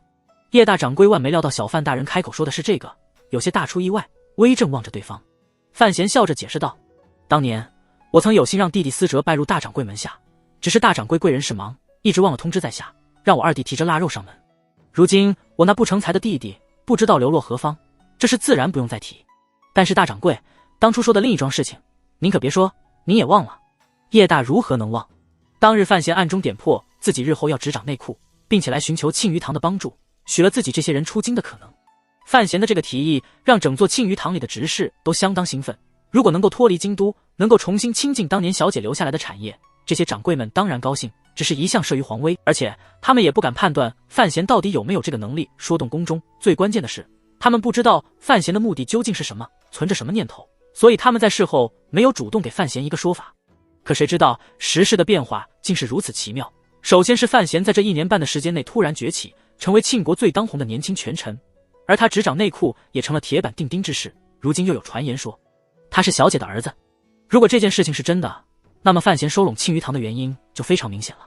叶大掌柜咳了2声，面露凝重之色说道：大人，我们这些人自然是极愿意的，只是不知道宫里究竟允不允。如今他不再怀疑范闲的心思，却依然怀疑范闲的能力。范闲笑了起来，点了点头。听中嗡的一声炸开，老成持重的17位掌柜面上都露出了震惊与无穷的喜悦。自从叶家垮台之后，他们就被软禁在了京都，一直不能离开，骤闻的这般好的消息，哪里能够自持。范闲喝了一口茶，看着这些40、50岁的掌柜们如孩童般天真的笑容，脸上也露出了很真诚的笑容。这些人因为母亲的缘故，正值青春年华时，便深陷京都不能拔。如今自己能为他们做些事情，实在是很令人高兴，自然不能全去。范闲叮嘱道：“家眷也要留在京里。”正在欢喜微气的掌柜们一怔，又听着他继续说道：“去江南后轮着来吧，就当度假，诸位看如何？”众人这才知道小范大人是在说玩笑话，一惊一乍之余，哈哈大笑了起来。范闲又叮嘱了几句，勉励诸位要谨思圣恩，为朝廷出力之类的废话。这废话自然是说给门外的虎卫听的，这才轻声说道：“七叶掌柜这次是要麻烦与我一同去的，至于其余的诸位，请大家自行商量吧。不过可得留一个年纪大些的在京都。”七叶此时正站在他的身边，皱眉问了声。范闲笑道：“抱月楼马上就没人了，你们总得替我打理打理，那等销魂之处，只好请位年老德少之人主持。”又是一个冷笑话，掌柜们却只有苦着脸哈哈笑着应景。许久之后，笑声终于平伏了下去，堂间却无由生出些淡淡别样情绪。其实掌柜们没有认真听范闲说什么，只是在认真地看着他的容貌，想从上面找到一些熟悉的地方。范闲今日前来，虽未言明，但做的事情已经说明了太多，包括叶大掌柜在内，早就已经相信了对方真的是叶家的后人。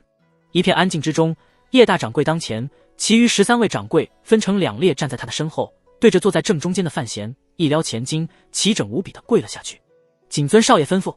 新年那余庆，佳节号长春，又是1年1度的新春佳节，毫无疑问并不延迟，很没有新意的到来。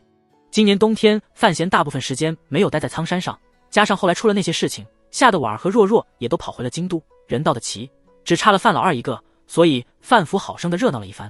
府门前的红纸屑炸得厚厚的铺了一层，就像是大喜的地毯，空气中弥漫着烟火的味道，有些熏鼻，有些微甜。大厨房小厨房里的大鱼大肉，更是让主子下人们都觉得这生活不要太幸福，得亏少爷抓的消脂制药十分管用。30的晚上，宫里赐了几大盘菜，还有些小玩意儿。范闲没怎么在意，只是在房间里与妻子妹妹进行着艰难的谈话。在稍许解了2书之祸后，不等2位姑娘家从震惊与无穷困惑之中醒来，便领着2人去了前宅。一顿年饭草草吃完，一家子围在了一起打了几圈麻将。范闲趴在婉儿的身后抱膀子，时不时出些馊主意，成功的输给2位长辈不少银子，又刻意捡前世的经典笑话说了几个，终于缓解了些桌上的怪异情绪。第2日大年初一，守夜之后的年轻人们挣扎着醒来，到钱塘行年礼。范闲一点没有马虎，实实在在地双膝及地，在众人怪异的眼光里，平静如常，向父亲大人叩了3个响头，砰砰砰3声响，额头与地面亲密接触着。范老爷子捋须轻笑，说不出的安慰。姑娘妇人们出去揉汤圆完了，年初一的前宅里就只剩了些光棍。范闲走到父亲身后，轻轻给他揉着双肩。自从流言传开之后，也许是破了心头魔障，范闲不再将自己隔于纱帘之后，开始表露身为人子应有的情感，父子2人间的距离反而要比以往显得亲切了许多。户部尚书范建一面养着神，一面享受着儿子的服侍，问道：“思哲在那边怎么样？”范闲恭敬回答道：“还成，王启年是个机灵人。”范建微微一笑说道：“你在北齐熟人多，对于这点我是放心的。”他忽然摇了摇头，有些莫名其妙说道：“说来也怪，我看安之你对北人倒是不错，可别忘我们2国之间有死仇不可化解，某些时候可以利用一下无妨，但不可以全盘信任，尤其是不能将最后的希望寄托在他们身上。”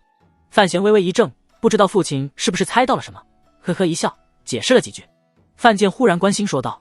费老给你治伤，如今怎么样了？”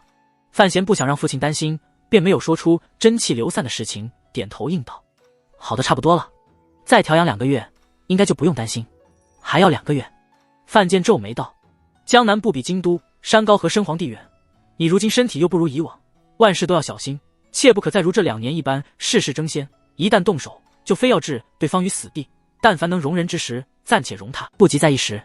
范闲听出父亲话语中的担忧，也知道长辈是在提醒自己。在京中的争斗，范闲下手向来极狠，即便面对着长公主与2皇子，他也没有退却过，一味手狠胆壮。只是去了江南，面对着那些封疆大吏，深入到江南世家的大本营，虽然从权位上看似没有人能撼动自己，但没有父亲与陈萍萍这2座大山在身后，自己做事应该要更圆融一些。父子2人就年后的事情交换了一下意见，针对长公主入京之后会对朝局带来怎样的变化，也做出了足够细致的分析。范建提醒范闲应该注意一下年后便会入阁的胡学士。范闲不明白父亲专门提到那位文学大家是什么意思，但仍然将那个人名牢牢地记在了心中。范建轻轻拍拍肩头那双稳定而年轻的手，微笑着说道：“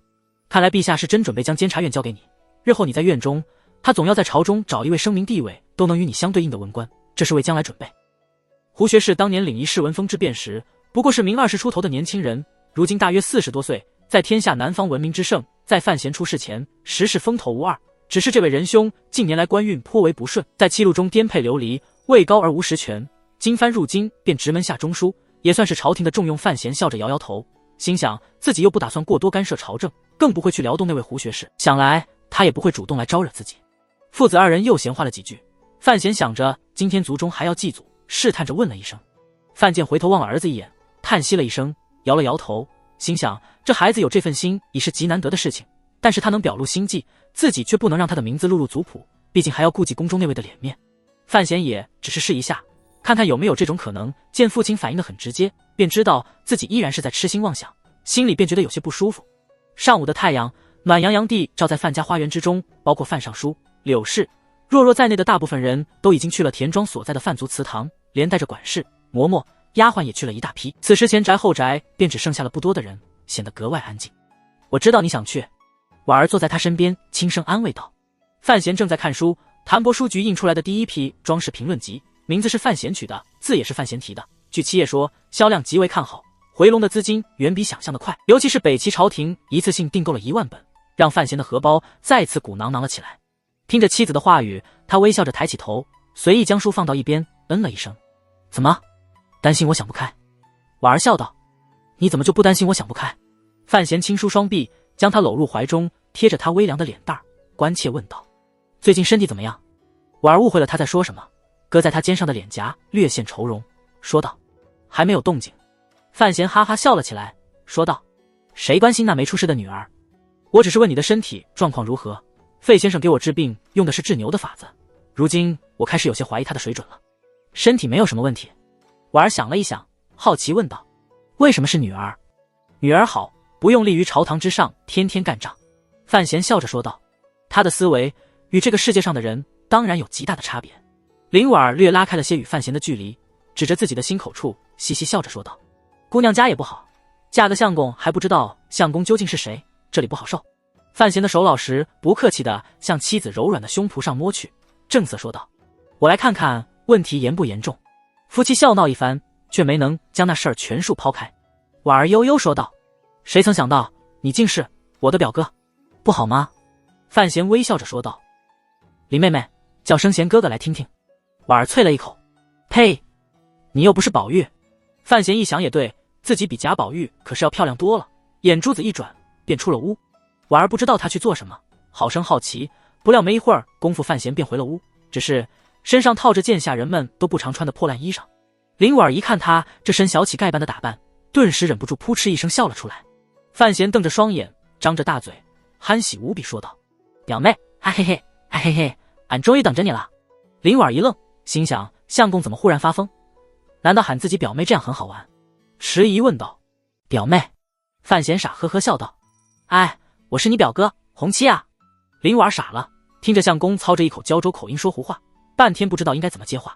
范闲看着他的反应，也自心灰意冷，低头像个战败的士兵一般，出门将衣裳换了回来。相公，你先前是做什么呢？东成西就模仿秀。范闲苦着一张脸。模仿秀？秀也便是南边人常说的骚，别问了，就当我发骚吧。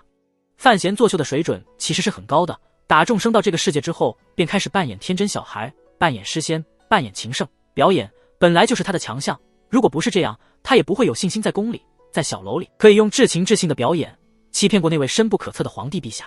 但人总是需要休息的，所以他在自己最亲近的人面前不想遮掩太多，比如妻子，比如妹妹。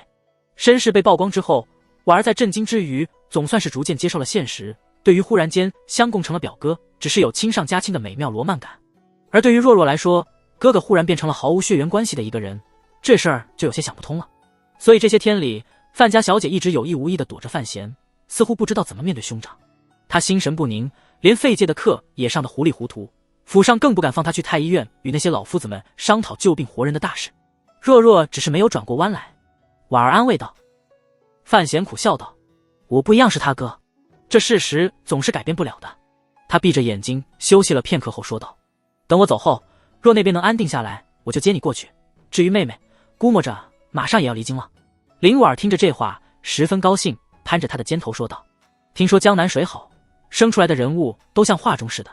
我可没出过远门，这次得好好玩一下。范闲取笑道：莫不是准备看大帅哥？林婉禁不住这等玩笑话，圆润无比的脸颊顿时羞得红了起来，做死地捏拳往范闲身上捶去。范闲哈哈笑着捉住了他的一对小拳头，正色说道：长公主回京，你总要去看看。林婉一听，心内百感交集，柔肠纠结，怎也不知该如何处理这关系。范闲安慰道：我知道这很难，但你总要学会将这一张纸给撕成两半，互不交界，各有各事。这是不是安慰与劝解能解决？范闲也明白这一点，只好丢下不谈。反而是婉儿强打精神，替他操心起内库的事情，说道：相公，你就算将庆余堂的掌柜们全带去，只怕也不能在最短的时间内将内库掌住，毕竟母亲经营了这么多年，江南的那些地方大员大多要看他脸色。他迟疑少许后认真说道：尤其是你带叶家的老人下江南，很容易引起民间朝堂上的议论。范闲点点头，平静说道：我也明白，不过此事必须要做，掌柜们这些年都在为各王府公宅打理生意，我也不能完全明白他们到底是怎么想的。能不能信我，只是内库里的那些事务，如果没有他们，还真是没辙。朝廷之所以这些年将他们盯得紧，就是因为他们了解内库的制造环节，这些信息乃是朝廷重中之重，断不能容许他们脑中的知识流传到北齐或是东夷城去。只是内库各项生意出产总是需要技术指导，这才保住了性命。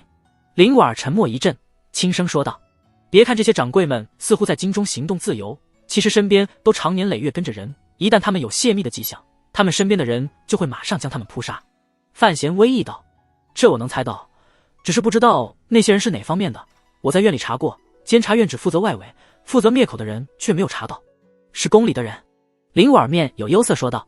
估计他们也会跟着你一起下江南，公公们的手下。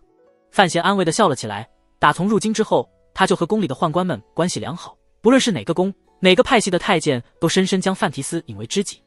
不操心这些事了。他想了想后说道：内库之事虽然未行，但其实大势已定，你那位石头皇兄大概是没什么机会，皇子之争至少在几年之内不会再次浮出水面，这一点我想是陛下最感激我的地方。虽然他没有说出口。林婉叹了口气，怔怔望着自己的夫君，半晌之后才悠悠说道：别将事情想得太简单，其实在我看来，皇上只是不喜欢自己的几个儿子闹腾，至于他究竟是怎么想的，谁能知道。就说二皇兄吧，就算他目前被圈禁在家，但谁知道他将来会不会忽然翻身。范闲心头一凛，听着妻子继续分析，皇上是一位很特殊的人。林婉睁着大大的双眼，眸子里流露出与寻常时候完全不一样的聪慧狡黠。他是自血火中爬起来的一代君主，他最大的特点就是自信，极其自信，根本不相信世界上有真正能动摇到他位置的存在，所以皇权之争给他带来的只是心烦而已。只是身为父亲不愿意看到自己的骨肉相残，我估计他可不在乎太子哥哥拥有的名分，将来谁接位，其实还是看他心里怎么想，看以后这些年里几位皇兄的表现，甚至连这些都不是皇上关心的重点。林婉继续轻声说道：舅舅身体好，年岁也不大，他认为自己还能活许多年，他根本没有想过传位的问题，他的心思其实还是放在天下，雄心犹存。范闲的太阳穴跳动了两下，皱眉说道：陛下难道还准备打仗？说不准。林婉毕竟是位姑娘家，也是不喜战火之事，悠悠说道：其实安静了10几年已经很怪异了，如今西湖不敢东来，南越之事将定，陛下只等着你将内库收拢，江南民生建安，国库蓄银粮充足，只怕便会再次发兵。看范围。范闲说道：关键是战争的层级，如果还是去年那种小打小闹，也不需要怎么操心。操心？林婉笑道：这事儿自然是皇上和枢密院操心，你呀，要外放江南就别操心了，就算监察院要参与战事，也是3处的事儿。范闲笑了笑，没有解释什么。如果庆国皇帝真准备开始第2次世界大战，少不得自己要去打消他的念头，如果智谋不管用，那就试试暴力。林婉不知道他在想那种大逆不道的事情，自顾自说道：按理讲，太子哥哥理应是接位之人，但是你也知道，陛下一直不喜欢皇后，所以这事儿就存着变数，除了太皇兄外，人人都有机会，哪怕老三不过8、9岁。你这次下江南，虽然朝野皆知等于是变相的流放，但是陛下让你带着老三，这事情就有些诡异了，相公不得不查。范闲点点头，仍然没有说什么，很沉稳地听着妻子的说话。他知道自己马上离京，婉儿心头忧虑，才会破例讲这么多东西。太后喜欢太子与2皇子，似乎没什么分别。老人家最不喜欢太皇兄，也不喜欢老三。林婉儿淡淡将宫里的秘辛说了出来。皇后虽说没有什么实权，但她与母亲向来交好。范闲认真听着庆国的后宫政治，插了句话：为什么不喜欢老三？林婉儿向窗外看了一眼，犹豫说道：大约是因为老爷的关系吧。你也知道，宜贵嫔与咱们家关系密切。婉儿，依你看，我这次下江南应该如何做？范闲很认真地问道。林婉儿很直接地说道：严管老三，保持距离，老师就是老师的样子，不能让太后以为你在刻意灌输他什么。另外就是查案要快，不能拖的时间久了，你的日子就不大好过。母亲在朝中不只有二皇子与督察院。范闲一怔，林婉儿心头挣扎许久，才轻声说道：或许所有人都以为他当年与东宫交好，只是为了隐藏二皇兄的烟雾弹，但相公你一定要提防着，也许太子哥哥终有一日又会倒向他那边。范闲默然之后复又黯然，这世道让自己的亲老婆居然陷入如此可怜的境况之中，他是知道东宫不会看着自己成长的，这和当年的仇怨有关。只是没有想到长公主真是长袖善舞，竟似是一位脚踏两只船玩劈腿的高手。想到那位好玩的丈母娘，范闲不由笑了起来。初一祭祖，初二一大堆京中官员涌上门来拜年，初三范府全家逃跑，躲到晋王爷府上聚会。范闲与世子洪承十分尴尬的见面叙旧。初四，任少安与辛弃务联席，请范闲欢宴1日，以为送别。初五，严氏父子上范府，严若海辞官之后颇好围棋，与尚书大人手谈直至天黑。范闲与严冰云在小书房里密谈直至天黑。初六，访陈园。初七，京都万人出游，鸡不啼，狗不咬，18岁的大姑娘满街跑。范闲带着老婆妹妹柔家叶灵儿4大小姐横行京中，好生快活。初八、午，国公府有请婚，范氏大族聚会，范闲成为席上焦点。一过正月15，范闲离京，一行人来到了京都南方的船码头上。这条河名为渭河，流经河正式灌入其间，渭河往南数百里便会汇入大江，沿江直下，便会到了繁华更胜京都的江南。范闲按照与陛下商议好的，对外只是说回儋州看望祖母，然后才会下江南。一来一回，在外人算来，他至少要到3月的时候才会到苏州，却没有人想到他会提前就到。今天离京，范闲没让任何人送，包括院里相熟的官员、朝中的官员。没有料到太学的学生竟然提前知道了消息，都跑到了码头上来。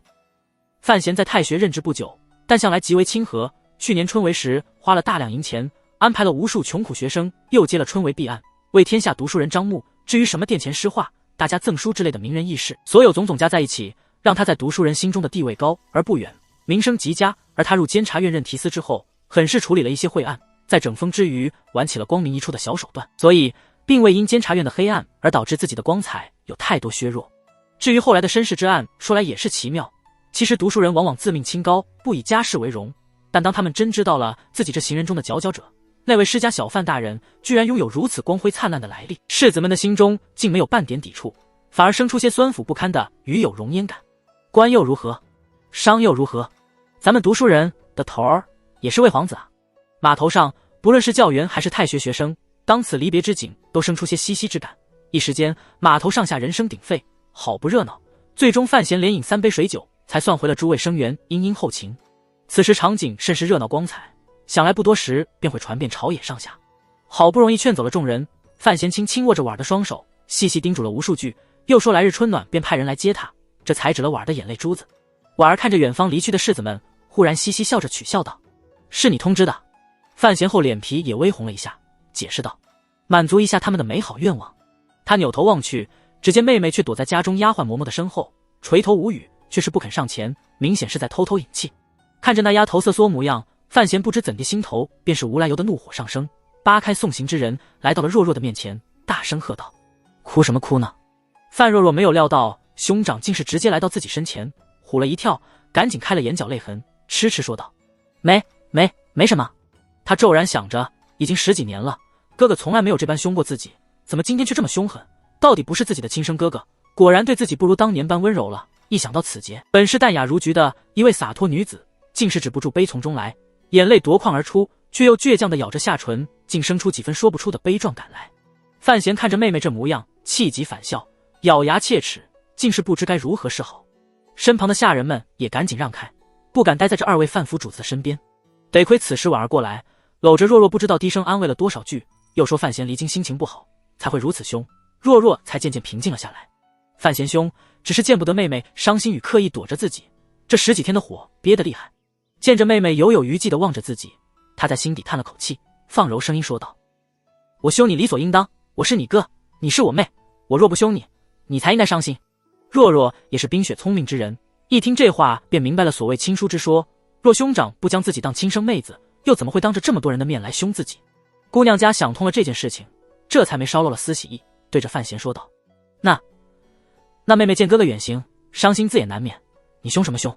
他将脸一仰，理直气壮说道：哈哈哈哈！范闲终于笑了出来，知道妹妹心结将解，满心安慰。少爷，再不走就要误时辰了。码头旁边的大船之上，大丫鬟思思叉着腰站于船头，大声喊道：范闲下江南，身边总要带几个贴心的随从，思思打从儋州便跟着他，当然是首选。这位姑娘家一出范府，便回到了儋州时的晨光，整个人都显得明亮了起来。婉儿看着她高声喊着，不由笑道：相公你真是宠坏了这丫头。范闲笑了2声，在妹妹耳旁轻声叮嘱了几句马上就要传入京都的要紧事，又惊世骇俗的当众将婉儿抱入怀中，恶狠狠地亲了2口，这才一挥衣袖登上了河畔的那艘大船。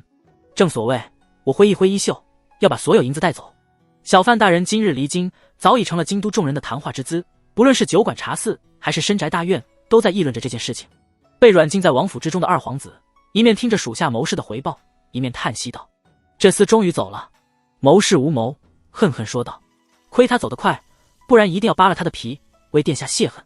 二皇子正蹲在椅子上咬动奶羹吃，闻言皱眉，良久无语，自嘲地笑了笑，悠悠说道：难怪一直有人说本王与范提斯长得相像，原来其中还有这等故事。不过像归相，我却不是他的对手，这一点你们要清楚。他跳下椅子，看着院外自由的天空，面上浮现出甜美的笑容。这厮终于走了，感觉真好，就像是谁将我背后的毒蛇拿走了一般。京都之外300里地，一个长得有些夸张的队伍正缓缓向西面行进。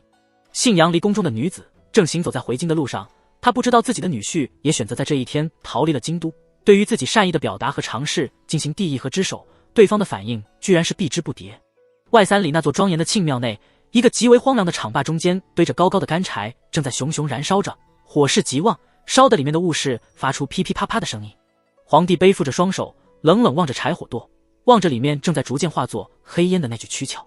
他的身后，庆国大祭司保持着苦修士的镇静，眼中却浮现着恐惧。庆庙之外，小太监洪竹正与侍卫们有一搭没一搭的说话。他明天就要被调到皇后宫中任首领太监，今天应该是最后一次服侍陛下。数日之后的渭河上，范闲立于船头，久久沉默，俏寒的河面扑面而来，却吹不进他身上名贵的囚服。他人已出京，情报却依然绵绵不断传来。长公主派了许多前哨入京，而且让老么子带了许多信阳的特产入范府，名义上自然是给婉儿的。看来那位丈母娘在利用蜈蚣刺杀徒劳之后，终于承认了范闲的力量，开始婉转地修复母女间的关系。这只是末节，不属于陈萍萍所教导的天下眼光之内。真正令范闲感兴趣的是庆国大祭司在多年之后回国，却因为在南方地苦修耗尽了精血，老病不堪死亡的消息，同时知道红烛被调往皇后宫中任首领太监，他有些失望，又有些高兴。他的学生石产力用手遮着眼睛，挡住凌厉的和风，来到他的身边请示道：老师，先前船上校总说依眼下的速度，明日便能过颍州，再过些天就进入江南路的地界了。江南一行人在离京不远处的监察院秘密船坞里换了船，众人如今坐的船是一般由水师舟船改装成的民船，迎着和风，似乎隐约可以看到江南的如画湖山。范闲微微一怔，点点头，笑着说道：小史，虽说江南的美女正在等着你去关怀，但不要太着急。石产力面色一窘，报月楼的生意要扩展到江南，所以他和桑文都要去。桑文能拖到3月，他身为范闲门生却是不敢拖。一想到当年同赴客栈里那几位好友同学，如今都在江南任一方官员，自己却要变成天下知名的妓院老板，心中滋味着实有些不大好过。天寒地冻，行于河上，确实有些恼火。桑文有福气被陈院长留着，另一人的福气就不大好，硬生生被自己的父亲严令出宫，不用再等到春暖花开时。三皇子畏缩地掀开厚厚船帘，望着范闲说道：四爷大人，吃饭了。范闲之所以有资格教育皇子，便是因为他如今还有个太学司业的身份，所以三皇子以此相称。范闲回过头来，望着那个8、9岁大的孩子，笑容里带着一股子阴寒。那殿下的作业做完没有呢？颍州地处大江之北，恰在无数山川环抱之中，往东则是江南富庶之地，西北望去便是庆国中枢的京都要地。这处州至距庆国最繁华的两处所在都不遥远，又恰在渭河与大江的交汇处。虽然河两岸的高山峻岭带来了交通上的许多不便，但河运在侧，交通中枢之地，依理讲应该是商贾云集，一片繁忙，民生安乐才是。只是如今的颍州城却显得有些破落，并不是景物如何暗淡，宅屋如何老旧，只是街上行走的行人面色沉闷，浑无生气，街边吆喝的摊贩们也打不起精神来，煎饼、果子都像是放凉了，隔年了。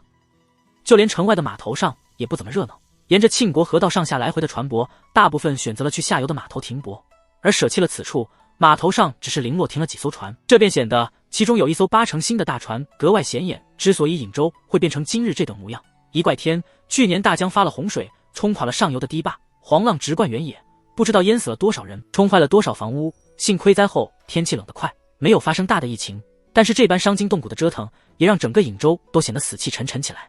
二怪官，这任颍州知州乃是当年的天子门生，却没有沾上圣天子的半点福分，整日界就只知道在州城里作威作福，巴结上风，欺压商贾百姓，莫说修葺河道，就连一般的治安都维持不了，只知苛捐杂税收着。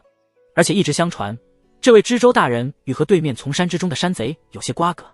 如此一州之目，自然民生凋零，商旅前行，正经商人躲还来不及，谁还敢留城中？三怪贼，颍州人民风彪悍，自古便有扛起锄头对抗官府的光荣传统，如今摊着这么个鬼官，下河上山的穷苦百姓自然越来越多。不过今年以来，事态似乎出了许多变化。首先是那位颍州知州被监察院4处驻州城巡查司请去喝茶，正当颍州百姓心中微喜，以为这位知州终于要垮台了，这位知州却被监察院恭恭敬敬地送了回来。而正当人们失望地以为颍州依然要这般败落下去时，这位知州却死了。京都来人查了许久，才确认了知州的死亡和什么阴谋无关，只是病死。知州死的那天，颍州城的百姓沉默地点燃了无数串鞭炮，自然没有人敢说是为了庆祝瘟神的死去，倒让不知内情的人以为颍州人民选择在这一天集体出嫁。另一个变化就是，和对面大山中的山贼似乎也老实了许多，最大的那个山寨似乎在1天之内被人血洗，山贼们4分5裂。据传，如今由江南来了一位江湖中的大人物，正在尝试着收服这批势力。颍州的人们没有开心多久，只当自己提前过了个小年。因为知州死了，明年朝廷又会派一名知州，山贼垮了，马上就又会多出一大批山贼，老百姓的日子还是那么困苦的再过，并不会发生什么质的变化。码头旁的一间库房里，10几个苦力正围在一起商议着什么。就算码头再清淡，但在大白天里闲聊，终究不是苦力们应该有的职业态度。而且他们脸上那宁狠的神情，似乎也表露了他们另一个身份。被围在正中间的是一个女人，年龄约莫20上下，五官端正，也算不上什么美女，但眉眼间有那么一抹狠劲儿。她一开口，四周的汉子们都乖乖地住了嘴，看来是个首领。查清楚了，是收茶的商人，从京都过来的。关姐，他们船上有护卫。一个苦力提醒到，被称作关姐的人乃是颍州附近出了名的山贼头领。他来颍州的时间不长，却已经集合了一大批有力的贼手，都在传说他的身后有大背景。关姐冷笑道：不过是些商人，有什么要紧的？再说了，你们也去采过点，那后厢房的箱子究竟有多沉，不用我说吧。话语平淡，但一提到箱子，苦力们的眼神便开始变得炽热起来。江湖上行走，正牌山贼看的是车轮扬尘，来判断车中货物的重量，从而判断价值。而颍州附近的山贼实际上应该归属于水道一流，最擅长的就是从船舶吃水深度判断船上究竟装的是什么。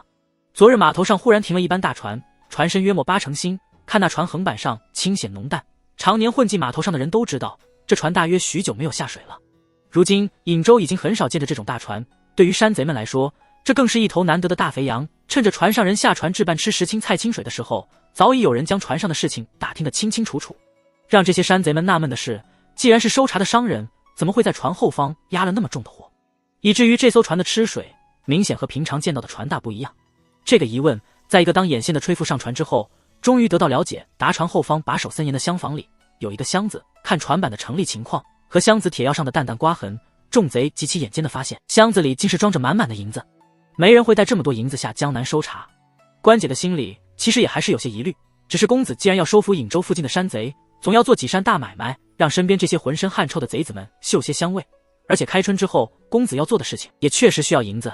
不然自己也不会如此匆忙的四处下手劫船。有名山贼也觉得事有蹊跷，说道：吃水深，船上又没带货，说不定是底舱压着河石，三嫂子没有看清楚。关姐摇头说道：又不是海船，要压舱石做什么？我只是觉着奇怪，那艘大船上的商人为什么要带这么多现银？现银才好。一名山贼嘻嘻怪笑说道：抢了银票还不敢去取去？这话顿时得到了同伙的响应，齐声笑了起来，笑声中贪意十足。关姐皱眉道：问题是，现在还有哪个商家会带现银？难道他们就不担心安全问题？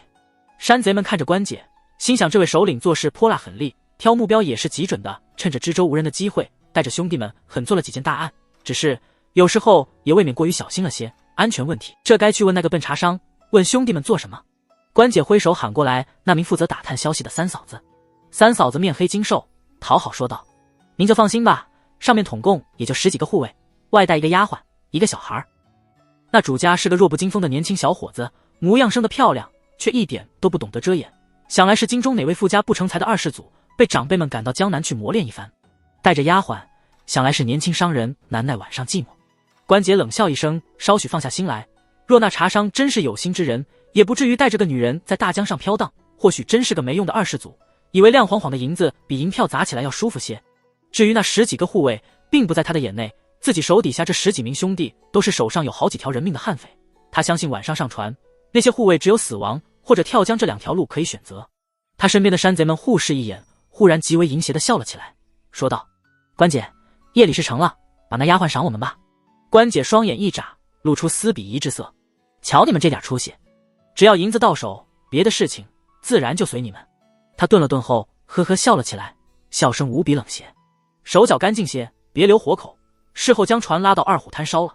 颍州城外的夜十分的安静，河对面雄岭之上的月儿冷冷地照耀着那条奔腾不息的大河，似乎将河水的咆哮声也平复下去许多。船码头上孤零零停泊着几条船，此时子时已过，正是人们睡得香甜的时候，船上的灯火早熄，行商们也早已入睡。在月光的轻拂下，10几个黑影悄无声息地摸到了岸边，潜入了河中，游到最大的那条船身之后，才从身上取出钩索一类的物事，有的竟只是空手，沿着纤绳就往船上爬了去，就像无数只被淋了水的猿猴一般，身手无比利落。不过片刻功夫，这些夜袭的山贼们就已经摸上了大船，消失在了黑暗之中。关姐嘴上叼着寒刀，沉默无语地上了2层，借着船舱阴影的掩护，直接往后方摸去。在仓库里众人商议的清楚，对于船上的布置也了若指掌，知道那1满箱银子就在舱后。他身后的黑暗里隐隐传来了一声扑哧的声音，紧接着便是有人摔倒在甲板上，发出一声轻响。他皱了皱眉，心想这些小兔崽子下手也不知道仔细些，万一同时惊动了所有护卫，虽然不惧，但总是麻烦。来到厢房之外，有些意外地没有发现护卫。此时夜色中的船舶上又传来了几声闷哼，关姐知道是手下正在逐渐侵入中舱，心头微定，手指头勾住门板，刀尖一用力，便轻声开了箱门。下一刻功夫，便已经在黑暗之中摸到了一个箱子。借着前方窗子透来的淡淡余晖，关姐看清楚了箱子的大小，不由倒吸了一口凉气。三嫂子没说清楚，只说看箱子大小重量，估摸着的有上千两。可是关姐有些不敢相信的摸了摸箱子，估摸着大小，天了，这得多少银子才能装满这么大的箱子？她忽然觉得有些后怕，能够随身携带这么多银两的人，就算是二世祖，只怕也是京都最有钱的二世祖。这件事情一旦败露之后，面对着京都中的怒火，只怕自己身后的公子也会有些承受不起，别杀那个二世祖。这是关姐心里涌起的第一个想法，但她马上想到木已成舟，由不得自己犹豫了，而且这么多银子足以做太多事情。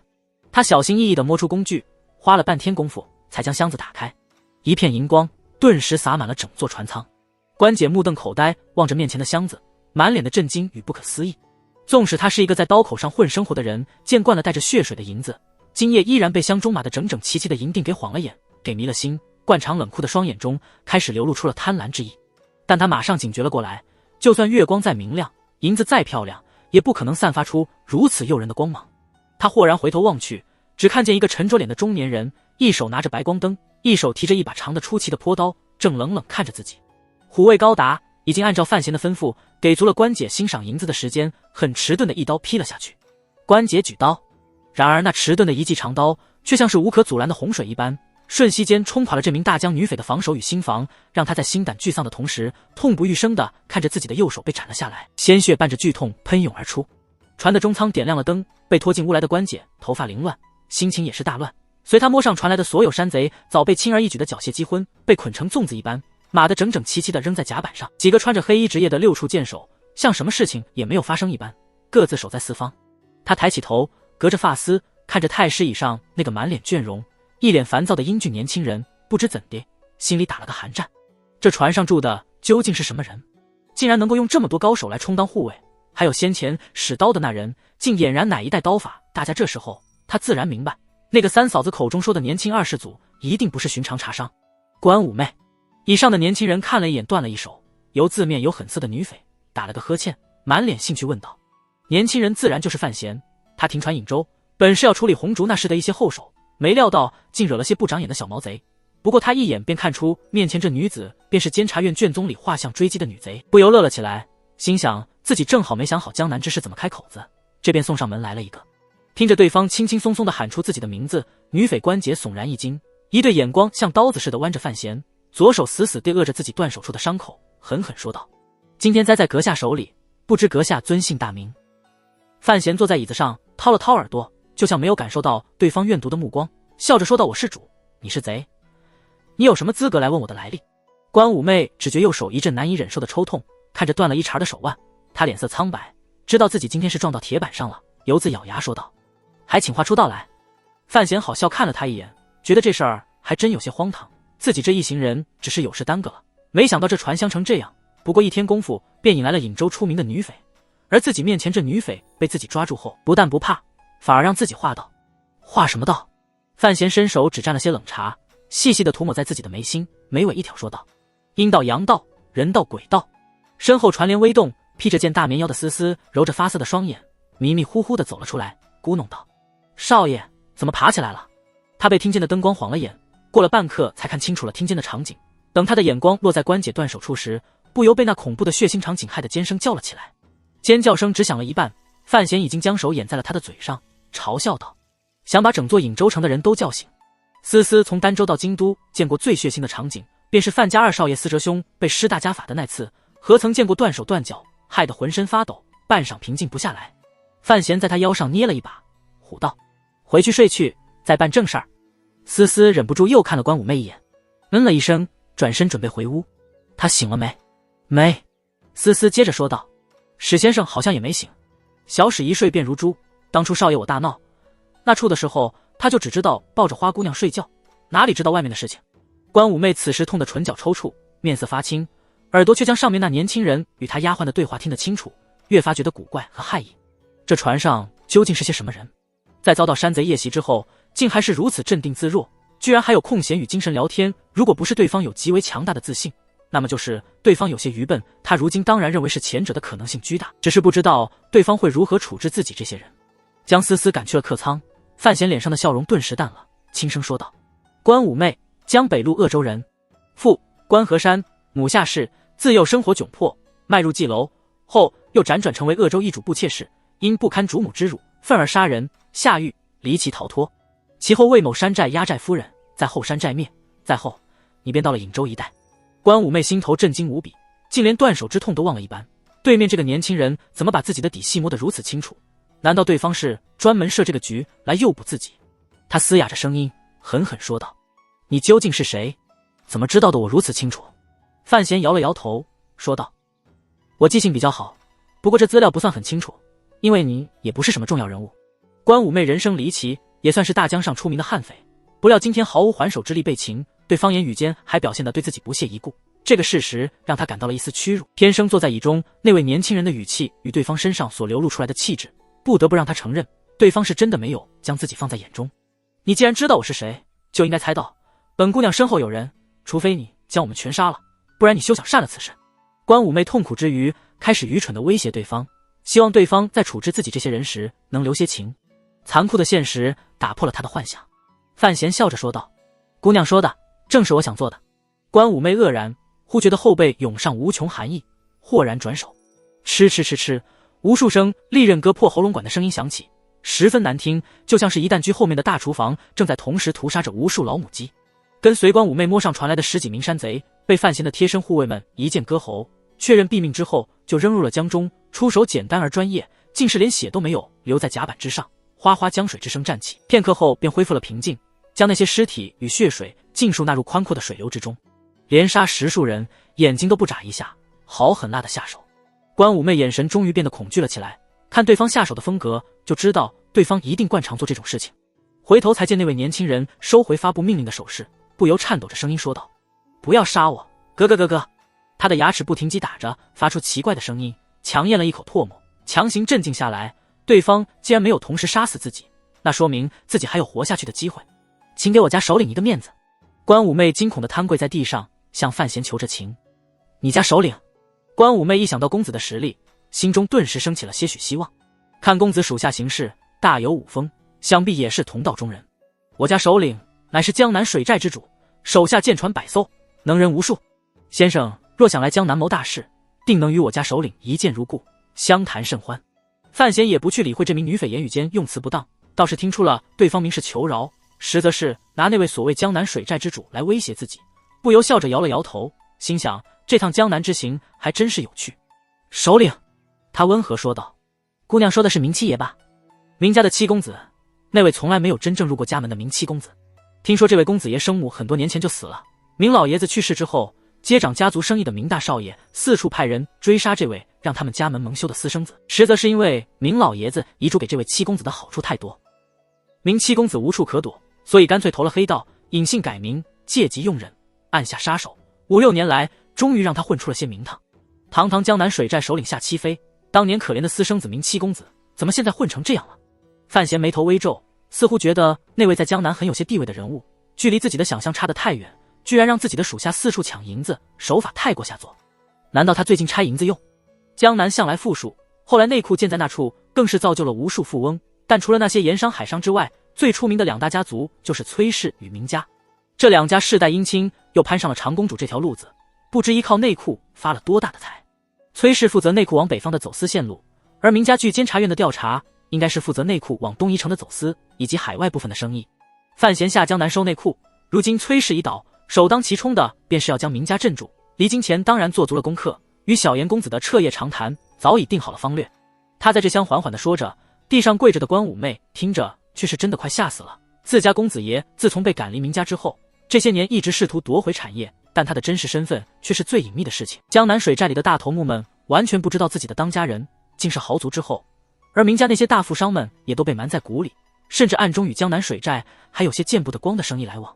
除了自己因为与明七公子有那么一层外人不知的亲戚关系，从而知道这个秘辛外，关五妹根本不相信有别人知道如今江南水寨大头领下七妃的真正身世。哪里料到对面这个年轻公子竟是一口道破。范闲忽然想到一桩事情，开心地笑了起来。想明白了，崔家垮了，明家虽然心痛，但更欢喜于能接过崔家的份额。明七公子想必也不会错过进入商场与明家唱对台戏的机会。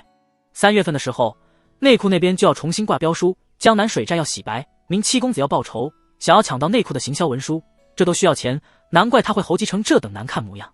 关五妹惊恐万分地看着范闲，心想这个面相柔弱的年轻人究竟是何方神圣，怎么能知道这么多事情？内库的事情乃是朝廷机密，而对方在片刻间就猜到了公子爷的真实想法。此时再看范闲唇角挂着的和暖笑容，他的身体却是冻僵了般无法动弹。明七公子的吃相不大好看，几百两银子也不嫌少。范闲叹息着，来江南之前，他本来对监察院暗中查出的明七公子有几分好奇，毕竟对方的身世似乎与自己有些相像之处。此时发现对方手法并不怎么高明，不免有些失望。他自顾自地叹息着，一低头才注意已经低头无语的关五妹，歉疚一笑说道：“我这人有时候喜欢自言自语，姑娘不要担心，我待会儿就给你止血。”关五妹问道：“为什么不杀我？”范闲想了想后说道：“我不是个喜欢杀人的人，何况我还要与你家公子谈生意，将他表妹杀了，我怕他血性太浓，理智不足，害了我们之间的生意。”关五妹今夜已经惊讶得有些麻木了，对方既然能够查到公子的真正身份，当然能够查到自己和公子的关系，只是对方说生意，他希望重生，艰难说道：“这位公子，我家首领正在下游。”此时他心中猜测，范闲指不定也是京都中哪个庞大势力的代理人，所以才会有如此多的高手护卫，才会知道如此多的秘辛，咬牙说道：“今夜是我方理亏，日后定有赔礼送上。”听前面的说话，他本以为对方会放了自己，不料那年轻公子竟是陷入沉思之中，半晌没有言语，不由绝望说道：“公子，大家都在江湖上行走，您已经杀了我10几名手下，难道还不能平息您的怒气？”江湖？这世界上真的有江湖吗？范闲微笑说道：“而且杀人也不是为了平息怒火，只是处理事务的一种手法。我不会放你离开这艘船，至少在我需要你离开之前，免得姑娘一时口快，漏了本人身份，给江南带来不必要的麻烦。”关武媚没有听明白他的话，但至少听出对方话语里的强大自信，绝望之余嘶声说道：江湖是江湖了，你究竟想做什么？船舱里一片安静，半晌之后，范闲轻笑道：姑娘误会了，我可不是江湖人。他撑着下颌，颇有兴趣地看着关武媚苍白的脸。江湖这种打打闹闹的地方，我可没闲工夫去理会。关武媚愈发觉得对方神秘莫测，忍不住问道：你究竟是谁？我……范闲很认真地想了想，我是个坐吃等死没用的二世祖，当然我也有可能是庆国最大的一个二世祖。一想到自己这行人在上船之前的猜测，关武媚险些没一口血喷出来。你是贼？范闲盯着他的双眼，一字一句说道：而我是个大贼，你既然上了我的贼船，我这个主人当然要招呼好，当然你家那位七公子马上也就会上我的贼船，而且他这辈子都别想再下去。关武媚终于听明白，对方根本不是想与七公子做生意，而是想收服公子为己用。他恨恨咒骂道：痴心妄想，就凭你只配及我家公子，可擦靴子。范闲也不恼，呵呵笑着离了椅子，取出金针在他的肘间扎了几下，替他止了血。本想说几句什么，忽然又觉着没必要，心想你家那位七公子过几天只怕会诚心诚意想替我擦鞋，只希望你到时候不要太过吃惊就好。一切处理完后，先前一直在下层的水手们上了甲板，从河里提起大桶河水冲洗着点点血迹。虽然只有关武媚一人见血于船，但断手流的血太多，很是费了些功夫清洁完毕。夜风再起，众人呵欠连天又去睡了，船上恢复了平静，就像先前并没有发生这个小插曲一般。去睡吧，后半夜有人轮值。范闲看了高达一眼，说道：庆国官家规矩，贴身护卫向来是分2班道，只是范闲硬生生给改成了3班道。虽说每班的人要少了些，但他相信那个世界里资本家剥削工人分成3班一定有他的道理，想来效率肯定可以得到更有效的保证。掀起厚厚的布帘，沿着两边仓房的通道往里走，一直走到了最后，范闲停住了脚步，扭头看了一眼石产力的房间，这书生果然睡得踏实，苏文茂却早就已经醒来，满脸倦容地守在门口。此时夜深，二人并没有说什么。走到自己房间对面，范闲对手在门口的虎卫说了几句什么，轻轻推门而入，直走到了床边坐下，看着被窝里的那个小男孩，许久无语。三皇子五官端正，小小年纪颇有些清秀之态，但范闲知道这小子可比他的真实年龄要强多了。船儿轻轻一摇，他将床上的被子向上拉了拉，遮住对方的肩膀，和上风寒，要是冻坏了可不好。便在此时，三皇子紧闭的双眼内微微动了下。范闲无声笑了起来，这孩子只怕早就醒了，只是在装睡。他旋即想到8、9岁年纪的小孩子竟要比使产力还要惊醒，只怕心上的负担也不轻。想到此节，他心底不由悠悠叹息了一声，身在帝王家，确实容易被那些污秽与权谋养出些怪胎来。这小男孩有时可恨，也未必不是可怜。他也懒得戳破小孩子家的小伎俩，只是偶一失神，想着婉儿提醒过的那件事情，心里却有些完全不一样的想法，只是目前还下不了决心。庆余堂的掌柜们并不在南行的船舶上，范闲既然是私下江南，往儋州方向的探亲队伍就做得极为实在。在渭河中段，那个冒牌的提司大人就已经领着车队往东边开拔，沿途有黑旗保护，又领着那些掌柜们，想来朝中所有人都会以为此时自己是在那个车队之中，而没有人想到自己已经来到了渭河与大江的交汇处。虽然走水路无法由黑旗提供最快捷有力的支援，但范闲并不担心安全问题。船上有7名虎卫，还有6处的箭手，如此多的高手刺客集于一州之上，只要不是大宗师亲至，这世上哪里有人能碰触到自己一根手指。他温暖的手掌轻轻拍了拍背中三皇子的后背，脸却望着另一边，似乎走神了。目前船上最金贵的人物其实就是这位皇子，有这样一个护身符在身边，日后就算自己要动特权调动辅军周甲，似乎也能找到极好的理由。此时的场景其实有些不合规矩，不过范闲本就是个胆大之人，更不会如何忌淡皇室尊严，此时勉强将三皇子当学生弟弟待，已经是给足了皇帝和宜贵嫔面子。确认了一切如常，断了一只手的关武媚被押入了下层的简易牢舍之中，范闲这才完全放松下来，揉着有些发胀的太阳穴，回到了自己的卧房。一抬眼便瞅着思思正半倚在床边犯困，单手撑河，整个身子随着船舶的轻轻摇晃而东倒西歪。小妮子有趣，偏生这样却倒不下去。范闲呵呵一笑，知道对方是一定要等自己先休息才肯睡的，也不敢发出太大声响，蹑手蹑脚地走了过去，一只手穿过思思的腋下，一只手抱着她的腿弯。姑娘穿着件降轻半旧大腰，圆圆滚滚的一大堆，她就像抱着一个大毛熊般，小心翼翼地将思思搬到了床上，不想扰了她的清梦。不料她依然还是睁眼醒来了，眼里的迷糊瞬间即逝，强行正起来，笑着说道：我给少爷铺被子。范闲轻声笑骂道：先前就睡了一觉，还铺什么铺？都困糊涂的人，还不赶紧睡去？思思掩嘴一笑，说道：“那被褥里又凉了。少爷小时候最不喜欢钻冷铺盖，不都是让我先暖着吗？”听着这话，范闲微微一怔，看着面前这姑娘，不由想起了前些年二人在儋州老宅里的日子。一晃2年过去，他忙于争权夺利，成婚出使，有意无意间与思思生分了些。好在思思对自己还是如此贴心，心里不由淡淡温暖涌起，笑道：“今儿要给我暖床吗？”这话就有些轻薄了，但两处府中都知道，思思终有一天是要开脸入房的大丫鬟，他自己也早做好了心理准备。骤闻这话，面色微羞一红，却没有如往日般清爽的回几句，只是将外面的腰子一拖，整个人便缩进了被褥里。缩进了少爷的被褥里，只剩了一头乌黑的青丝露在雪白的背头外，诱人无比。范闲微愣了愣，片刻后便脱了衣服，钻进了被窝里。其实他二人在儋州时自幼一同长大，也没少在一张床上躺，在一张被里厮混，除了最后那关头之外，任何亲昵事都早已做遍。舱中灯光未熄，范闲从后搂住自己的大丫头，双手环至她的身前，握着她微凉的手，胸贴着她的背，听着身前她一阵一阵呼吸，下意识里将她抱得更紧了些。我20了，少爷。思思轻轻咬着下嘴唇说道，话语里带着几分委屈与幽怨。范闲没有说什么，嗅着思思头上传来的淡淡清香，感受着怀中的弹润身子，非常简单的便让心神回到了当年儋州时的境况之中，整个人觉得无比轻松，无比安逸。半夜睡不着觉，舱外的和风在唱歌，范闲干脆睁开双眼，在丫头的耳边微笑着说道：“20怎么了？急了？”思思被这句话真弄急了，从被窝里坐了起来，咬着唇边的一落头发，气得一言不发。范闲一愣，赶紧将她的身子搬了下来，知道这话是自己说的不对。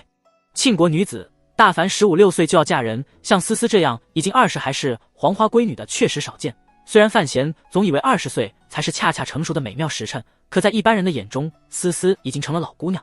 尤其是在范府之中，虽然众人看在儋州老祖宗和范闲的面子上对思思很是客气，可是人前背后总是少不了一些闲话，尤其是范闲一直没有将她收进房中，更是助长了这种风气。细细想来，范闲知道是自己没有处理好这问题，他总觉得不必着急，却没有站在思思这丫头的立场上想想，姑娘20，这要换算成那个世界里，那就得是30的老处女，搁谁身上也无法接受这个悲惨的现实。思思蜷着身子，不理他伤心的睡着。范闲想了想后，笑着说道：“说起来，咱们已经2年没在一张床上躺了。”在儋州的时节，比他大2岁的思思虽然都是睡在一边，但范闲早就养成了起床后去他床上厮混一阵的不良纨绔习气。少爷大了，自然不能老和下人一处厮混。思思将脑袋埋在被子里，瓮声瓮气回道：“这要厮混许久的。”范闲也没哄他，只是温温柔柔说着：“像我这种烧糊了的卷子，也只有你才不嫌弃了。”思思扑哧一声笑了出来：“少爷若是烧糊了的卷子，这天下间的姑娘家还怎么活？”主仆二人忽然同时沉默了起来，都想到这段话是石头记上王熙凤的自贬，便悠悠想起在儋州的时候，每个夜晚一人抄书，一人侍候着的画面。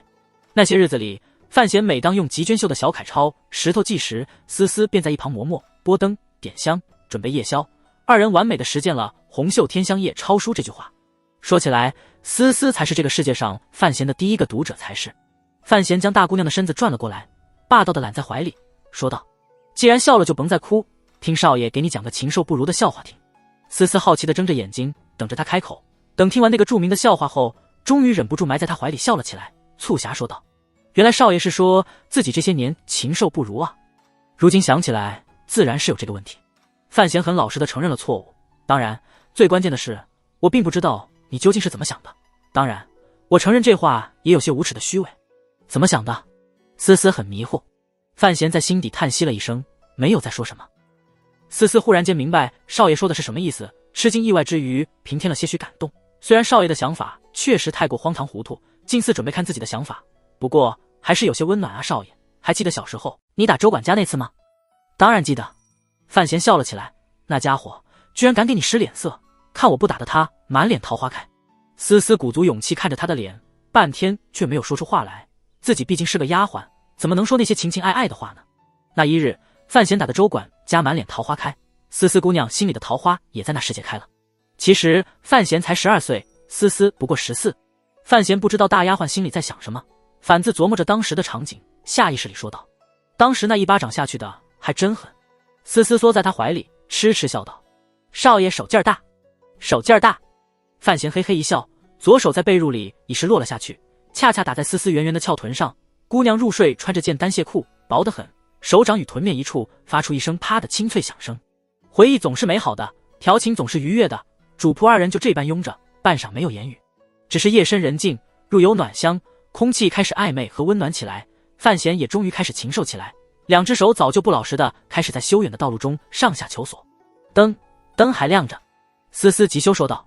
范闲此时已进入灵长类禽兽境界，猴急不已，闻言伸出左臂往后一劈，浑以为自己这一式袭自夜里而出的大劈关能轻易的破风而斩，将桌上那支烛火吹灭，没料到掌势一出，那烛上火苗兀自坚挺。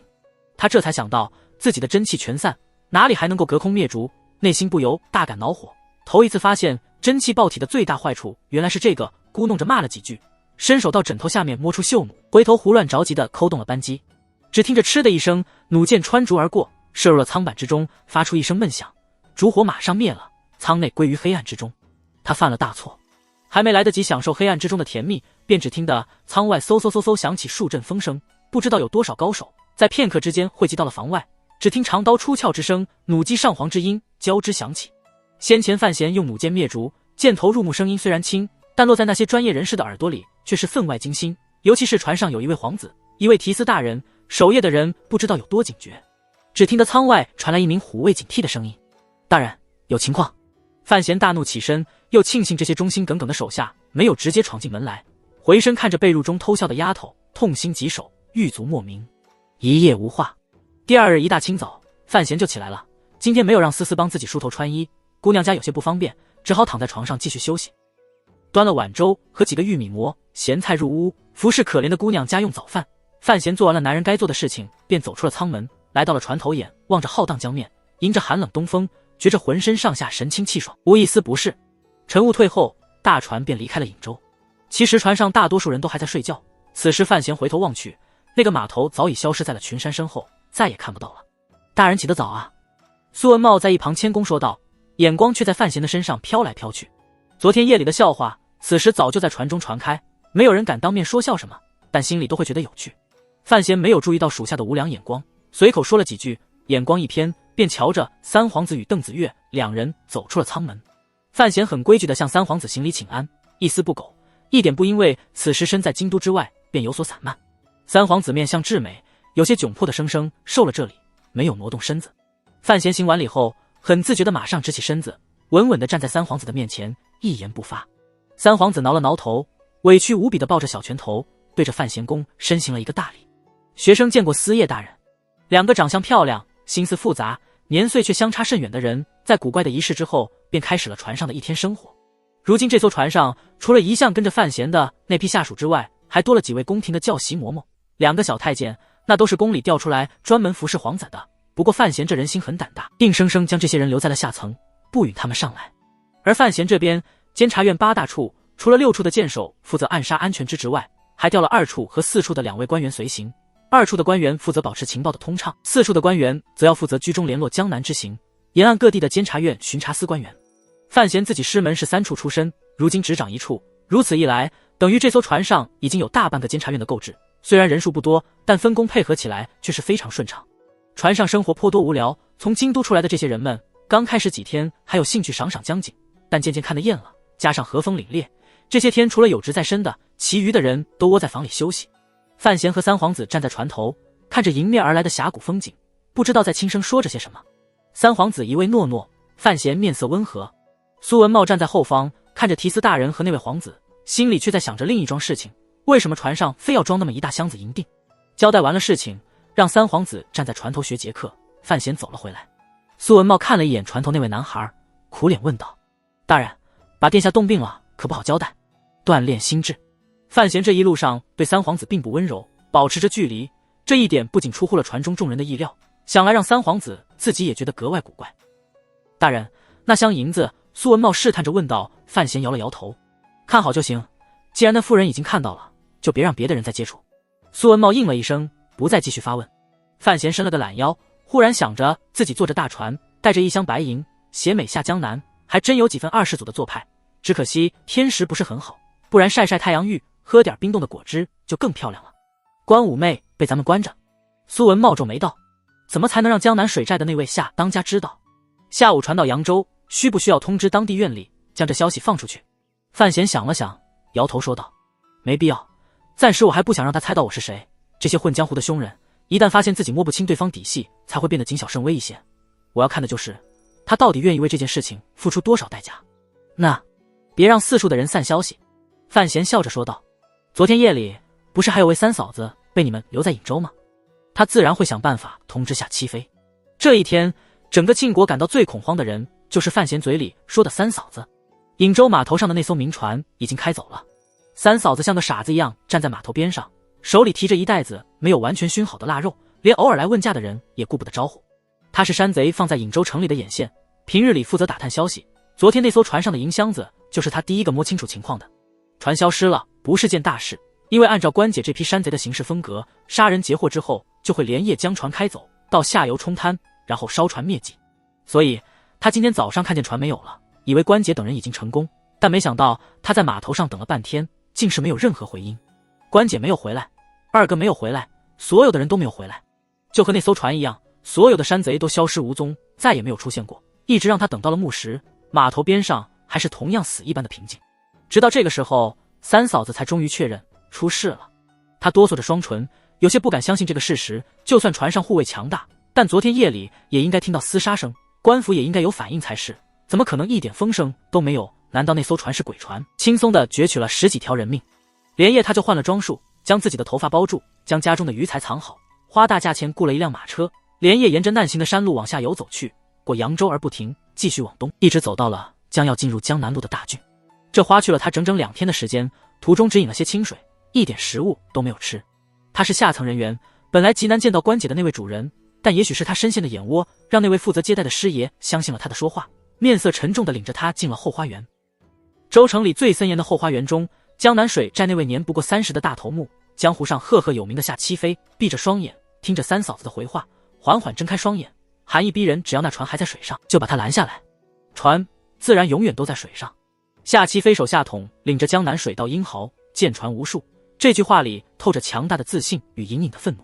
入东水库，两岸多是修葺河堤的民工，正像蚂蚁一样艰苦地搬运着石头与沙土。听说上面的银子一直没有全数拨下来，所以除了代工之外，其余的民夫都显得有些无精打采。忙碌一天没有铜板入袋，谁也不会下多大的力。莫阳宫的民夫们才有了多余的时间去看一眼早已看腻的江面，学一下那些高高在上的文士官员们。一看之下，众人却吃惊不小。只见将入江南路的大江之上，骤然间多出了许多条船，正在上下巡弋着。冬季航运不如其余3季，很少有这么热闹的时候，仿佛像是一夜之间有谁施了什么魔法，空降了许多条船落在了江面上。那些船只或大或小，形状各异，速度也不相同，甚至里面还夹着几只被小小改装过的3翼船。3翼船是江南水师官用船只，速度极快，一向不准民间使用。相同的是，这些船上站着的汉子们腰间都是鼓囊囊的，想来都是藏着兵刃，暗黑脸颊上除了显眼的水袖之外，便是沉默的杀意与警惕。能够在2天之内调集了这么多的船舶，集中在这块入江南路的水道之上，而且没有惊动官府出来说话，能有这个能力的，只能是威名远扬的江南水寨。单论掌控大江的能力，就连江南著名的那几大家族，都远远不如江南水寨。江南水寨全名江南及相关水域12连环务，专门在江南密如蛛网的水路上讨生活，不论是运货、客运还是相关产业，都要看他们的脸色。尤其是暗中进行的私盐私茶和贩马的生意，让他们掌握了极为强大的实力。而在那位名士之后，化名夏七妃的人物当上了水寨大头目之后，更是着力与官府搞好关系，甚至传说这位夏爷可以与沙湖里的水师提督大人称兄道弟。流氓加官府，谁也挡不住。所以这些年来，江南水寨虽然明面上削减了黑道上的买卖，但开始逐渐走出了湖泊水草，正大光明的来到了民间，声势更胜从前。也就是这样一个强大的势力，才能够在大江之上横行无阻，不惧无益的沿江所传。发布命令的就是江南水寨的大头目夏七妃。虽然他并不是很在意手下们的生死，但是此次忽然失踪的关五妹和自己母系有些亲戚关系，而且更让他警惕的是，究竟是何方神圣，竟能这样神不知鬼不觉地中咬了自己这么大一块肉。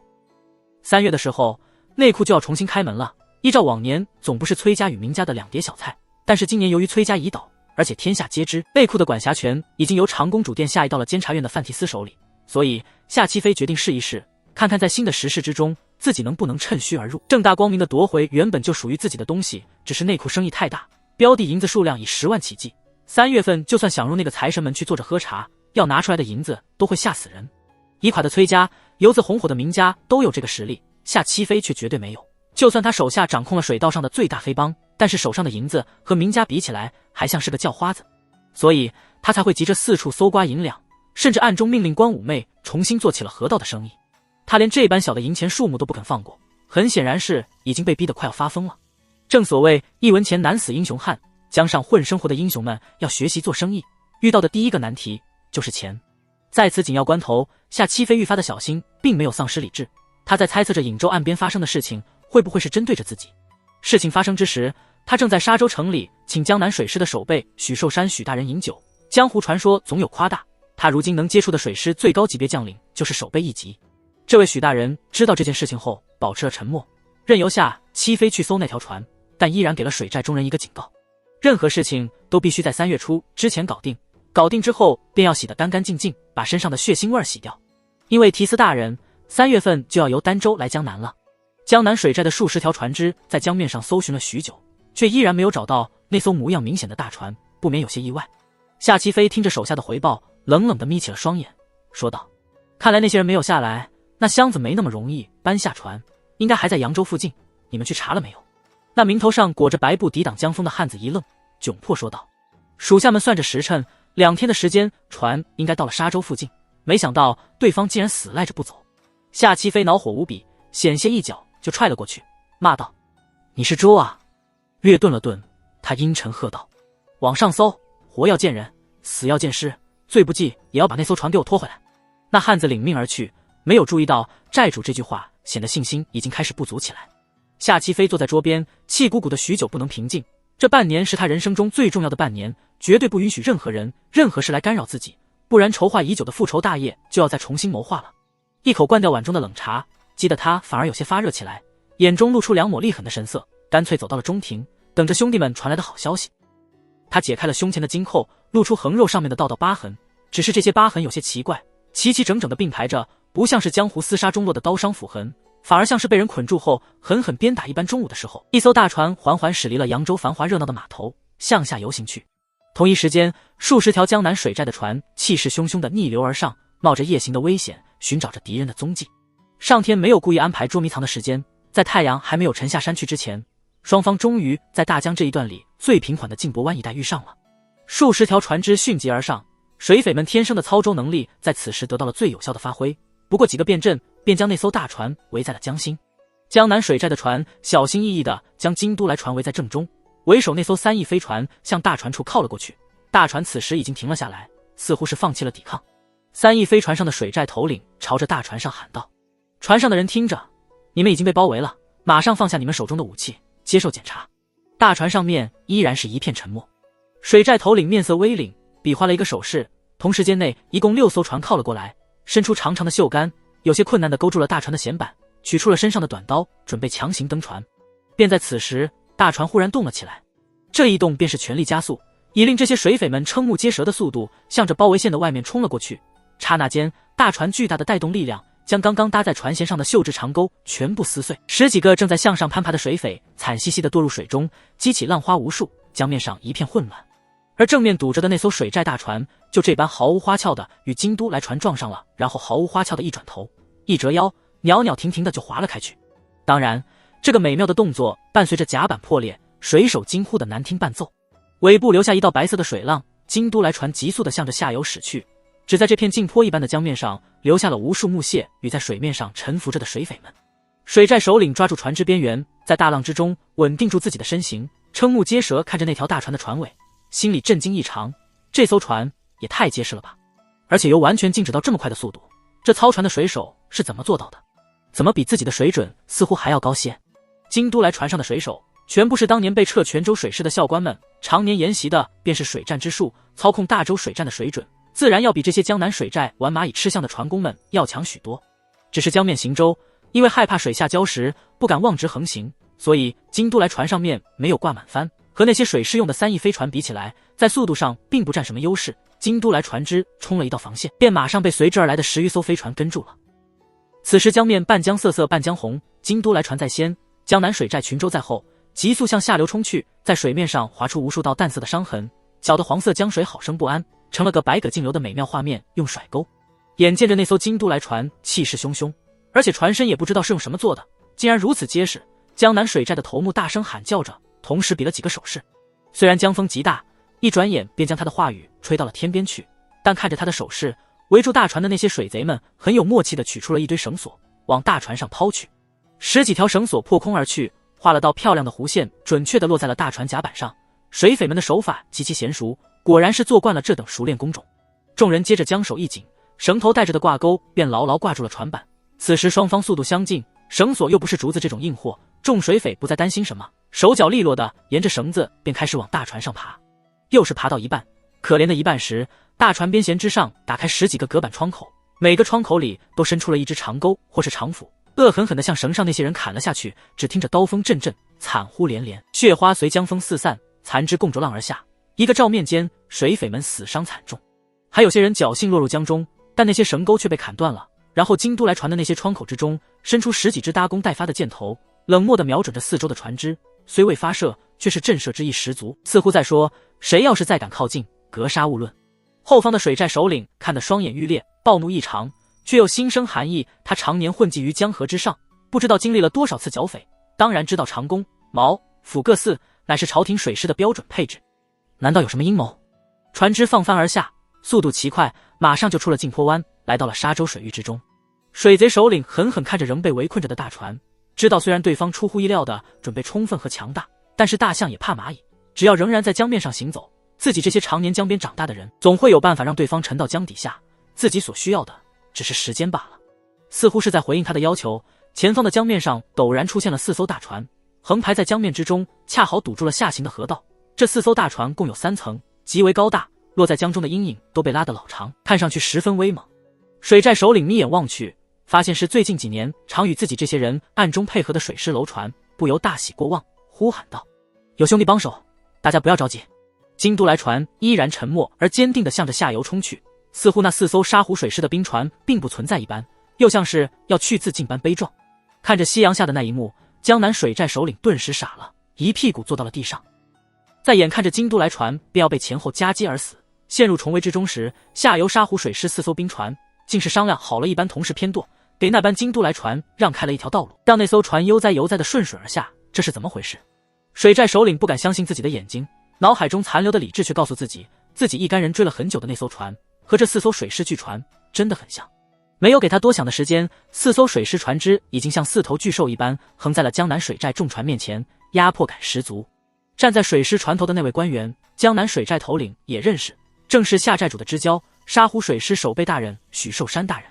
许寿山冷漠地站在船头，只是身上的衣服似乎是很匆忙间穿好的，带子都没有扣好，看上去有些滑稽。他望着下方的那个老熟人，眉头微皱，用眼神向对方示意最好赶紧投降，也顾不得对方究竟看懂没有，便用官威十足的声音说道：船上的人听着，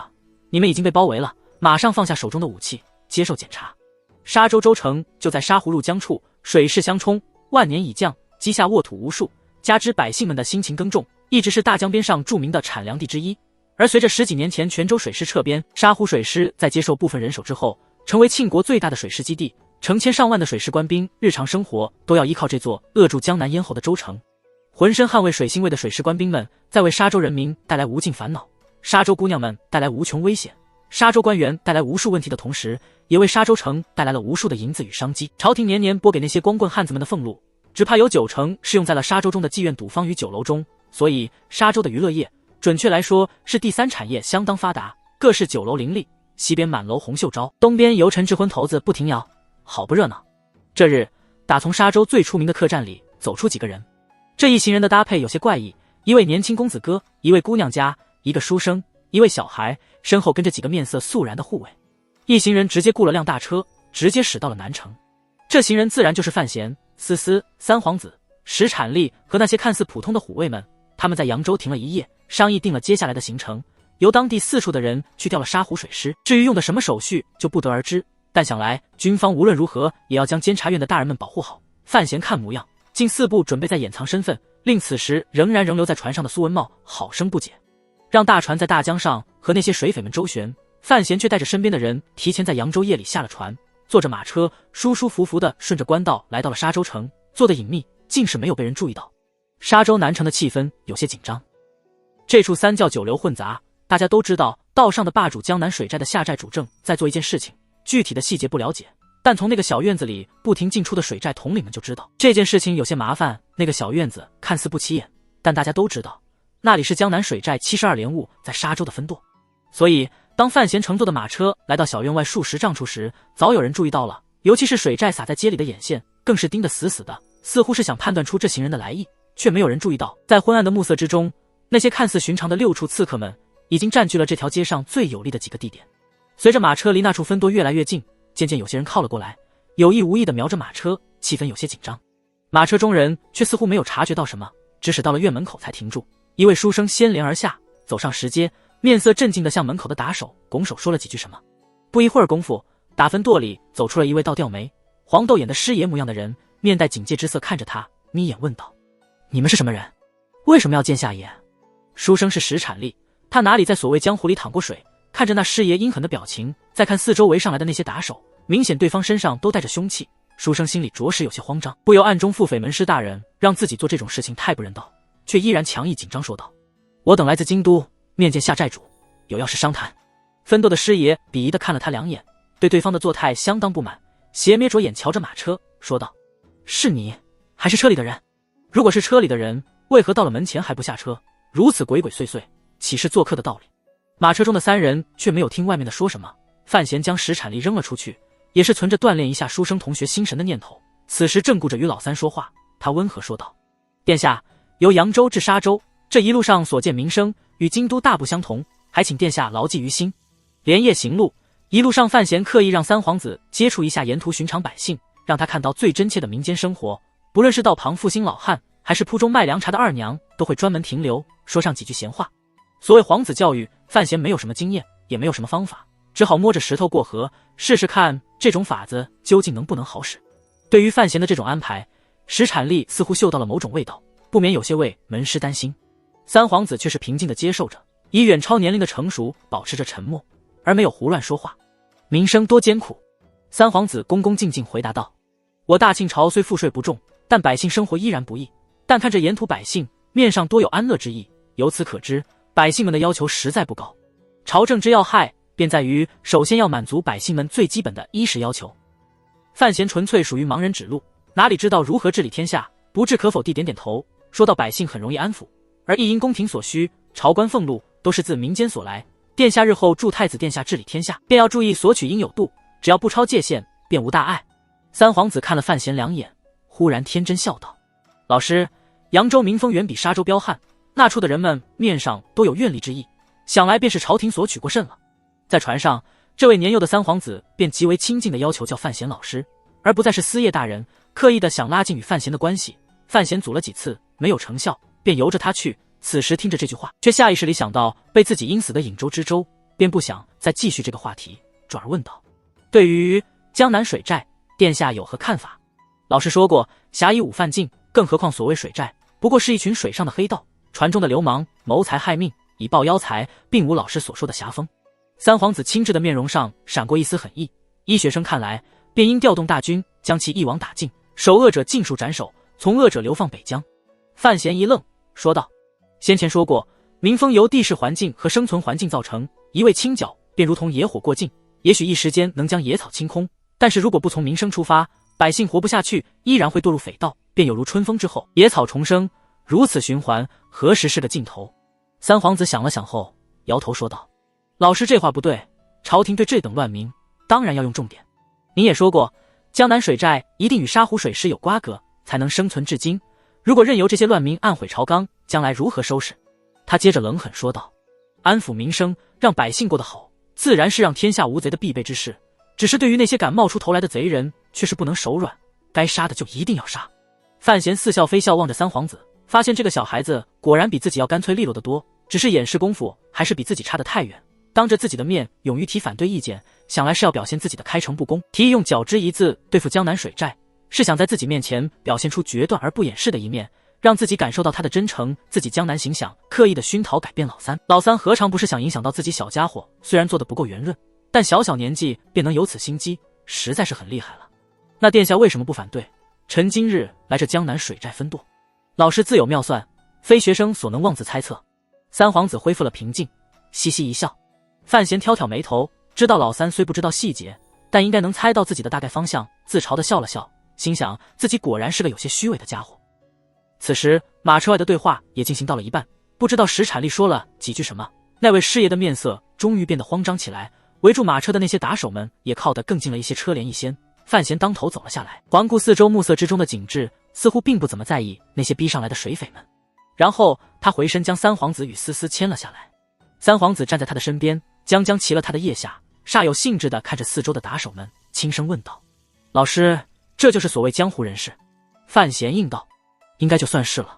三皇子有些兴奋，却没有什么惧意，他毕竟是位皇子，哪里知道江湖中的险恶，而跟在范提斯的身边，更是从来不会考虑自己的安全问题。自从悬空庙之事后，老三就认准了，有范提斯在，没有谁能够害到自己，更何况如今全天下人都知道了范闲的身世，天子家本无情，三皇子却以为范闲是特例的那个。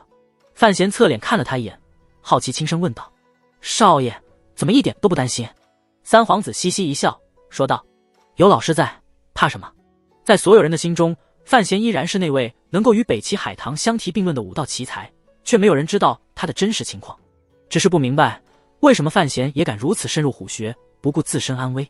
二人的对话落在江南水寨众人的耳中，似乎说明了对方的身份，那个小孩大概是某位大族的公子哥，而范闲这个漂亮书生就是魏西席，只是年纪似乎过于年轻了些。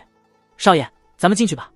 不理会深州众人警惕与紧张的目光，范闲好整以暇，一手牵幼童，一手牵女子，便往院门走去。石产力低着头，十分汗颜地跟了上去。这次考试算是砸了锅，门师让他不要暴露身份，却要正大光明地进门，书生实在是没有办法。师爷的面色变幻不停，看对方的人员搭配，猜到了对方便是寨主苦苦寻觅的敌人，但是对方怎么敢找上门来？对方什么时候下了那艘船？此时江南水寨手下无数兄弟正在江面之上辛苦追寻着范闲众人的踪迹，正在与那艘大船进行着殊死的搏斗。谁能想到他们搜寻的敌人竟然如此大咧咧地来到了沙洲，就这样嚣张地来到分舵门前，直接闯了进去，拿下他们。师爷面色青一阵白一阵，似乎是从来没有见过这等嚣张的敌人，内心深处也有些慌张。但凡牛气哄哄者，除了弱智之外，总是有所平视才是。但是夏爷此时正在院内，如果自己应对慢了，只怕会出大问题。随着这声喊，那些打手们抽出短刀，发一声吼，向着范闲众人杀了过来。范闲觉得右手微微一紧，转头望去，只见三皇子脸上依然保持着天真的微笑，但手心先前却下意识握了下，想来在伪装之外，还是有些害怕。信心。在此关头，范闲依然不忘解说天界中人，一定要拥有压倒一切的信心。当当当当，便像是那首歌荒诞的响起。江南水寨沙洲分舵的兄弟们也看到了十分荒诞的一幅场景，只见小院门口无数把短刀飞了起来，就像是在下雨一般，神秘莫测的脱离了自己手掌的控制。紧接着便是无数声闷哼，但凡挡住范闲去路的打手都被震飞了出去。高达领着6名虎卫像阵风似的飘到了范闲四人身周，沉默着抽出身后附着的长刀，生生震飞了那些打手，气势冲天而起，真可谓是挡者辟矣。范闲依然满脸平静地牵着二人往小院里走，在惨呼与刀光的陪伴下，脚步十分稳定。虽千万人，吾往矣。他对身边的三皇子解释道：朝廷不需要与江湖人打交道，我们只需要安排他们做事，所以在见面之初不要谈什么。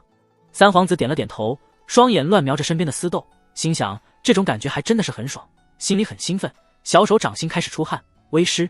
为什么这些江湖人的功夫如此不堪一击？三皇子对眼前的事实有些疑惑。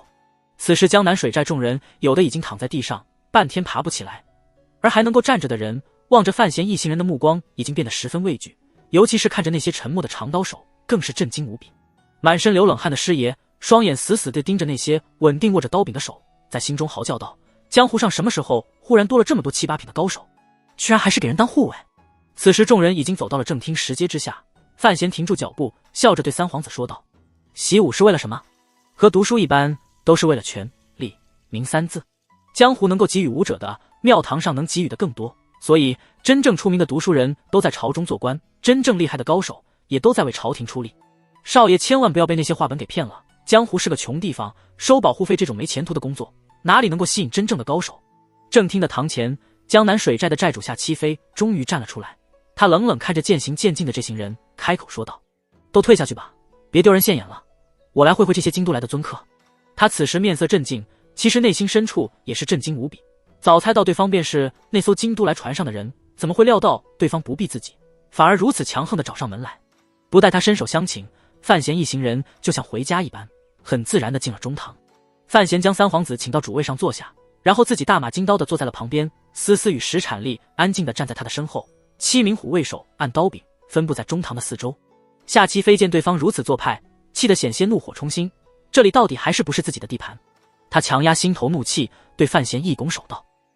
七飞见过大人，只是江湖草莽之中自有豪杰，大人先前话语未免过分了些。此时他要是还看不出来范闲是京都来的强力人物，那他就真的是白痴了，所以他才必须压抑下自己的怒火。在庆国国境之内，朝廷是铁板一般牢不可破的恐怖存在，任何妄图与官方对抗的势力，最后便只有落个灰飞烟灭的悲惨下场。夏七飞，范闲看着面前这个面色阴狠的人物，确认了对方的身份，温和笑着说道：本官暂时不希望有人知道本官到你府上做客，先前有很多人看见了，你去处理一下，有些难度，算是本官对夏寨主的第一次考教。在面前那个年轻官员开口之后，夏七飞的脑袋就炸开来了，积压许久的屈辱感让他的双手开始颤抖。他毕竟是江南水寨的寨主，黑道上赫赫有名的人物，何时曾被人如此欺压过？但是他是个聪明人，虽然还不敢确定自己的判断，但对于对方的身份已经有了一个大致的猜测。如果猜测是真的话，那这名年轻官员就大不简单，他身边那个小孩更是。忍，必须得忍。夏七飞在心里不停对自己说着，他知道以对方的权势，只需要伸根小指头就可以将自己这些年来积累的所有家业全数抹掉，自己的复仇大业不用再提，手下那几千个还要养家糊口的兄弟们只怕也都会人头落地。更关键的是，庆国子民对于皇室一直以来的无限敬畏束缚住了他的心神，让他生不出半点违逆之心，所以只好忍着。虽然江湖儿郎总有几分血性，流氓也有3分狠劲儿，但为了手下的兄弟活路和一生所愿，夏七飞压下满腔怒气，在恭敬之中带着一丝不卑说道：不知大人今日前来有何吩咐？范闲看了他一眼，开口说道：麻烦夏爷先将本官先前吩咐的事情处理了。虽然用了夏爷这个称呼，但言语依然清淡的毫不着力，没有一丝江湖中常见的尊敬味道。夏七飞不知道对方究竟打着怎样的算盘，脸色沉郁着，回身出厅向那位颤颤兢兢的师爷交代了几句什么。范闲坐在堂中饮茶，似乎并不着急。对话重新开始：本官今日前来是问夏爷一件事情。范闲搁下茶杯，望着夏七飞温和说道：前几天夜里在颍州码头上，本官坐的船上来了些客人，被本官留了下来，不知道夏爷对这件事情准备如何交代。夏七飞面色一沉，没有回答这个问题，反而是抢先问道：大人，夏某直言，夏某便是不认此事也成，只是江湖中人做不来放着手下兄弟不管的事情。不错，那业务登大人保州的人皆是我夏某兄弟，大人微服南下，夏某有眼无珠，冒犯了大人，还请大人原谅，一应罪由皆由我夏某一人承担，还请大人放过夏某的那些属下。三皇子听着厌烦，将茶杯往桌上重重一放，砰的一声，小孩子冷冷哼道：你承担得起吗？他刻意将这句子拉长了些，但还是志同清亮声音，所以并不显得如何阴阳怪气，反而透着股古怪的含义。夏七飞后背一寒，知道这罪名往大了说，那就是谋杀皇子，几千条人命往这坑里埋都不见得能填满。不过此人既然能够在幼时躲过名士大族的追杀，还成功的在黑道之中上位，成为如今江南武林里的重要人物，心神自然坚定，思维也极缜密。他看着这些贵人并没有调动官兵来清剿，而是冒着奇险直接杀入了分舵，这个举动的背后自然大有深意，所以他并不怎么真的害怕，只是不知道这些京都的贵人们究竟要些什么东西。夏七飞一咬牙，竟是舍了江湖人最重视的骨气，对着范闲单膝跪了下去，诚恳说道：草民自知难以承担此项罪责，但看在大人们福泽深厚，并无丝毫受损的情况下，请大人将草民千刀万剐，也务求留下草民那些鲁莽无知的兄弟。这是他在有些底气之后做出的表面功夫，范闲却不知道是没有看出来，还是很欣赏对方的极致，赞赏的点了点头，说道：夏当家的果然是位爱惜下属的真正豪杰。花花轿子众人抬，夏七飞在这单儿的自称已经由我变成夏某，由夏某再变成草民，气势越来越低，而范闲却是从直呼其名改成夏爷，直到此时的夏当家的步步高升，算是承认了对方拥有了某个说话的身份。范闲只说了一句话就住了口，一旁的三皇子心里一寒，知道老师不喜欢自己先前插嘴，便要自己来充当那个恶人。不过身为皇子，当然不会怕所谓江湖草莽的记仇，用清脆的声音说道：夏当家这话说得晚了些，那夜的贼子已经全部被护卫杀死，扔进了江中。啊！夏七飞呆立当场，没有想到这些京都官员们下手竟然比土匪还要狠，居然连一条人命也没有留下来。他仿佛看到关五妹和那些兄弟们在江中漂浮的尸首，心头一痛，怒意狂生，偏脸上却只表现出来了悲痛，而没有记恨，真乃实力演技派中一员。范闲和声说道：官家做事和你们的规矩不同，那些人既然上船动了刀子，自然是不能留下性命。如果本官当真心头一柔放了他们，日后若事情传回京都，朝廷震怒，只怕他们的下场会更惨，还会祸延他们的家人。夏七飞沉默不语，片刻后重复了最开始的那句话：不知大人今日前来有何吩咐？对方的话已经说得很明了，上船劫营的事情暂时用那10几位兄弟的鲜血洗清，此事搁置不论，那要论的自然是其他的事情。范闲挥挥手，所有的下属都领命出了外厅。三皇子从椅子上跳了下来，也准备离开，却有些意外的被他留了下来。屋子里就只剩下了3个人，在夏七飞的心里不知道在进行着怎样的挣扎与私欲。对于他这样一位黑道人物来说，能够同时看到2位皇子，当然是从来没有想象过的福分。我是范闲。范闲面色柔和，开诚布公说出了自己的身份。夏七飞虽然隐约猜到了对方的来历，但从对方嘴里得到了最确切的证实，依然止不住心间一颤，双腿发软。关于对面这个年轻人的故事，在庆国的民间早已经成为了某种传说，年纪不满20，却已经是监察院权柄最重的提司大人，殿前赋诗，街头杀人，揭春为弊案，往北齐斗海棠，收藏书，回国7皇子。短短2年的时间，这位原本籍籍无名的侍郎私生子，已经成为了天下间最出名的人，不论文学武道权势，都已经是最顶尖的人物。不知在多少乡野闲谈中，范闲已经成为了所有年轻男子们眼冒金光艳羡向往的对象，这一点包括夏七飞在内也不例外。而且由于身世的关系，夏七飞对于从未见过面的提司大人更生出些许赞叹之感。只是如今自己却得罪了提司大人，得罪范闲的人，最后都会落个什么下场，夏七飞太清楚了。粗略算起来，倒在范闲手上的包括前任礼部尚书郭攸之、刑部尚书韩志为、督察院左都御史郭征。因为这个年轻人，督察院的御史挨了2顿板子，2皇子被软禁在府，长公主要被迫双手送出内库。范闲的身份却随着这些事情变得愈发离奇，宰相女婿，陛下的私生子。对于庆国4野之地的民众来说，京都中枢里的人或事本来就带着一分天然的神秘气息，而像范闲这种人物，更是连名字的4周都被绣着金边，令人不敢逼视。不理会夏七飞此时心中究竟如何想的，但他的脸上确实是显得无比震惊。只见他干净利落地一整前襟，拜倒在地，对范闲行了个重礼。草民夏七飞拜见提司大人。长久的安静之后，范闲却没有让他起身，只是饶有兴致地看着他，半晌后才轻声说道：明七少，本官真的很盼望你能诚恳一些，至少在行礼的时候最好用上自己的真名。夏七飞双瞳一缩，豁然抬头，直视范闲那双看似温和实则咄咄逼人的双眼。他的右手已经下意识里垂了下来，随时准备发出雷霆一击。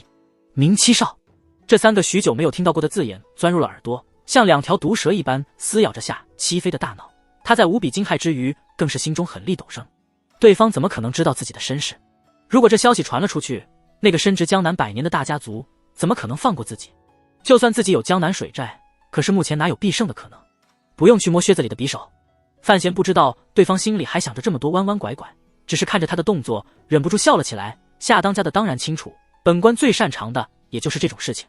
然后范闲虚扶一下，夏七飞顺势站起身来，但整个人依然处于完全警惕的状态之中，耳朵听着房外的动静，不知道自己先前让师爷做的安排做好了没有。当此危局，他虽然猜到范提斯可能是要挟自己什么，但依然要做最坏的打算，准备鱼死网破。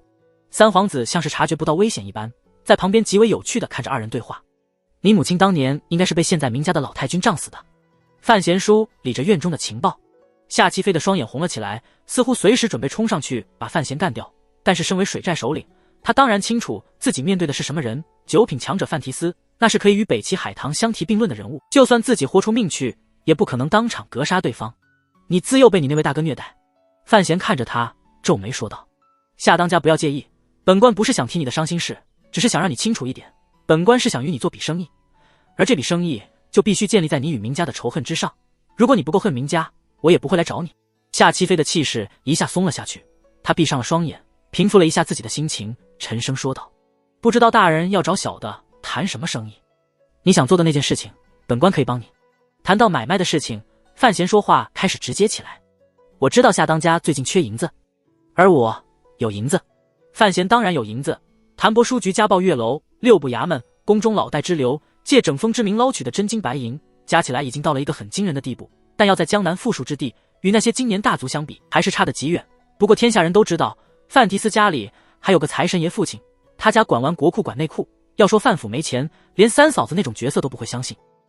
夏七飞猜到对方会要挟自己，却没有猜到对方竟然准备帮助自己，一时间有些回不过神来。正问道：“大人是说3月内库开门之事？你我都是做实事的人，所以直接一些吧。”范闲平静说道：“3日内库开门定标，如果在往年，肯定是崔明两家的囊中之物，但今年崔家已经垮了，自然会有大变动。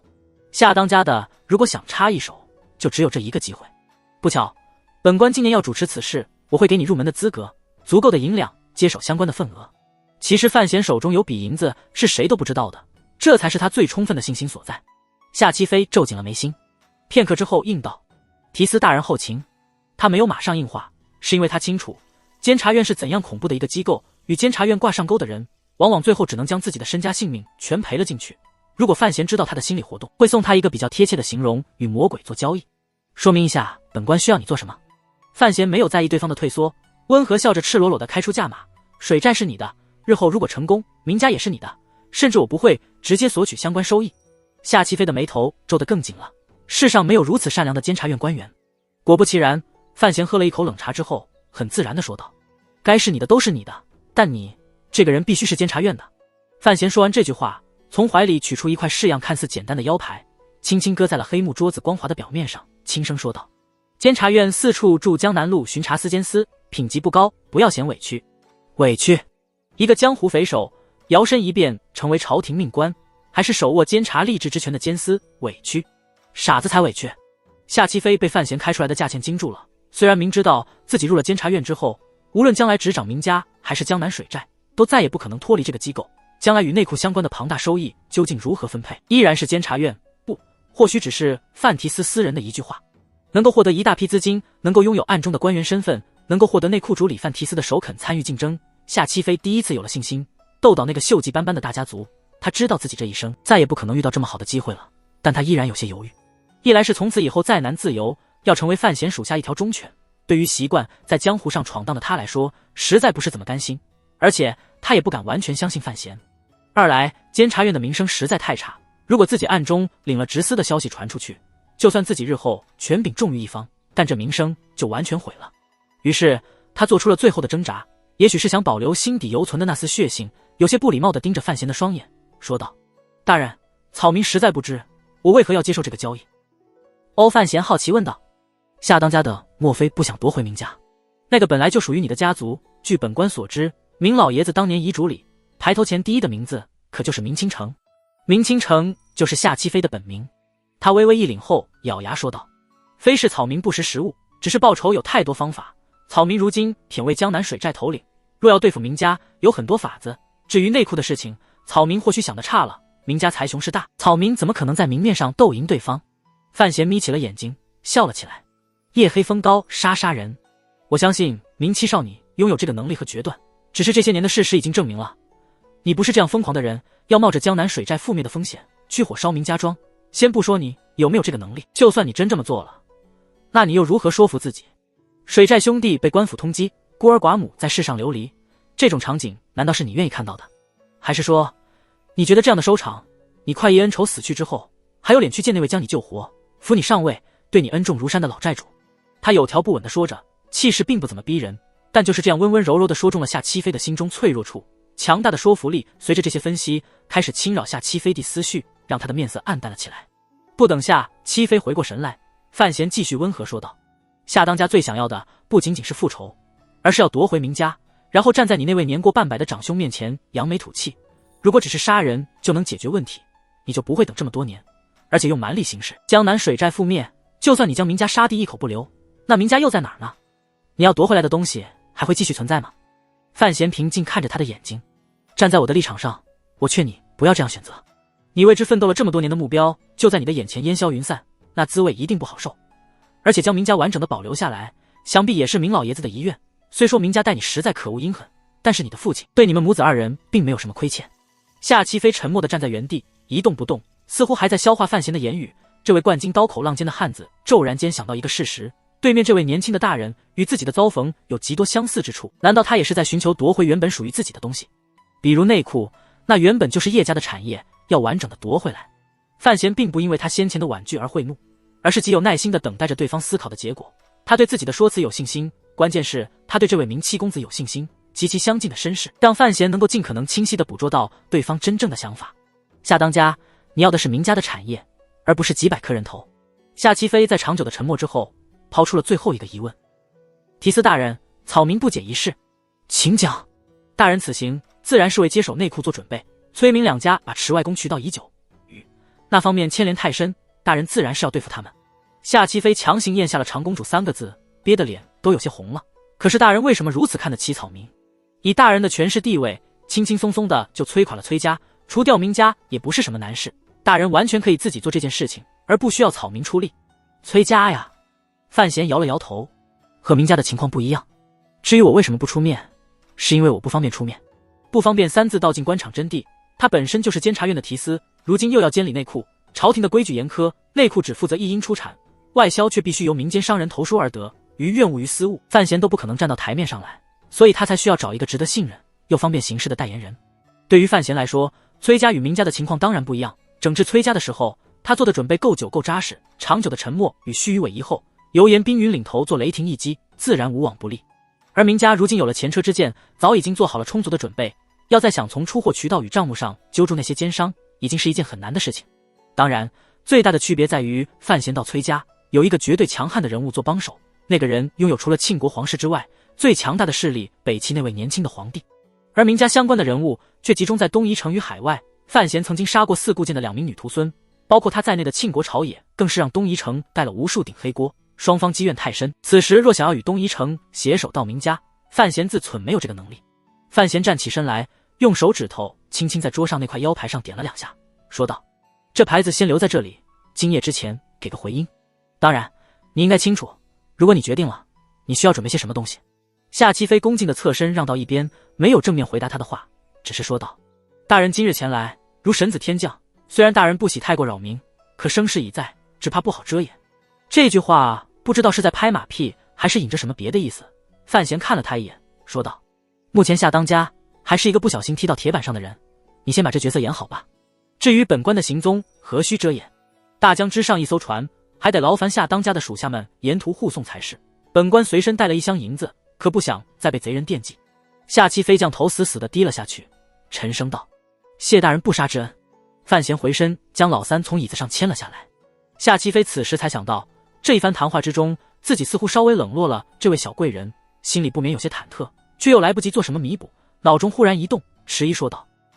大人，若3月开门，下官与明家打擂台，对方一定会起疑心，到时候你站在本官这边，本官自然站在你这边。范闲微笑望着他，牵着三皇子的手往外面走去，抛下最后一句话：夏当家主意拿得快，本官十分欣赏。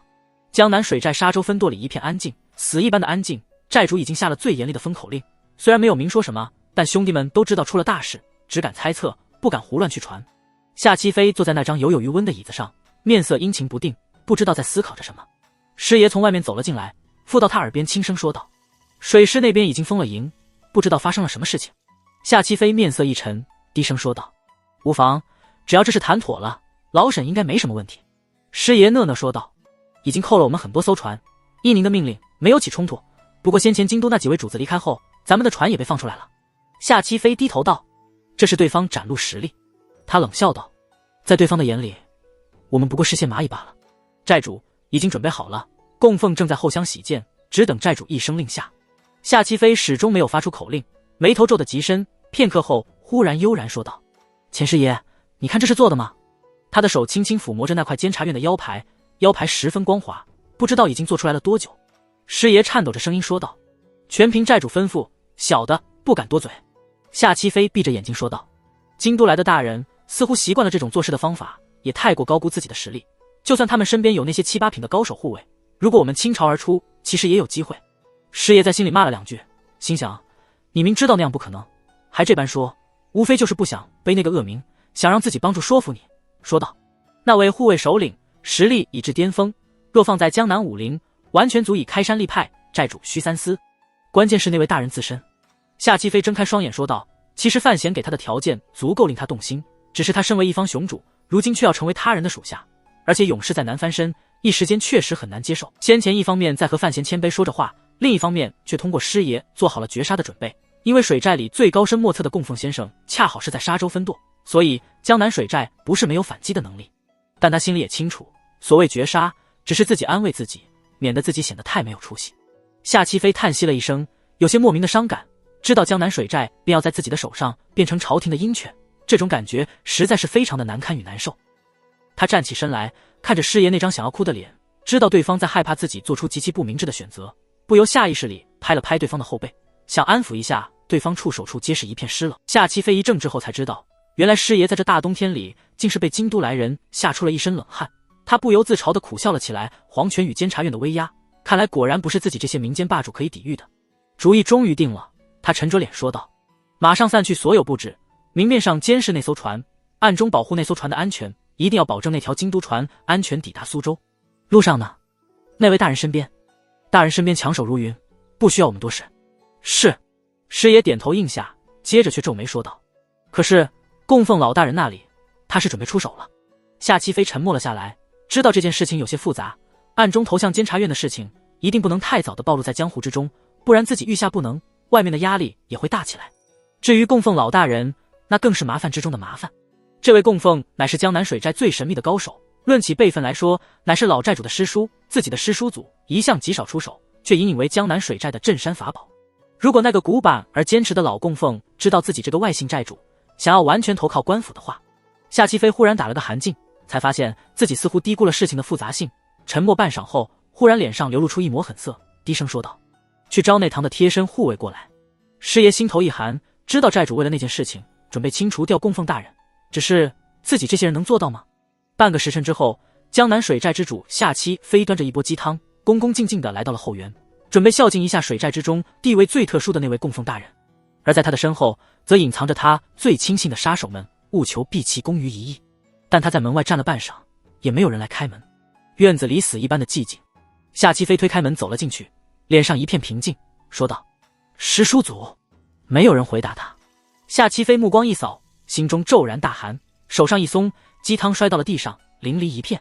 只见屋内床边蒲团之上坐着一位须发皆银的老者，老者发髻紧扎，一身剑袍，长剑系在腰侧，浑身上下透着鼓励杀之意。很明显，这位供奉大人已经将自己调戏到了最完美的境界，时刻准备出剑杀人。但供奉已经无法杀人了，只是圆睁着的双目透着强烈的不甘与愤怒。如果目光可以杀人，那确实有些惊心动魄。一道恐怖而精细的血口在他的喉骨处破开，直通颈后，贯穿的伤口后，鲜血顺着水寨老供奉的后背流到了地上。供奉已经死了，杀死供奉的刺客剑意惊人，所以供奉尸体身前没有血渍，所有的血水全部被那一剑之威逼向了身后。夏七飞颤抖着走向供奉的身体，有些不敢置信地看着眼前这一幕。他是准备来做欺师灭祖的事情，但当这件事真的发生后，又觉得有些不可思议。自己是准备拼几十条人命，而又有谁能这样悄无声息地杀死这位老人？一张纸条飘了下来，夏七飞用惊惶的眼光扫了一眼，只见上面写着：你动了那个念头，我依然给你机会。他动了杀心，所以我杀了他。江南水寨之主的身体开始不受控制地颤抖了起来，直到此时此刻，他才真正知道监察院的实力原来真的不是一个帮派所能抗衡的。对方这是在帮助自己清除归降的最后障碍，也是对自己的最后邀请与警告。当天夜里，沙洲城在安静之中带着丝紧张，往常热闹非凡的夜街今日变得格外安静。所有人都知道发生了什么事情，但所有人都不知道究竟发生了什么事情。在赌坊往东头过去的那条街上，有这座大洲最干净舒适的几幢客栈，往常若是南来北往的大富之家都喜欢在这里包楼。今日来到沙洲的范闲，虽然是位赤裸裸的二世祖，却没有沾染上太多二世祖的习气，生活方面虽不朴素，却还是简单，所以只是包了最上面安静的一层。夏七飞老老实实地站在房间一角，当着范闲的面将那块腰牌仔细地放入了怀中，又在文书上签了自己的名字，按上了自己鲜红的手印，再恭敬地递了个牛皮纸带过去。范闲看了一眼文书，点了点头，笑着说道：夏大人，如今咱们就是一家人了。夏七飞在心里痛哭着，这份文书一签，自然与对面的年轻官员成了一家，只是家里也有各色人等，对方是少爷，自己却好比卖身为奴一般。不过他清楚自己这一世只怕也没有能力和机会宣泄心中的这份恶气，江湖枭雄拿得起放得下，既然自己选择了这条路，就会实实在在地走下去。于是一整身前衣襟，跨步向前，极利落地往下拜倒，口称：夏官下，明清城拜见大人。话说完了，人却没有败下去，一双手已经极稳定地扶住了他的身子。范闲望着他说道：不论夏大人如何看待本官，但既然入了院子，你我虽是朝廷的官员，有上下之分，但更是必须肝胆相照的兄弟。外在的东西，我要求的并不严苛。夏七飞微微一怔，范闲继续说道：夏大人想必如世上其他人一般，对于监察院总有这样或那样的偏见，对于我们内部的关系却不甚明了。他顿了顿后笑着说道：说句不好听的，我们就好比是朝廷养着的一群狼，外面却有太多的狮虎。如果我们想生存下去，为朝廷做事，为万民谋利，就不要在乎那些污言秽语，而关键处就在于我们内部的团结。狼群可以有头狼，但内部却绝对不会倾轧。夏七飞皱眉应道：属下明白。你不明白？范闲很直接地说道：我知道这些话是很无趣空洞的说辞，但慢慢来吧。这种感受，你总会在日后的怨恶中体会到。我了解你，毕竟是一代豪雄，先前在分舵里被我刻意打压，想必心中总会有些不舒服。夏七飞心头一颤，范闲却是面色一柔，呵呵笑着说道：其实你是百姓，我是官员，自然有此分别，如今你的身份却不一样了。夏七飞不知如何接话，只得畏畏无语。百姓多余，范闲皱着眉头说道：所以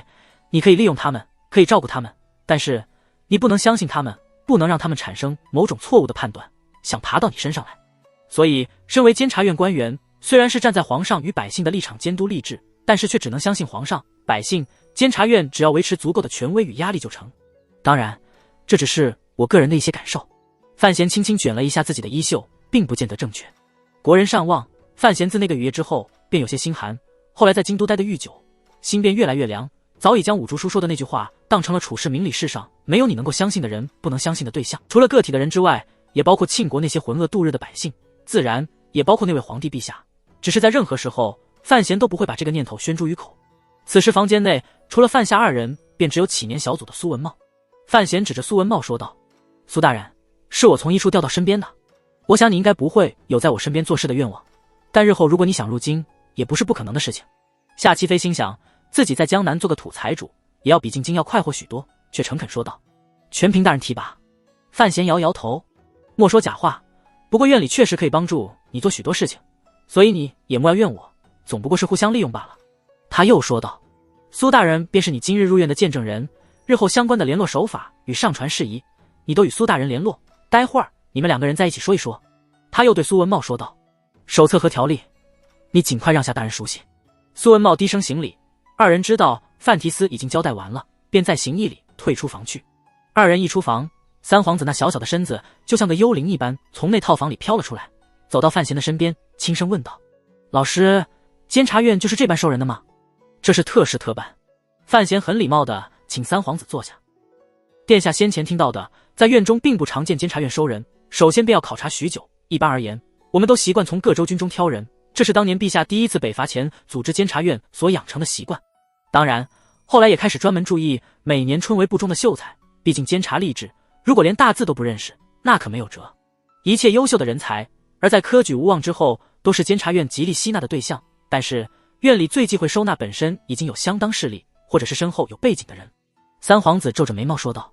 这个夏七飞可是江南水寨的寨主，所以说是特事。范闲很耐心地讲解道：一般来说，像夏七飞这种人，顶多能允许他在院务的外围活动，这次让他出任监司是很少见的。为什么是特事呢？三皇子对于这些事情显得格外感兴趣和好学。范闲今次没有责备他不该以皇子之尊过于看重细务，和声说道：因为此次陛下命臣下江南清理内库，将要面对江南的一干富商名流，所以监察院需要在江南本地找一个人，而且是一个能够绝对控制住的人。为什么？三皇子显得很疑惑。虽然他小小年纪已经心狠手辣，以皇子的身份，除了因为抱月楼吃了范闲一个狠招之外，根本没有遇到过什么挫折，所以完全想象不到江南政务的复杂性和艰难程度。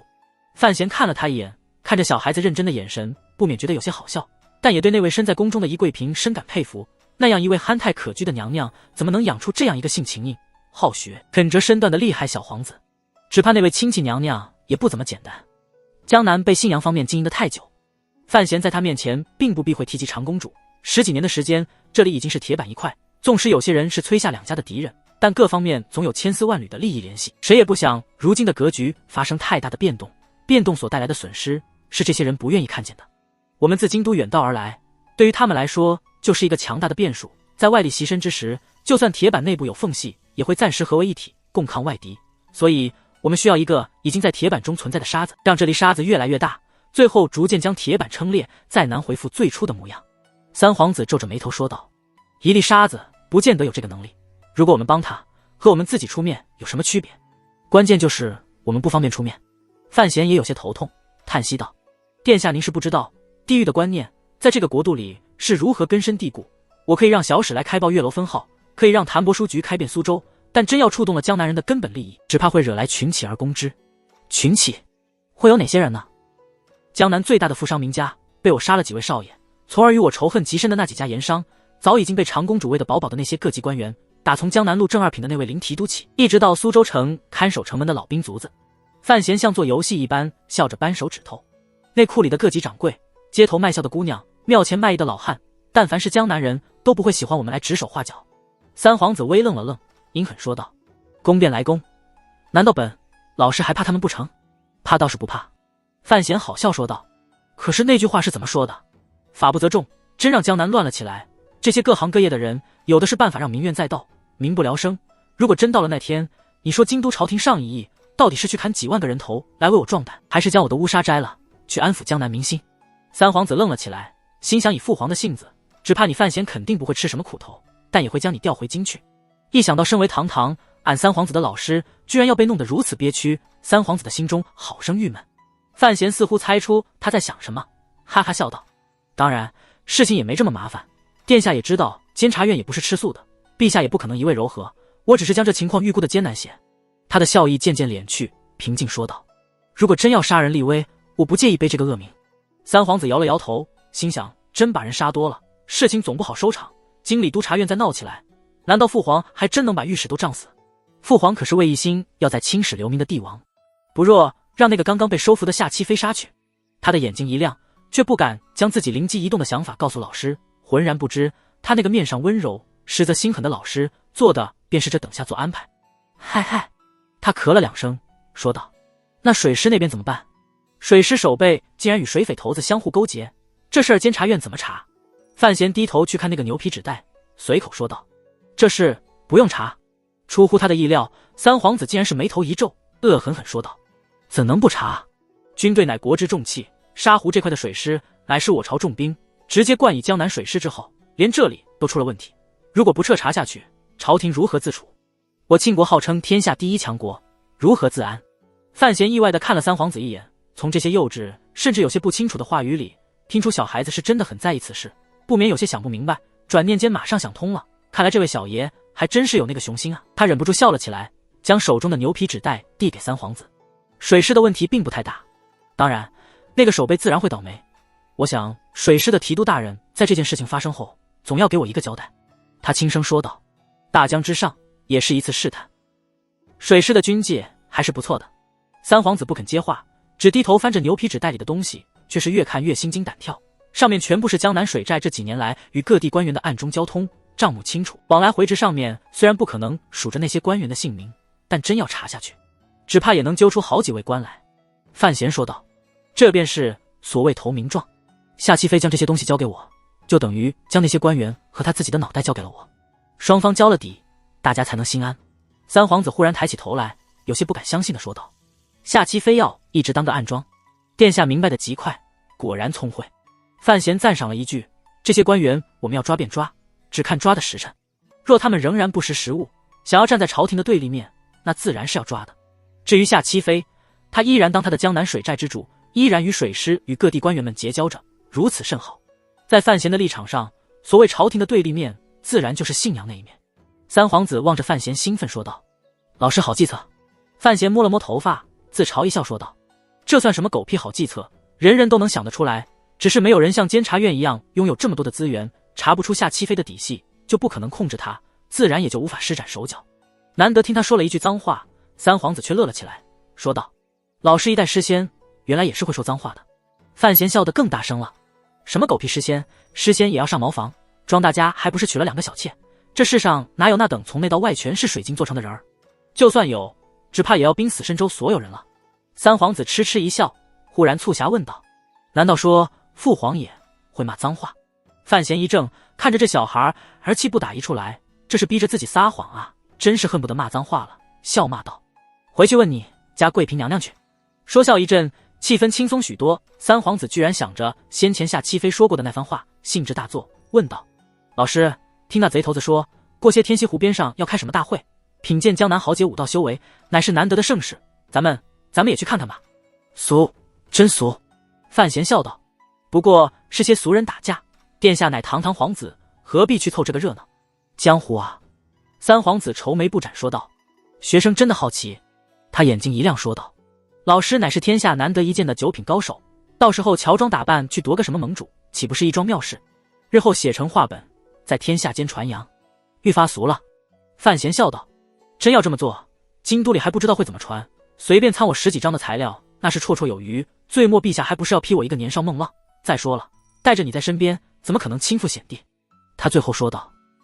当然，监察院肯定会派人去看着，估摸着4处的人手早就已经待在西湖边上，我这边也准备让苏文茂去一趟。”三皇子这才知道，原来范闲早有计划，不免有些失望，唉声叹气起来。这位皇子就算性情再如何坚韧阴狠，总不过是个小孩子，一想到不能去凑热闹，看一看传说中的武林大会，终究不大舒服。夜深了，殿下请先去休息吧。范闲站起身来送客，将三皇子送到门口时，三皇子忽然停住了脚步，没有推开那扇门，反而回转身来，偏着脸，饶有兴致地上下打量着范闲，随后说道：“老师，为什么父皇要安排我跟在您的身边，一同来江南呢？”范闲一怔，片刻后微笑说道：“殿下您心中是如何想的，或许就是陛下安排的良苦用心，其言可畏，其心可诛。”三皇子稚嫩的面容顿时严肃了起来，思考了许久之后，缓缓地点了点头，接着却问道：“敢问老师，二表哥现在究竟在哪里？多日不见，学生实在有些挂念。”范闲知道他是在问范思哲，看三皇子面容，发现妓院二老板对大老板的关心想念似乎是很真诚的，笑着应道：“刑部已经发了，还补文书捉拿他，我怎么会知道？”三皇子不是皇帝，他没必要说太多东西。三皇子有些气恼地看了他一眼，问了最后一个问题：“有个问题我一直想问老师。”“殿下请讲。”“悬空庙上为什么你要来救我？”三皇子带着一丝期盼望着他，不知道是想知道怎样的答案。范闲想都没有想，很直接地笑着说道：“因为殿下那时候危险，我自然要救你。”三皇子明显要的不是这个敷衍的答案，继续问道：“那时候父皇更危险？”范闲回得更妙：“我离殿下近些。”三皇子气苦，恼火地推开木门走了出去，心想这厮果然是个面团身子铁石心，什么话都不肯说明白，喜欢故弄玄虚。天子之家成长的李承平，自幼就在母亲的教诲下活得小心翼翼，与二皇子交好，却也时常去东宫玩耍，是几个哥哥都很疼爱的小角色，但内底里却是胆子极大，有远超过年龄的成熟，这种性情却是被逼出来的。看那悬空庙上，所有的人都只着急皇帝安危，却没有管三皇子的死活，太子更是那般不堪，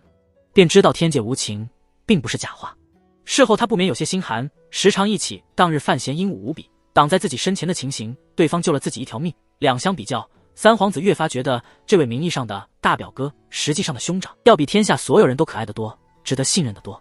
范闲站在门口，看着三皇子随虎卫走入了自己的卧房，这才回身进了门，脸上露出一丝温和的笑容。他与三皇子一路南下，两个人之间的关系着实有些微妙，对方是皇子，自己是臣子，但又有老师与学生的关系，而且大家心知肚明，都是一个爹生的崽儿。只是大小二人都是聪明人，所以绝对不会有人主动提及此事，哪怕是彼此之间的些微试探，毕竟这世上像思思那种憨直敢言的人并不太多。少爷，该睡了。范闲正在出神，便被自己敢言敢问的大丫头震了一跳，回头只见思思正端着盆热气腾腾的水，很认真地盯着自己。这几天你可别老动弹。范闲一面说着，一面将双脚伸进了热水里，舒服地呻吟了一声，连日旅途劳顿，而且心神也有些疲惫，确实需要烫上一烫。思思拿着一块大方帕，坐在他面前的小凳上，眼睛一眨不眨地看着他。范闲被他看得有些发毛了，下意识问道：“怎么了？”思思扭头望了一眼木门，低下头轻声说道：“少爷，您查内裤就查内裤，那些事情就别理会了。”他是得到过范闲亲口确认的寥寥数人之一，当然相信他的身世。而他虽然是位憨直的姑娘，脑子却极为好使，或许是自幼被范闲灌鬼故事灌多了，对于某些事情有种天生的敏感。这些日子眼瞅着范闲与三皇子之间的言谈行止，隐约猜到范闲是不是在为将来做些什么准备。但是天子家事在姑娘家的心中还是十分恐怖，不能触摸的存在。他又并不将范闲看成宫里的人，自然有些担心。范闲的双足停止了在热水里搅动，有些意外地看了他一眼，沉默片刻之后安慰说道：放心吧，我有分寸，我没办法让这个小家伙像思哲一样去吃苦，只是希望江南行能让他开开眼界，就算不论将来之事，一位皇子日后就算是辅佐太子治国，心胸要是宽广些，这天下也会好过些。思思扑哧一声笑了出来，感情我家少爷还是位悲天悯人的人物。范闲笑斥道：这话说的难道我就不能？太像了。思思掩嘴笑道：所以反而有些假，少爷先前是怎么训那位夏爷来着？这会儿又忘了。两者并不抵触。范闲很认真说道：对人好不见得要事事依着他，百姓怎么知道如何维护自己的利益？这种事情我们来做就成。那为什么要做呢？思思好奇问道。姑娘家出身贫寒，总期望少爷能说出些仁义的话来，这便是所谓女子心思难猜了，哪里来的这么多的人生喟叹？明儿就要入江南路了，快去睡去，谁我自己会倒。范闲笑着挥了挥手。思思呵呵一笑，却依然望着他的双眼。他若单独在范闲面前时，总会有些不服下人身份的大胆。范闲被缠得无奈，拍着大腿悠悠说道：为什么要做？当然不是悲天悯人的原因，我可没有母亲那种胸怀，我只是希望天下太平，外疆无战事，内域无饥荒动乱，就算我要做一位富贵闲人，也要保证身边是个太平盛世，这样少爷我将来在30岁就退休，才能享清福啊。说到底我只是很自私的，着力在培养一个能让自己晚年幸福的环境。少爷，退休是什么意思？告老，30岁就告老，虽然做不成宰相，但是至少也要成了国公才好回儋州吧。思思大惊说道：如今您已经是监察院提司，日后肯定是要接承老大人的位子，这边不能再入朝阁，也不能亲掌军队，30岁顶多是个2等侯。他苦着脸说道：难道真准备30岁就回儋州？这可怎么行？范闲没想到自己偶尔吐露的心声，竟是让丫头先急了起来，笑道：也不见得回儋州啊，像什么北齐、东夷、南越、西蛮，甚至还有海那边的国度，咱们都得去逛逛，这才不虚此生。在草原上骑马，在大海上坐船，慢慢走着慢慢看。西边的蛮人要吃人的。思思惊恐说道。说到蛮人，范闲不禁想到了最新的那份院报，摇头挥走思绪，回到眼前来，知道自己先前说的话只是一个看似美好却极难达到的理想，不过如今的生活他已经比较满意了。除了那件大事之外，思思这时候还在扳着指头算道：那还有12年，少爷准备做些什么呢？做什么？范闲很认真地说道：当然是做一位能臣权臣，上效忠朝廷陛下，下监察吏治，将那些鱼肉乡里、贪赃受贿的不法臣子统统拿下。思思一怔，半晌后幽怨说道：少爷可不是个清官。范闲说的话，他身边最亲近的人肯定不会相信。思思已经算是比较客气，没有直指少爷是个令人伤心的大贪官。范闲无辜说道：这个没办法，谁叫我那老爹和我那位岳父大人号称是庆国最大的2个贪官，家学渊源，家学渊源。思思认真反驳道：但少爷肯定也不是个贪官。范闲叹了口气，伸出双手用力地揉了揉自己发麻的脸，说道：有时候伪装的久了，我都快要不知道哪一面才是真正的那个我。这句话很小资吧，不要问少爷什么是小资，就这样睡吧。客栈之中油灯已灭，被翻红浪，没有发生。让思思自行睡了，范闲从床上爬了起来，披了件腰子，也不急着行动，而是倒了杯冷茶灌入肚中，消消难掩的火气，没有点灯，便在黑夜之中仗着自己的眼力走到了窗边。他推开窗户，漫天的月光随着寒风一同吹了进来，客栈对面便是沙湖，此时湖风清荡，吹得湖畔的江尾长草鬼魅的晃动，湖中心是那一轮难辨真假的月亮，景色极美。目光从客栈下方的湖水上收了回来，很自然地偏向右边。范闲并不吃惊地看着楼外那个双脚悬空、逍遥坐在空中横剑上的黑衣人，知道以对方的境界，想摔死自己就好比想在脸盆里自溺一般，不可能明知道我房中有女子。你能不能避讳一点，不要说这又是意外。意外。黑衣人单调地重复了这2个字，说道：云芝兰要到杭州来通知大人。范闲略感吃惊，但是注意力却依然在这个黑衣人上面，好奇问道：我有个疑问，以往你天天跟在老头子身边，难道从来不用睡觉？黑衣人没有回答这个问题。你那深白衣裳呢？虽然不知道那是不是你的真面目，不过那时候可要帅很多。黑衣人依然沉默，他虽然是范闲的下属，但他的身份实力已经可以让他不用回答太多这种无聊而幼稚的问题。我有个最大的疑惑，你总是这么神秘莫测的，连皇上都不认识你，那你怎么统领6处？要知道，你才是6处真正的头目，那位仁兄可只是个代办。自有办法。试射公务，庆国最厉害的刺客头子，影子同学终于开口说话了：“还有，你的话能不能多一些？我知道你崇拜我家那位长辈，但你和他不一样。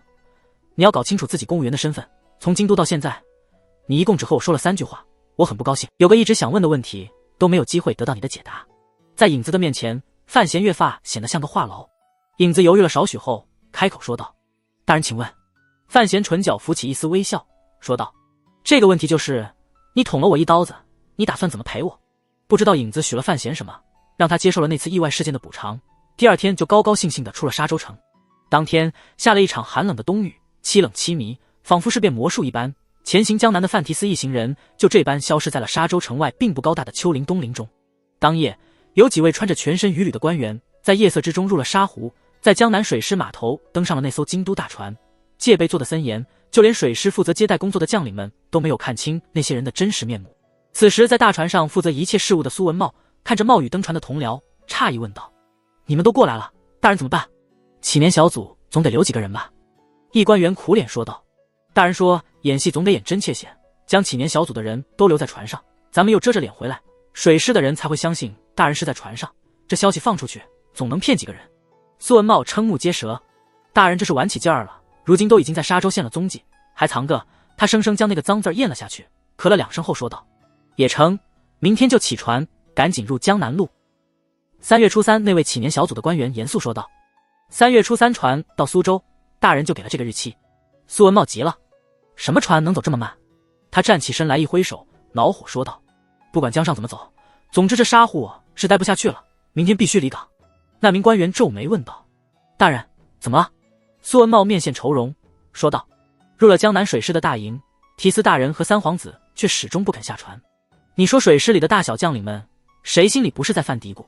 这2天不知道有多少守备统领天天找着由头往船上跑，谁都晓得他们是想找机会巴结一下2位贵人。可大人不在船上，我哪里敢让他们上来？”他越说越是恼火，想来是这2天在船上挡人挡得快上火了。如今这些层级的官员，我还能挡得住？可听说水师的提督大人明天午后就要赶过来，人可是从1品的超级大员，就算提司大人在这里，也得乖乖的行礼，便是三皇子也不好拿派。这可怎么挡？与他对话的那名官员也是一惊，水师提督的身份可不比那些虾米官，等那位大人一来，这谎自然就穿了。就算提督大人拿范提斯和三皇子没辙，顶多上个密奏，向皇上表示一下自己被戏弄的怒气，可自己这些人就得当出气筒。走，明天一早赶紧走。留守船上的启年小组马上达成了非常坚固的共识，开始让舱下的水师校官们准备起航的事宜，同时通知船上留着的那名虎卫以及3位6处箭手。大人说了，杭州那个会他另派了人去看，您就不用去了。那名官员望着苏文茂说道，接着好奇问道：“这2天估摸着水师里的应该送了不少礼。”苏文茂朝后面努努嘴，都在后面放着，长兵的真有钱，果然不愧是为水匪们保驾护航的能人。那官员忽然灵机一动，说道：“先前不是在愁怎么把时间拖到3月初3，属下有一计不弱。”他附在苏文茂耳边如此这般的说了一番。好主意，提司大人可不介意这种小事，咱们不许收朝官银子，但待他老人家收银子可没错。苏文茂高兴之余，想到件事情，叮嘱道：“对了，江后厢房的那箱银子看好，提司大人下了死命令，如今再也不准任何人挨到那箱子。”那名官员应了声，心里却嘀咕着，虽说那箱子里装着几万两巨银，但提司大人家里这么有钱，值得当传家宝一般盯着。第2日一清早，沙湖上的雾气刚刚散去，那艘8成新的京都大船便在江南水师将领们依依不舍的目光中缓缓驶离了码头，穿水道，出沙湖，慢悠悠快活无比地进入了大江的水域。看着大船消失在湖口，3艘负责护卫的水师船舶也跟着出去，岸上的江南水师将官们齐齐松了一口气，终于将那2个挨不得碰不得的瘟神爷送走了。一想到这些天送的礼似乎打了水漂，又感觉有些肉痛。至于皇子与提司乘坐的大船在水师防区之内遇上贼患一事，当然需要有替罪羊。众将头向神守备的眼神都有些可怜，但此时也无人领头做这件事情，一切还要等提督大人下午归营再说。其实苏文茂猜错了，江南水师的将领们也一直等到第2天才等到提督大人。那位江南首屈一指的军方实权人物，江南水师提督师大人根本不着急来，只着急不要来得太快。这位师提督官居从1品，而且乃是京都老秦家的门生故旧，自然不会怎么惧怕范闲。但这位老兵油子也清楚，若自己真的赶到水寨与范闲见面，冲着三皇子和那个流言，自己总归也要放低身段说些话，对一个嘴上毛没长齐，一个鸟上根本没长毛的小孩子拍马屁，自己这张老脸怎么搁？所以老师一面派人传讯，说自己正在某处公办，正在快马加鞭来请三皇子安，一面却是搂着自己最疼的粉头，坐在马车上晃悠悠的往水师这边走，只恨路途太短呀。最后师提督终于打成功了时间差，他到的时候，那艘船已如黄鹤去也。话说另一边，苏文茂意气风发地坐着大船沿街而下，贯彻了范提斯的指示，接纳了手下那名官员的建议，一路上见舟停舟，见港泊港，也不理会码头破烂。或江边只是个住着几千人的小县城，反正是走走停停，一天一泊，好不折腾。这艘船走的怪异，却是将整个江南路的官场都扰得乱了起来。如今谁都知道，监察院的范提斯和三皇子有可能是在那艘京都来船中。既然如此，但凡这艘船停泊所在，当地的官员都要前去请安才是，又要备上好酒席，手头也不能少了礼物。当此关头，谁敢大意？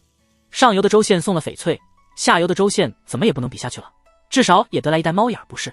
咱州里穷，山餐能跑几根吧？咱县里没钱，出名的松针柏木金黄腊肉也得提几条。万一船上那两位大人物吃惯了山珍海味，就喜欢咱们有乡土气息的事物呢？什么？城里没什么出产，赶紧派工去为大人拉船。1月多的时间，沿江的众官员虽是一直没有见着高高在上的天皇贵胄，但是巴结讨好的力气却是使劲的在下。大船一路南下，豫州县而停。就算地方再小也不错过。江南官员们在为有着难得的送礼机会而高兴的同时，心中也不免腹诽，范提斯和三皇子的胃口也太好了，连那些没什么出产的穷县都不放过。不懂了吧？蚊子再小也是肉。苏州城内某府内一位师爷眯眼说道，看来这位范大人还真是继承了尚书大人的风格，账算的极细啊。另一位师爷摇头叹息道，官生，官生，如今这些年轻的贵人们竟是连脸面功夫也不屑做了。接着忽然鄙夷说道，再说那位小范大人可不是老范大人的。住嘴，这等事也敢议论，不等监察院剐你，本官也要生绞了你。坐在正中间的那位肃容大官大声怒斥，待平复心情后，他举起茶杯喝了一口，说道，不要背后言人是非，只要肯收银子就好。这江南什么都缺，就是不缺银子。官员闭眼沉吟少许，略带忧虑说道，就怕只是那位提司大人放的烟雾，谁知道呢？再说有谁知道他究竟还在不在那艘船上？听南下的那位先生说，范大人的车队还在往儋州走，一路上可也没少收银子。中原官道上那队人数最多的队伍正在贾范闲的带领下，载着一应下人护卫和庆余堂的掌柜们往儋州走。大江之上，苏文茂驾着大船不亦乐乎地进行着渡京之旅，却不知道日后会被范闲骂得狗血淋头。几个消息一混杂，结果弄得江南官员们都糊涂了，不知道那位范提斯究竟在哪里。有些聪明人就算猜到范闲可能另有行程，却也无法捉住丝毫有用的信息。监察院2处的人们正在江南掩护范闲一行人的真正行踪。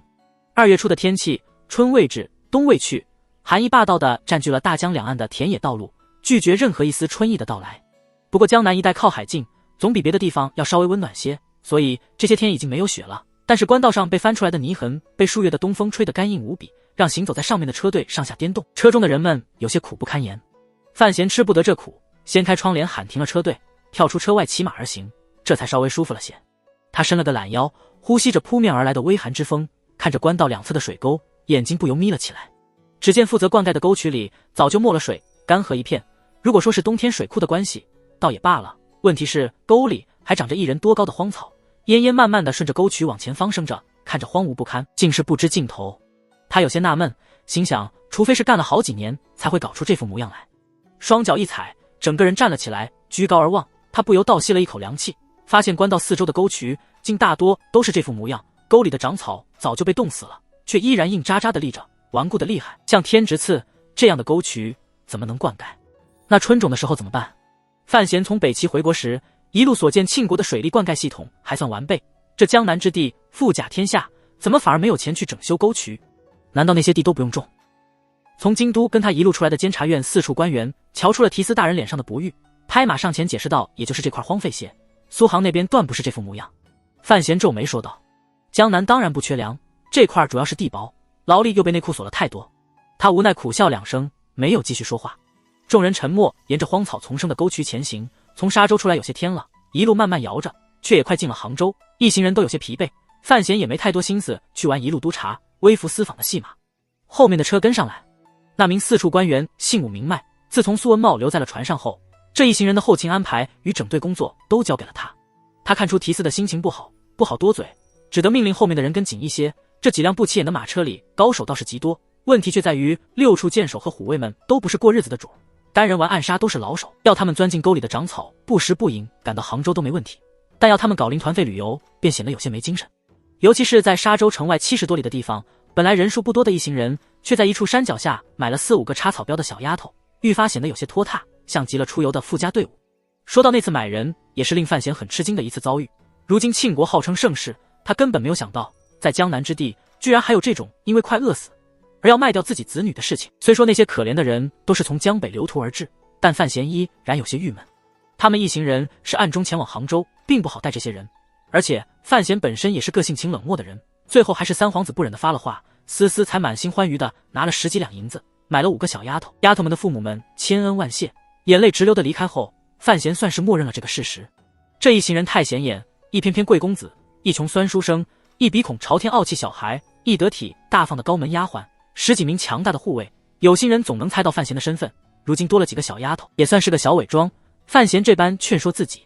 又过数日，官道平整如镜，道路两边东树游艇，繁华之景突如其来的来到这一行人的面前。看着热闹的道路，行人们光鲜的衣着，远处隐约可见的青青城墙，众人这才意识到，原来杭州就这样轻轻松松的到了。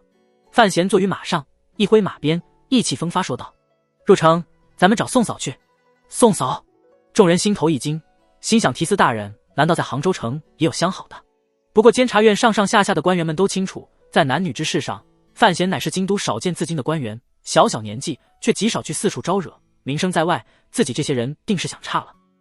当然是想差了，范闲只是在想着这座杭州城是不是和那座杭州城一样，都有位姓宋的嫂子在卖鱼羹。这里的西湖上当然没苏地白堤，却不知道有没有如西子一般轻柔的江南女子游历世间。终于到了文人墨客们念念不忘的江南，范闲的心里也有些小小兴奋，双腿一夹，驰马而入。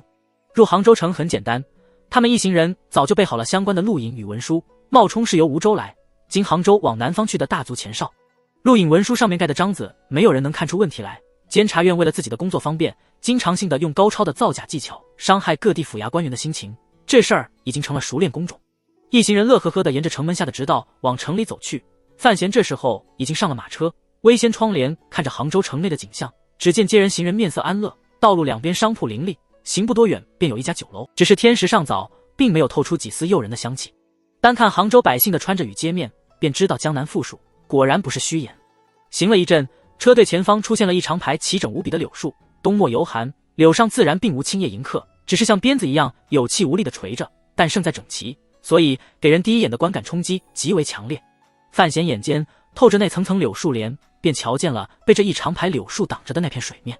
水光轻柔，微纹不兴，在这冬末的天气里，清扬的透着古洁净味道，并不是拒人千里之外的寒冷，只是一味温柔，便红成了平湖10里。远方引见青山秀美隐于雾中，几座黑灰色的木质建筑沿湖而起，透着丝富贵而不刺眼的味道。这水正是西湖，而今日西湖边上有些热闹。纵马西湖畔，折柳赠青梅，这是范闲前世小学的时候写的2句瞎诗。那一世的他对于杭州就有种天然的向往，总觉着西湖怎么就能那么美呢？怎么就能有那么多名人呢？但他混的社团里有位同学是打杭州过来的，曾经告诉他西湖实在是不咋地。当时还叫范慎的范闲有些不以为然，但却一直没有机会真正去杭州亲近过西湖。一方面是因为后来生病了，而最主要的原因在于那一世杭州的房价着实有些贵得离谱。西湖边楼上楼乃是杭州城里最高档的14，楼外青帆飘摇，青树成荫，一大房清屏可以晒书，楼内青木为桌，青衣小二，清官人唱曲，实在是清一色享受。只可惜如今却是冬天，青帆冻僵，青树干黄，那方清屏之上俗人正在打架，清官人还在唱曲儿，却不好，只穿一身轻纱，味道自然要弱了许多。范闲坐在栏边桌上，隔着栏外挡风竹帘的缝隙往外望着湖面，稍许有些失望。宋嫂鱼羹自然是没有的，东坡肉也是没有的，叫化鸡没有，居然连菜汤都没有。好在龙井虾仁依然存在，不然他只怕要郁闷的转身离开了，没了雷峰塔，没了断桥，这西湖还是自己心目中的西湖吗？他端起3根指头粗的小酒盅，滋溜一声一饮而尽，说不出的怅然。其实是他过苛了，杭州的本帮菜清淡之中带着舒爽，与京都饮食大不一样，在庆国也是相当出名。隔间里一共3张桌子，除了守在门口的2名护卫之外，其余的人不论主仆不论贵贱都被范闲命令坐下，在那里闷声吃着，滴滴答答的，都不知道是口水还是汤汁落在桌上放出的声音。看这些人吃的模样，虽然有长途旅途所带来的饥饿问题，也能表明这楼上楼的菜做的确实有2把刷子。这场景有些可怕，一大群人在那沉默而凶悍的吃菜，门口2个护卫在咽口水，也只有范闲一个人还有闲情端着酒杯倚栏观景。江栏外的挡风逐连拉起少许，光线顿时大明，东湖水色映入眼中，风吹进楼来，吹散了隔间里漂浮着的菜肴香气。同一时间内，楼外湖畔那一大片青石屏上也传出震天界的一声喝彩。喝彩声随风潜入楼，便又引得楼上楼里的众多倚栏而站的食客们齐声喝起彩来，一时间人声鼎沸，竟是说不出的热闹。只有这道隔间里依然安静，范闲倚栏而观，又饮一杯，面上浮出一丝笑容，并不怎么吃惊。他的属下们被这无数声喝彩震得抬起了头来，知道楼下的比武进行到了关键处，却也没有涌到栏边观看，反而是重新低下了头，开始对付席上的美味佳肴。范闲看了属下们一眼，觉得有些奇怪，就算你们内心骄傲，认为江湖上的这些武者都不经你们几刀，但大家同道中人，参详一二的兴趣总是有的吧。其实他不明白，对于虎卫与6处的剑手来说，江南的武林大会再怎么热闹，也不如桌上的美味来的吸引人。那些各大门派的高手水平是有的，但如果真要论起杀人，就有些不够看了，毕竟他们才是杀人的专业人士。思思和那些刚被买的丫头们更是很害怕这种打打杀杀的场面，老老实实的坐在旁边一桌，不会过来。只有三皇子，他才是这次来杭州观看大会的幕后推手，不知道使了多少手段，才让范闲答应了自己，哪里肯错过，手里端着一盘生爆扇片，一手拿着筷子往嘴里夹，一面大感兴趣地望着楼外青屏之上正在比武的2人，挤眉弄眼，好生兴奋。范闲看了他一眼，皱眉轻声说道：“殿下，有这么好吃吗？”三皇子有些恼火，他耽搁了自己看戏，白了他一眼，说道：“宫里不准做这个。”范闲一愣之后，马上想了起来，皇宫饮食都有规律，像黄鳝这种北方少见，不能四季常供，而且模样丑陋的东西是很难进入御厨慧眼的。他自嘲的一笑，顺着老三的目光往楼下望去，下意识开口为小孩子讲解了起来。使剑的那人乃是江南龙虎山传人，看这模样，至少也是位7品的高手了。可惜腕力稍嫌不足，他师傅听说当年是个书生，这基本功没打好，坏习惯也传给了后人。和他对战的那人比较有名气，姓吕名思思，别看我就是个女的，她是东夷程云之兰的徒弟，算是四顾剑的女徒孙了，系出名门，自然不凡。我看那个龙虎山的剑客，待会儿就等着被戳几个眼吧。老师，云之兰。三皇子一筷子扇片停在了嘴边，就连他一个小孩也听说过这个名字。云之兰乃是东夷四顾剑首徒，早已进入9品，实为世间一代剑法大师。去年东夷使团访问庆国，领头的便是此人。听说他也来了江南，除了给自己最疼爱的女徒弟打气之外，范闲想了想后说道：“想来也和名家有关吧。”东夷城与长公主的关系向来良好，但与范闲的关系却是向来恶劣。两边虽然没有太多的直接接触，但间接上帝交锋已经不知道发生了多少次，但唯一的一次交锋便已经让他与对方结下了极难解的仇怨。他在牛栏街上杀死了云之兰的2名女徒弟，好在费界面子大，亲赴东夷城，将当年给四顾剑治病的面子全数卖光，才换来东夷一脉不来找范闲麻烦的承诺。不然以东夷人热血冲动记仇的性情，范闲这2年哪里可能过得如此舒服？要知道四顾剑那个怪物可是连庆国皇帝都敢暗杀的疯子。青石屏上人数并不多，朝湖一面搭着个大竹棚，棚里坐着几位德高望重的前辈人物，中间坐着一位江南路的官员，江南水寨的夏七飞坐在最偏远的边上，他年纪轻，在江南武林中的辈分也不足。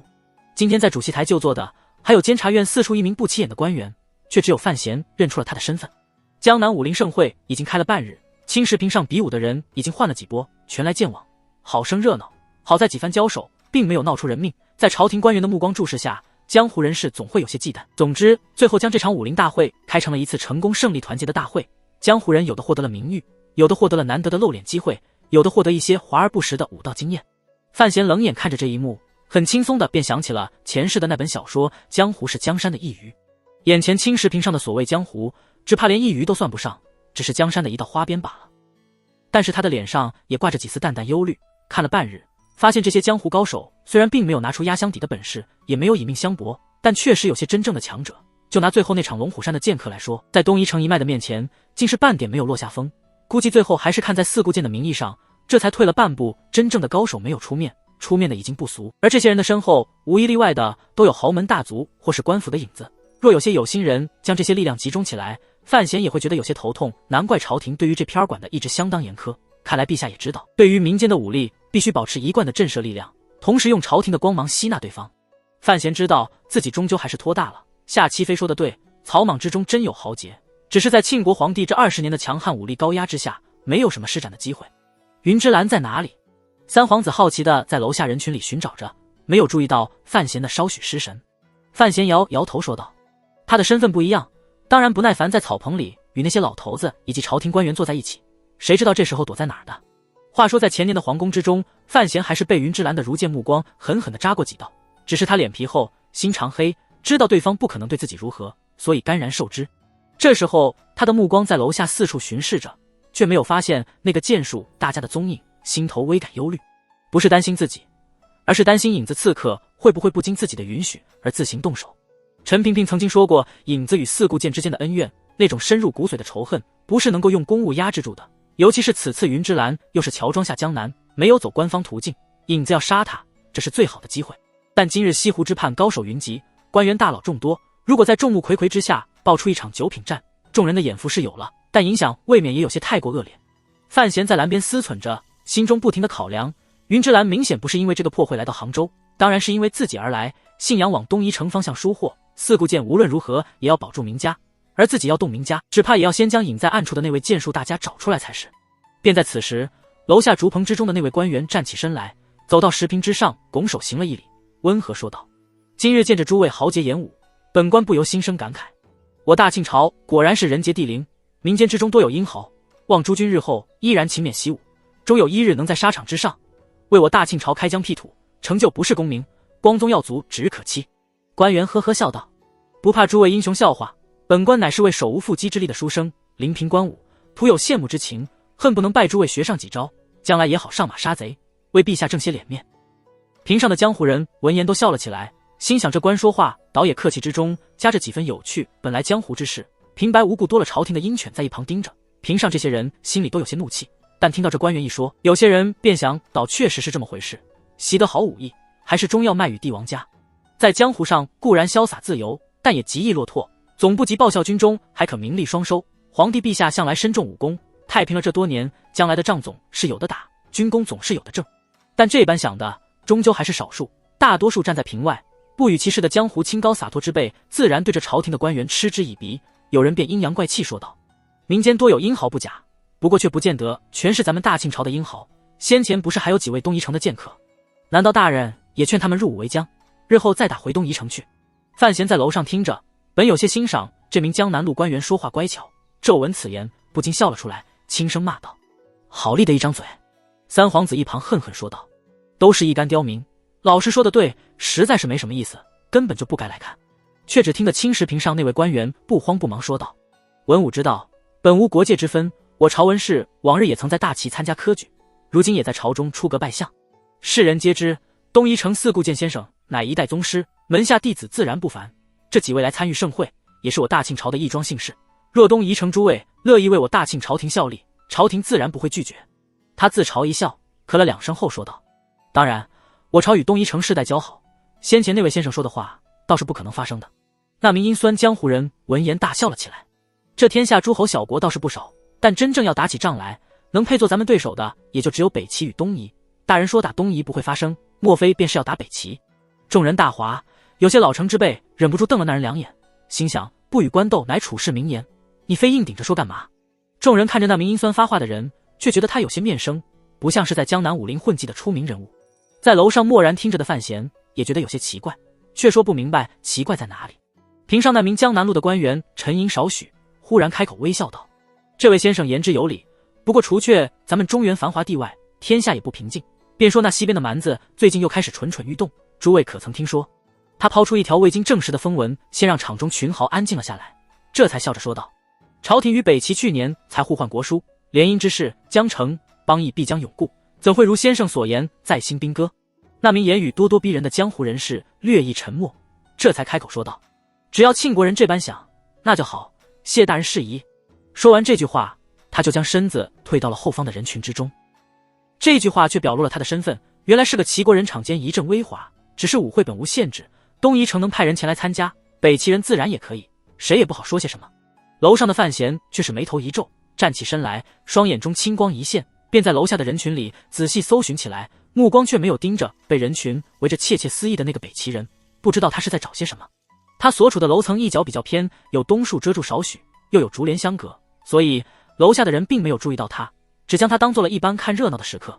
凭借那名官员面色微变，似乎也没有想到先前发问的竟然就是北齐人。稍停片刻之后，带着一丝冷漠与鄙夷说道：三国交好这是不假，不过这位自北方远道而来的先生先前没有见您下场，此时本官才想明白，原来北齐的朋友都喜欢经文之道，对于这方面的信心确实是差了些。此言一出，屏上的庆国人与东夷人都高声笑了起来。北齐虽与南庆一般建国不久，但习自北魏，臣府文酸之气太重，国人多走柔顺之道，相较而言武风确实不盛，在天下人的心中都有个孱弱的印象。虽然北齐也有一位大宗师苦荷，却执心于天一道的修行，少入世间行走，也有一位雄将上山虎，却被北齐朝廷搁在极北寒地，如今召回京师，又软禁于府，不受重用，所以江湖人的心中对北齐人确实有些瞧不起。要知道东夷城乃是天下九品高手最多的所在，论其武道来自然有一份天然的信心。而庆国尚武，名帅猛将如云，秦叶二家将星不计其数，武道高手里就占了2位大宗师，九品强者也有不少。先不论一剑穿云的燕小乙大将，单说最近崛起的小范大人，那就是武道天才之一力也。这2年倒是知道北方出了位海棠姑娘，不过那却是个女人，江湖人士重男轻女，比一般百姓还要过分，愈发的鄙视北齐人了。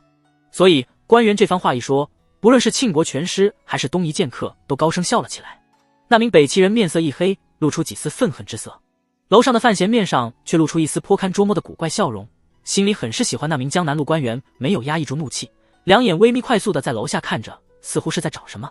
然后他轻轻的一拍栏杆，手掌握紧了青木栏边，有些用力，看来心中凭空多了2丝激动。三皇子不解地看着他，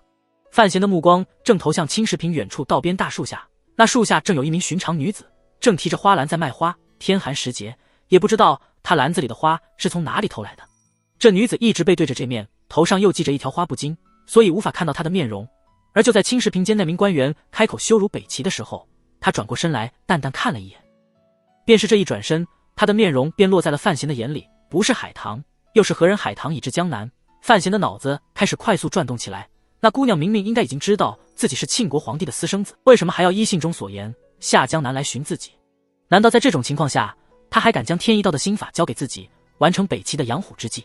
只是在这个当口，有太多事情需要范闲在电光石火之间做出决断，所以他深深地吸了一口气，平复下自己的心绪，继续在楼下搜寻着云之兰的身影。这是一个突如其来的机会，需要用极大的魄力才能做出动手的决定。范闲性情虽然沉稳，也止不住有些紧张，不知道影子自己能不能把握住这个机会。此时他心里很是可惜，影子的性情太过乖张，不然若是让6处的人与他配合，今天这临时构划的一局，说不定成功的希望会更大一些。那边大树下卖花的女子已经缓缓向青石坪这方走了过来，一道淡淡然的清新气息就从她的身上散开，马上场间那些江湖高手们察觉到了异样，众人下意识里给卖花姑娘避开一条道路，似乎不敢挡在她的身前。但等这面容寻常的卖花姑娘走过去后，众豪杰才觉着有些奇怪，为什么自己要给她让路？不过片刻间，海棠已经面容宁静，走上了那一大方清平，就这样自自然然地站在那名官员的对面，轻声说道：这位大人，小女子乃北齐人，粗鲁不识经文，对于打架这等事情却还是有些信心。那名江南路官员微微眯眼，看着面前这貌不惊人的女子，却是半晌没有说出话来，似乎是被她震慑住了心神。此时西湖上的寒风吹了过来，没有吹动海棠身上厚厚的棉腰，却吹得她鬓角的乱发向着脸前乱扑着，看上去有些好笑。今天的杭州城并没有凭空冒出一位仙子，却多了一个因为家乡受辱而站到台面上来的村姑。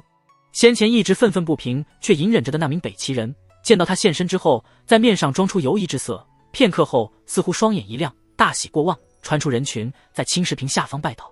海棠姑娘，您怎么来了？楼上楼外围着的江湖人士齐齐一震，在望向屏上那名寻常女子的目光便开始变得警惕与畏惧起来。海棠，北齐海棠，苦荷宗师的关门弟子，见是北方无一敌手的9品上强者，传说中的天脉者，西湖边上又不可能凭空冒出个大宗师来，谁能是他的对手？在海棠摆造型抢风头的时候，范闲很可惜没有多余的精力去看他，从一开始他就没有去看他，只是双眉微皱，极为仔细地查看着楼下所有人的动静。片刻之后，他终于注意到了一处所在。湖边堤下小舟，一位渔夫戴着笠帽，手里握着一根钓竿。范闲双掌抚在青篮之上，双眼一眨不眨看着那个渔夫，发现就在海棠出现之时，这名渔夫手中的钓竿轻轻垂了一下，钓丝上并没有鱼，只是渔夫看中海棠的修为，想让自己隐藏得更深些，而做出的下意识心理反应。这一个小小的变化却落在了范闲的眼中，他伸手取过三皇子手中那个青花瓷盘。三皇子大意道：“我还没。”话没说完，范闲已经将青花瓷盘用力扔下楼去。只听当的一声脆响，瓷盘碎成无数片，叮当不停。此时楼外因为海棠的出现正是一片安静，所以这声音显得格外明显。有些人抬头望着楼上，心想是哪个没见过世面的家伙，一听到北齐圣女的名字，竟是吓得把盘子摔到楼下来。这些人却因为大树与竹帘的隔断，没有看到范闲的模样。有些人却依然紧张看着场内，不知道海棠接下来会做什么。只有湖上的那名渔夫与楼上的范闲之间没有丝毫的视线阻隔，而那名渔夫也明显听出这盘子被人用力掷出，而不是摔下，所以有些微微诧异，便侧头扫了一眼，只是一眼便再也不能收回，因为范闲的目光正冷冷地回望了过来，盯死了他。伪装成渔夫的云之兰看着楼上那个面色宁静的年轻公子，心里便仿佛有一把火烧了起来。范闲，你居然也在这里！云之兰缓缓收回钓竿，而目光却依然如两把夺目明剑一般射向楼上。隔着数十丈的距离，楼上与船中的两个人仿佛忘了楼内楼外的所有人，忘了这时候海棠正在发飙，而只是互视着对方。许久，二人的目光都不曾分离，目光里没有试探，只有赤裸裸的冰冷。二人因为往日的仇怨，江南明家世的后手，绝对不可能惺惺相惜。云之兰的钓竿收到了一半，很诡异的一柄匕首无光的坚刃出现在了舟旁钓绳的边缘，似乎在无声无息随着他收线的动作向上提升，终于夺魂的匕首渐渐浮出了水面。此时云之兰的心神大半放在楼中的范闲身上，小半放在瓶中的海棠身上。他虽为四顾剑的首徒，但也知道一个海棠一个范闲都是年轻一代里实力最深不可测的人物，而且世间传说这两个人格外投契。这时候忽然间同时出现在杭州城，出现在这艘小船的旁边，他们究竟想做什么？一道黑芒鬼力绝杀闪过，舟上渔夫一声闷哼，身上带着一道恐怖的血剑冲天而起。小舟之上的乌篷就有若被无数道力量同时拉扯着，刹那间碎成无数块，激射而出。水花一战，一个全身黑衣的人影从西湖之中破水而出，对着空中云之兰飘渺的逃逸方向刺去。两道破空声后，湖畔已无人踪，只留下满湖乌篷残片，随着水波一上一下，残片之中一顶江南常见的笠帽漂浮不定，似乎是在向楼中的范闲表示抗议。西湖不大，湖堤不过数里长，但由楼上楼看过去，湖水依然有浩荡之势。此时范闲正站在最顶那层楼，眯着眼睛，隔着竹帘遮眼，望着湖面。只见湖面靠着又低的所在，两个影子快速掠过，剑货在湖水上一点，震起些许水花，又踩着堤旁的舟手一掠而过，速度十分惊人，如同前后相随的两道闪电一般，偶尔在湖面上前后坠住，剑气纵横间，两人如大鹏舟翔于空，姿势优美而带着股令人不寒而栗的绝杀味道。血光乍现，二人又再次分开，如轻灵之鸟往前方划去，看似美妙，却是分外惊心。范闲站得高，看得远，但也不过片刻功夫，那两名高手便消失在湖对岸的冬日柳林之中，看去似乎是那些黑色清贵的院落处。他皱了皱眉，云之兰重伤之下还可以支撑那么久，东夷城一带剑术大家果然不是浪得虚名。湖面上偶一展现的阴浊般场景中，影子似乎并没有使用自己最习惯的手法，反而用的是东夷城的四顾剑诀，故而两位高手的剑势极为相似，电光石火间，虽只在湖面上展现了几个破碎的画面，却依然是光彩夺目，剑意凛然。依道理讲，影子此时如复古之驹跟踪而去，伤后的云之兰似乎只有死路一条，可是为什么他要直冲向湖对岸？难道哪里有东夷城的帮手？范闲欲发觉着西湖对面那几座华丽清贵的木质建筑有些什么古怪。唰的一声扯下挡风竹帘，范闲从栏边离开，看了一眼正傻乎乎看着自己的三皇子，平静说道：看什么？继续吃饭。说完这句话，他就坐到了桌边，取起筷子，开始在桌上的残羹剩菜里寻找不多了的虾仁。隔间内的所有人都愕然望着他，三皇子也在闷闷的猜测，外面究竟出了什么事，是谁在杀谁。那些青石坪上的人们都冲到了湖边，惊呼乍起，显然是出了大事。石产力终于忍不住轻声问道：大人，出什么事了？范闲没有怎么思考，直接回答道：不知道是谁捅了湖边渔夫一刀子，这时候追到湖那边去了。隔间里一片安静。什么样的渔夫被袭事件能够令楼下那些见多识广的江湖豪杰们震惊成那副模样？所有的人都不相信他的话，但也没什么法子反驳。西湖之畔，青石坪上，海棠站在那名官员的身边，望着远方湖上已经消失无踪的两名绝世强者，面色平静，不知道在想些什么。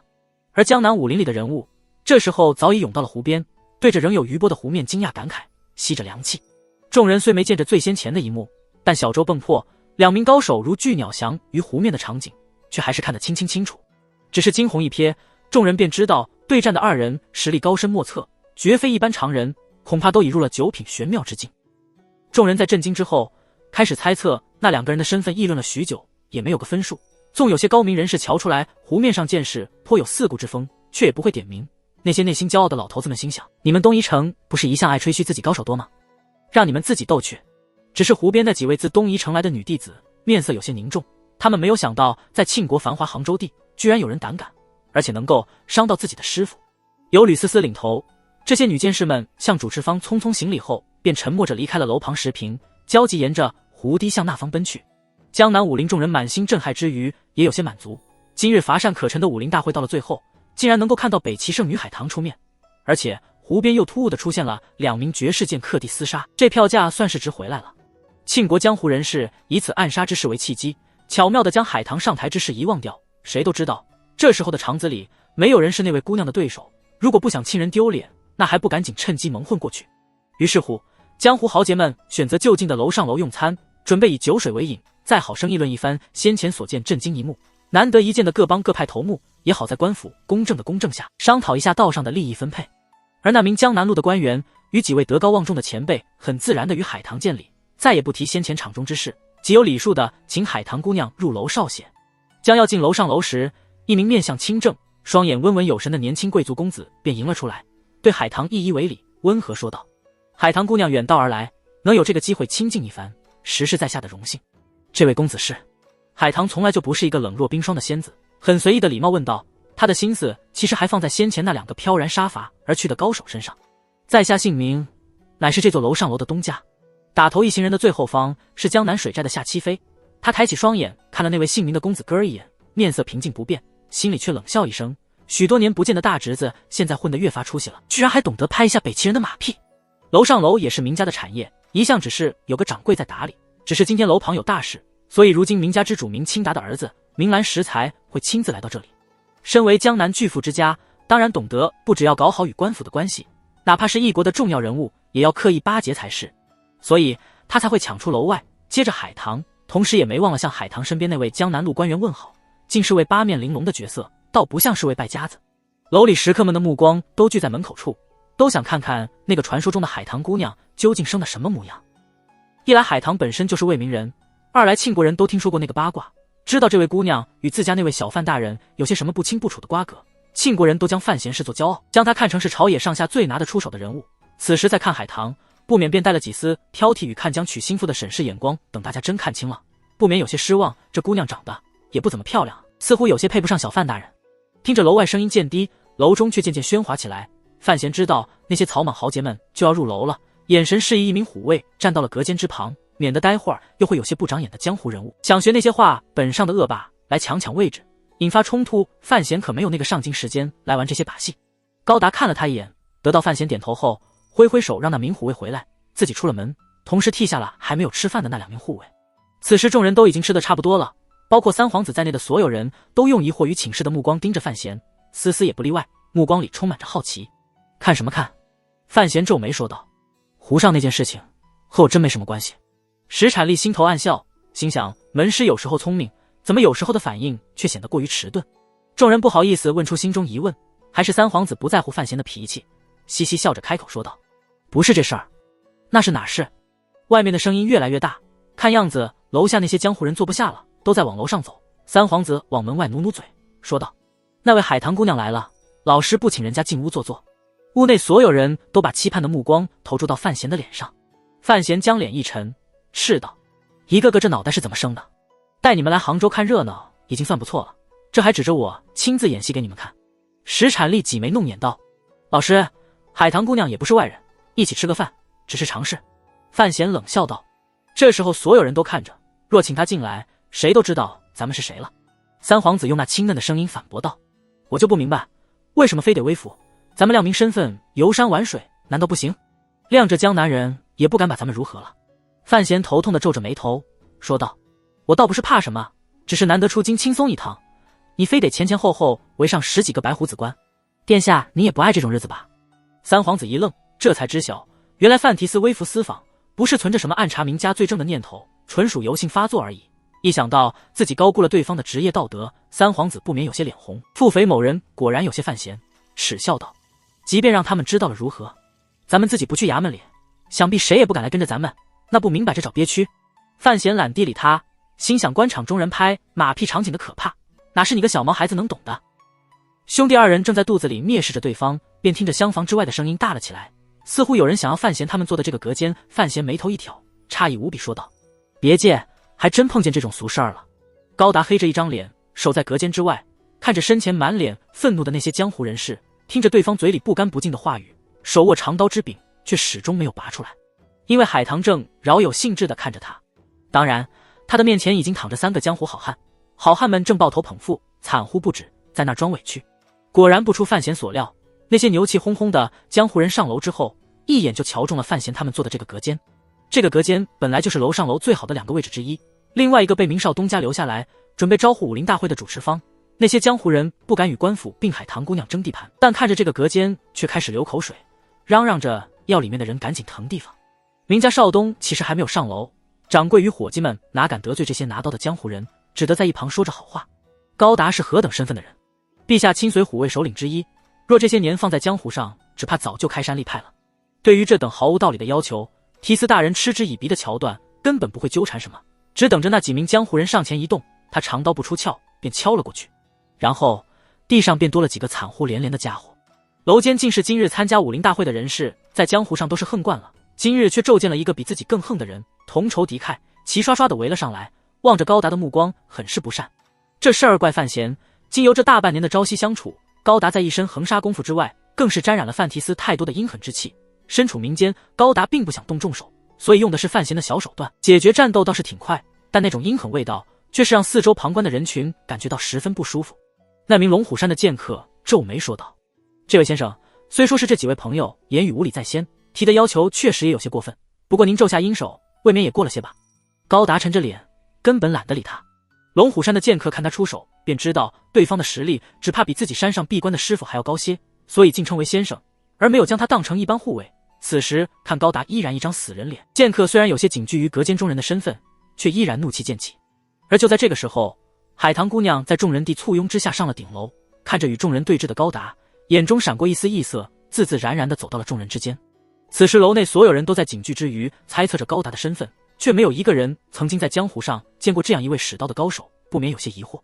而海棠却在北齐上京城里见过高达多次，早就一眼认出了对方。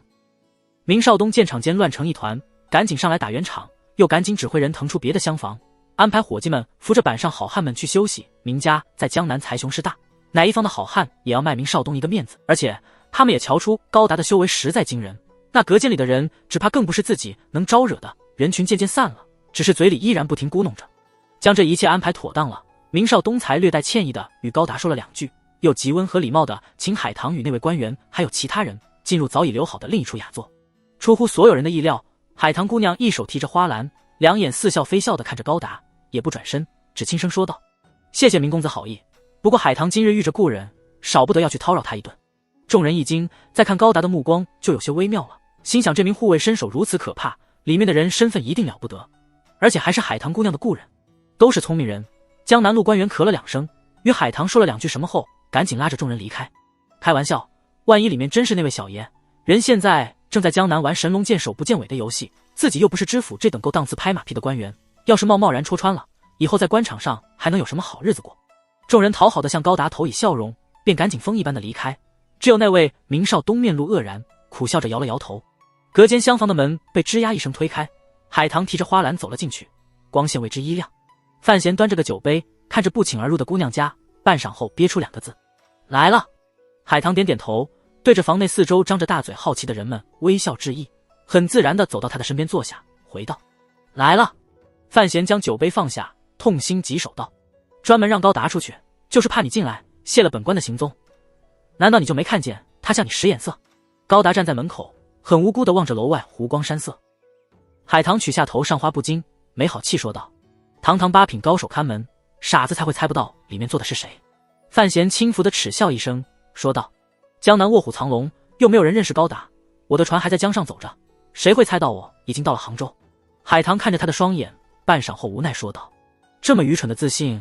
真不知道你是从哪里来的？莫非这就是你以往说过的精神胜利法？”范闲反驳道：“但只要你不进这间屋，他们也只有猜着，哪里能证明我是谁？”海棠微烦说道：“我就不喜欢你这种鬼鬼祟祟的模样，明明可以正大光明做的事情，非要转几个弯，抹些黑乎乎的颜色，似乎不如此不足以证明你是个阴谋家一般。”范闲大怒说道：“我本来就是阴谋家，你能比我好哪儿去？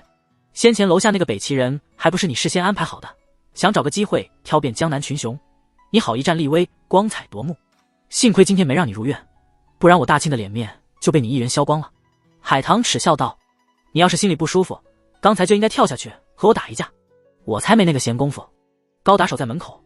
那是因为那位明少东不是傻子，他肯定会找人来试探隔间里坐的是谁。我敢拿脑袋打赌，那些来惹事儿的江湖汉子都是他明少东安排的。我让高达出去，就是想让他震慑一下所谓江湖中人，让明家少来这些下作试探。你倒好，一出面就搅了所有安排，弄得我想借机发飙都没有发成。”范闲恼火说道：“这里是庆国，你总得听听我的。”海棠两眼望楼顶说道：“我什么时候听过你安排？”从海棠一进屋，两个人便开始针锋相对的吵了起来，竟是寸步不让。明明是范闲做事颠三倒四，他偏振振有词；明明是海棠故意揭他老底，却偏说是看不惯他行事风格。两个人说话的速度越来越快，但声音还是压得极低，就像是一连串闷炮般。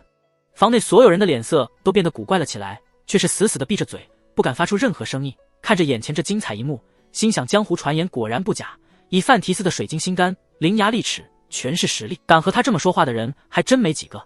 能从气势上将范提斯压得死死的，还真只有这一位北方来的姑娘。这两个人之间要没有问题，就算把瞎子打死了也不信。三皇子离争吵之中的二人最近，小脸蛋一时望着范闲，一时转向海棠，就像坐在第一排看网球的观众一般。他的表情十分精彩，心想这等场景十分少见，一定要牢牢记住，回京后好和陈姐姐与父皇说去。终究还是石产力有些心疼门师，小心翼翼插了句嘴：“大人，海棠姑娘，现在还是想想怎么走吧。待会儿只怕杭州知州、杭州将军、江南织造那些大人们都要赶过来迎接。学生已经看见有好几人出了楼。”范闲一拍大腿，恨恨地盯了海棠两眼：“赶紧走，不然还度个屁的假！”海棠却安坐如山，很直接说道：“我饿了。”三皇子在一旁凑趣道：“那赶紧喊小二重新上些菜。”范闲瞪了他一眼，海棠呵呵笑着说道：“谢三殿下。”过午不久，西湖对岸的一处庄园里便热闹了起来。当然热闹只是局限在院内，外面看着还是如以往一般冷清。这座庄园装修华美而不腻，依山临湖，实在是绝妙所在。单是这么一个园子，只怕便要值10几万两银子。庄园的主人姓彭，一直没有人知道他的身份，往年也只是夏天发誓后才会有些人过来消夏度暑。今天来到这处庄园的正是范闲一行人。这处庄园乃是前任宰相林若甫用自己门生彭大人一名远亲的名义买下的。范闲下江南来了杭州，当然就住在老丈人的产业里面。园子里的管家早就得了消息，已经安排妥当了一切。范闲这时候翘着二郎腿坐在太师椅上，品着龙井，享受着杭州大富豪的生活，斜眯着眼瞧着正与三皇子轻声说着什么的海棠，不免有些恼火。这一行人当然没有在楼上楼里继续待下去，海棠也没有重新点几盘名菜。范闲为了躲避正在路上赶过来的杭州官员们，拉着属下们落荒而逃。车队假意进城，一路上将监察院4处驻杭巡查司的所有人员都动用了，甚至还动用了6处为了杀手准备的2间布庄。这一行人才算是重新消失在了城中的人海里，又悄无声息地绕了回来，进入了西湖旁边的庄园。范闲很心疼院里的属下，海棠看了他一眼，纳闷说道：“你这到底是在躲谁呢？”范闲叹了口气后说道：“我在躲麻烦。其实今天这事儿真是范闲自己愚蠢，如果真不想泄露行踪，就一定不能去楼外楼。如果去了楼外楼，那被人抢座位的时候就得忍气吞声当孙子。问题是范闲的性情又好热闹，又不爱当孙子，那在江湖上行走，哪里能将自己的真实身份一直掩饰住？”过了一阵，三皇子去园子里调戏新买的小丫鬟。庄园的仆妇端了盘热糕上来，海棠津津有味地吃了，看那模样，这一路南下确实饿得有些可怕。范闲看了他一眼，皱眉道：“淑女一点。”海棠扑哧一笑，心想与这厮半年不见，怎么一见面两个人就吵了起来，那感觉还真有些好玩。等他吃完了糕点，范闲用眼神示意他跟着自己往后园走去。这处庄园虽然他没有来过，但建筑设计总是有相似之处，很简单的便找到了安静的书房。在书房之中，二人分别坐下，范闲望着姑娘正色说道：“你如今应该知道那个传闻了。”海棠点点头，忽然间眉头一皱，说道：“先不说这个，今天西湖之上那两人是谁？你认出来了吗？”那渔夫我见过。范闲似乎在回忆，应该是云之兰，去年，哦不，应该是前年，在宫里见过一次，他那时候是东夷使团的首领。海棠皱眉沉默许久后问道：“能够伤到云之兰，那个杀手究竟是谁？为什么从来没有听说过有这么一个人物？”范闲冷笑道：“暗中伏击，连一个小孩都有可能杀死大宗师。”海棠摇摇头：“你大概没研究过东夷城的剑术，那名杀手用的是最纯正的四顾剑意。”范闲轻轻抹平额角细发，随意说道：“东夷城高手多，他们自相残杀，对于我们的计划只有好处，没有坏处。”海棠依然在回思着那个从湖水中一跃而出的杀手，总觉得那名黑衣人用的虽是纯正剑式，但是总有股说不透的诡异味道，总似在哪里见过一般。之所以姑娘有这种印象，是因为范闲与她在草甸上的那一战所使用的招数与影子刺客一般，都透着股监察院的无耻劲儿，只是她怎么也想不到这里来。不是你的人。他有些怀疑望着范闲。范闲自嘲笑道：“你也瞧出来了，杀手可能和你水平差不多，九品上的绝世强者，我哪里使唤得动？”海棠点点头，接受了这个解释，接着问道：“你这一路南下，居然一直没有遇到刺客，这点真的让我有些意外。按理讲，信阳方面应该……”范闲举起手阻止了他的发问，平静说道：“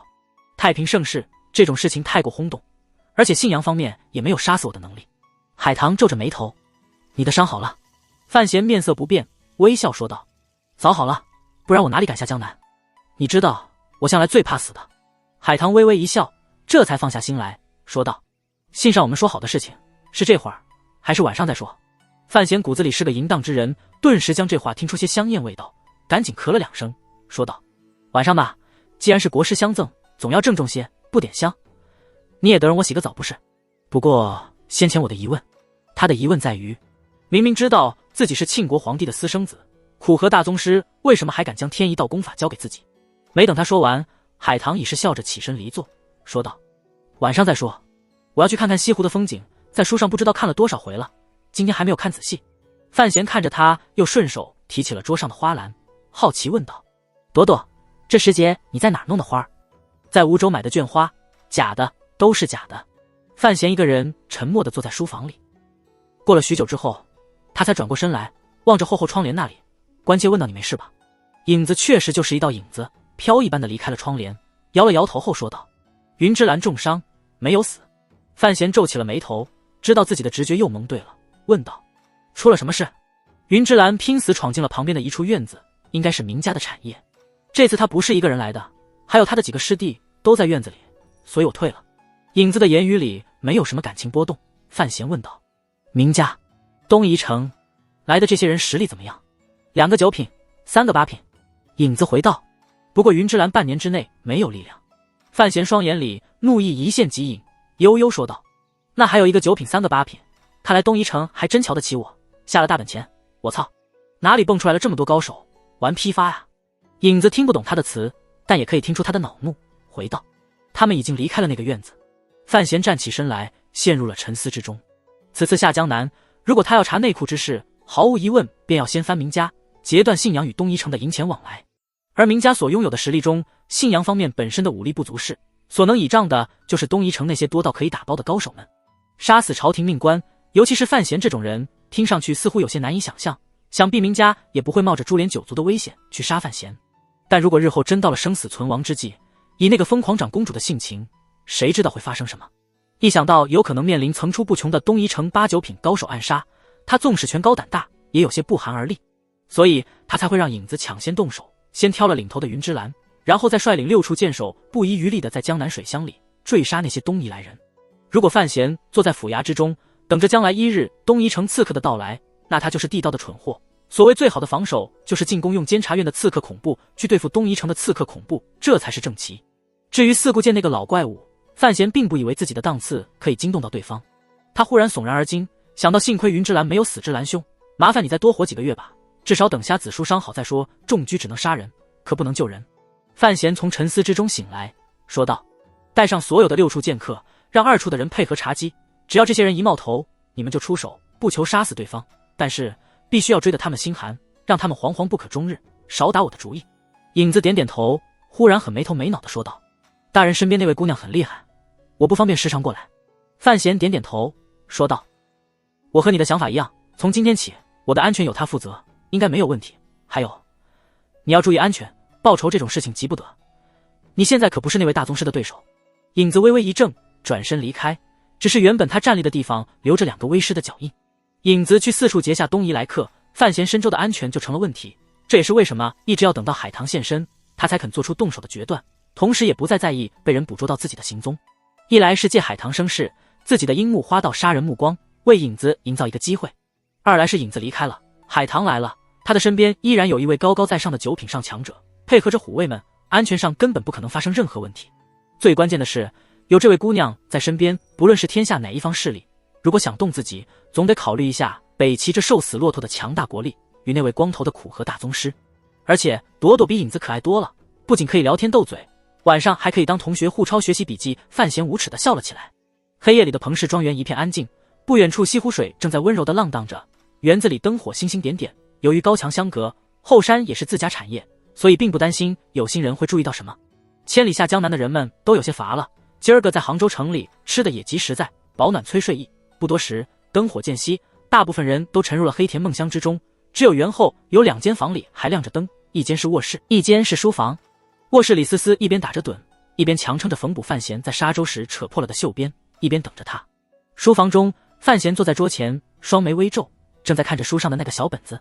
海棠坐着对角那面，手里也拿着本册子在看，面色凝重。那册子上面的笔记犹新，明显是有人才刚刚写出来的。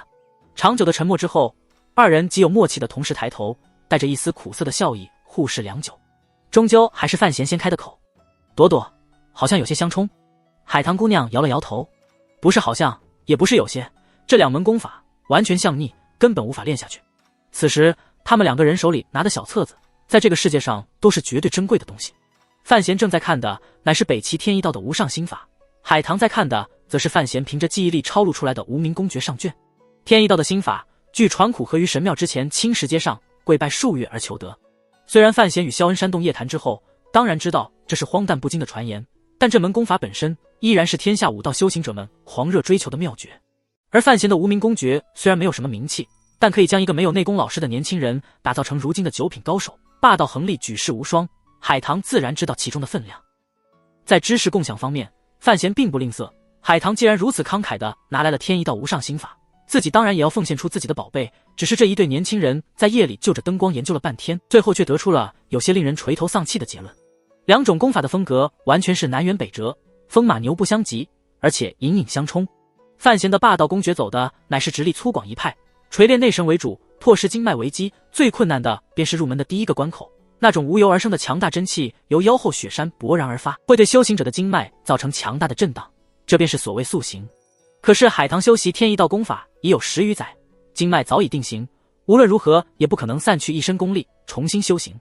而且他也不可能像范闲一样回到婴儿时期，仗着体内未完全消散的那抹先天之气硬抗过去，又没有前世重症肌无力的宝贵心神体验，这第一个关口便是无法迈过去。对于范闲来说，天一道的功法也是一个只能看不能摸的冰山美人，这一套口诀法乎自然，顺应体内体外元气之音，确实玄妙无比。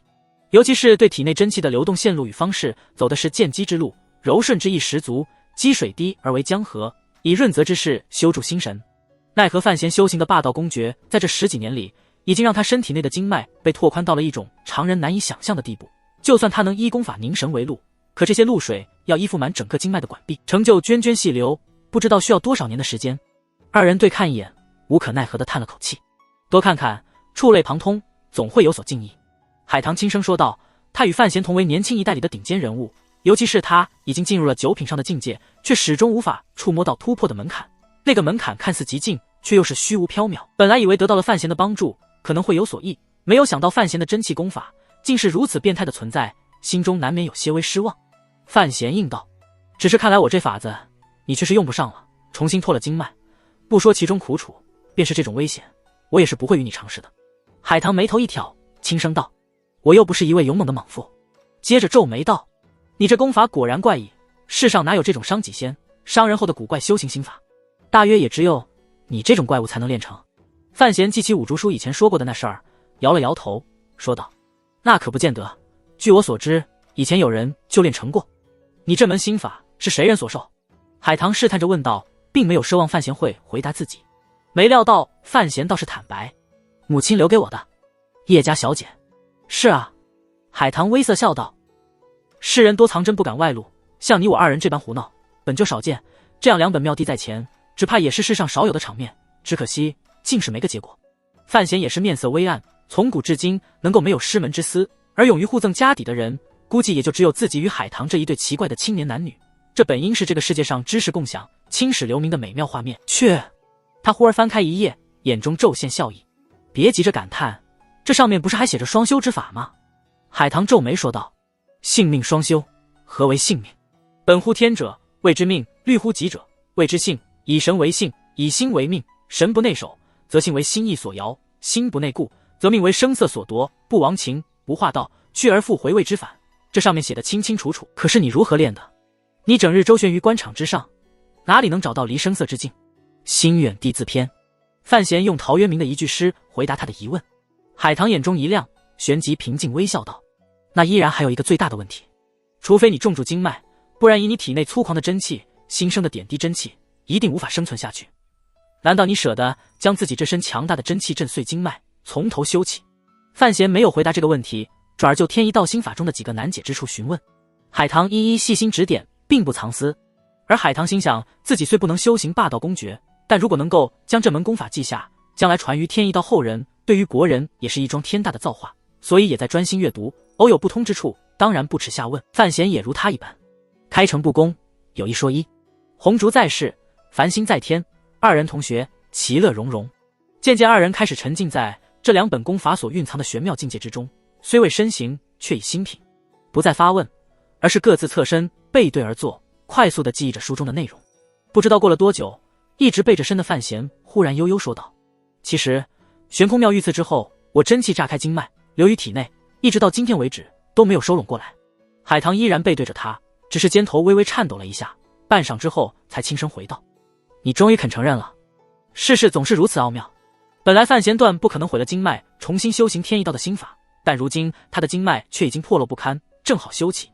而海棠却依然无法从中获得好处。两相比较，终是范闲占了天大的便宜。他本想一直蒙混下去，但二人背面相对良久，他心头不适的感觉越发浓重。几番思忖之后，终于自然而然的诚恳说出。范闲也没有回身，继续说道：总瞒不了你太久，而且我猜到我身世流言传到北方去的时候，你已经带着这本功法南下，你是瞒着苦河国师的吧？海棠嗯了一声。范闲心里有些感动，又有些警惕，皱眉问道：为什么？海棠的花布绵腰在微黄的灯光下，像画中花朵一般绽放着。很简单，我猜到你肯定遇到什么事情，不然你就算再无赖，也不可能在信中找我要心法。傻子都应该能猜到，这种东西乃一国之秘，怎么会给你？既然你有事，我当然想帮你解决好，毕竟你我之间的协议还有很多年的时间做。范闲微微一怔后问道：那现在怎么办？本来我是无法练你的心法，但这时候我经脉全碎，正好可以用天一道心法重新筑基复根，我给你的对你却没什么用处。海棠平静应道：对于我没用，对于将来的人总有用，我相信你不会介意我传给后人。你的后人和我有没有可能发生什么关系？范闲心结渐去，哈哈大笑，在言语上占着姑娘家的便宜。海棠却像是听不懂这个下作的笑话，冷冷说道：看在你对我足够坦诚的份上，我不计较。范闲笑着转过身来，挥挥手上的书册，无耻说道：东西反正在我手上，还怕你反悔不成？海棠恰在这时也转过身来，直接站起来走到他的身边。范闲以为他真生气了，唬得赶紧将书册往怀里藏。海棠看着这人，心情微乱，暗想这人年纪轻轻，已经手握重权，文武双成，在外人面前总是一副温柔之中带着阴煞的模样，怎么每自己看着时，总像是个市井之中的无赖小混混。他没好气说道：给你改几个句子，老实做了手脚，你要照着练下去，练成白痴我可不管。范闲一愣，取出书册发了半天呆，也没觉着先前看的心法有丝毫挚爱之处，不由好生佩服苦河的境界，居然造假也造得如此漂亮。但紧接着便是大怒，心想那个老秃驴果然阴毒，要不是自己用一字记之曰心的无上妙诀施死了你女徒儿，还真不知道自己将来怎么死的。难道你开始准备让我练成白痴？范闲望着海棠大怒说道：海棠平静说道：“你我这事本就做得有些荒唐，如果传了出去，只怕要震惊天下，不谨慎些怎么办？关键便在于你我必须坦诚，若有一丝隐瞒，我也不敢信任你。如果你先前不对我承认真气全失，练成白痴也是你自找的。”范闲大愕，心想当好人，果然还是有好报的。等海棠将那几个关键句子改了几个字后，范闲再拾起一看，顿时觉得就像是一幅本来已极美妙的画，又被丹青国手涂抹了几个精神要害处，顿时整幅画面为之一亮，画中山水人物马上生动了起来。范闲知道这就是天一道无上心法的真实面目了，心头为之一颤，知道以此修行，用不了多久，自己就能依此天人合一之道而行，自然而然地修补好体内千疮百孔的经脉。已经离开自己太久的境界，终于要回来了。想到此节，坚忍如他也不免有些感慨，忽然间心头一动，想到了一桩事情，待会儿我给你画几幅图。他看着海棠，厚着脸皮平静说道：“我给你的那霸道公爵，应该是配着图上真气路线练习，如果瞎整，指不定入关的时候身上就会多10几个血洞出来。”海棠怔怔地看着他，半晌后才悠悠说道：“什么时候这个世上的人才能少些尔虞我诈？至少在你我之间。”范闲沉默了下来，然后说道：“我以后努力学习，当然你也需要学习。”许久之后，二人才摆脱了这种有些尴尬的沉默。许是为了缓解气氛，海棠轻声说道：“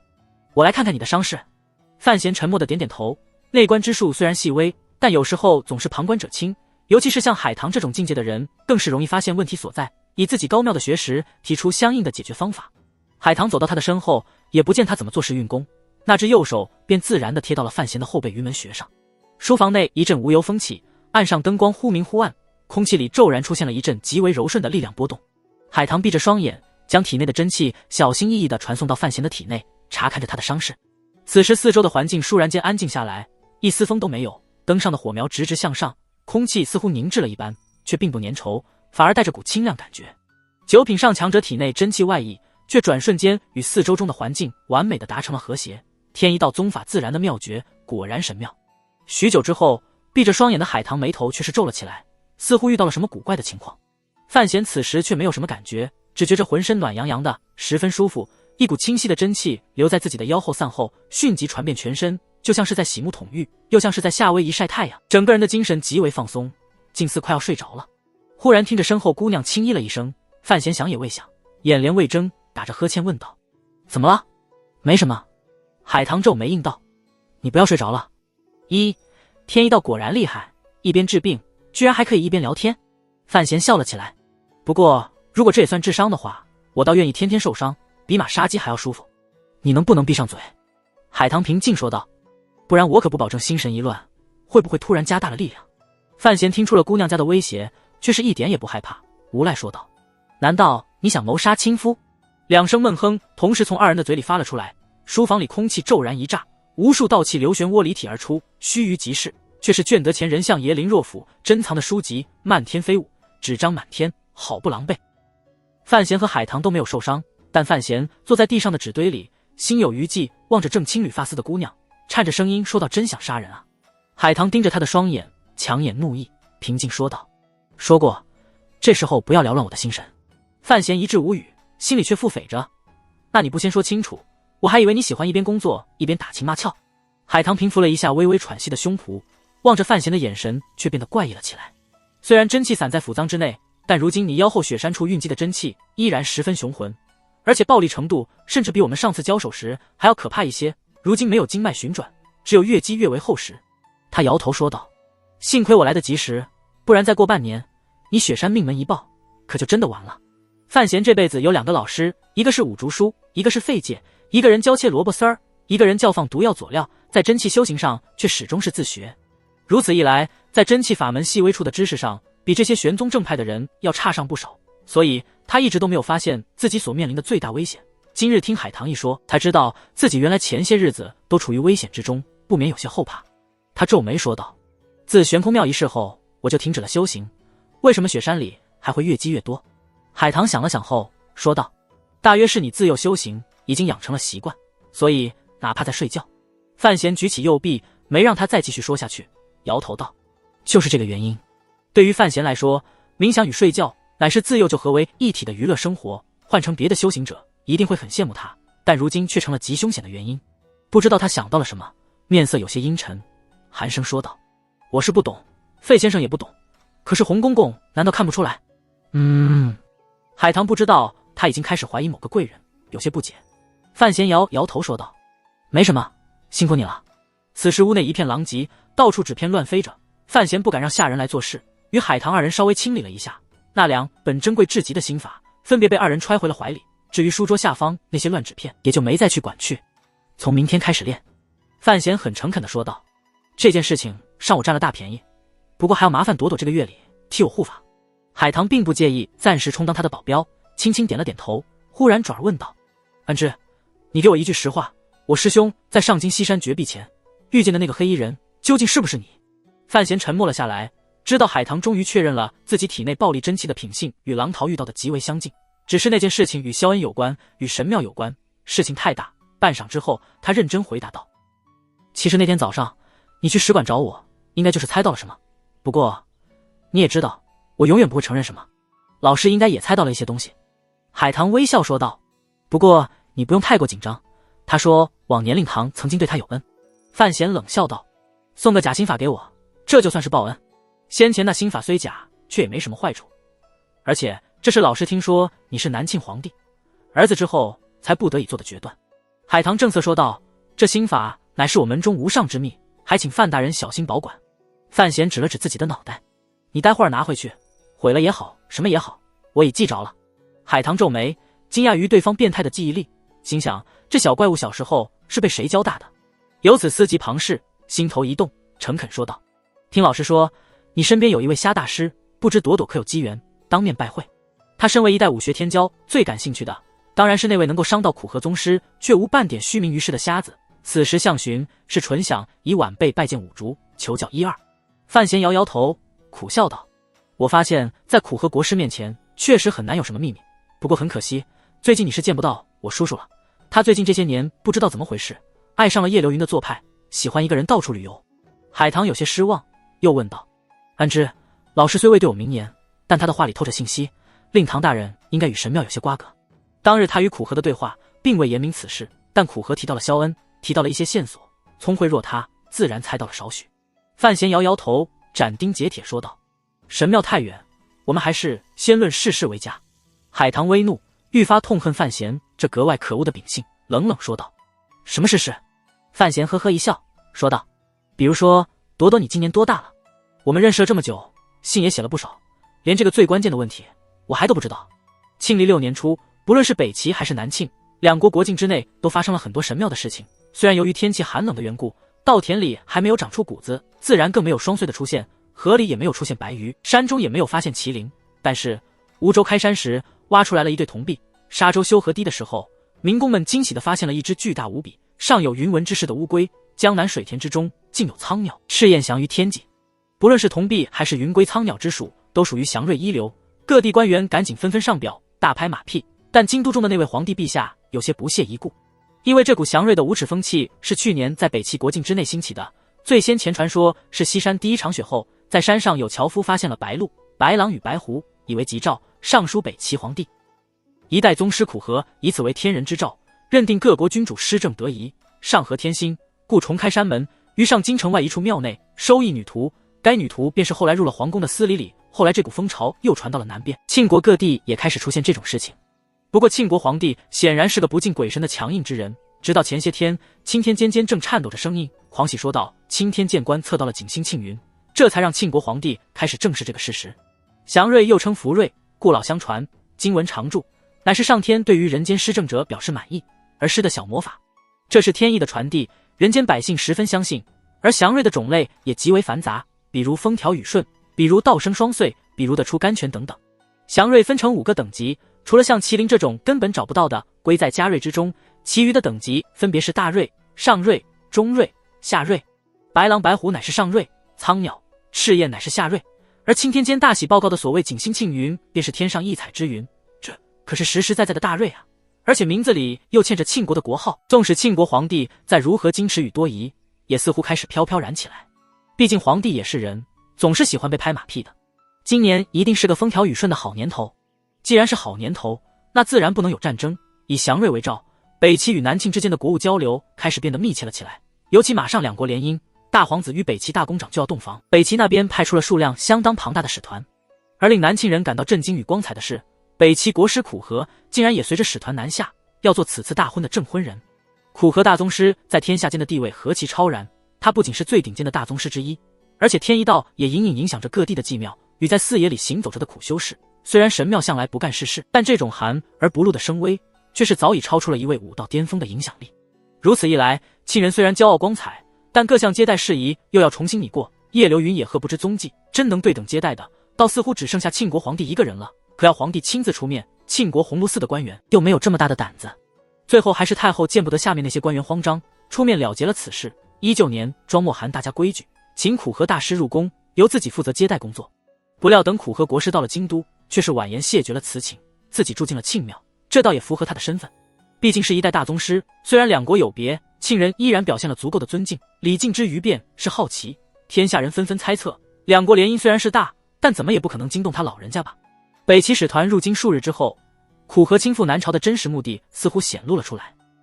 原来北齐皇帝亲修一封国书，言明愿与南庆修好，将去年草拟的那份协议延续万年，两国以兄弟相称，不论尊卑，只续心意，世世代代友好下去。如此重要的一次谈判，当然需要苦荷亲自坐镇。庆国皇帝手执北方同事的书信，沉吟数日，终是轻轻点了点头，只怕也是看了苦荷三分薄面。消息一出，天下欢腾，庆人纵使尚武，但终究也是喜好太平的日子。只是军方隐隐有些愤怒的情绪，觉得如今朝廷强盛，正是一统天下的大好机会，何必整几张纸套在自己脑袋上？虽然不重，但让呼吸总有些不顺。倒是老秦家那位军方领袖将世事看得明白，毫不在意，只对最亲近的几人偶尔说过。如今北齐恢复的速度出人意料，几年内总是不好用兵，这协议不过几张纸罢了，到时候撕便撕了。咱们皇帝陛下当年又不是没做过这种事情。而苦荷南下京都的另一个目的，却让所有的京都官员百姓都跌破了眼镜。他要收范尚书独女范家小姐为徒。苦荷国师的理由倒也充分，言道年关阴阳，交合前后数月间，天降祥瑞，正是天心人厚之感。天一道持守天人合一之论，应天心而行人事，则人间奇葩悉心栽培，为民谋福，方是正道。既然是奉天之举，当然不囿于国土之限。北齐有祥瑞，故收一徒；南庆祥瑞县，自己自然要再收一徒，故而才亲赴京都。天一道宗师苦荷重开山门的事情，在去年就已经传遍天下，但南庆人从来没有想过这事情会与自己有什么关系，哪里想到天一道的关门女弟子会落在京都。至于为什么会选择范家小姐，变成了众人心头的疑问。没有太多人会联想到远在江南的范闲，毕竟范闲再如何嚣张强大，也没能力指使苦荷国师来为自己谋福利。苦荷没有解释择徒的标准，只是经由一些负责服饰的太监传播流言，人们才知道，原来苦荷国师在京都偶游民间，曾于太医院门口默立半日，事后面献温赏，言道院中某女心性善良纯和，聪慧无二，实为良才。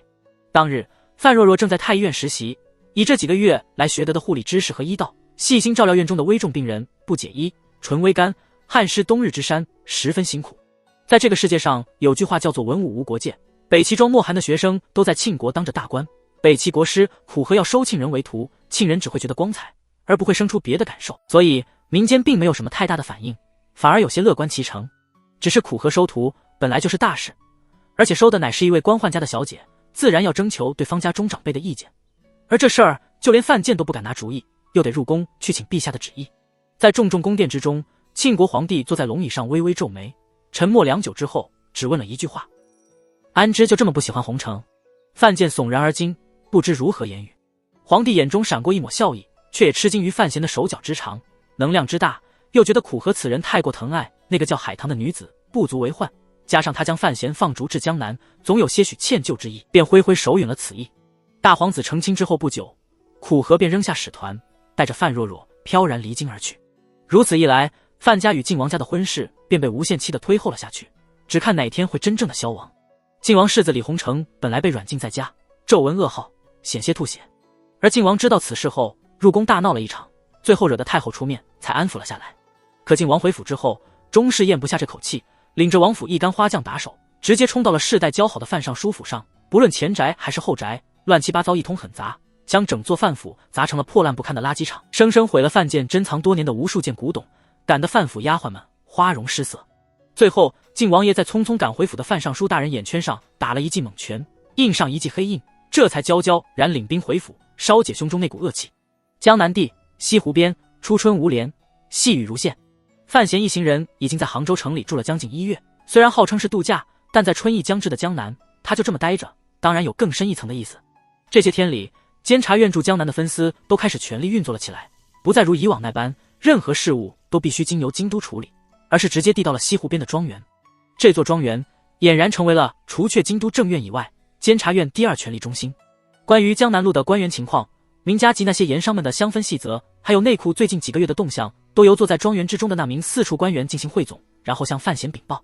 没有了地域的距离，监察院上层对于江南的控制力度进一步加大，只是由于名家的反应极快，早在去年秋天的时候就已经着手安排，而且名家本身又是当地的巨族，任用的人手都是家族成员，所以院里安插的钉子层级不够，并没有获得太有用的信息。相反，在沙州收复的江南水寨，在这个时候开始发挥出了令范闲意想不到的作用。夏七飞这人深谋远虑，早就想着要夺回名家，已经准备了很多年，所以对于名家的出货渠道以及相关信息，掌握的比监察院还要细致许多。名家一直诡异地安静着，只是听说在苏州城里已经有过一次上层的聚会，明显是针对范闲的到来，只不过那次聚会十分隐秘，监察院没有查到什么风声。不过以范闲的身份地位，再加上他名义上在管教的三皇子，不论是名家还是江南路的众多官员，都没有胆量抢先去撩拨他。至于东夷城的云之兰那些人，他们本来就只是过来替名家撑腰的角色，谁想到范闲如此蛮不讲理地展开了赶犬行动。一个神仙在人间居住，或许可以长久隐于市井，但一群神仙却无论如何也不能完全遮掩住自己的行踪。常年没有人居住的彭氏庄园忽然多了些人居住，不论是一应粮食果蔬的采购，还是那些名贵日用品的进装，落在杭州城有心人的眼中都能猜到丝毫。所以在10几天之后，范提斯正在杭州的消息已经不胫而走，传遍了整个江南路，但他躲在庄园之中避不见客。杭州知州上门一次，也被看门礼貌而坚决地否认了。所有人都知道了，范提斯还在度假中，不想被人打扰。不过众人也在猜测，范闲安静了这么久，究竟在准备什么呢？他安静着，官场江湖上的人们也只有被迫安静着。往江上大船送礼的人没有减少，名家人也极为恭顺地搬出了西湖边上另外几座宅院，生怕惊着提斯大人的清静。西湖边的庄园一片幽静，却吸引了无数人的目光。湖上飘来一叶扁舟，2位书生模样的年轻男子正分坐舟手周围，中间搁着一方矮几，上面置着清淡果蔬与江南水酒，做派十分潇洒。2个人正是易容之后的范闲与海棠，2人并未在脸上涂抹些面粉之类的物事，只是由范闲巧手剃了些眉角，又用胶水略略将眉尾向上提了些，眉毛一变，2个人的模样顿时变了许多。如果不是熟悉的人，一定认不出他们来。这时候小舟正缓行于西湖偏僻一角，今日小雨出歇后，湖上空气十分清新。最近这些天，范闲时常与海棠泛舟湖上，一方面是喜爱这里的湖光山色，另一方面是范闲出习天一道的心法。依海棠所言，要时刻清静自然，以天地之元气修复体内如烂柯一般的经脉。说来也是玄妙，范闲修习天一道心法之后，不在雪山处运气，转由丹田，那些点滴运成的真气就像带着一抹清新的味道一般，在他的经脉管壁上缓缓滋润开来，润泽着干枯破损的经脉。身处西湖之上，亲近着自然美景，下有微凉湖水反映白云蓝天，侧有山下微疏山林初展青岩，心法修行果然快了不少。范闲相信海棠姑娘说的有理，但知道更关键的原因在于自己的真气循环比一般的武道修行者要多出一个由体内体外循环往复的功夫，自己当年练得太多，以往只是用在攀岩之上，如今才知道对于自己的心神与天地感应大有好处。他闭着眼睛半躺在舟手，右手有意无意地搭在船舷之上，指尖与微荡的湖面四处飞触，一抹淡然以致不可察觉的真气从他的指尖缓缓溢出，与湖水一沾便又柔顺收回，流入他的体内，让指尖所向的湖水上震出细细波纹。海棠轻轻滑动着双桨，一双明亮若湖水般的眼睛注意着范闲的指尖，他的眉头微微一皱，暗中叹了一口气，心想面前这个年轻人的悟性与机缘真是世上少有，像眼下这幅场景，真气离体而回，沾染自然之息，明显已经是天一道心法第3层的现象。自己虽世称天才，但当初体悟到这种境界也已经修习了5年之久，而范闲这才10几天而已。虽然范闲如今的境界比他初入门时高出不少，领悟能力也强了许多，但进境如此之快，还是令海棠感到了一丝不可思议与警惧。范闲如今身兼南北2大绝学，手中又握着极大的权力，偏在天下民间声望又佳，这样一个人将来如果走入了邪道，谁能来治他？其实范闲在武道方面的悟性远远不如海棠，而之所以修习天一道心法能如此顺利，一方面是海棠在一旁毫不藏私的传授，一方面却是范闲小时候的真气基础打得扎实。第3点就是先前提过的，范闲对于这种真气走了又回来的方式极为熟悉，他是一个吝啬的人，却凑巧迎合了天一道修行的方法。似乎感觉到海棠在想些什么，范闲从冥想之中醒来，缓缓睁开双眼，似笑非笑望着海棠，说道：“不用担心，如果我真想毁约，你带到江南来的那个北齐人，我就不会让他接触那么多东西。”在他与海棠的协议，或者准确说是范闲与北齐皇室的协议中，长公主垮台之后，内库往北方走私的货物依然不会减少，而且在质量与等级上都会有一个极大的提升，甚至包括某些严禁出境的货物，范闲都同意了北齐人的要求。很妙的是，海棠带到江南来的那个北齐人是北齐朝廷的一位官员，身为户部主事，却又兼着工部的司舆，当初还在兵部臣服过一段时间。这位官员在仕途上一直没有起色，却是多才多能之人，能算账，知晓兵器构造，更精通货物检验。海棠带着他来，负责与南清内库的交易，实在是非常恰当的选择。我这人是很重承诺的。范闲望着海棠说道：“当初在上京城里答应你们的事情，我一定会做到。我们也一样。”海棠微微一笑，松开桨柄，任由小舟无主横于湖面，说道：“你应该收到消息了，老师已经带着范家小姐离开了京都。”不等范闲开口，他继续说道：“范思哲也已经开始逐步接手崔家留在我朝境内的产业。你应该知道，如果不是陛下点头，这些本来应该收入国库，而不会成为你的私产。”范闲摇摇头说道：“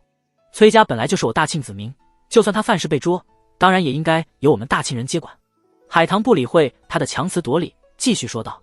而且我也一言将新法带给了你。协议第一部分的内容，我想我们双方都没有什么好挑剔的。”范闲点点头，这是一个对双方都极有好处的买卖，只是不知道他为什么会如此信任北齐人。海棠似乎也很不理解这一点，皱眉说道：“安之，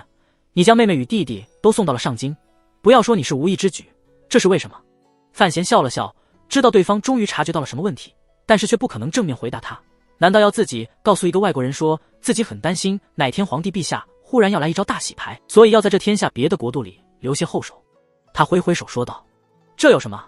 只要我们的协议继续履行下去，我相信不论是你还是那位小皇帝陛下，都会保护好我的家人。”海棠眉头一挑，说道：“如果事情败露了，你怎么面对庆国上上下下的人？”“面对，根本无言以对。”范闲笑着说道：“我虽然不认为自己是卖国贼，但人们肯定会认为我是最大的亲奸。”海棠笑了笑，无言以对其人的坦白痞子性情。范闲接着笑道：“再说，对于这个世界而言，我不介意做一位国际主义者。庆国各地的祥瑞，是你做的手脚。”海棠低头问道。范闲并没有否认，梧州、沙州等地的事情，自然是监察院做出来的。至于青天监观测到的景星庆云，不要忘记，前任青天监是二皇子的人，已经在一个月黑风高的夜晚被监察院请去喝茶，直到今天为止都没有放出来。如今的青天监与范闲的关系颇堪捉摸。他心里想着，北齐小皇帝在北边顶片叶子倒三白，我这边雪山上野兽少，但整个祥云出来，总也能压你一头。逼下来的密信里，明显对于自己的安排相当满意，字里行间透着股得意。庆国的皇帝陛下，海棠斟酌了一下措辞，这些年虽少出面，但世人皆知陛下天纵奇才，尤其是这次老师收了你妹妹做关门弟子，难说他不会猜到什么。范闲点点头，这些事本就瞒不得陛下，我身为臣子也不会隐瞒，相关的事宜我早就写了密奏呈上去了。海棠微感吃惊，说道：“你倒是光明磊落，那有什么事是你不会说的？”范闲皱了皱眉头，很认真地说道：“比如把内库的银子往自己家里搬，这种事情当然不大好意思和陛下说。”小舟之上再次陷入了沉静之中，湖水也再次沉静。范闲看着微有愁容的海棠，发现半年之后，这位姑娘家的心性似乎有了些小小的变化，许是出涉朝政之事，终究对于心境造成了些微影响。面对着海棠，其实范闲有些隐隐不安。在去年至今日的这些相处的日子里，他秉承一字既之约心的原则，在交往中尽量的袒露心怀，赤诚相待，甚至会说一些幼稚无比的话语。一方面是真的很珍惜海棠这个朋友，另一方面却是想重新出发，影响到这位女子，获得一个强大的助力出发点，带着利益，这让他有些惭愧。湖畔传来一阵急促的马蹄声，范闲回头望去，只见一匹骏马在湖畔石道上疾驰而过。正大光明的史道已经多日不曾有官员敢再次登门的彭氏庄院门口，一名有些面熟的官员翻身而下，怒意冲天的擂着门。弃舟登岸，范闲略带一丝疑问往园中走去。海棠在他身后与湖边垂钓的老者打着招呼，他却没有太多的心思清明，看着园外那匹骏马，眉头皱了起来。那名骑马而来的官员已经入了园子，竟是将马就扔在了园外，也没有系住缰绳，看来确实有些着急。那匹马就在石阶下方低头晃悠着，打着喷儿，嗅着地面将将长出来的青草之香，只可惜带着嚼头，空着急却吃不到嘴里。大人，门口的侍卫向他行礼，一名下属凑近准备解释几句什么，范闲挥手止住。他早已认出来那名怒气冲冲的官员是谁，一想到1年不见，对方还是当初那等性情，他就觉得有些恼火。宅落深处隐隐传来极激烈的争吵声，等绕过隐蔽之后，声音顿时大了起来，话语里充满着大声的指责与打骨子里流露出来的失望愤怒。范闲停住了脚步，回头自嘲一笑，对海棠说道：“一点小事，你给我点面子，不要进来了。”海棠笑着点点头，往侧手方的通远小径走去。范闲整理了一下衣着，耐着性子在外面听了半天，这才轻轻咳了2声，做足了老师的派头，将双手负于身后，跨过高高的门槛，走入了正堂。正堂之中，2个人正面红脖子粗，像2只斗鸡一样对峙着。对峙的双方，一方是石产力，一方却是许久不见的杨万里。去年春闱之后，杨万里高中3甲，又因为人人皆知他是范氏嫡系的缘故，所以吏部主事官大笔一挥，便将他划调到江南某处副县出任知县，吃了个肥缺。这还是因为吏部尚书严行书从中作梗的关系，不然以范家的声威，直接做个州同或是运判也不是不可能。而杨万里也着实替门师范闲争气，勤于政务，亲民好学，短短1年的时间内，将辖下治理得井井有条，真可谓是路不拾遗，夜不闭户。秋期之时的吏部考核得了个清甚名著，公平可称的评语。大理寺审评之时也评了个上下，虽然年限未至，无法进阶，但如今也是堂堂一位从6品的官员了。而范氏门下4人中的侯继常与程嘉玲，如今分别在胶东路与南方为官，据说也是官声不错。范闲进门之后，就冷眼看着杨万里与石产力吵架，发现杨万里是气势逼人，石产力却有些步步退后，稍一听便知道是为了什么缘故，冷笑了一声。杨万里回头看了他一眼，愣了愣，皱了皱眉毛，却极出乎人意料的转身，对着石产力继续痛心陈述道：“师兄，你不肯入仕也算罢了，跟在门师身边为他拾遗补缺，用心做事，也算是为百姓谋福。可是如今老师他明显做错了，你在身边为何不加以提醒？咱们执弟子之礼，一样要直言进谏，方是正道。你可知道这江南一地传得何其不堪？都说范提司大人真是为能力，做事情如何还不知道，但这收银子却是光明正大的很。”杨万里说的明显是反话，冷笑着：“大江，我看那就是一条银江，那艘船不把各州的银子捞光，船中人便1日不肯上岸。”他越说越是生气，将袖子一挥说道：“为官一任，造福一方。去年老师留心让我们几人好好做官，好好做人，可是，难道官便是这样做的？我现在都快没脸见人了。老史，你让我好生失望。腐虫，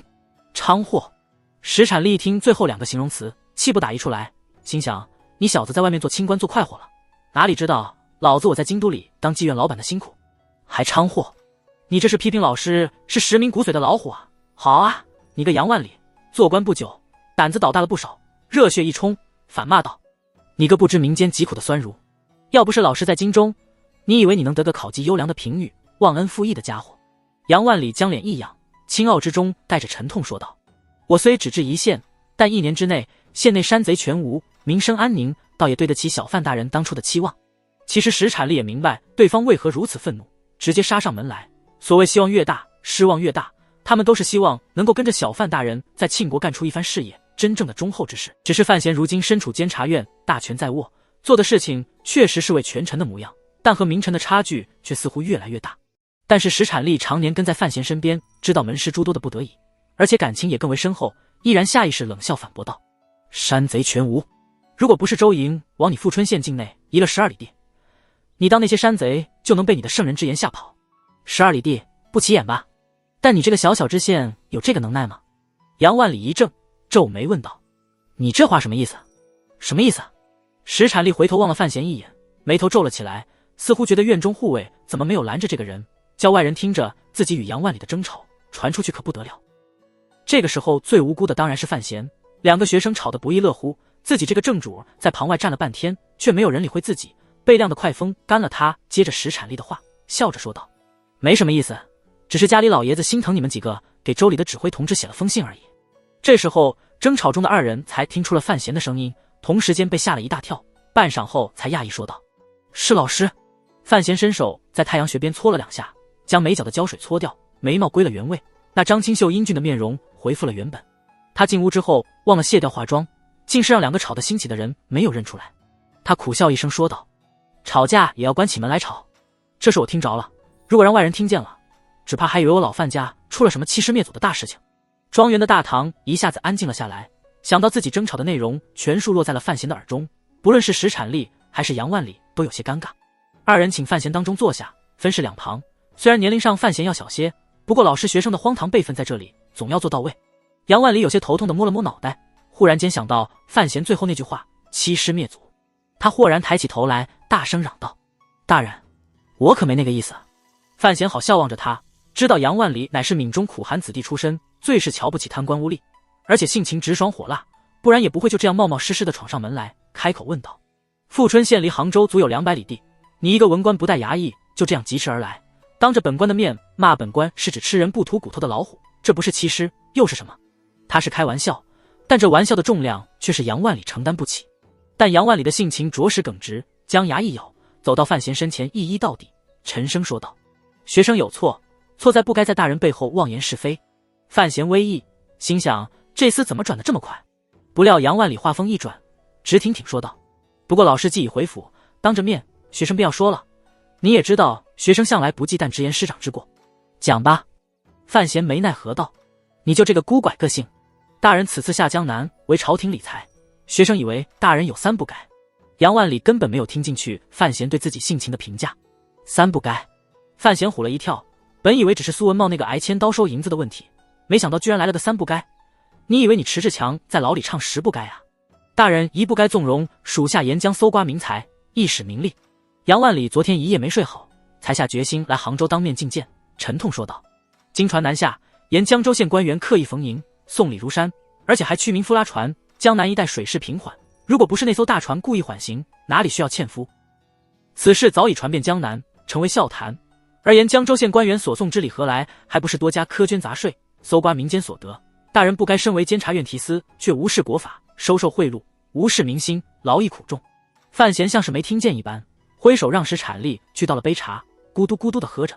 杨万里见他如此表情做派，心中有些忐忑，不知道门师是不是真的生气，但也让他的怒气更盛，直接说道：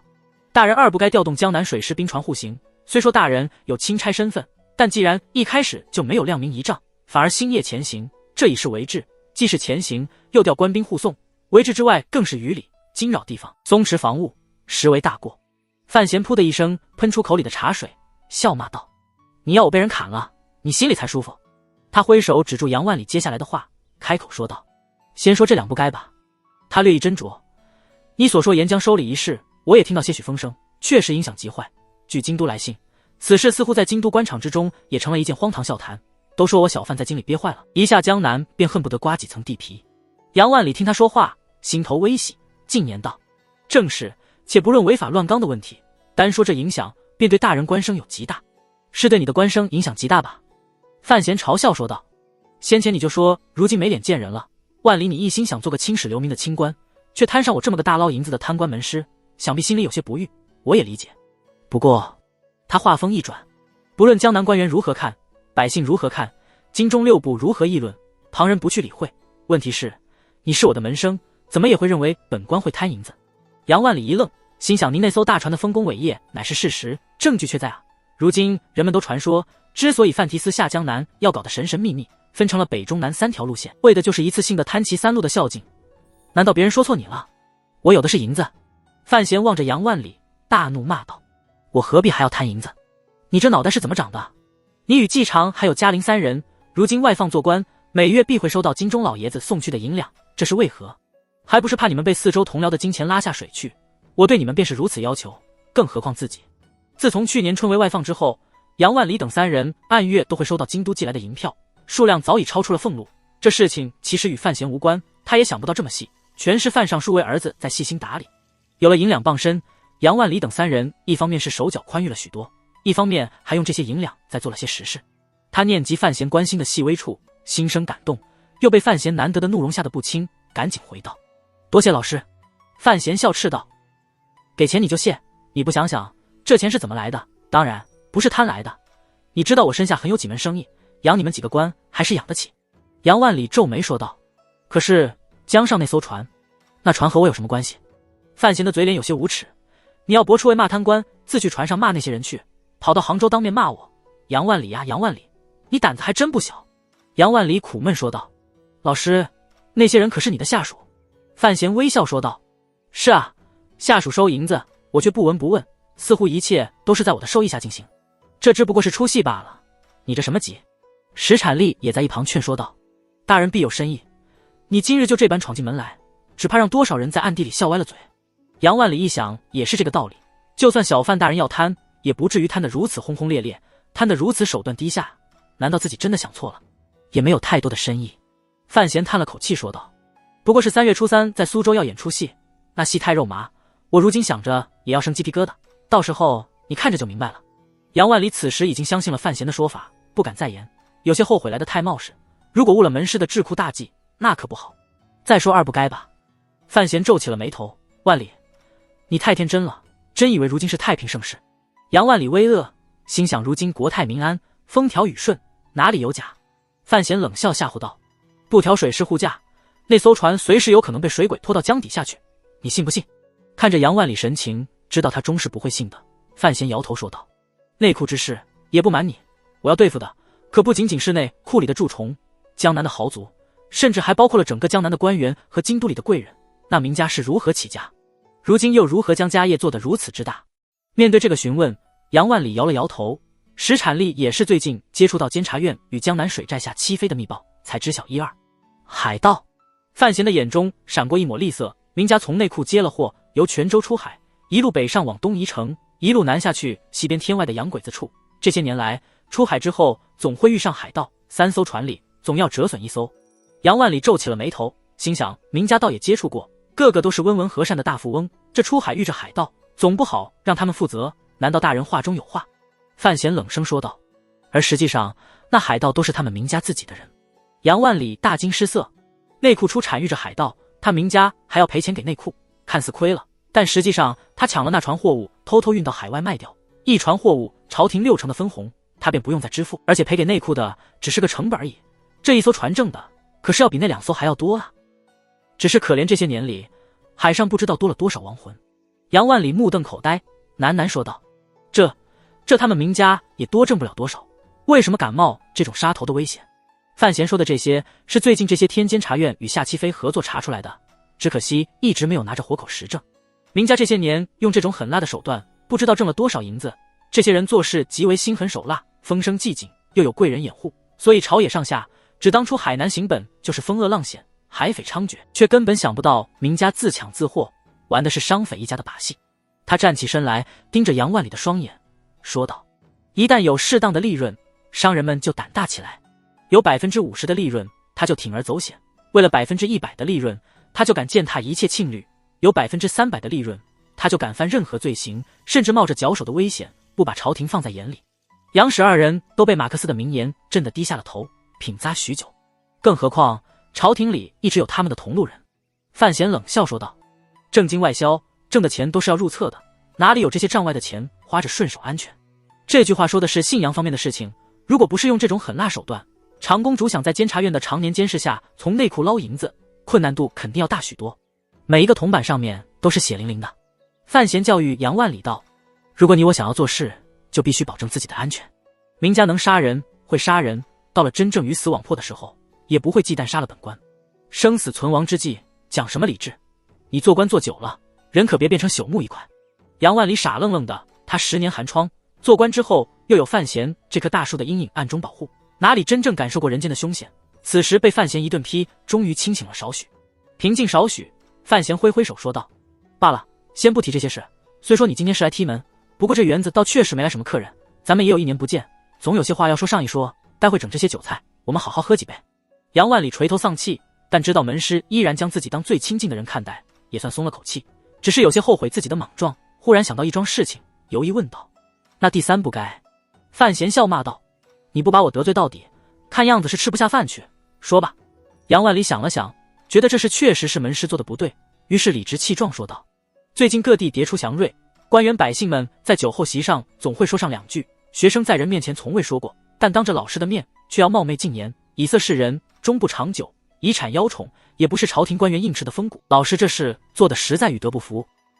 范闲一愣，知道杨万里虽然性子倔梗，但人还是极聪明的，竟是瞧出了四野祥瑞是自己造出来的，但这小子居然敢当着自己的面骂自己拍皇帝马屁，滚滚滚！范闲终于真的怒了，痛骂道：“饭也不要吃了，回你的富春县喝粥去。”杨万里这时候倒也光棍，直挺挺地任由门师的唾沫星子给自己洗脸，满脸大义凛然说道：“